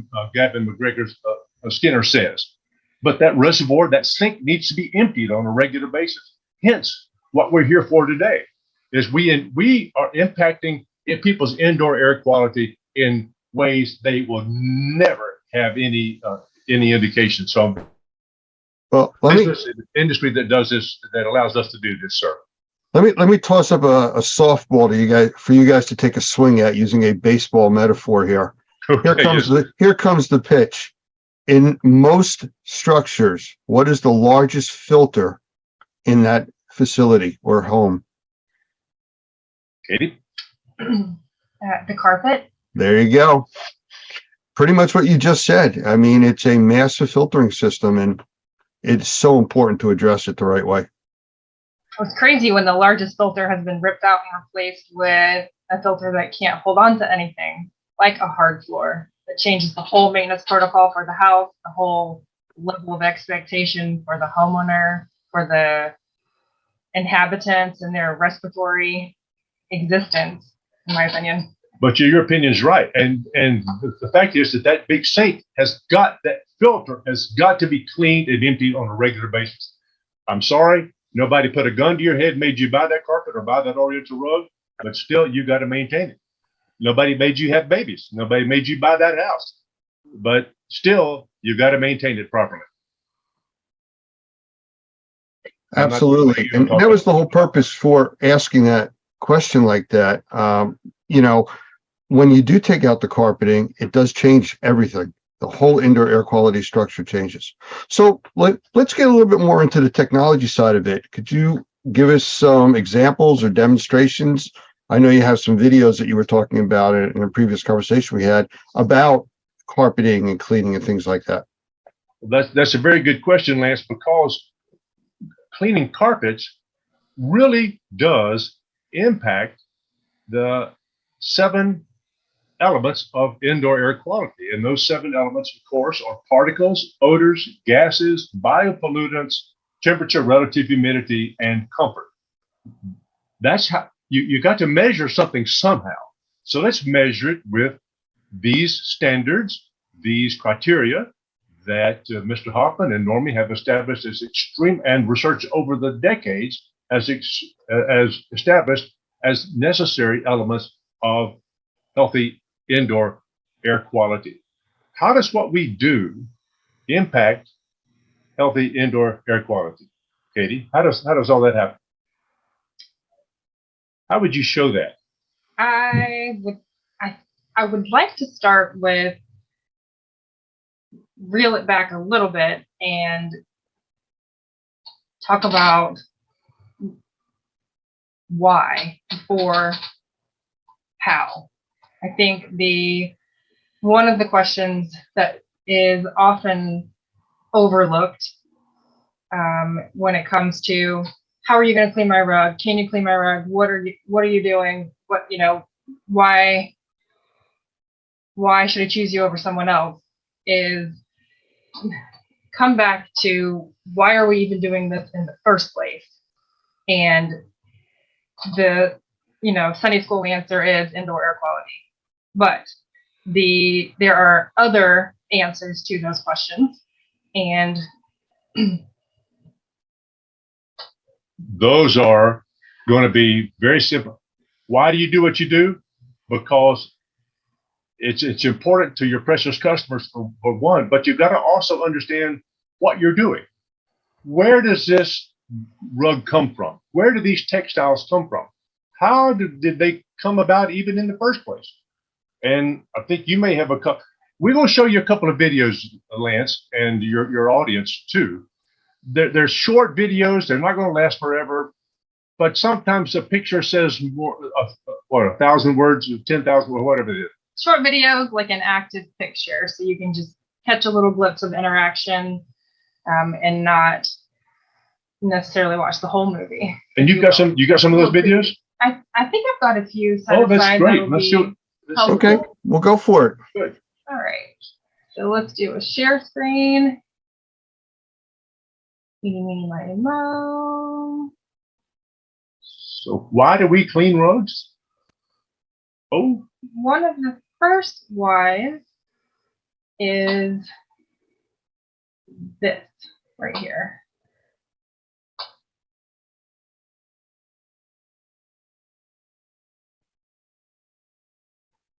can you see that, Lance? Yeah, absolutely. And being a grandparent, I mean, that speaks volumes to me. All right, that little bugger is my nephew. And clearly, there's my niece. And this is one of the primary reasons I clean things, is because I've got little kids and nieces and nephews that are crawling on my floor. And I've got a dog at home, and I know what the dog has done. I know what my kids have done to my floor. And while they're not this young anymore, literally eating the carpet as they pull themselves along, it's still shoes in my house. I know what's this close to their face. And it's important to keep the little people in my life safe. Plus, their respiratory systems are much less developed than the rest of us. And there's that bell curve of life that from the very beginning, you're more sensitive, and then at the very end, you're more sensitive too. So not only for babies, but for seniors in their homes, for people who are having elective surgery, for people who are bringing children home from freshly been born. Oh gosh, there's all kinds of reasons. But this is why we do what we do, dadgummit, is because there's people lives that are dependent on what we're doing. We're cleaning for health, my friend. That's a big deal. Well, one thing that's a little different is most indoor air quality mold assessment work is measuring environments in that 4 to 6 foot breathable range. That's kind of the standard that most industrial hygienists look at, and testing is done at, because most people exist in that area breathing wise. the children that we're looking at, they don't fall into that range. They are way below it. They're down in the more humid area. They're down where the bigger particles are collecting because they're heavier. So they're more exposed to more, and the carpeting. So I agree with you completely. And if people don't take their shoes off when they come in their house, that's the single most important thing you can do to maintain your carpets, by the way. We clean for a lot of Asians, and they're accustomed to taking their shoes off and their slippers, they call them. We lived in Hawaii, and everybody would take their slippers off when they came into the house. Well, these people that we clean for from the Philippines and from other Asian places, their carpets, I said, what are we here for? And they said to clean your carpets. Well, they look fantastic. Why? Because they don't walk on them with their dadgum shoes. They take the shoes off before. It makes a huge difference. Okay, let's look at some more videos. Let's have some fun today. Okay, Kate? All right. So as a company, Petty John's, we do a lot of Oriental rug washing, area rug cleaning, loose rugs, not to differentiate between installed carpeting. And matter of fact, there's a rug on the back right behind us in the screenshot. That is an Afghan war rug with the tanks. Yep, the tanks and all that. That was made at a special time. We have a rug here on the wall from Tabriz in Iran. We got a bunch of rugs out there from Iran and from Turkey, Syria, from up in the Four Corners area of our country where the Navajo rugs are. Big deal. Let's show the video, see where they come from. so before you clean something, it's helpful to have an understanding of how it's made. And I like to differentiate between loose rugs and installed carpet because there's a lot of, can't you just clean my rug in my home? It's sitting on the floor just like my carpet is. Well, the construction difference between broadloom carpet that's installed in your home and a hand knotted Oriental rug or even a machine made loose rug is wildly different. The density of the tufts, the material, the backing in and of itself is just wildly more accessible and meant to be cleaned in home on a broadloom installed carpet versus a hand knotted rug, which is super, super dense, and a lot of that dry soiling is going to get driven into the foundation, and it's just not accessible from a cleaning standpoint in the home. While Katie's looking at these videos, let me say one thing to you, Lance. You used the term broadloom a while ago. Hey, Robert, hang on one second. If you're guys are gonna talk for a while, stop your share so we can see you on the big screen instead of just a little screen with your files. Okay. Oh, that's fine. So I understand. So that was just the tiny amount of background before we get into where does the Oriental rug come from, or where does the hand knotted rug come from?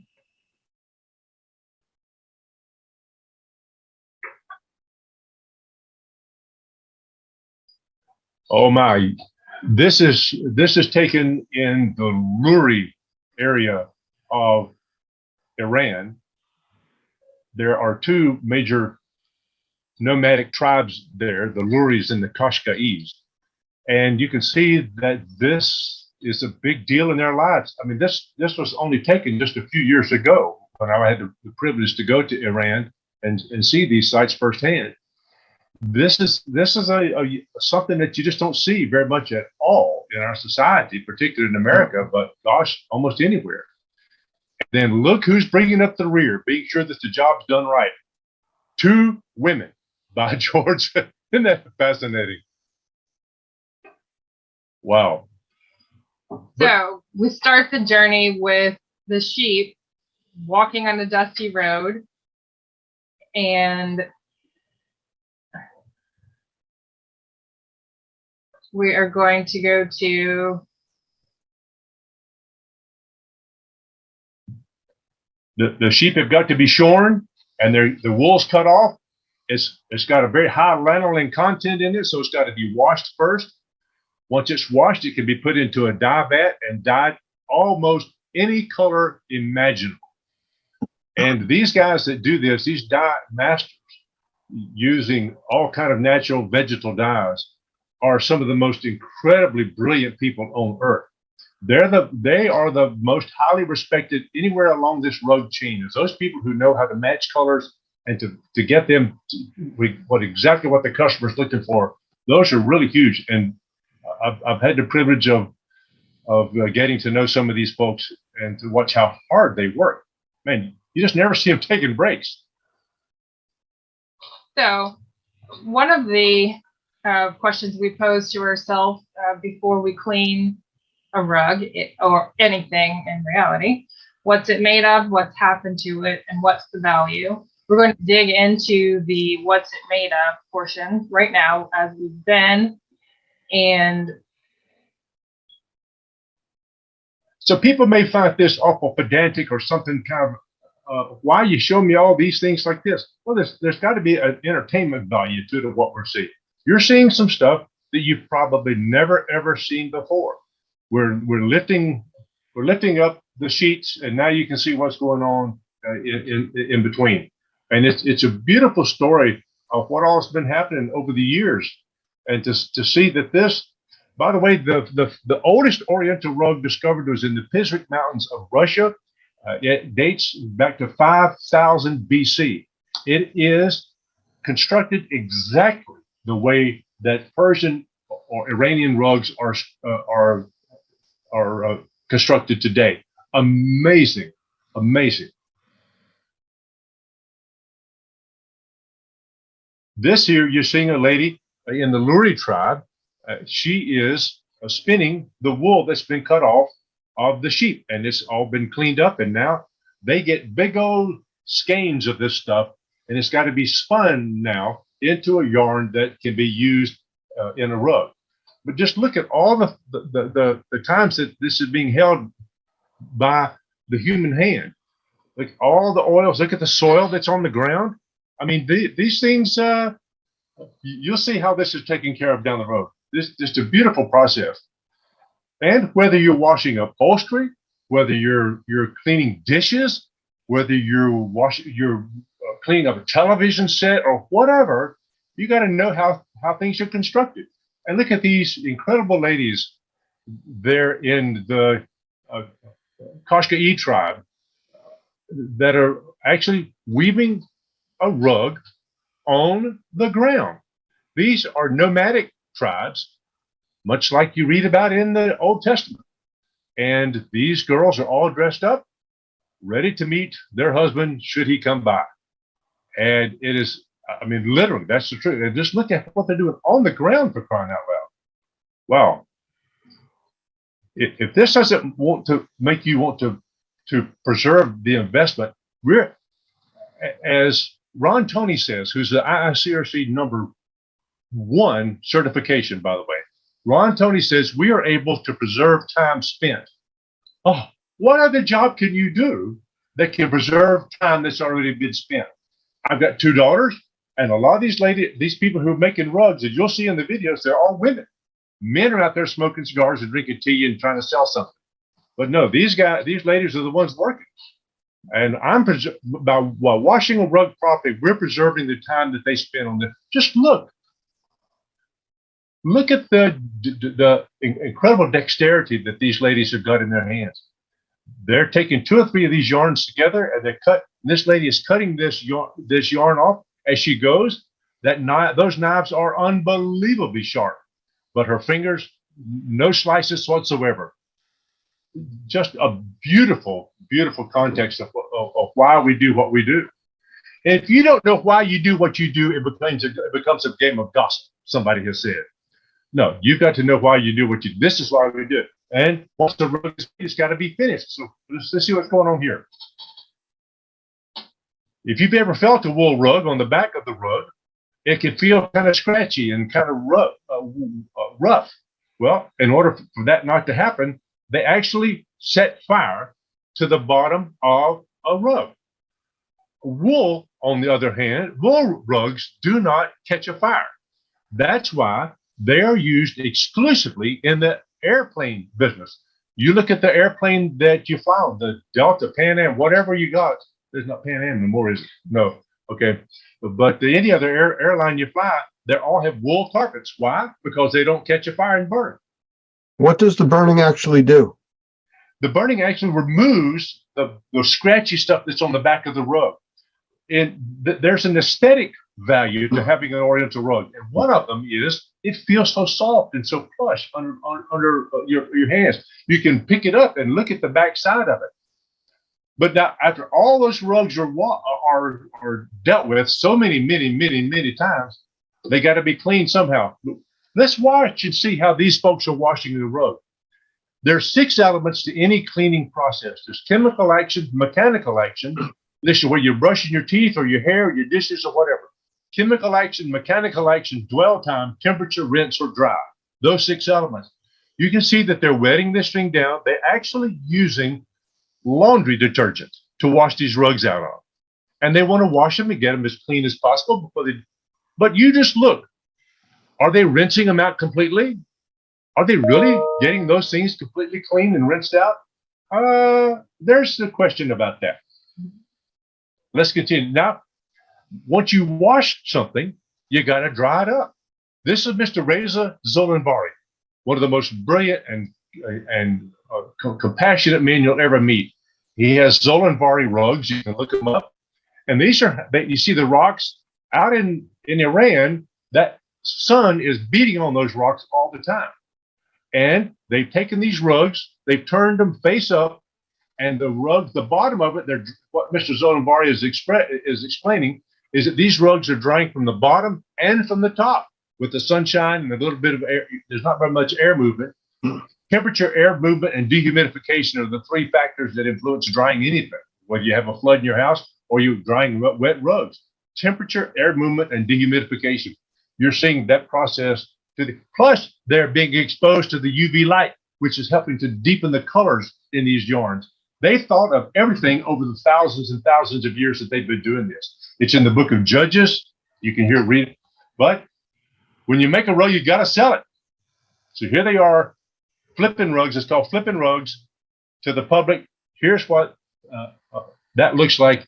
And this was taken in Iran or Persia, whatever you want to call it, by some of the most careful, beautiful human beings. Just look at these textiles. Look at how beautiful they are. Oh, my stars. So many hands are involved in the production of the rug before a brand new rug gets to a showroom or gets to your home, where it's new and presumed to be clean and ready to use. And the concept of clean, the definitive clean, it's kind of vague because, hold on just 1 second, you'll see in this video, it's about 2 seconds away. You're going to see that has just potentially touched a brand new item that you're going to bring into your home and your child's going to crawl across, or you're going to drop a little crumb and you're going to pick it up and eat it because that was a really good blueberry muffin and you just bought the rug so it's clean. So this is actually the very first rug I ever bought. It's actually a grain bag. I bought this at the Grand Bazaar in Istanbul, Turkey. And to be able to, and what happened was that the folks used to put the grain in these bags and put their bags on top of, on the back of the horse and take them back and forth to wherever they needed to go. So this is now, fortunately, this has been cleaned, and that man that you saw in there has got a huge, huge heart, but he is unfortunately no longer with us. A dear, dear friend of our rug industry, and he's no longer with us. So, but this is understanding where these come from and how they get around and how they make it into people's houses. There's a story behind every one of these rugs. There may not be a story behind a carpet, but there's almost always a story behind an Oriental rug. We bought this rug in Ephesus on our honeymoon when we were on the Mediterranean Sea. We bought this, the very first purchase we bought, we went downtown and bought it at the rug shop. And now this is the first thing we ever bought as a married couple, somebody would say. Or I don't want to start crying or nothing, but my granddaddy taught me how to dance on this rug. Or this is when my brother and I used to play the Hot Wheels around the outside edges of the guard border on these rugs. All kind of stories behind them. And you just mentioned one about your mama a while ago. There's stories behind them all. And these are very, very real. A lady brought a rug into us the other day, about 6 or 8, 9 years ago, something like that.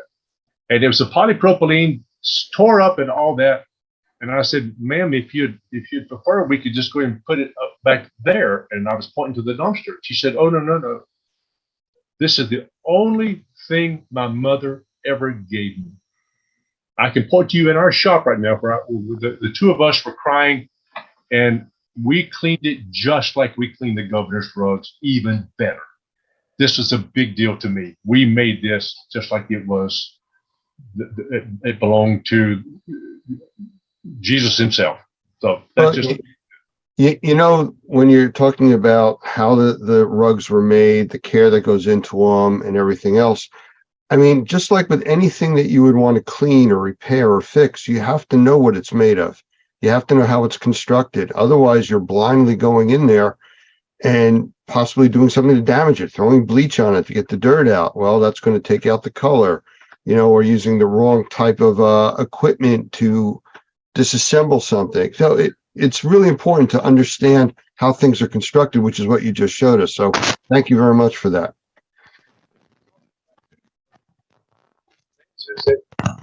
Whether it's a rug or whether it's your hardwood floors or anything, I know that you and I have had water damages in our home. As a matter of fact, today I'm getting all the CPVC plumbing removed from my deadgum house, so I don't want to come home to a flood. And they're replacing all that stuff. Well, I've had floods in my house when we came home and it was wet, and you've had floods in your house too. And to know for the restoration contractor or the remediation contractor to know what it's made of before he starts just sawing into something is just really huge. You made an excellent point, Lance. That's a beautiful point. Yes, sir. Yes, sir. Well, let me ask you a question. If you were able to talk to homeowners and business owners, what would you tell them to do to protect their rugs or floor coverings, whether it's carpet or a throw rug type of a thing, oriental rug? Oh, that is a great question. You should know the answer to some of that, Katie. How to protect your rug? Well, I like to kind of refer to the American healthcare standard on this one, and you can kind of go one of two ways. You can go preventative or you can go corrective. A lot of people find it easier to just go corrective. I'm going to eat this now, and if my pants don't fit, I'm either going to buy new pants, or if the doctor tells me to lose weight, I will. It's almost always easier and to your advantage to be preventative and cheaper. And cheaper. Maybe a little more expensive in the short term. Always cheaper in the long term to go preventative. That means taking your vitamins, get your butt out of bed in the morning and exercise, or do some sort of meditation or something and get yourself right for the day. Also, preventative is imagining in the future what's going to happen. Somebody's going to spill something. Somebody's going to find something you said so funny that their soda spews out of their nose. They're laughing so hard. Then you've got to deal with cleaning up. That's happened. That's why I said that. Well, and you're exactly right. We have the ability to think and to project ourselves into the future is really, really huge. Well, one of the components here that's so important is by showing people the reality of how things are done, how things are made, and how things should be. And now talking about the preventative compared to reactionary. That is a major issue with most people today. Nobody, and I say nobody, the governments particularly don't want to spend money preventatively. They don't budget for prevention. They budget only for reactionary. Unfortunately, a lot of people are exposed to that too. A lot of people are short on funds, so they're not going to spend money to fix something that isn't a problem as yet. What you're demonstrating to us is the risk to that and how much more it costs down the road. I guess the easiest example for most people to understand would be driving your car for 10 years and never changing the oil. Well, it seems to be running fine. I'll leave it alone. Well, one day the engine seizes and that, $10 can of oil just cost you $5,000 for a new engine. So, taking care of it now before it becomes a problem is so important. Sure. I 100% agree. I highly recommend putting a protective coating on your textiles when they're new or freshly cleaned, because of the simple buy yourself some time in case of a spill. Make your vacuuming more effective. You're going to vacuum anyway. You floss your teeth regularly, and your dentist knows when you don't. Your rug cleaner knows when you're not vacuuming regularly. So put the protective coating on there. It makes it almost extends to the point where it can save relationships in your life. Oh gosh, yes. Because at some point, your child might spill a chocolate milkshake on your dad's rug. And is that what your child did? I think so. I think so too. And even though the rug was protected, there was a very brief moment that was captured. You could feel it, the tension in the air. Had that rug not been protected, I know what it's like to spot clean a protected rug and know what it's like to spot clean an unprotected rug. It's just a lot more difficult. And I don't know what the result's going to look like. But it was a timeout. Everybody stay calm. I need a paper towel. I need a spoon. I need a little bit of water on a towel. And the milkshake scooped right up into the towel. And within, honestly, about 2 minutes worth of work, we had that rug back to pre-loss condition. And there were no hard feelings other than the milkshake, the effort put into the milkshake, which you can't help. But stuff is going to happen. But you bring up a good point. A lot of times, people in there who are visiting with you in your home, they'll spill something and they'll never tell you. They'll just overlook it and hope you don't notice it or something. And now you've got some funky mess somewhere down the road that you got to deal with. Had that rug been protected properly, like you said, or at least have the knowledge of somebody that knows what they're doing in order to clean that rug or that piece of upholstery or whatever the case, those things are very, very expensive. And being able to take care of that. And that is also one of the components of indoor air quality, which is odors. And some of these odors don't show up until the humidity maybe get high in the air or something. Now it gets kind of funky. So these are real life situations that we come across with all the time. So to bring one of your previous questions back full circle, what is the carpet cleaner? What does the rug cleaner even have to do with indoor air quality? I have a video. I will share my screen again. A video that's going to kind of walk us through, now that we know what a rug is made of, how it's constructed, we can look at the entire rug cleaning process and see what is important about the rug cleaning process and how it is critical to the indoor environment. I can pause this as needed if we get chatty about something. So this in our shop here's another war rug. Clearly we have a theme in my household because my husband was in the military, and this is not a true Afghan war rug. It was made in Pakistan. And I do hate that. Let's go back. The first thing we do is inspect it just to be sure that we're all on the same page with the client, because no matter what kind of service you're providing, setting the expectation with your client on the front end always makes it easier to do your job right. That's the same way it is with mold remediation or anything we're doing at any company, whether we're doing mold remediation or carpet cleaning or upholstery cleaning, whatever. House painting, whatever it is. By the way, that's Andrew right there. That is my husband. By the way, this guy in this video is an Iraqi war veteran, a Purple Heart recipient, a man's man. He's not scared of nothing. And he happens to be my son-in-law, and I'm very, very thankful that he's part of the family. So the last little portion was the tumble duster, and this is compressed air, 125 CFM, 125, what else? PSI. PSI, man thing, that's okay. And this is the dry soil removal that is critical to the first step of the cleaning process. Because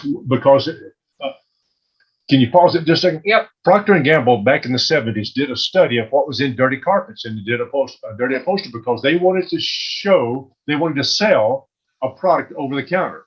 and they discovered that about 78% of the soil that's in carpet or is dry particle soil that can be vacuumed and taken away. The other 20% is a roughly 10% water soluble soil and solvent soluble soil. The other 10. So knowing that, we got a rug or your carpet care professional, whatever, gets 80% of it clean by simply vacuuming or dusting it correctly and properly. Amazing how much of that, and hence, what are we doing? We're improving indoor air quality. But if that's all we did to that rug right there, it goes back in as a much more healthy part of that customer's indoor air quality. But look at all that dry particle soil, and these are big chunks. We're not seeing the little stuff. So you see these the dusty, the skin cells, the things that come in off your shoes. And I think you've said in the past, if you were to only do this, you'd still get an 80 on the test, which I'd like to point out as a child was not acceptable. And, as a rug cleaner, I still don't think it's acceptable. So we'll continue on. I am slightly embarrassed that's how much came out of a rug from my house. But that's okay. So here is 1,200 gallons of naturally softened rainwater that we harvest from our roof. And we will put a rug, depending on structural integrity, condition of the rug, and soiling, will go into the wash tub. A couple different factors will play a part into it. So swimming around with a little cleaning agent, the rug will release the water-soluble soils and things that can be addressed by the cleaning agent. And if there's urine in the rug, it'll spend a little more time there. This is one of the elements of the cleaning process. There's 6 elements to any cleaning process. Chemical action, like you saw some detergents inside that wash tub. Chemical action, mechanical action. This is mechanical action. You brush your teeth, for instance. This is brushing your rug's teeth. Chemical action, mechanical action, dwell time. You don't stick a rug into that wash tub and then pull it right back out. Give it 30, 45 minutes of dwell time. Chemical action, mechanical action, dwell time, temperature. That rug is at a certain temperature. Then rinse and dry. Those 6 elements. If you wash your hair, you rinse it. You don't just walk out of the shower. No, you rinse yourself off. The same thing happens in a rug. You rinse it off. And we put now, this goes into the wringer rinser to where it's rinsing a rug off. If you could stick yourself in there, it would be really good. That would hurt. No, it hurt, wouldn't it? Okay. So we have a little bit of warmth to the water, not hot water. A little bit of warmth because we know that does a little better job of rinsing out the cleaning agents. It's going to slowly creep through this process. And on the other side of those jets are those little rubber guys right there that kind of squeegee out a lot of the loose water. So that's just like Granny had it in her wash thing in the back on her back porch. Yes. She kept all the National Enquirers in there though, that instead of washing rugs in it. I don't know. Okay. And then the rest of the water is spun out in the centrifuge, which is going to spin at about 960 RPM. And it's a little faster than the Gravitron at the fair. Literally liquefy you if you got into it. And 10,000 PSI is what it is. That's the RPM. Yep. And then the final grooming. When you wash your hair, you comb it when you're done so that it doesn't dry out and knotted and tangly. And then you dry it. So then our rug is going to go into the dry room where we duct in hot, dry air and recirculate that heat, duct out the humidity, use air movement and temperature and dehumidification to get this rug dry. Most rugs are going to be dry in that 4 to 8 hour window because we're able to really seal it in and get it nice and warm and a very effective drying system. And then the next day we'll detail any little spots that maybe didn't come out because they're solvent soluble, detail the fringe as needed, roll it up, put it on the wall and say, come get me. So that is our rug cleaning process. And that is how you pull particulates out of a rug to make it a clean, healthy filter again. And we do the same thing with upholstery too. We blow it off to get the dry particles out of there.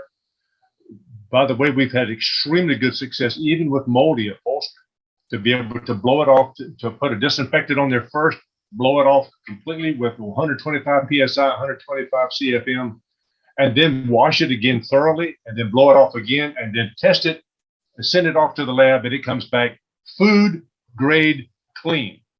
We've taken rugs that we put 15 gallons of raw, untreated sewage, doo-doo, on those rugs, rolled them up for 4 days, and taken them off and cleaned them and got them washed and cleaned. Send them to the lab up in Grand Rapids, Michigan, where they test all the cereal boxes and all that, and it comes back food grade clean. That's a huge, huge deal for people that have mold in their homes, or they have any kind of an illness or something that's causing them to have bad indoor air quality. Well, we can now, my goodness, we can save the roads, and there's people all across the country can do the same thing. One of the things that Katie was talking about is preventive maintenance. One of the preventive maintenance ways that you can do this is to research your area and find somebody who is a certified rug specialist with the Association of Rug Care Specialists, ARCS, or look up Normie, NORMI, and look for a Normie professional. That guy should have done his homework enough to know who the rug professionals are in his area, who the textile professionals are in his area, because none of us is good. Well, almost none of us is good at everything. Speak for yourself. Well, before you kids start arguing, let me jump in here and say that obviously the passion is there for what you do and how you care about your customers and their property and how you take care of it. So kudos for that. Absolutely. We only have only the way we were raised. It's only the way we were raised, Lance. Mr. and Miss Chapman ingrained that into Karen, and my mom and daddy surely did the same thing for us. Well, they did a good job, but we have a few minutes left. So is there anything you'd like to wrap up with or say to anybody watching this? I just want to reiterate the fact that cleaning your textiles in your house impacts the indoor air quality of what you're breathing. Mr. Hoffman says that these cleaning techniques and all that are for people who like to breathe, and we enjoy breathing, and our customers enjoy breathing. And these rugs. Oh, I'm glad you put this up. This is from Shaw Industries, by the way. I'm not screen sharing Okay, right now. can you screen share it? I can. All right. I sure can. This is important. It was said of the parson in Chaucer's Canterbury Tales, but first he wrought her, and then he taught her. Well, if I'm gonna sit there and tell you stuff to do, I ought to at least do it in my own dadgum house. So let's go to the next one too. Okay, so let's talk about this though. Okay. The first lines of defense. We always say vacuuming is one of the best ways of maintenance, but before vacuuming, what can you do to reduce or prevent the load of soiling that's going to be on your floor covering? And the 3 zones, as Shaw calls it, zone 1, 2, and 3, is get the moisture off of your feet first, and then something to collect the bulk of like a scrubby, bristly kind of floor mat. Yep. And then something to get whatever might be left on it. So I have to keep going the same direction. That's okay. I'm sorry. Here. This is my front porch, and you see that I've got some rug pad that was cut wrong, so we use it out there. That's absorbing the moisture off from the bottom of my shoe. And you see that little scratchy little green rug mat. That's an AstroTurf mat.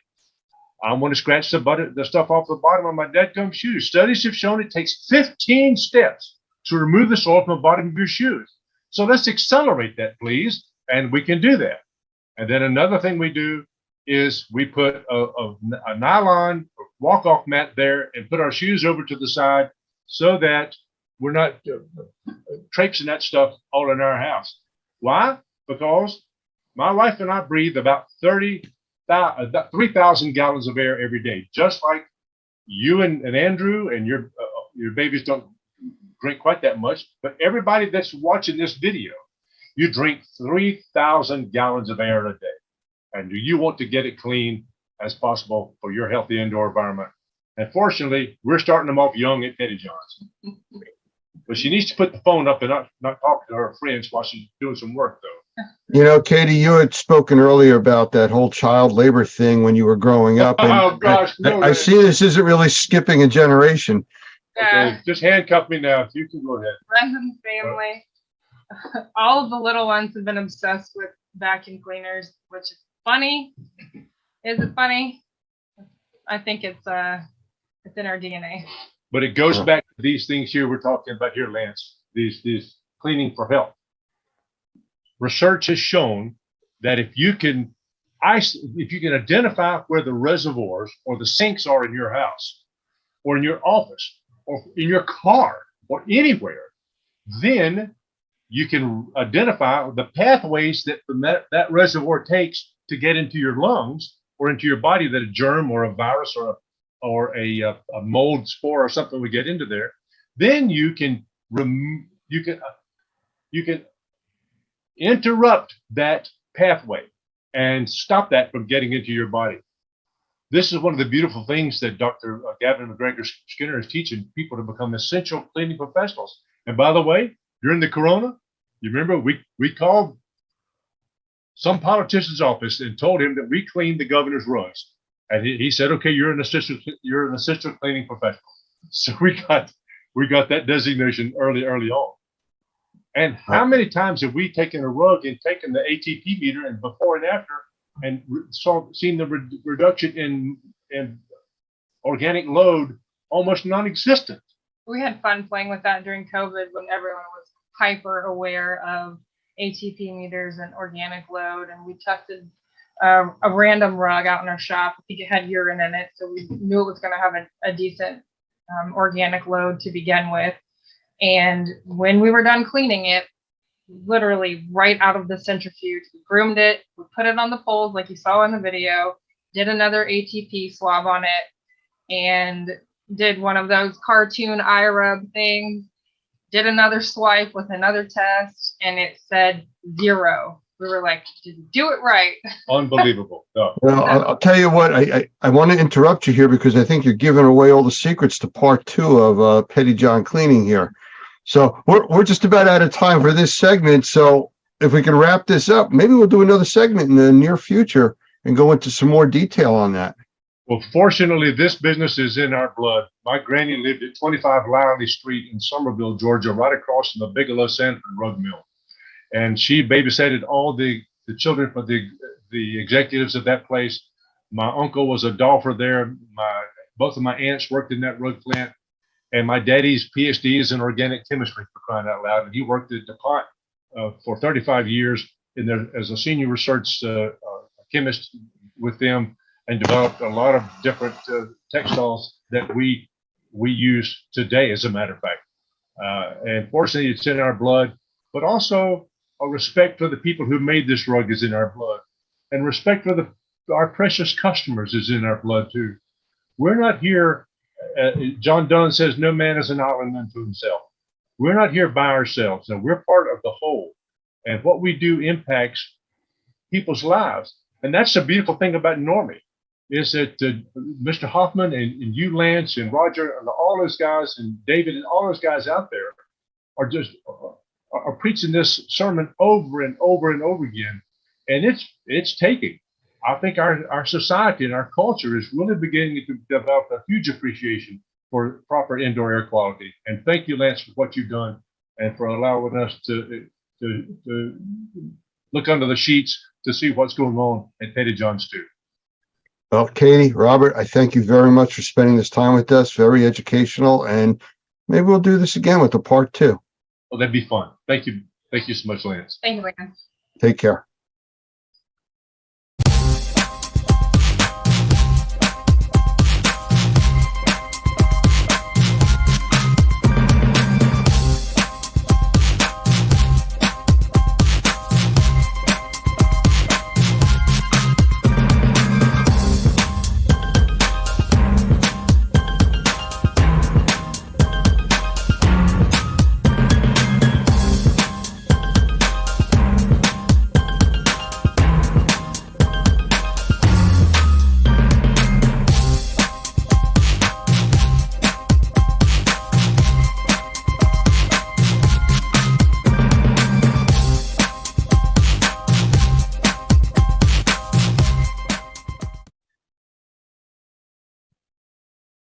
I'd like to welcome my guest today, Keith Gongitano, who is the founder and CEO of the manufacturing of a product called Airwall.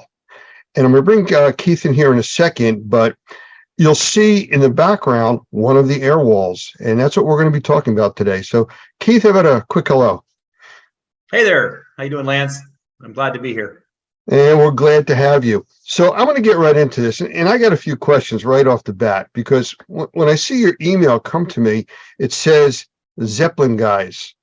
And I'm kind of curious as to, we've always called you or associated you with the Airwall product, but the name of the company is Zeppelin. Is that correct? Yeah, it's Zeppelin.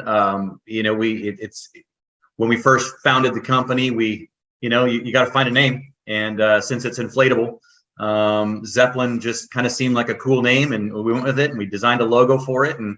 But then the product needed a name, mainly because if it's going to have a line item on Xactimate and other things, it needs a name. And so it became Airwall, and then over time it became Airwalls by Zeppelin, which is containment from A to Z. So it's just kind of one of these things. But if you look us up, you'll find us both on Airwalls and Zeppelin. Okay. Well, so where did this concept come from? Because in the remediation and healthcare and restoration type of industries, this is something completely new. It is new. It evolved, is what it did. It started with me helping a friend with his restoration company back in the summer of 2017, and I was in a crawl space. It was a miserable experience. I spent 3 hours trying to build a chamber so that we could get the subfloor dry, and among other things, I got bit by a spider and bruised and battered, and managed to only build marginal containment, a chamber. It was terrible. And so I invented the crawl space tool. It was just kind of one of those fully formed ideas in my head. I just knew how it had to work. Convinced a friend who's now a part of the company, and pretty much has been since the beginning, because without him, a lot of this stuff wouldn't exist, just because he's the one that knew how to build it. His name is Cole, and I convinced him to build our first prototype for crawl spaces.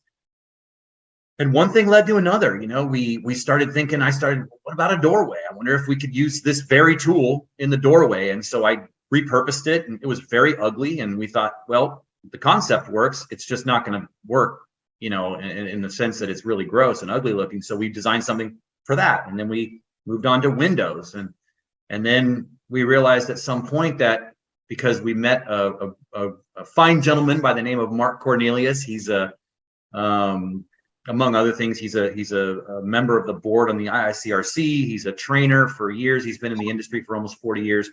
And he loved our product and just asked me a very simple question. That he was looking at the doorway unit, our X, and he said, so how do you get out?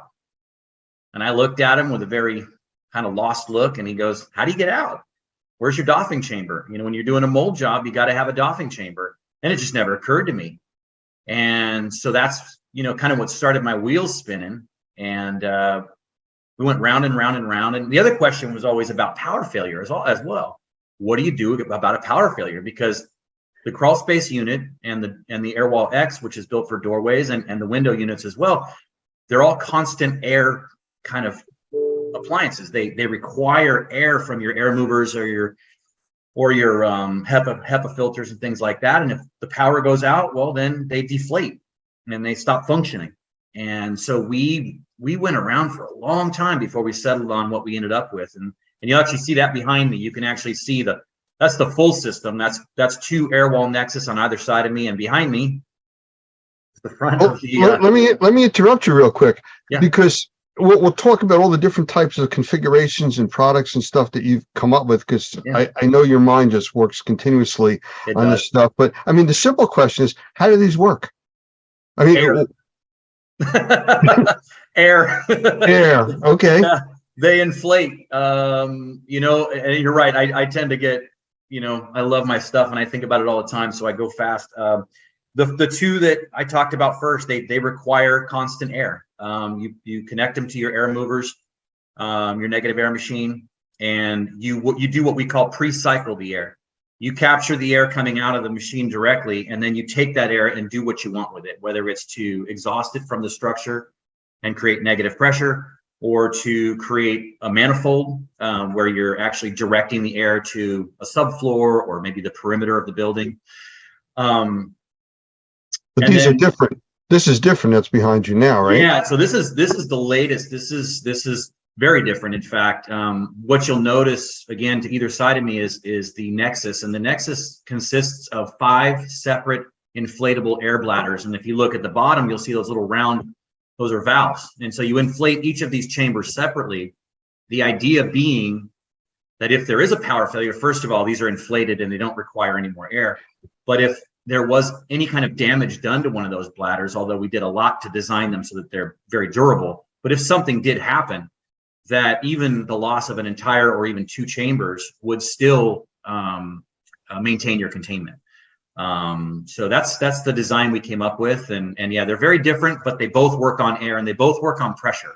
The whole reason that they function as negative air containment and as a chamber is because they're pushing against the surfaces of the building, up and down and then sideways, so that they seal up. Okay, so now I did cut you short before. I just want to get back to, you were starting to talk about the different types of products. Yeah. I just wanted our viewers to understand at least how these things work. Yeah. What else have you designed? I mean, this is for, it looks like you got a chamber behind you and a whole wall, but I know there's problems with, different heights, different types of ceilings and floors. How does that all work, or do you have special products for that? So we wanted simplicity was the key. We didn't want a bazillion parts and things that could get lost, broken, misplaced, or just adding complexity.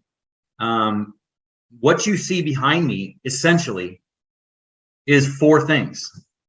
It's a Nexus on one side, a Nexus on the other, the dust curtain that joins them, and the doffing chamber that zips to the dust curtain, in a nutshell. So it's really, really simple. If this room that we're looking at were 8 feet tall, or 9 feet tall, this is an 8-foot configuration. If they were 9 or 10 feet, you would simply add a 12-inch extension to the very top of that wall. And because the air bladders inside are actually 10 feet long, then you're not doing anything else. Those air bladders simply roll out the next 12 inches and then stop. They stop because there's a piece on the top that makes them stop. And then if you had to go to 10, you would do the same thing, add another 12 inches, and then those bladders go up the next. So so it's very simple. That conversion can be done in just a couple of minutes. Very simple. Interesting. So how about like width, or if you're dealing with different heights, like it's a slanted ceiling or something like that? Sure. So for width, not a problem. These walls that you see to my sides are 5 feet nominally. And again, 8, 9, or 10 feet. They can be adjusted. Well, let's talk about width first. So you can put as many together as you want. You can zip these things together. They join to each other. It's all modular. Everything goes together and connects. So you can put 4 or 5 of these together, or 2. If you happen to be in a space that, again, these would be 10 feet joined. If you were in an 8-foot space, you could do a couple different things. You could just simply change the shape of the wall into a curve. Think Hoover Dam. You could do something like that. You could also run them straight across the room, and then when you get to the wall, you simply underinflate whichever bladder would be at the bend, right? And then bend the wall. That's it. And now what's touching the building may be 1 or 2 bladders as opposed to just the edge, but that's the way you shorten it. So you've got a bunch of different options on how you can do that. As far as an uneven ceiling, I'm gonna point here. Let's see, how do I do that? These right here, these little black dots, those allow you to actually put straps that also attach to the very top of the wall, and you can actually change the pitch of the wall if you need to. You can actually slope it to a certain extent, and you can also adjust it not just to 8, 9, or 10 feet, but if you were, let's say, in a drop ceiling, a T-bar, they're not standard, right? They land sometimes at 8 feet 3 inches, or just under 9 feet, whatever ceiling height. They're never really standard because they're not set by 2x4s. They're set by a contractor who puts wire, hangs them, and that's where they land. So you can actually adjust these things really, really kind of a micro adjustment, anywhere between 7 at the bottom all the way up to just over 10 feet. So yeah. Will fit just about anywhere, it sounds like. It will. The only thing I don't think we're ever going to really do, and that kind of brings up another one of our thought processes here. We're probably never going to do like the vaulted ceiling scenario. So in a vaulted ceiling, you're probably going to have to either commit to plastic fully, which, you know, it is our goal here to try to get as much plastic out of this industry and construction as we can. Or you're going to do a hybrid. And to be clear, we really did always design this product to be, when it's necessary, hybridized, merged with the plastic that everybody's using now, because there are going to be certain environments where a vaulted ceiling or some weird cutout is going to prevent these walls from, you know, creating the appropriate seal. So you may use 90% air wall, and then that last little bit you may connect, you know, to plastic. And because these walls work well with tape, they don't come off, which is great, because you can't say that about tape and walls, right? When walls have, you know, water literally dripping down them, or years of cooking grease or whatever, they don't stick, right? That's why a lot of failure happens with traditional containment. But these walls are designed to work with tape and not leave residue. So you can tape plastic to it for as long as the job takes, and then peel it off, and you won't have to worry about it leaving stuff behind. And certainly, whenever possible, you want our walls to be, or the air walls to be, touching the surfaces of the building, because that's going to create the superior seal without the problems of you know, damage like peeling paint or whatever else that comes with using tape. Well, I know that with some of the Normie training that we do, we've actually incorporated some of the air wall technology into some of the types of hands-on training that we do, especially like when we go to the experience trade shows, where people are able to touch and work through all the new different technologies and products. And they fit into structures that we basically build on site. So we're able to adjust them, you know, in real time to fit into these structures. And it works out very well for us, because we're able to put those up with plastic, show the differences, and, you know, how you can make changes and everything else. So it does work, and it's adjustable, like you were talking about, to whatever structure we build at the time. Right. And it brings me joy to hear that, Lance, because, you know, I had this awakening. It was kind of late in coming. I've been doing this for 5 years, but I had this awakening about 5 days ago, where I realized, when I made my first shipment to Australia, that these things exist without me, you know, in different time zones and on different continents, and people are interacting with them, and what I spent years thinking about and designing has to work, and I can't be there to help them. I can't. So, you know. So you sent your children off to school for the first time, basically. That's what it sounds like, right? Absolutely. Yeah. That's what it felt like. Put them on the bus to Australia. Exactly. So let's go a little bit further into this. As far as like vertical markets and stuff, I mean, I could see it in the remediation industry, restoration, asbestos. How about like medical, or all of the above? Yeah, absolutely. That's actually one of the most exciting things about what's behind me here, is that when this came, all of a sudden, exactly what you're talking about just changed totally. So medical, if you have someone who has who's a burn victim, or is receiving cancer treatments, or is in some other way significantly immunocompromised, positive pressure environments are how you deal with that. And a hospital environment can create that, but that's very expensive. This can do that very, very easily, very simply, and doesn't require any permanent modifications to a building. On the flip side, we're all very familiar with negative air pressure because of the pandemic that we're all emerging from now, and the need for negative airspace, which is the exact opposite of what I just described. Instead of pumping clean, fresh air into an environment with people who have no immune system, you're instead drawing air in so that the bad boogies can't get out. So that's medical. But even more so, there's really, really strict enforcement when you're in a hospital environment because of generally who's in a hospital. People are sick when they're in a hospital. So if any kind of building modifications have to take place in a hospital, they have to do things to prevent dust and everything else from getting to people who might be unwell. And so it's not even just the direct medical application, but medical facilities, and because maintenance has to happen and modifications must occur, this can actually be a very a significant improvement to what they're doing now, which is putting up plastic. It takes sometimes hours or even a day to set up the containment to move a machine from one room to another, simply because of the restrictions on a hospital and what can and can't be done without containment. So that's a big deal. And then I've been told mining. In fact, the folks in Australia, because mining is a big part of Australia's economy, mining is one. High tech, both chip manufacturing and also in like server farms, things like that, where it's very sensitive equipment is very, can't be exposed to dust. So that's another big opportunity. All the construction trades could benefit from it.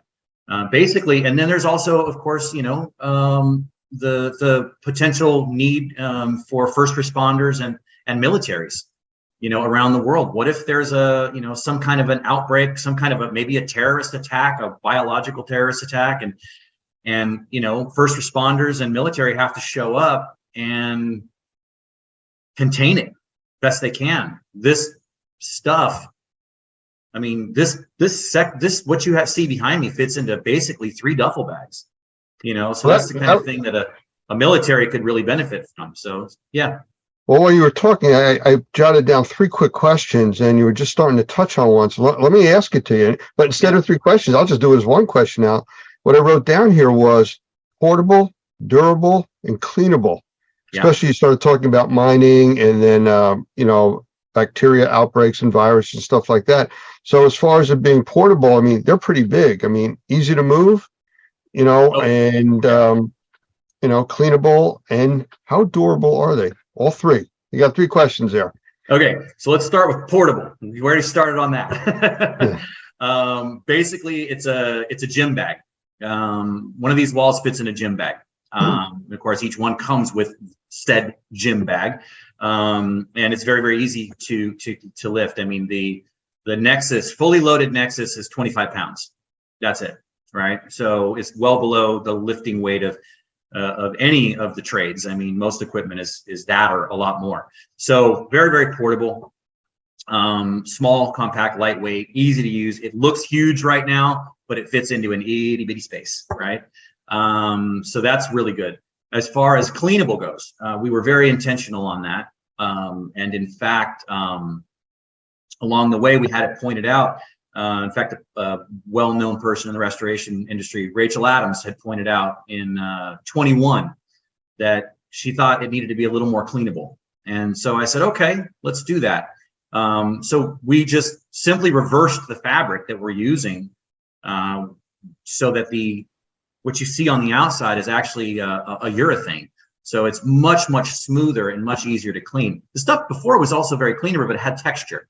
And so there was a concern that maybe some of the fibers and things like that might stick. But so we designed it to be smooth, easy to clean. They're all machine washable. They're all designed to be totally machine washable. If you really, let's say, are in a Cat 3 environment and you really want to make sure that it's clean, you can do that. All the biocides, no problem. Antimicrobials, no issues there whatsoever. You can spray away and it'll be just fine. So cleanable. And then durable. And I say durable for the end because durable, all this stuff is important, super important, but durable, because we're claiming to be better than plastic, we better deliver, right? Because this stuff isn't cheap, right? It takes 3 to 5 uses to pay off the investment in an air wall, which is really fast because they last for years. But, if I'm going to say I'm better and I cost more, then I better be better. And so durability was huge. We made sure that the outer shell, in the case of this one here, anything that's getting constant air, you could stab it with a knife and it wouldn't matter. I mean, we designed them with big open holes. So they're pumping out air all the time and they still work. Not so with this, right? If this gets a leak, there could be an issue. So the outer shell is very, very durable. It's resistant to snags and punctures and things like that, and cuts and all the rest. And then the inner bladders, we actually spent a lot of time finding the ideal material for those bladders. They had to be lightweight. They had to be inherently fire resistant because these are going into a built environment. They cannot burn. They had to be as puncture and tear and cut resistant as possible while maintaining lightweight and portability, right? I mean, you know, there's all those things are in direct conflict with each other, right? Lightweight usually means flimsy. So we were actually very blessed, I believe, in the discovery of this particular material that we've used, and it makes this product extremely resilient. And again, because we recognize that nothing is perfect. I mean, if you open fire on this thing, it would go down. You know, I mean, no question about it. There are things it cannot handle. But it's meant to be durable. If something does happen to it, as I mentioned before, if you lose a bladder, first of all, we've had it happen. You know, we've you know, in the early days, we had some bladders with some defects, with small leaks. And even when they have a small leak, they don't fully fail. And you can actually air them up and continue the job if you need to. We also designed them to be repairable in the field. I'm going to do this finger thing again. You see that line right there? That's an access zipper. And if you open up that zipper and remove the valve just below it, you can actually remove that air bladder, either repair it in the field, because we do provide patches just for that, or you can replace it with a new bladder. Depending on how many times you've done it, it might take you 2 minutes, it might take you 5. The point is, it can be done. It can restore your containment to full rigidity. And I say I make that point because restore containment, it never lost it. Even though it's lost an air bladder, it still maintains containment, which was key. Because again, if I'm going to claim to be better than plastic, you know, one of the biggest problems with plastic is that it falls down, right? You get up in the morning and, you know, or worse, your owners get up in the morning, the people living in that house, and they see this plastic crumpled on the floor, a big hole, and they're thinking to themselves, okay, all that bad stuff they told me that they're keeping behind that plastic, where is that now, right? So if my stuff doesn't do a lot better than that and not fail, then I failed. So this was a big part of our design. I remember the first time that we used one of your air walls in our training, and again, I believe it was at one of the experience shows. You were there and gave us a training on replacing one of the bladders. Mm-hmm. And during the demonstration we were doing with the class for the hands-on, we actually opened the valve up and let it deflate, and it still held containment within the area. You didn't tell me that. No, you know, it was my job is to break things. So, you know, that's what we do. We try to find out things that are going to happen. Someone's going to accidentally open a valve or something. It stayed in place. You know, it did its job. So, you know, when you mentioned before about replacing plastic, you know, or poly, you know, I see the value in that. I'm just curious. I'm not holding you to it. Have you done any kind of cost analysis as to how much poly you can actually replace by one of these over the longevity of the type of system? Because I know poly is expensive. It is expensive. You know, the closest we've gotten to that is by calculating how much tape, how much plastic, the labor that's involved with not only the initial setup, but also the tear down, the waste removal, and then the repairs that inevitably happen with most plastic containments.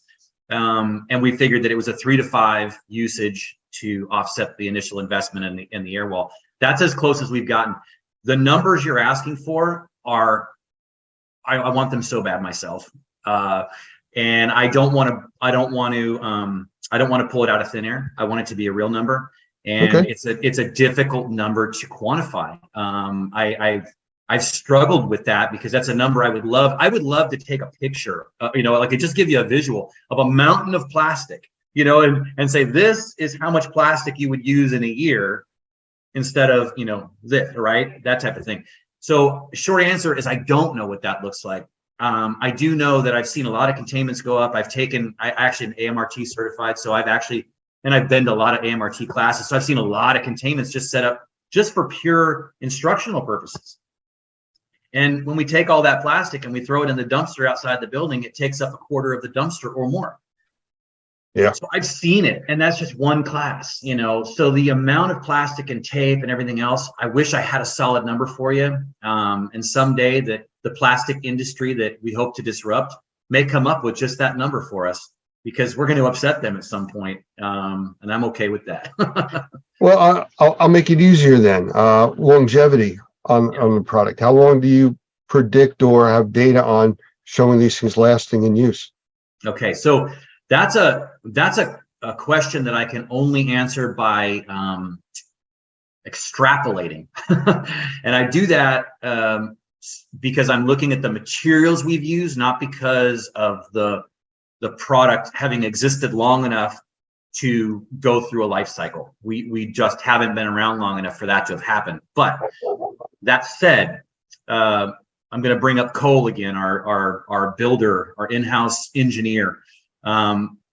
He is, you know, this is his space. So when he sees a problem, he solves it with fabric. My history is more carpentry, so I solve my problems with wood and nails. And it's funny that, you know, we have this different perspective on things. But the point is that at one point he took some of our material and covered an outdoor sprinkler valve control or something like that in the back on the side of his house, and that was about 5 years ago.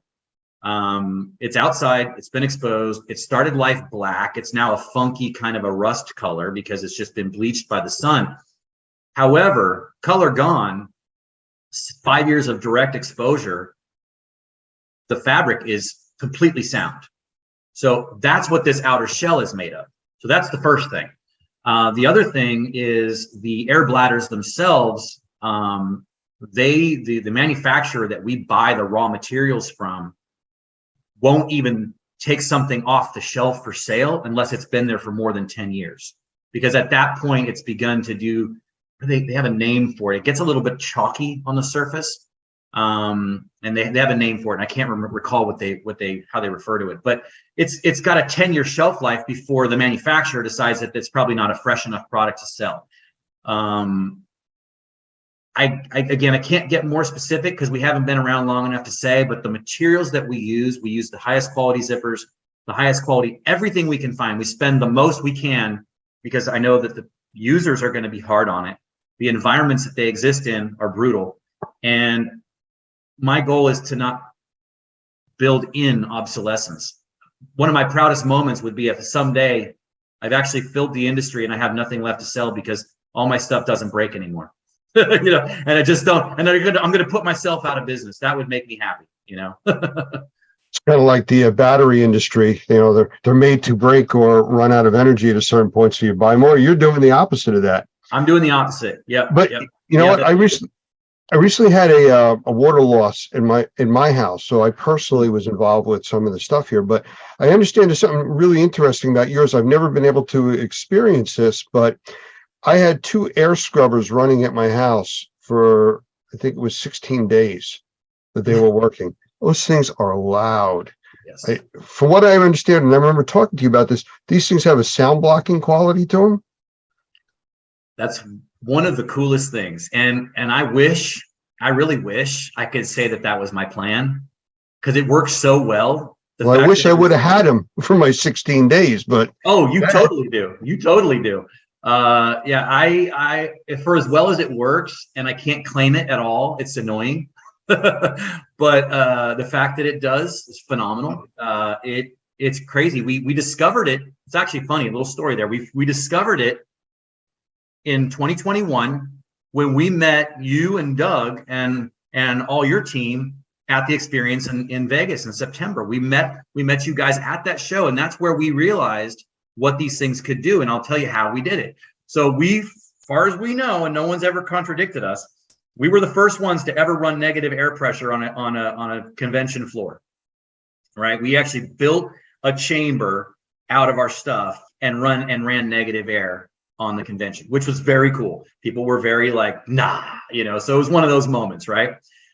And we did that by just, I won't describe the structure because it's too much. But anyway, we built this chamber. People could walk into it and experience being inside of our decon chamber. And it was constructed of these Nexus walls.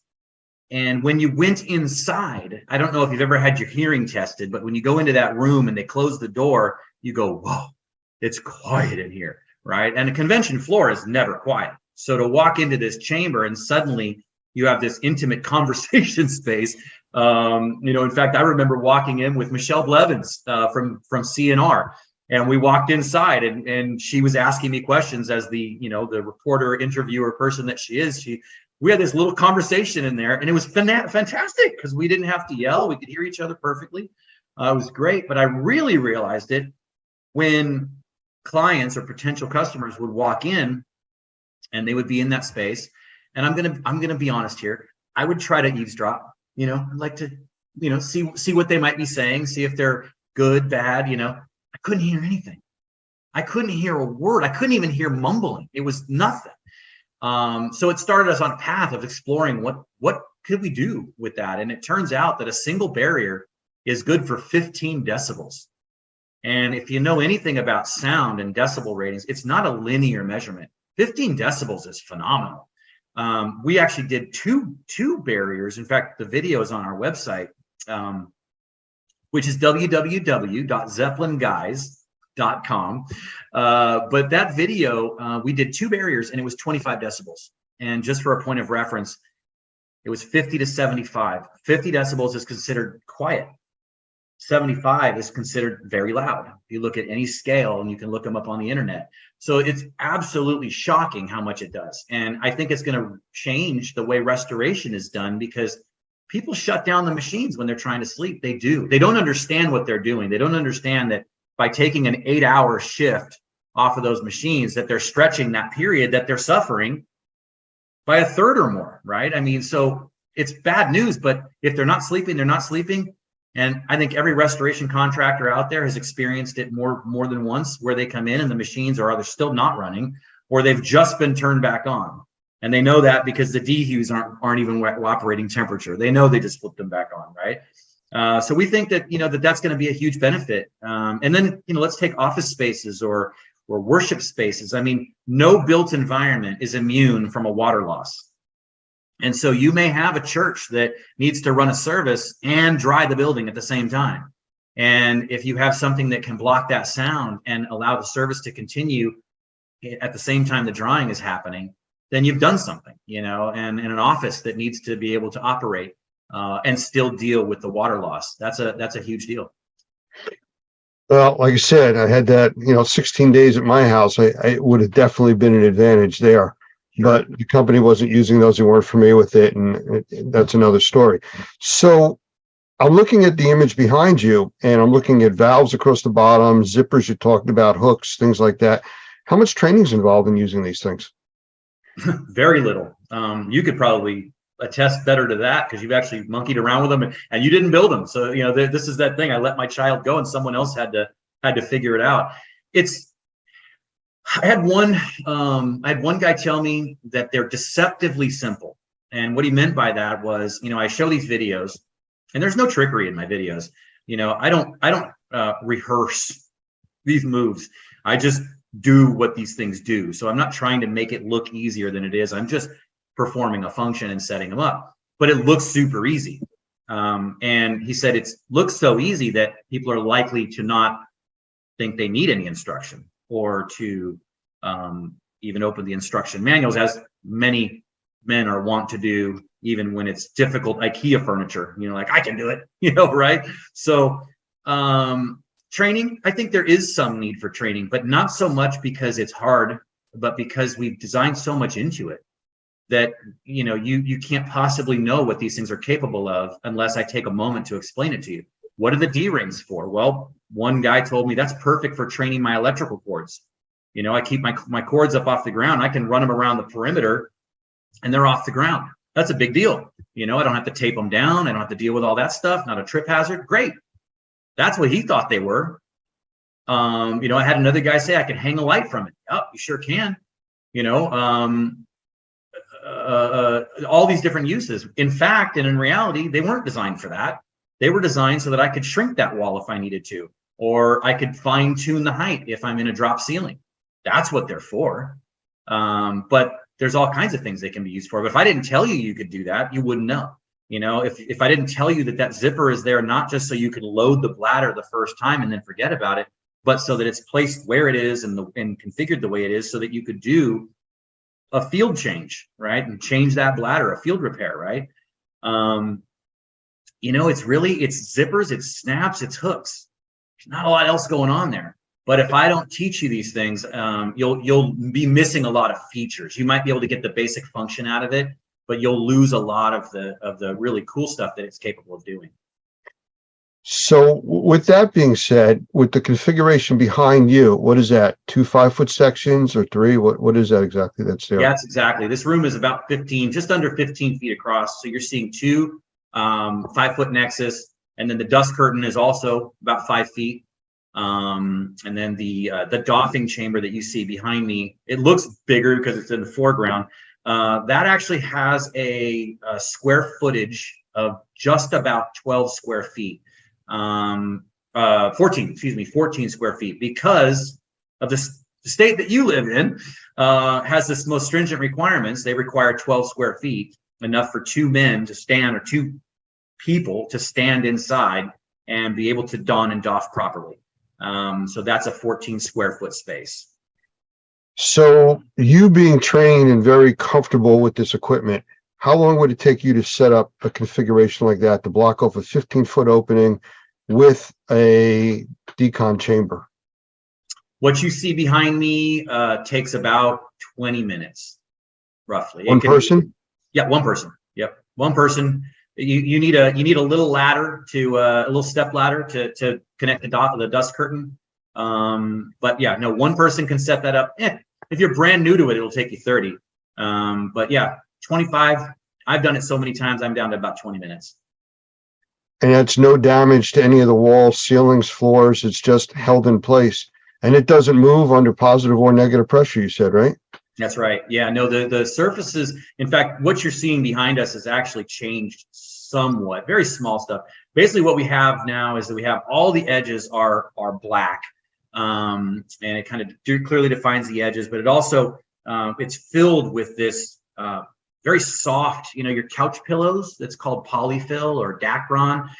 We fill those things up with that. So it's very, very soft. So when it touches the building, it's like putting a pillow against the wall, which means that it can adapt to irregularities in the surface, which is important, but also not put anything rigid or hard on the wall or the ceiling, so that we are preventing any damage. In fact, you'll notice in this room, there's crown molding, right? You see that up in the corners. Well, the edge seals, which are on the edge of these walls, they're the black things that you can barely see there. Those are actually longer than they need to be, so you can actually pull out a little bit out of the top and protect, things like crown molding and things like that. And then you asked about the negative pressure and can it hold. I just want to tell you one little story short. We did a comparison. We were invited to a flood house. Jeff Cuthbertson in Chattanooga, Tennessee, invited us to his flood house, very generously opened it up to us and said, whatever people or equipment you need, let us know. It was fantastic. We were there for about 4 days.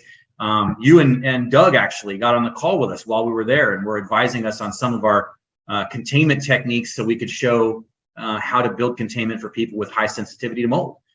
Because what we did was we built a 2x4 compression 2x4 containment, right? As well as a steel stud version as well. But this 2x4 version, we put it under negative pressure just to make sure it was working. And of course it was. And then we had this fun idea. If anybody's familiar with the movie Myth or the show Mythbusters, where they just ramp things up until things just break. We like to break things too, Lance, not just you. So we all had the idea, let's break it. Let's see how much negative pressure it takes to break it. And keep in mind, what we built was the gold standard of containment. I mean, I don't know how many times a year someone builds compression timber containment. It isn't often. It's going to be in schools and hospitals mainly, and everything else is going to be zip pulls if you're lucky. So this was good containment. And it failed at negative 41 Pascal. That's when it failed. And when I mean failed, I'm talking, we had 9-foot 2x4s about to fall on us. So it was coming down, and it was coming down fast. So it was a big failure. We put mine up and we said, well, we got to do the same thing. And so we ran up the negative pressure, and it basically maxed out our 500 CFM NAM. Couldn't do it. So we had to call up another piece of equipment from the warehouse, got another 500 CFM unit up there and turned it on. And only then did we get failure. And only the failure was only that the doffing chamber that you see behind me started to get sucked into the chamber. The walls themselves weren't falling. It was just that the doffing chamber was too light and it and its internal frame were being sucked inside. The number was 57. So from 41, using the absolute gold standard of containment, to 57. So when everybody kind of tries to figure out how it's possible without tape and without the things they're used to, how is it possible to create such high quality containment? Well, it works. You know, it works the same reason your car can drive on the road. Air pressure and friction, you know, it's just a lot of it. So if our listeners want to get in touch with you for more information, how do they do it? Lots of ways. You can call me, 408-247-9255 or area code 408 Airwall. You can get us on the website, which is www.zeppelinguys.com. That's ZEPPELINGUYS.com. And you can email me directly, Keith@zeppelinguys.com. You can reach out to me on LinkedIn. I will make it easy. Okay. Well, I thank you for taking the time to be here with us today. I mean, I think it's a cool product. We've used it. We're going to be using it at the upcoming Experience Show. Again, we actually use that as part of our a booth that we have there as part of the display system. So it's kind of interesting the things that you can do with this, thinking outside the box, you know, right. So really, really good stuff. Again, thank you for being here, and I look forward to you seeing you at the next trade show. Thanks, Lance. It's been great. I really appreciate your time. Take care. Thanks. You too.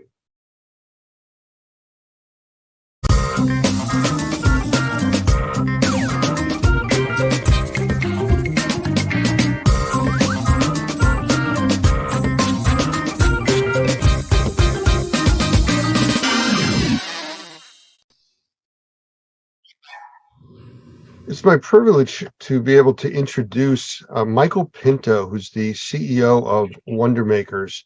He's a very valued partner with us at Normie, and actually he's fun to work with.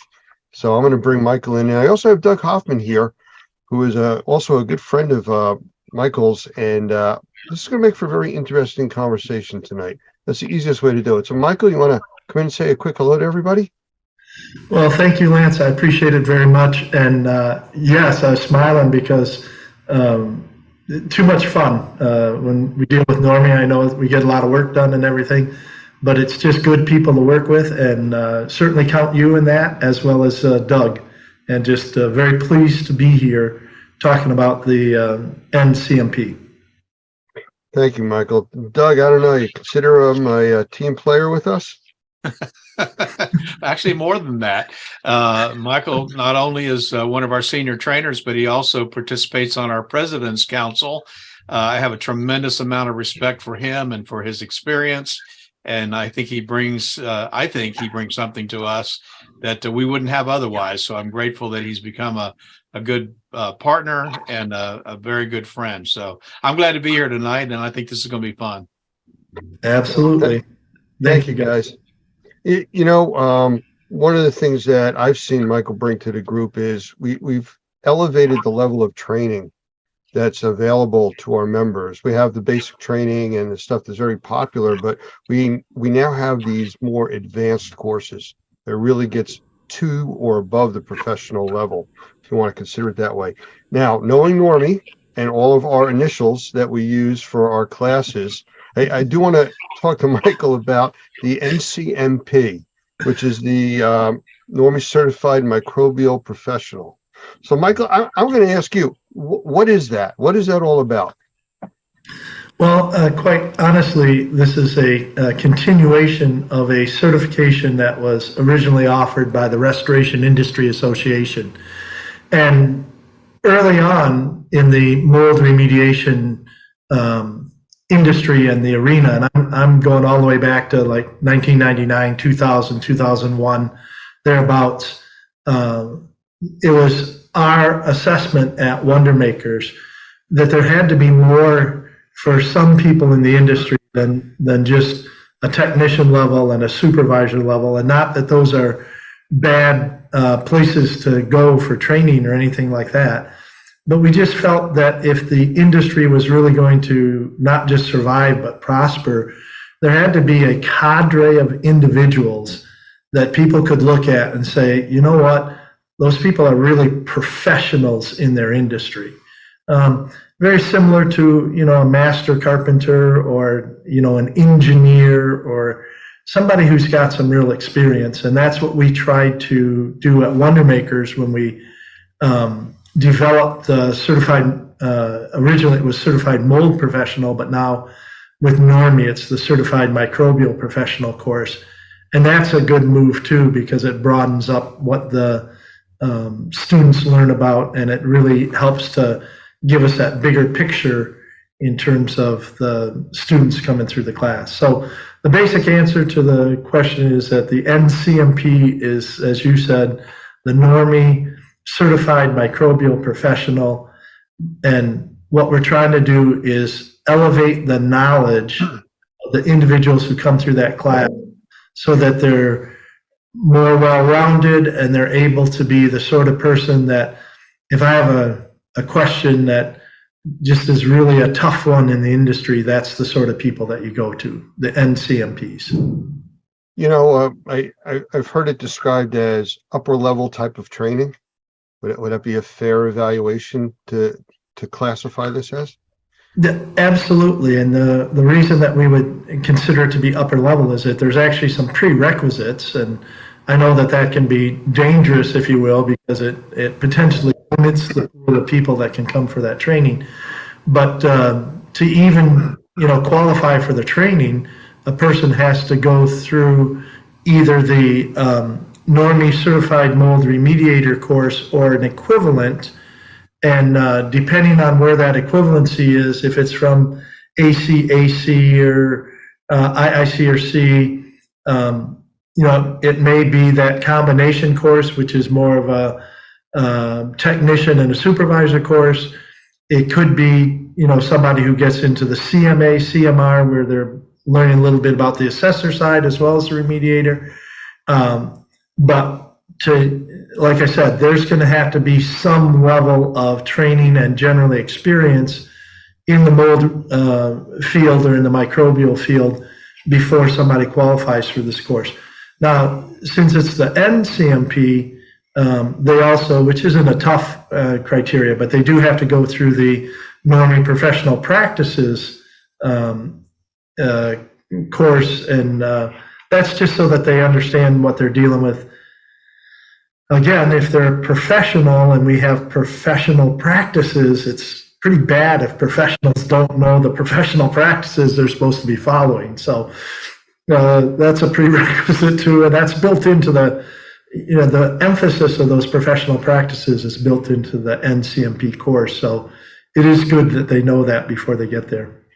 Doug, you and I have talked over the years about, people coming to even our remediator or assessment course that needing a basic knowledge of the industry. I mean, if you don't know how to take an air sample, how do you go through a course about remediation or assessment? I mean, to slow the class down to teach that makes it difficult. And that's what it sounds like here. Yeah, I think that's exactly right. We're old enough to know that there's some things that you just don't learn except by experience. And there are some things that are going to build on the foundation, the truths that you understand, the techniques that you understand. You've got to continually build on that if you're going to get better, and I think be a better asset for the public. Oftentimes, an entry-level course might get you into the business, might get you into the industry, it might get you a license. But one of the things that has always frustrated us, and I know Michael completely agrees with this, is there are some guys right now in Florida that are taking a one-day, quote-unquote, refresher course to get licensed in the state of Florida. It's how in the world can you do that? We do a 3-day class, and in some ways, I wish it was 5. So having an opportunity to really encourage our members to think in terms of developing their techniques and their processes and helping them better understand the industry is only going to provide better services, and I think more truthful services, frankly, to the public. And so, as we always say in our classes, if our members look good, we look good. And part of that is just making sure they're trained properly. Absolutely. I think I'm going to add to that, too. I'm going to jump in and add a little bit to that.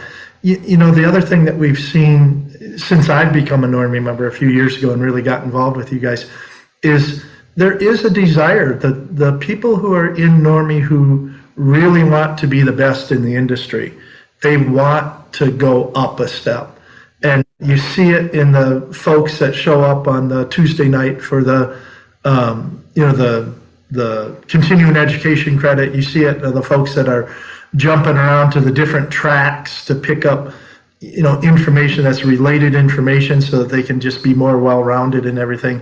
And I believe we see it in terms of the people that want this, as you put it, Lance, upper level training so that they can better understand how everything ties together and, be a real resource for both clients and their company. A lot of them come in just because we're seeing more and more transitions in these companies. There's, Doug, you said the we for older guys. Thank you very much. But we are seeing a lot of that transition. You've got a lot of people that are moving into retirement and leaving these positions of, responsibility in some of these remediation organizations. And we have a lot of people that are trying to step up to those.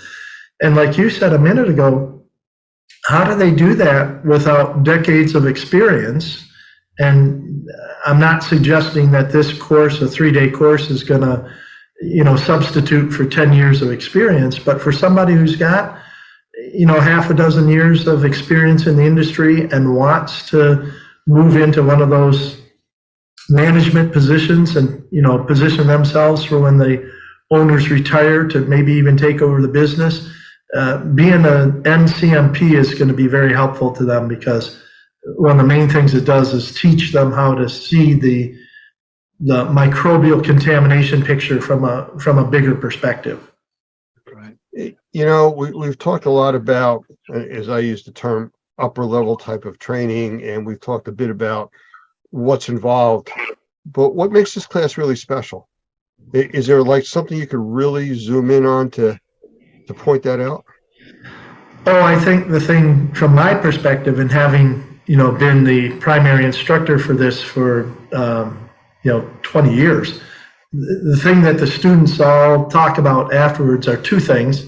One, it's a combination of learning and learning together. So there's a big emphasis on case study, and we get the students in the class, whether they're even participating online or live in the classroom. We get people working through these different case study scenarios, and honestly, at the end of the class, we hear every class where people say, and quite bluntly, what we learned from you, Michael, and the slides and everything was interesting, but what really made a difference in terms of this class resonating and us feeling more confident to go out and deal with some of these projects was working it through the case studies, because they're not simple. If the people don't know how to set up a containment and where they're supposed to put their negative air machines and stuff by the time they get into this class, they probably shouldn't be in this class. But we're talking about how do they integrate this into much more complex projects. And like I said, they really enjoy the case study. The other thing that makes the class special or unique or different is that it doesn't just end with a class. And I know this can be scary for people. They hear that there's a post-class requirement, but that is, if you're going to be considered a professional in the industry, you have to demonstrate that somehow. And so we do have a post-class requirement. We call it a capstone, but there's a lot of different projects that people can take on as part of that class afterwards to show that they're actually the upper level in the industry. Okay, you can't get away that easy with just saying post-class requirements. I mean, you got to give us a little bit more about that. What's really involved with this, and how does it enhance what was taught in the class? Well, again, if you're going to be a professional in the industry, then you need to have a profile in the industry, right? You need to be recognized as somebody who's got this expertise. And there's certainly a situation where you can point to the certificate on the wall and say, see, that makes me a professional. But what we find out is that the people who are looked at by their peers as professionals have taken another step. They've taken the information that they know about the industry and they've translated it into something that's tangible. So we're very open in terms of what these capstone projects can be. We've had people come through the class and understand, we're way behind internally on some of the safety and health programs, or our respirator protection program, or we don't have good marketing materials now that we understand this in a little bit better way for our customers, or we don't even know we haven't been doing a good job putting ourselves out in the industry. So all of those things, we've had capstones in the past from some of the professionals where they do their own, marketing brochures or safety and health programs. We've had people actually do experiments. They come into class and they've kind of had what I call a burning question. And this one gentleman just was totally fixated on the whole idea of the 10 square foot rule, which came from the New York City guidelines. And he was very much reflecting my attitude, saying, well, if it's 9.5 feet, does that make it less dangerous than if it's 10.5 feet? What if it's 1 inch, right? And so he actually did an experiment. He set up a containment area and did removal of less than 10 square feet. It actually turned out to be about 6 square feet of mold contaminated material under controlled conditions, and then did a lot of sampling while he was doing that to show what the impact was. And if you don't use your standard remediation techniques like negative pressure and HEPA vacuums, and the New York City guidelines say that you can just take a piece of drywall and cut it out, right? And he pretty much proved that to be false. Now that was I don't want to say way more, but that was on the kind of the top end of what somebody might do for a capstone project. A lot of them will actually just take their information and dig into one subset of the microbial industry, and then even write it up for an article for some of the technical journals or for the trade journals and stuff. And regardless of what they decide to do, two things are important in terms of the post-class requirement.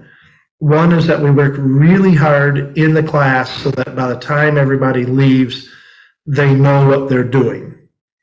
And then if they already know what they're doing, we can also help them in class provide the resources and the guidance and the encouragement they need to finish that up after class, so that they do class, they do their test, but more importantly, this capstone project is what starts to set them apart.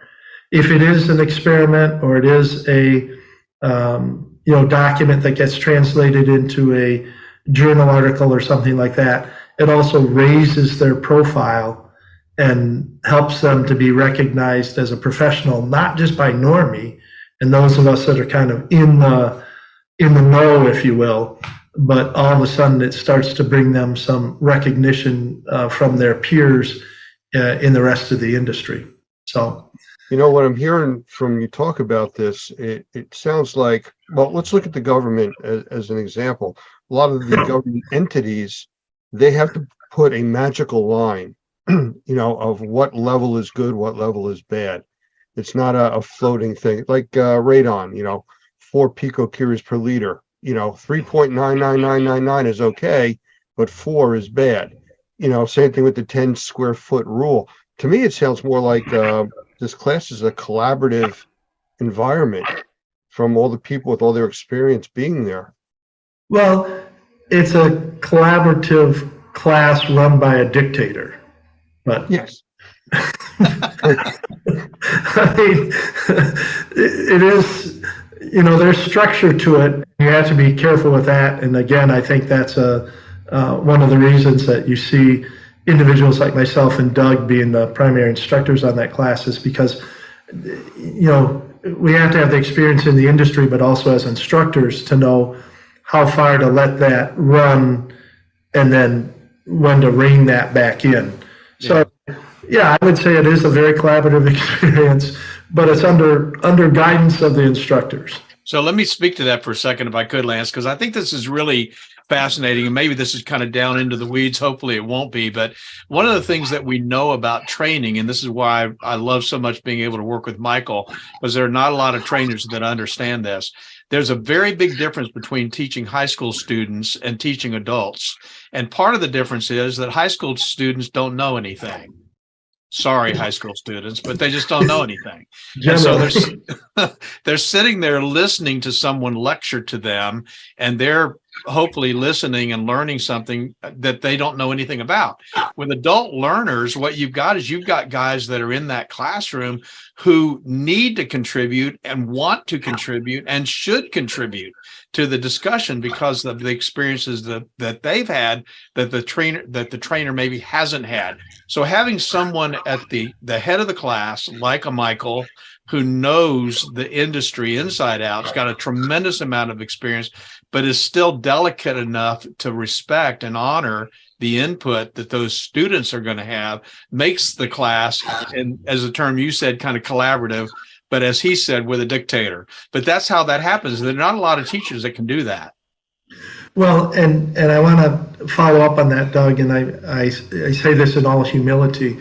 When I'm teaching that class, I learned so much. And one of the first admissions that I make to the students is that I am not a remediator. All right, I don't go out and tear buildings apart on a daily basis. And quite honestly, other than being out there, for the post remediation or doing sampling or sometimes getting out over the course of, multiple decades and actually getting my hands dirty just for the practice of it. I'm not a remediator. And so, and I never have been. I haven't been a contractor. I'm a consultant. I'm a trainer. I'm, a recognized professional. I'm an educator in the industry. But I have to tip my hat to the people who go out and do this every day. And by the time they get into this class, we generally, as you say, Doug, we have individuals that have a lot of experience and with the right coaching are willing to share what they know so it does become collaborative. And sometimes it takes a half a day for people to warm up and understand that, we've got, I'm sorry, this is going to sound woke and horrible. It's a safe space for them to, open up and share their ideas and stuff. But I was using that term well before it was fashionable. Well, it sounds like it's a extremely packed 3 days, and I guess that's one of the reasons that you have the post-class type of work. But it doesn't though sound to me like it's drinking from a fire hose. A lot of these classes where they pack so much information in. So, Doug, I know you've talked about that kind of stuff in a long time, and you've seen Michael teach this class several times. The flow rate, I guess, would be the best way to describe that. Comfortable? Yeah, I think that's that delicate balance that I was talking about, as somebody who really knows what they're doing from a training standpoint, being able to give that information out in a way that it can be absorbed, but then start to see when the eyes are glazing over and take a break, And sometimes that just takes experience, just teaching experience and understanding how the classroom works. It is a lot of information. One of the things that we've really tried to do is to make sure that they have in their hands all the slides that we've discussed. They can take copious notes, obviously for an exam that would follow, the certified proctored exam that would follow. But I think the idea is that being able to gauge the climate of the class. That's just something that, as I said, not a lot of people are able to do, but that's why one of the reasons I'm so happy that we've got Michael on board, because I think we have several trainers like that, and they're not easy to find. Well, thank you for the compliment. What I will say is that it's real work to teach that class too. I mean, to be an active listener, it takes as much energy as to be an active speaker. And each class is different, more so than the mold technician class or even the sensitized individual classes that I teach. The NCMP class is different because I have, as a lead instructor, I have a little bit more tendency to let some of that collaborative discussion run, and then have figured out how to bring it back, or how to, if I have to trim a little bit from some of the, subject matter that we're going to talk about. Like you said, they have all the slides there so that they're not necessarily losing any of the critical information, but we may, speed up going through some of that in class in order to give more time for the discussion, depending on where the discussion's going. Or sometimes, depending on who's in the class and the whole dynamics of it, or just toward the end of the class, a lot of times they're just tired. And so, a lot of times it reverts back toward the last afternoon of the class where I do a little bit more of the lecture style presentation than throughout the rest of it, just because if they've really been at it kind of hammer and tongs for 2.5 days, it can be wearing on the students as well. Doug, as executive director of Normie, how do you see the NPMC course really, or CMP, affecting the Normie structure?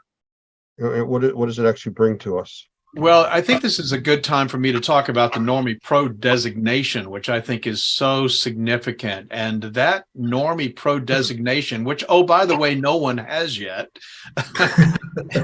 which not even Lance nor Doug nor Michael has this designation yet, was actually born. The Normie Pro designation was really born out of a need, as many good ideas are, to provide to the public a professional who could handle virtually any kind of issue, any kind of problem that they might face. And it was born out of this need when you and I, Lance, got a call from BP Oil, and they said, we need somebody to go offshore and do an assessment on one of our deep water oil rigs.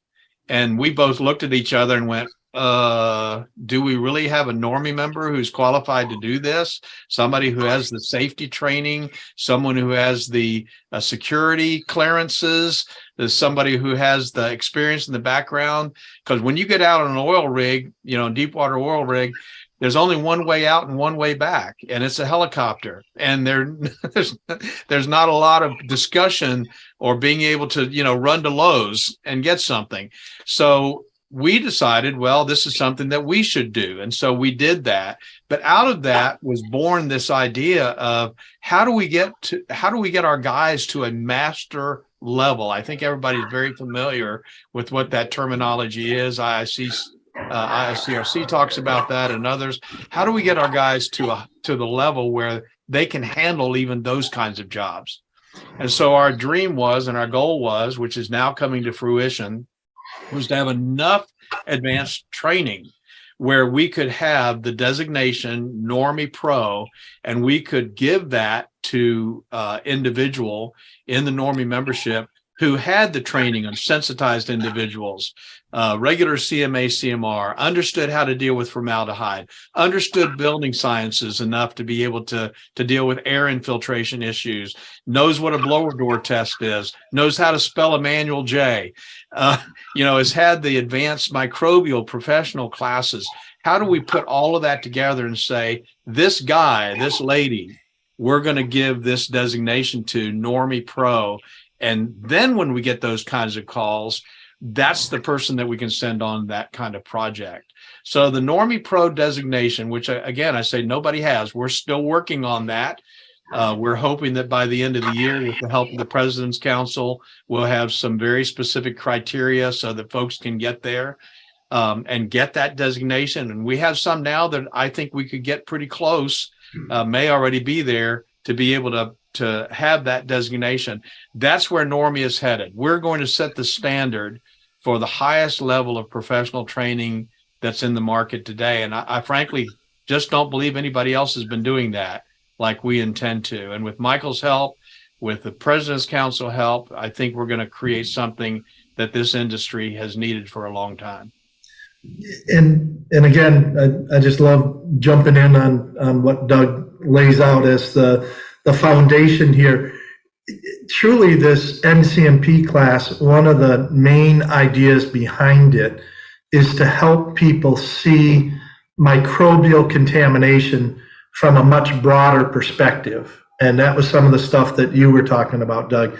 You know, there's great pieces of equipment and there's good things that we can steal, if you will, from the radon industry, like Lance had referred to earlier. And there's things on the asbestos side, there's things in the safety arena, there's things from all these different industries, general indoor air quality. And the more we can get people to think about it in terms of concepts and how these similar concepts can be applied to a project, but when we're faced with a potential problem, we don't have to be restricted to trying to find a mold piece of equipment or something, right? We can see it from a bigger perspective and reach out and realize that, hey, there's things from the indoor air quality arena that we may want to put in here. A great example, just if I can be a little bit, suck up just a little bit, is the ionizer for the tail of the negative air machine that's available, the PRVK, right? That's not really a mold remediation piece of equipment, or that's not an idea that really came from the mold remediation arena. But it's an idea that fits the mold remediation arena really well as asbestos abatement and lead and just air cleansing, air washing when you're doing whole house cleaning. It's a technology that we're bringing over from somewhere else, and people need to understand a little bit about how that interacts and can be used in so many different arenas. So I'll give you one, if I can, Lance, I'll give you one insight into some of the things that are going to be different in this particular class and some of the other classes that we're doing. In fact, at the new CMA CMR class that we're going to teach next week, we're going to introduce the concept of air washing, low pressure air washing, which is something we've never done in our training before, but it's brand new. 2023 for us is not new to Michael. Michael knew what it was. In fact, he helped me understand how we could fit it into our training program. But I think the point that I'm making is that our classes hopefully will stay up with the industry, and in some cases maybe stay ahead of the industry. And that's why they're constantly changing. You come to a CMA CMR class that we do today, it's not the same class that we did before COVID. It's just not. And the NCMP class that we're going to do next is going to be different than the one that we did before. Yeah. And the other thing I would share there, Doug, and building on that, is that the only way we stay at and above where the industry is to rely on the people that are working in it every day. That's right. That's right. And tease out of them I'll be blunt with you. I'm thinking about it now over the course of the last 2 decades.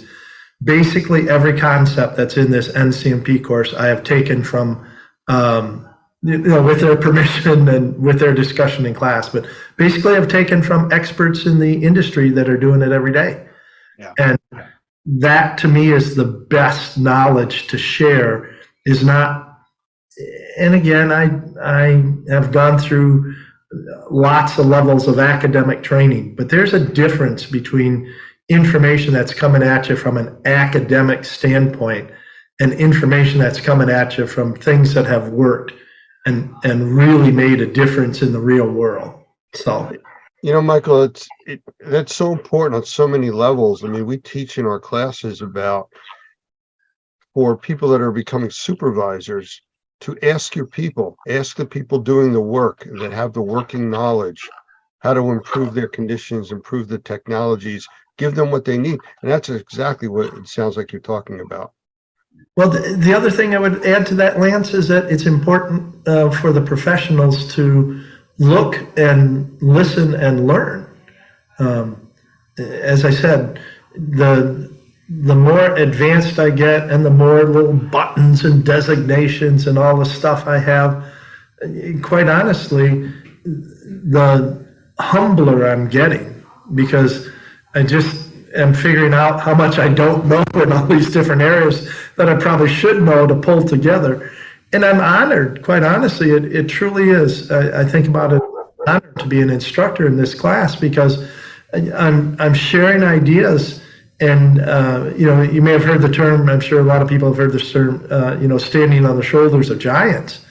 And the crazy thing about that is that a lot of the giants whose shoulders we're standing on for this class are peoples whose names are not necessarily household names or even really well known in the industry, quite honestly.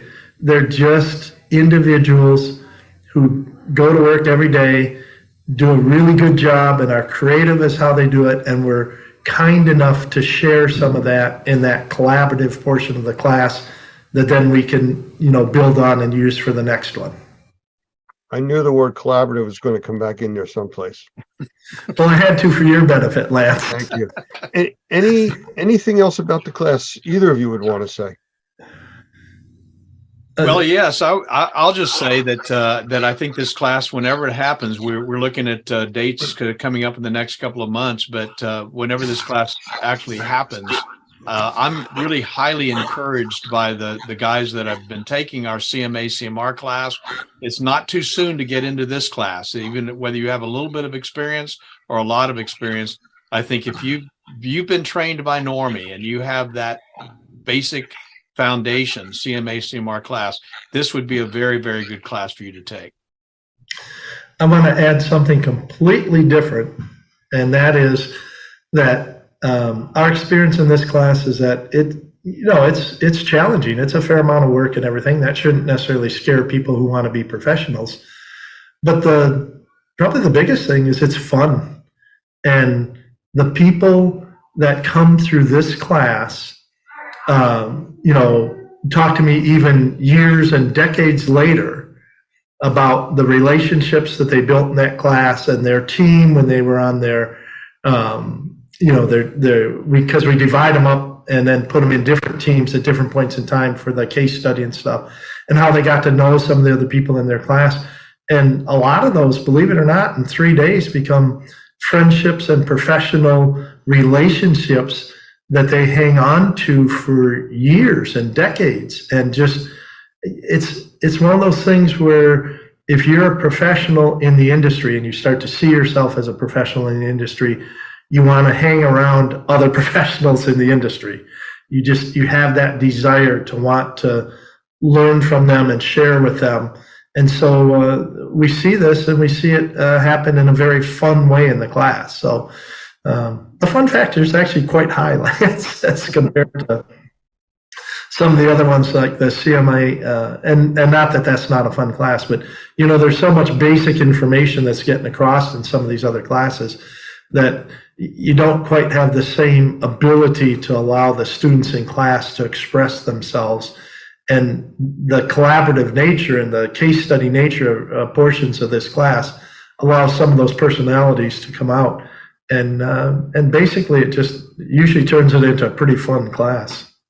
I think listening to the two of you, and we've talked for probably close to 40 minutes already, the way I would just sum up what I've heard is 2 words: upper level. Yep. I think that does it. That says it all. Gentlemen, anything else? I think we've covered quite a bit of information here tonight. Well, I'm just really appreciative of having the opportunity to chat with you and with Doug all at the same time and everything. And I would encourage anybody who's even, remotely curious to dig into it. And they can certainly call Normie and talk to Doug about it. They can, get the referral. They can chat with me about it. I'll be happy to spend more time explaining it. But it's a great class. I'm looking forward to having the next crop of people come through it. And I'll just tell you that I'm excited to say that we've updated our website at training.normie.org to incorporate information about this class, the NCMP. Now, one of the things that's kind of unique about what we're doing these days is that this is going to be a trademarked designation, which means it's based on Normie training, and the NCMP cannot be used by anybody unless they've been trained by us. And so I think that's an additional level of credibility that you're going to get in the marketplace if you're in the industry that you'll not get anywhere else. And I'm just grateful in a very big way to Michael and what he's been able to bring to the team. And I think he's filled a void. And I'm excited about where we're headed with this whole advanced training program. So thank you, Michael, and thank you for being here, especially for this interview today. Oh, absolutely. Thank you, both of you guys, and have a blessed afternoon, evening. Michael Pinto, CEO of Wonder Makers, and Douglas Hoffman, the Chief Executive Officer from Normie. Thank you both for being here. Thank you. Yep.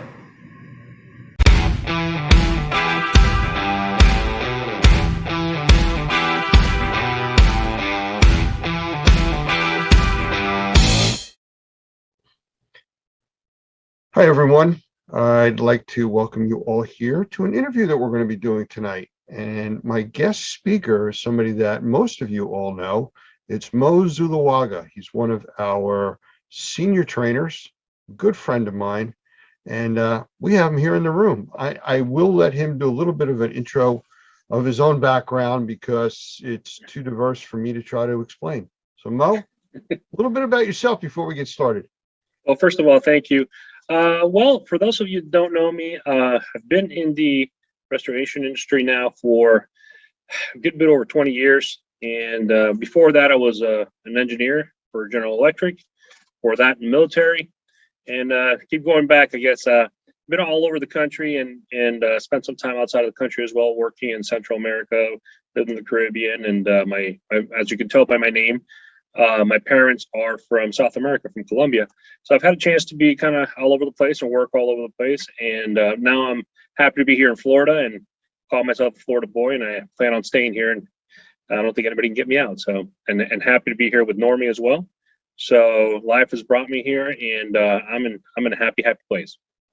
Well, since you're so happy, let's talk about some serious stuff.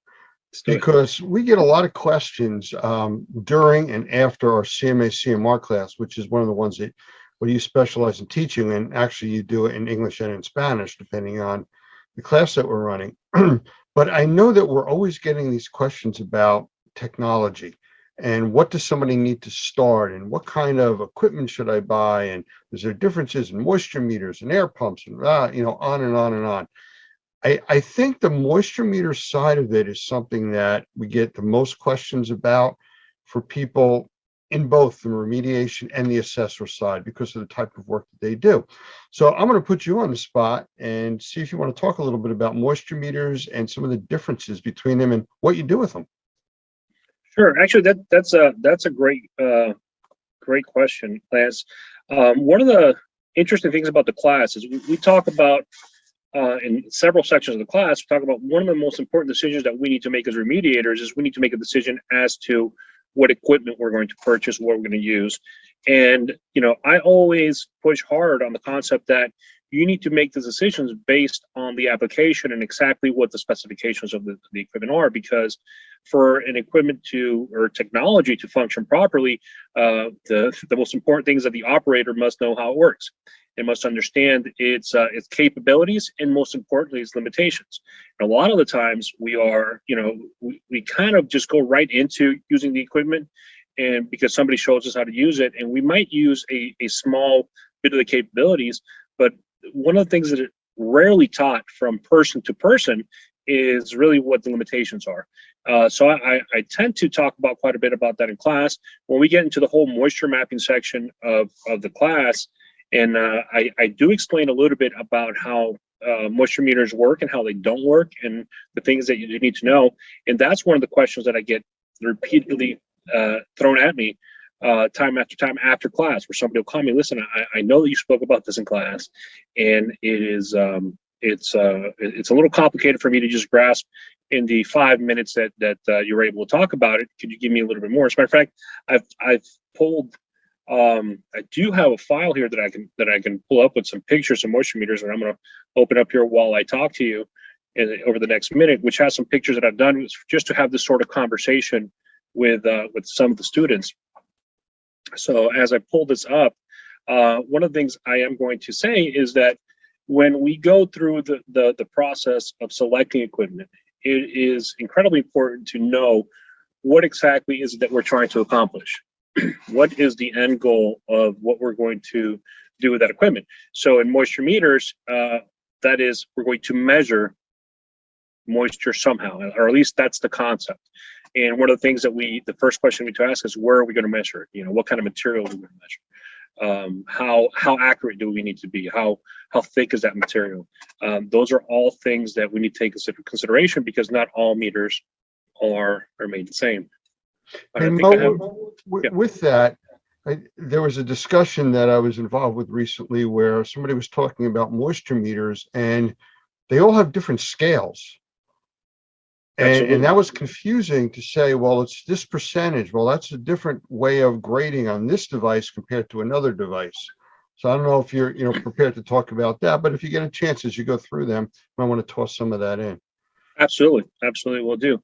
All right, so I have this little file open. It's a Word document that I have with the images. So what I'm going to do is I'm going to go ahead and share it, if that's okay. Sure. So I can show some of these pictures and try to get the concepts across a little bit better. So let me go ahead and do that.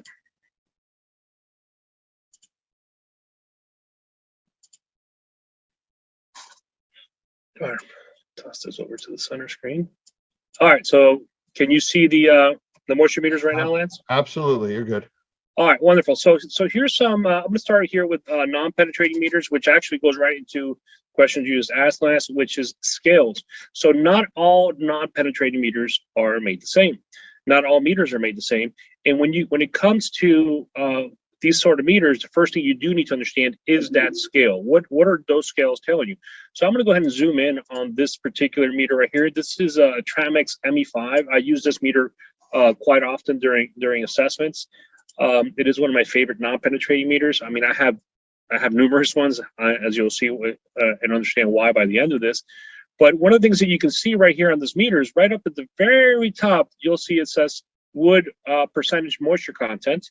And then at the bottom, it says comparative. And the wood moisture content is a scale that's right up here at the top, and it goes from 5 all the way to 30, while the comparative goes all the way to 100. So let's talk just in this meter alone. There are two completely different scales. So the top scale where we have the wood, it'll actually tell you the percentage moisture content of the wood, and there are, if you look at the manual, depending on the wood, you'd actually have to use some variances if it's a hardwood versus a softwood, and they'll actually go by names, like if it's a fir or it's an oak or something like that, there'll be some percentages that you would need to adjust that reading. But in general terms, this is a wood moisture content scale. Down here, it's a complete relative term. So what does that mean? What does relative mean? It means that for it to have any meaning whatsoever, it needs to be attached to some other value. And so what we learned in class is that before we can go take any readings where we believe the area to be wet, we need to go to a dry section of the home and take up a reading of the same material. So if it's wood, it's going to be of the same type of wood. If it's drywall, it'll be drywall, flooring, etc. So we can get what's called a baseline or a dry standard, and then that's what we're going to use to compare. That's the relative number we're going to use.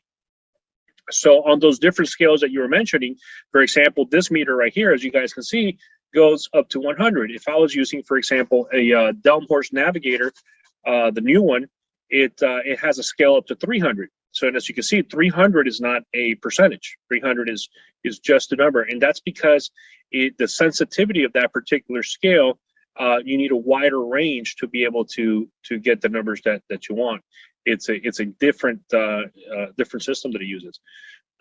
And so the most important thing is that you understand as a user which is the best, which is the form that the way that your meter works, right? What are the scales in your meter? What do they mean, and what do they represent, and how do you properly read them?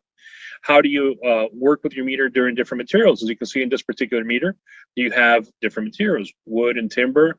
Do you have one that's a shallow depth? And that's because sometimes you have layered materials and you want to just grab the top layer, or you want to stay away from a metallic background, because that's one of the things we'll be talking about, some limitations of these meters. And a metallic background might cause a limitation. Drywall, plaster, masonry. So this particular meter definitely has different scales. The important thing to understand is, except for the wood meter, those are all relative scales. Okay, those are all something you have to compare to. As you can see, this meter will tell you over here just how deep it goes, and you'll see in the wood that it does show percentage moisture content. And that's what I would say. This is a great example of saying we need to grab the most simple tools that we have, which are wonderful technology, because a lot of the times we don't see these simple tools as technology because they've been around for a while, and we need to understand those. You know, one of the things that you just mentioned real quick was the manual. And so many people that I talk to don't even know there is a manual. Sometimes you have to go online to get it or download it. And that's one of the most important things you could have for these types of tools. You really need to understand it. I've gotten calls from numerous people that were either en route to a job or on a job site that have called me and said, how do I do this? How do I use this machine to do this? You got to know this stuff before you go out. I mean, use it in your own home, you know, learn it, use the manual. Absolutely. Habits that we now have in the industry or the people that have gotten used to understanding these concepts is the having these manuals right on your phone, right? So we have them on cloud storage. So anytime, and I actually reference manuals all the time when I'm in the field, and there's a particular function of the meter that I might not have used in a long time, and I might know, but I might want to refresh her just to make sure that I don't miss anything, because as you'll see, there are definitely different types of meters, but having those manuals available to you at a moment's notice is incredibly important, and it's a good practice that everybody should actually take on in their business and their daily use. So I want to show you. So this is meter number one. Let me show you something else. So here's some of the things that I discuss with students when they call me with these questions. And one is that comparative range, as you mentioned. And that comparative range can change from meter to meters. So we need to understand it. Understanding how far those ranges go, right? So as you can see, the wood moisture content go up to 40%, and this particular meter up here went up to 30. You need to understand those because questions can come up. If you think about it, if somebody's looking and somebody's analyzing a project that you're doing, and they're used to seeing one particular type of meter where their scale is considerably higher. So for example, on a non-penetrating meter, you can have wet be pretty high, pre 68, 98. Other meters might be lower. So if they're used to seeing their meter and they think that your number is too low, and that does not mean that it's wet, then you need to be able to explain that and say, well, my meter works in this form, and here's the scale that it works, and here's what the numbers mean. And if you don't do that, if you don't understand that, it might be a difficult conversation to have with somebody else that also doesn't understand your meter because they've never used it before. As you can see, the same company can have another completely different meter. This is also by Tramix. This one is really designed for concrete. And this one will have concrete moisture content, okay, and also for drywall. So this is a very specific meter, and these meters are excellent meters to use for very specific times and different projects. So if you really want to know what's going on with certain type of materials, you might need a very specific meter to do that. So like I said, having a set of meters to be able to tackle different problems that come on is very important. Just like you can see for concrete as well, I might actually want to know the actual concrete slab, how much the relative humidity is in it, how much moisture content is in it. I might need to tap into it and use a different type of meter with a different type of plug that allows me to be able to determine this. Because, for example, once we remove floors in some of these projects, before we can reinstall the floors, we need to make sure that we've actually correctly dried that concrete slab. Because if we don't, then we're going to have issues with the new flooring when it's installed. So once again, understanding our meters, our limitations, our capabilities is important. And I think limitations is one of those things that we definitely need to focus with each one of our meters. Hey Mo, you mentioned a bunch of different types of meters, and I know over the years I've used combo meters. What I mean by that is a meter that will also do relative humidity, temperature, moisture on surface as a pinned or pinless. How do you feel about those? I've gotten mixed, opinions from people over the years. Well, I have a picture of one of those here. I'll jump a couple of pictures just to show you. Whoop, here we go. So this one is by Protimeter. Everybody pronounces that a little bit different. That's how I pronounce it. So if I pronounce it differently, forgive me. So Protimeter is a multi-use meter. So it does have a thermal hygrometer. It has a pin moisture meter. It has a non-penetrating moisture meter included as well. And it's a really good meter. It really is. There are some drawbacks. There are some drawbacks to having a multi-use meter. One of them is obviously your meter is done and you've now lost all your meters. That's one. In the past, some of these meters that had all the functions did not have each function wasn't top notch. You'd have two of the functions that were top notch and the third one was okay. And I'm a big believer in having really good meters for certain type of projects for each one of those functions, whether it be a hygrometer. So you need to understand what application you're doing. But obviously times change, technology improves. Some of these meters are really good. This particular meter is really good. The kit comes with all kinds of accessories to measure different things, to be able to tap into wood, to be able to go past these little pins over here to go past the drywall and be able to measure and see if insulation is wet. You have multiple meters that do this, like that Delmhorst Navigator that I mentioned also is a good combo meter. My biggest drawback with combo meters personally is that, a lot of the times they have a lot more functions that I need on my projects. Number one, and number two is if I lose that meter, I've now lost all my meters, and it's not something that I really want to face on a project. Well, that was one of the things that I had seen over the years, like you had just mentioned about the sensitivity of the meters, that you give up some sensitivity when you have all these different devices combined together. It's really good with one or two things, but a few of the other ones aren't as good. And of course, the other thing is if something happens, you drop the meter, you break it, you've lost everything, Absolutely. And the other one is they are pricey. They are pricey to have a combo meter. They're less pricey than buying really good meters of each one, mind you, but nonetheless, as to have one meter that can go bad or get dropped or now you're talking anywhere between $1,200 to $1,500 for top end meters, in the hands of a technician can be a problem. It's if it's your personal hands and you're very good with your equipment, you take care of it like I do, they'll probably last you for a lifetime. But we know that as it goes from hand to hand, that level of care might change. So that also comes into play. How rugged are your meters? And that's one of the things that I look for. I like rugged equipment. I like equipment that I can take on a construction job, and it's going to make it to the end of the day. So that's important to me. Absolutely. One of the questions that comes up a lot is, what should I buy, a pinned or a pinless? And I always talk to them about, well, the pinless doesn't do any damage. You got to go to a different level of dealing with the consumer that you're working with about having pinholes all over the place. And depending on what you're doing, if you're testing carpeting, you're not going to see, like you're testing sheetrock, all these little pinholes all over the place, so you got to be prepared to build back. But, you have a favorite either way, pinned or pinless? Well, my particular answer to that is always I have both. And because it also depends on application, right? You do a lot of assessments. You've done a lot of assessments in your time, and during an assessment, in an assessment, a lot of the times you're not really looking to poke holes into a drywall, because like you're saying, you're creating damage to the drywall. On another type of project, for example, a drying project, that becomes a little bit less important. You're in an emergency situation and you need documentation that's going to be easy to explain down the road, either to maybe it's an insurance claim to an adjuster, or maybe you go to court, something like that. And in that case, a pin moisture meter is definitely going to be a lot easier to explain, because it's showing you some moisture content versus a relative reading. And relative readings can be one of those things that's difficult to explain or people to grasp in a short amount of time.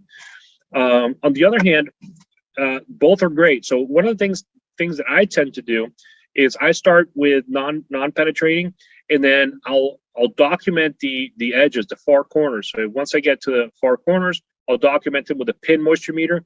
I've gotten really good at taking those pin moisture meters in areas where you're not going to be able to see those little holes. There's ways to do that.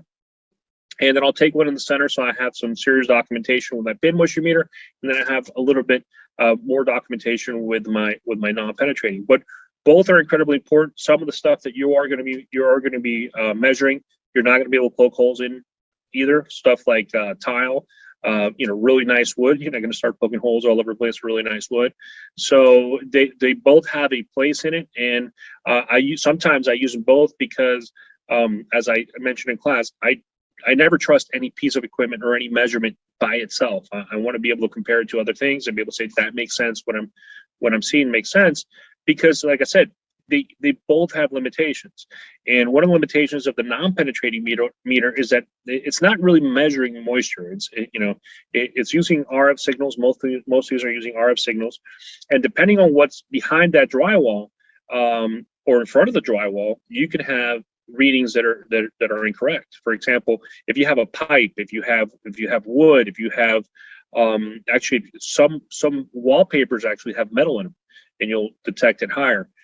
Pin moisture meters give you a little bit more of an accurate reading in those type of situations, but they can also have issues where they don't go as deep, because the pins on those moisture meters tend to be really, really short.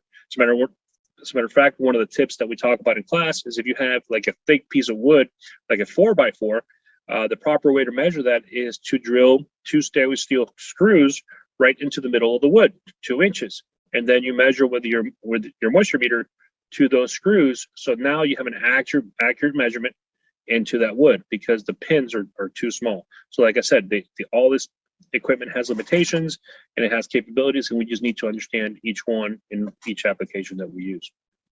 It's funny, one of the classes I was watching as we were doing in our water class, they talked about drilling screws into a wood floor from underneath and taking samples like that with the big caution, don't drill through the floor.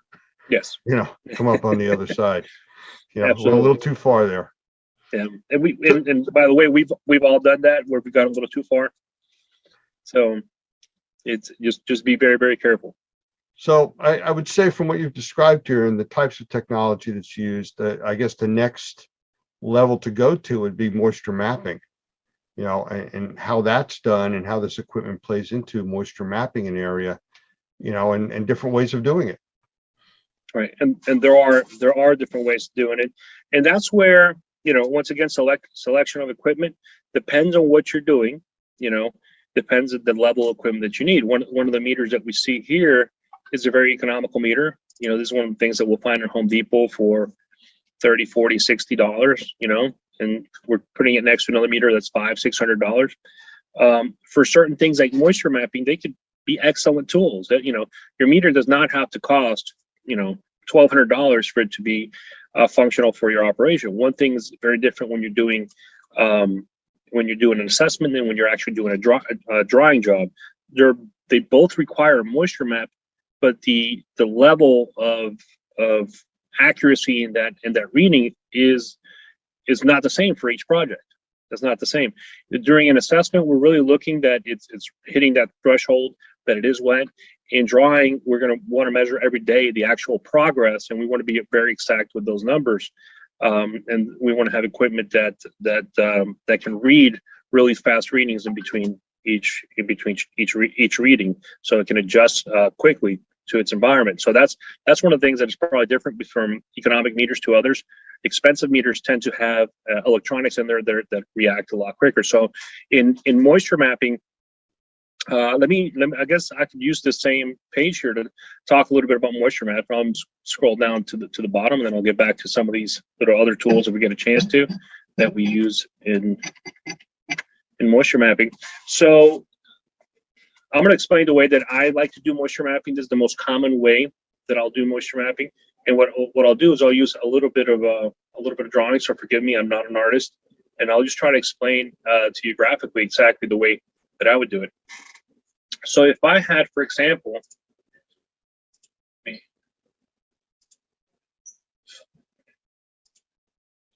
this.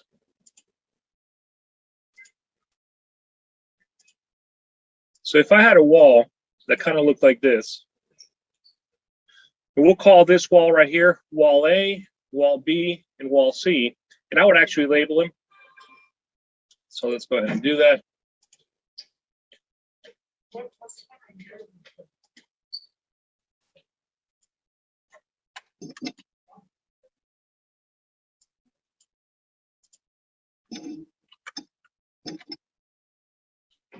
I'll do this really quick so it won't take too much time. I'll do a top bottom view, so you can actually see it from the top, and you can see the three walls. And then for each one of these walls, what I'll end up doing is I'll draw a separate wall. So this would be wall A.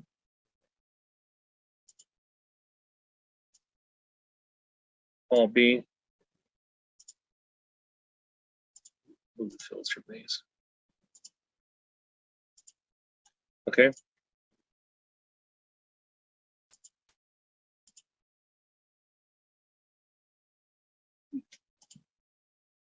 Let's make it look like this. For those of you watching, I think he is having fun doing this. I am having fun doing this. I love doing this kind of stuff.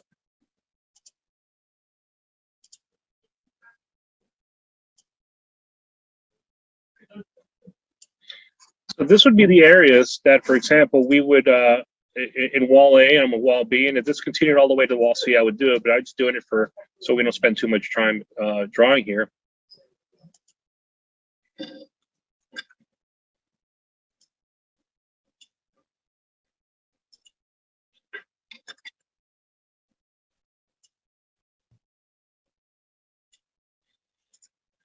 And the other thing that I would do to make it a little bit easier for everybody that comes down the road is I would do something like this. I would actually have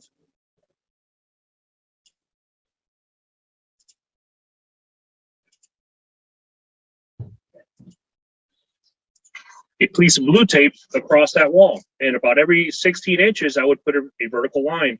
And so that would be the first section would be A1, A2, A3 across that blue tape on that wall. So, and I hope I'm explaining myself correctly. If for some reason I lose you, please let me know. And below each one of those sections, every 16 to 20 inches, I would take a moisture measurement as to exactly moisture content on that wall, or the reading, depending what type of meter I'm using, and the height that it went to, and I would document it around that blue tape.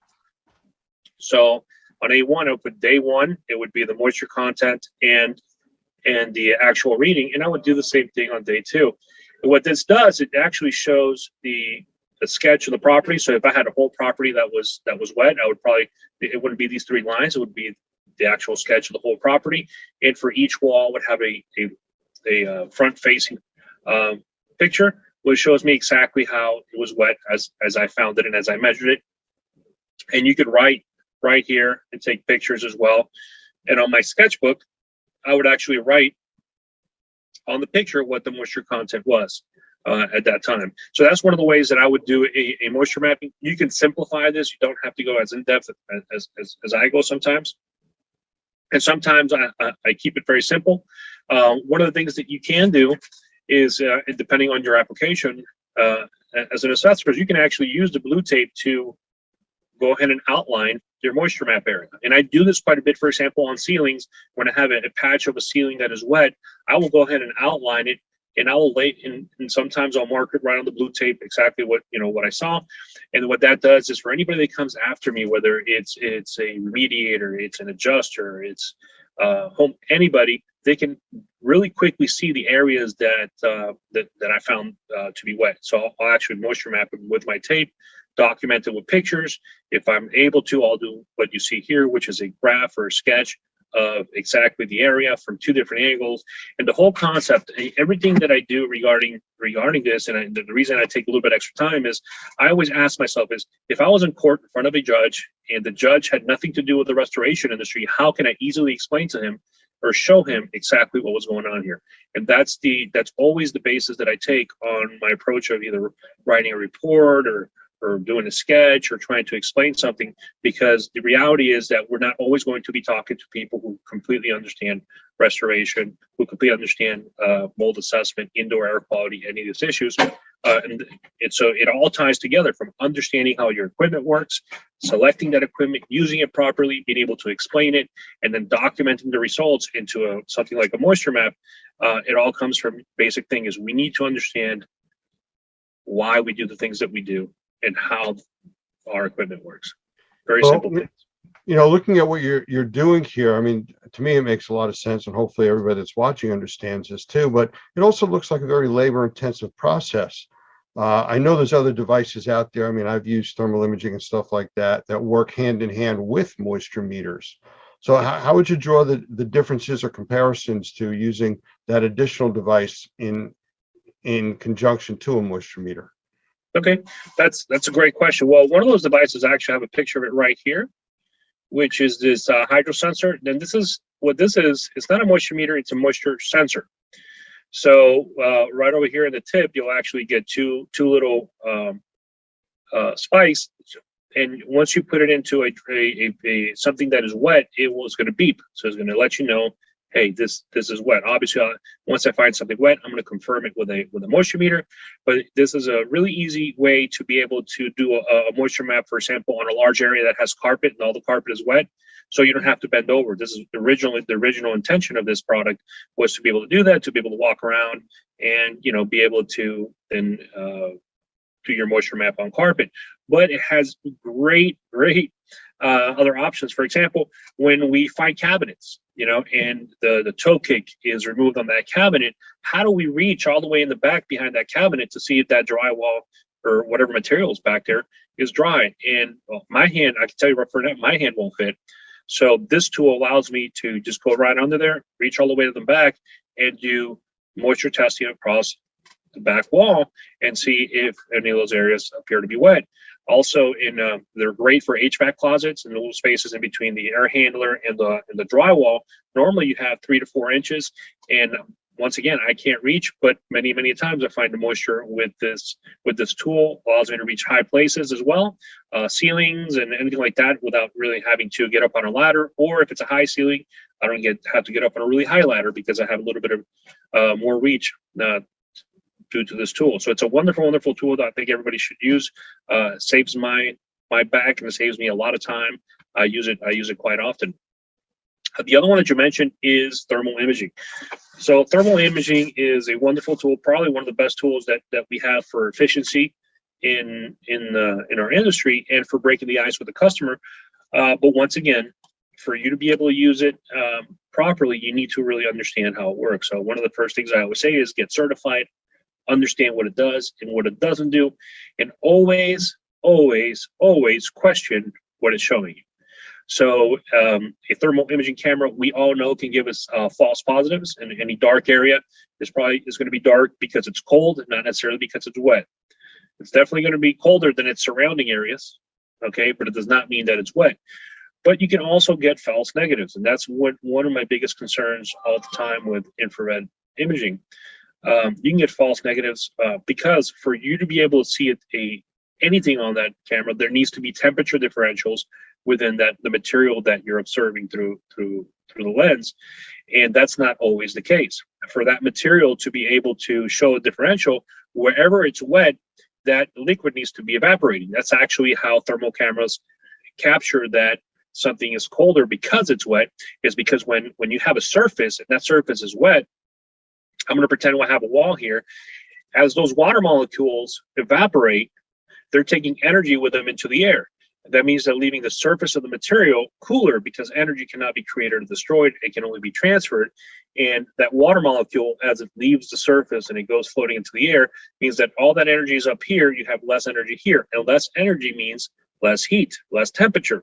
So that's what the infrared camera is capturing. But if that's not happening because environmental conditions, because you have some sort of material or paint that does not allow that wall to evaporate, it's not going to show you anything. And that whole entire wall might be soaked. It's happened to everybody. It's happened to me, where I've said, well, this is dry. And I said, well, let me go check, with my other meters anyway. And sure enough, and then you learn, I always have to check with moisture meters. I cannot trust the infrared camera by itself. I rarely trust any single piece of equipment by itself. I always want it back up to give me confirmation and saying, hey, yeah, what you're seeing is truly what you think it is. Well, part of every certification course I've ever taken or seen for thermal imaging always goes back to document it with another device, usually a moisture meter.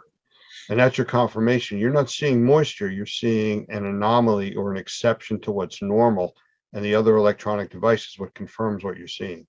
Absolutely. Absolutely. Now, having said that, if the area that you're scanning with your thermal imaging camera does show up on your thermal imaging camera, it is a great way to moisture map, right? Because now you can see the entire wall. You can document it with pictures. It's showing you the area that's wet. You can do you can do follow-up moisture meter readings that you can document, which I also, by the way, not only do I document it with my regular camera, I document it with my infrared camera, because I like to show that meter was exactly where the dark area was. So there's no question or doubt as to exactly where we took that measurement. And so it is a wonderful, wonderful tool. I don't leave home without it. Absolutely. Some of the newer equipment now, thermal imaging, even the lesser expensive ones, do image over image photography, which is they're showing you an infrared image with the regular digital image over on top of it. So you get to see the outline or the structure of what you're looking at, plus the thermal patterns on the wall. So it really creates a very good description for anybody looking at as to what's going on in that environment, after you've obviously also documented it with moisture meter. Absolutely. Absolutely. As a matter of fact, nowadays, to me, it's the only way to go. Dual camera. So you're taking a regular picture and an infrared picture right next to it. So when your report comes out, that's exactly what you see. You see the regular picture, and right next to you see the infrared. It makes it a lot easier, once again, to explain to somebody that doesn't know anything about infrared cameras.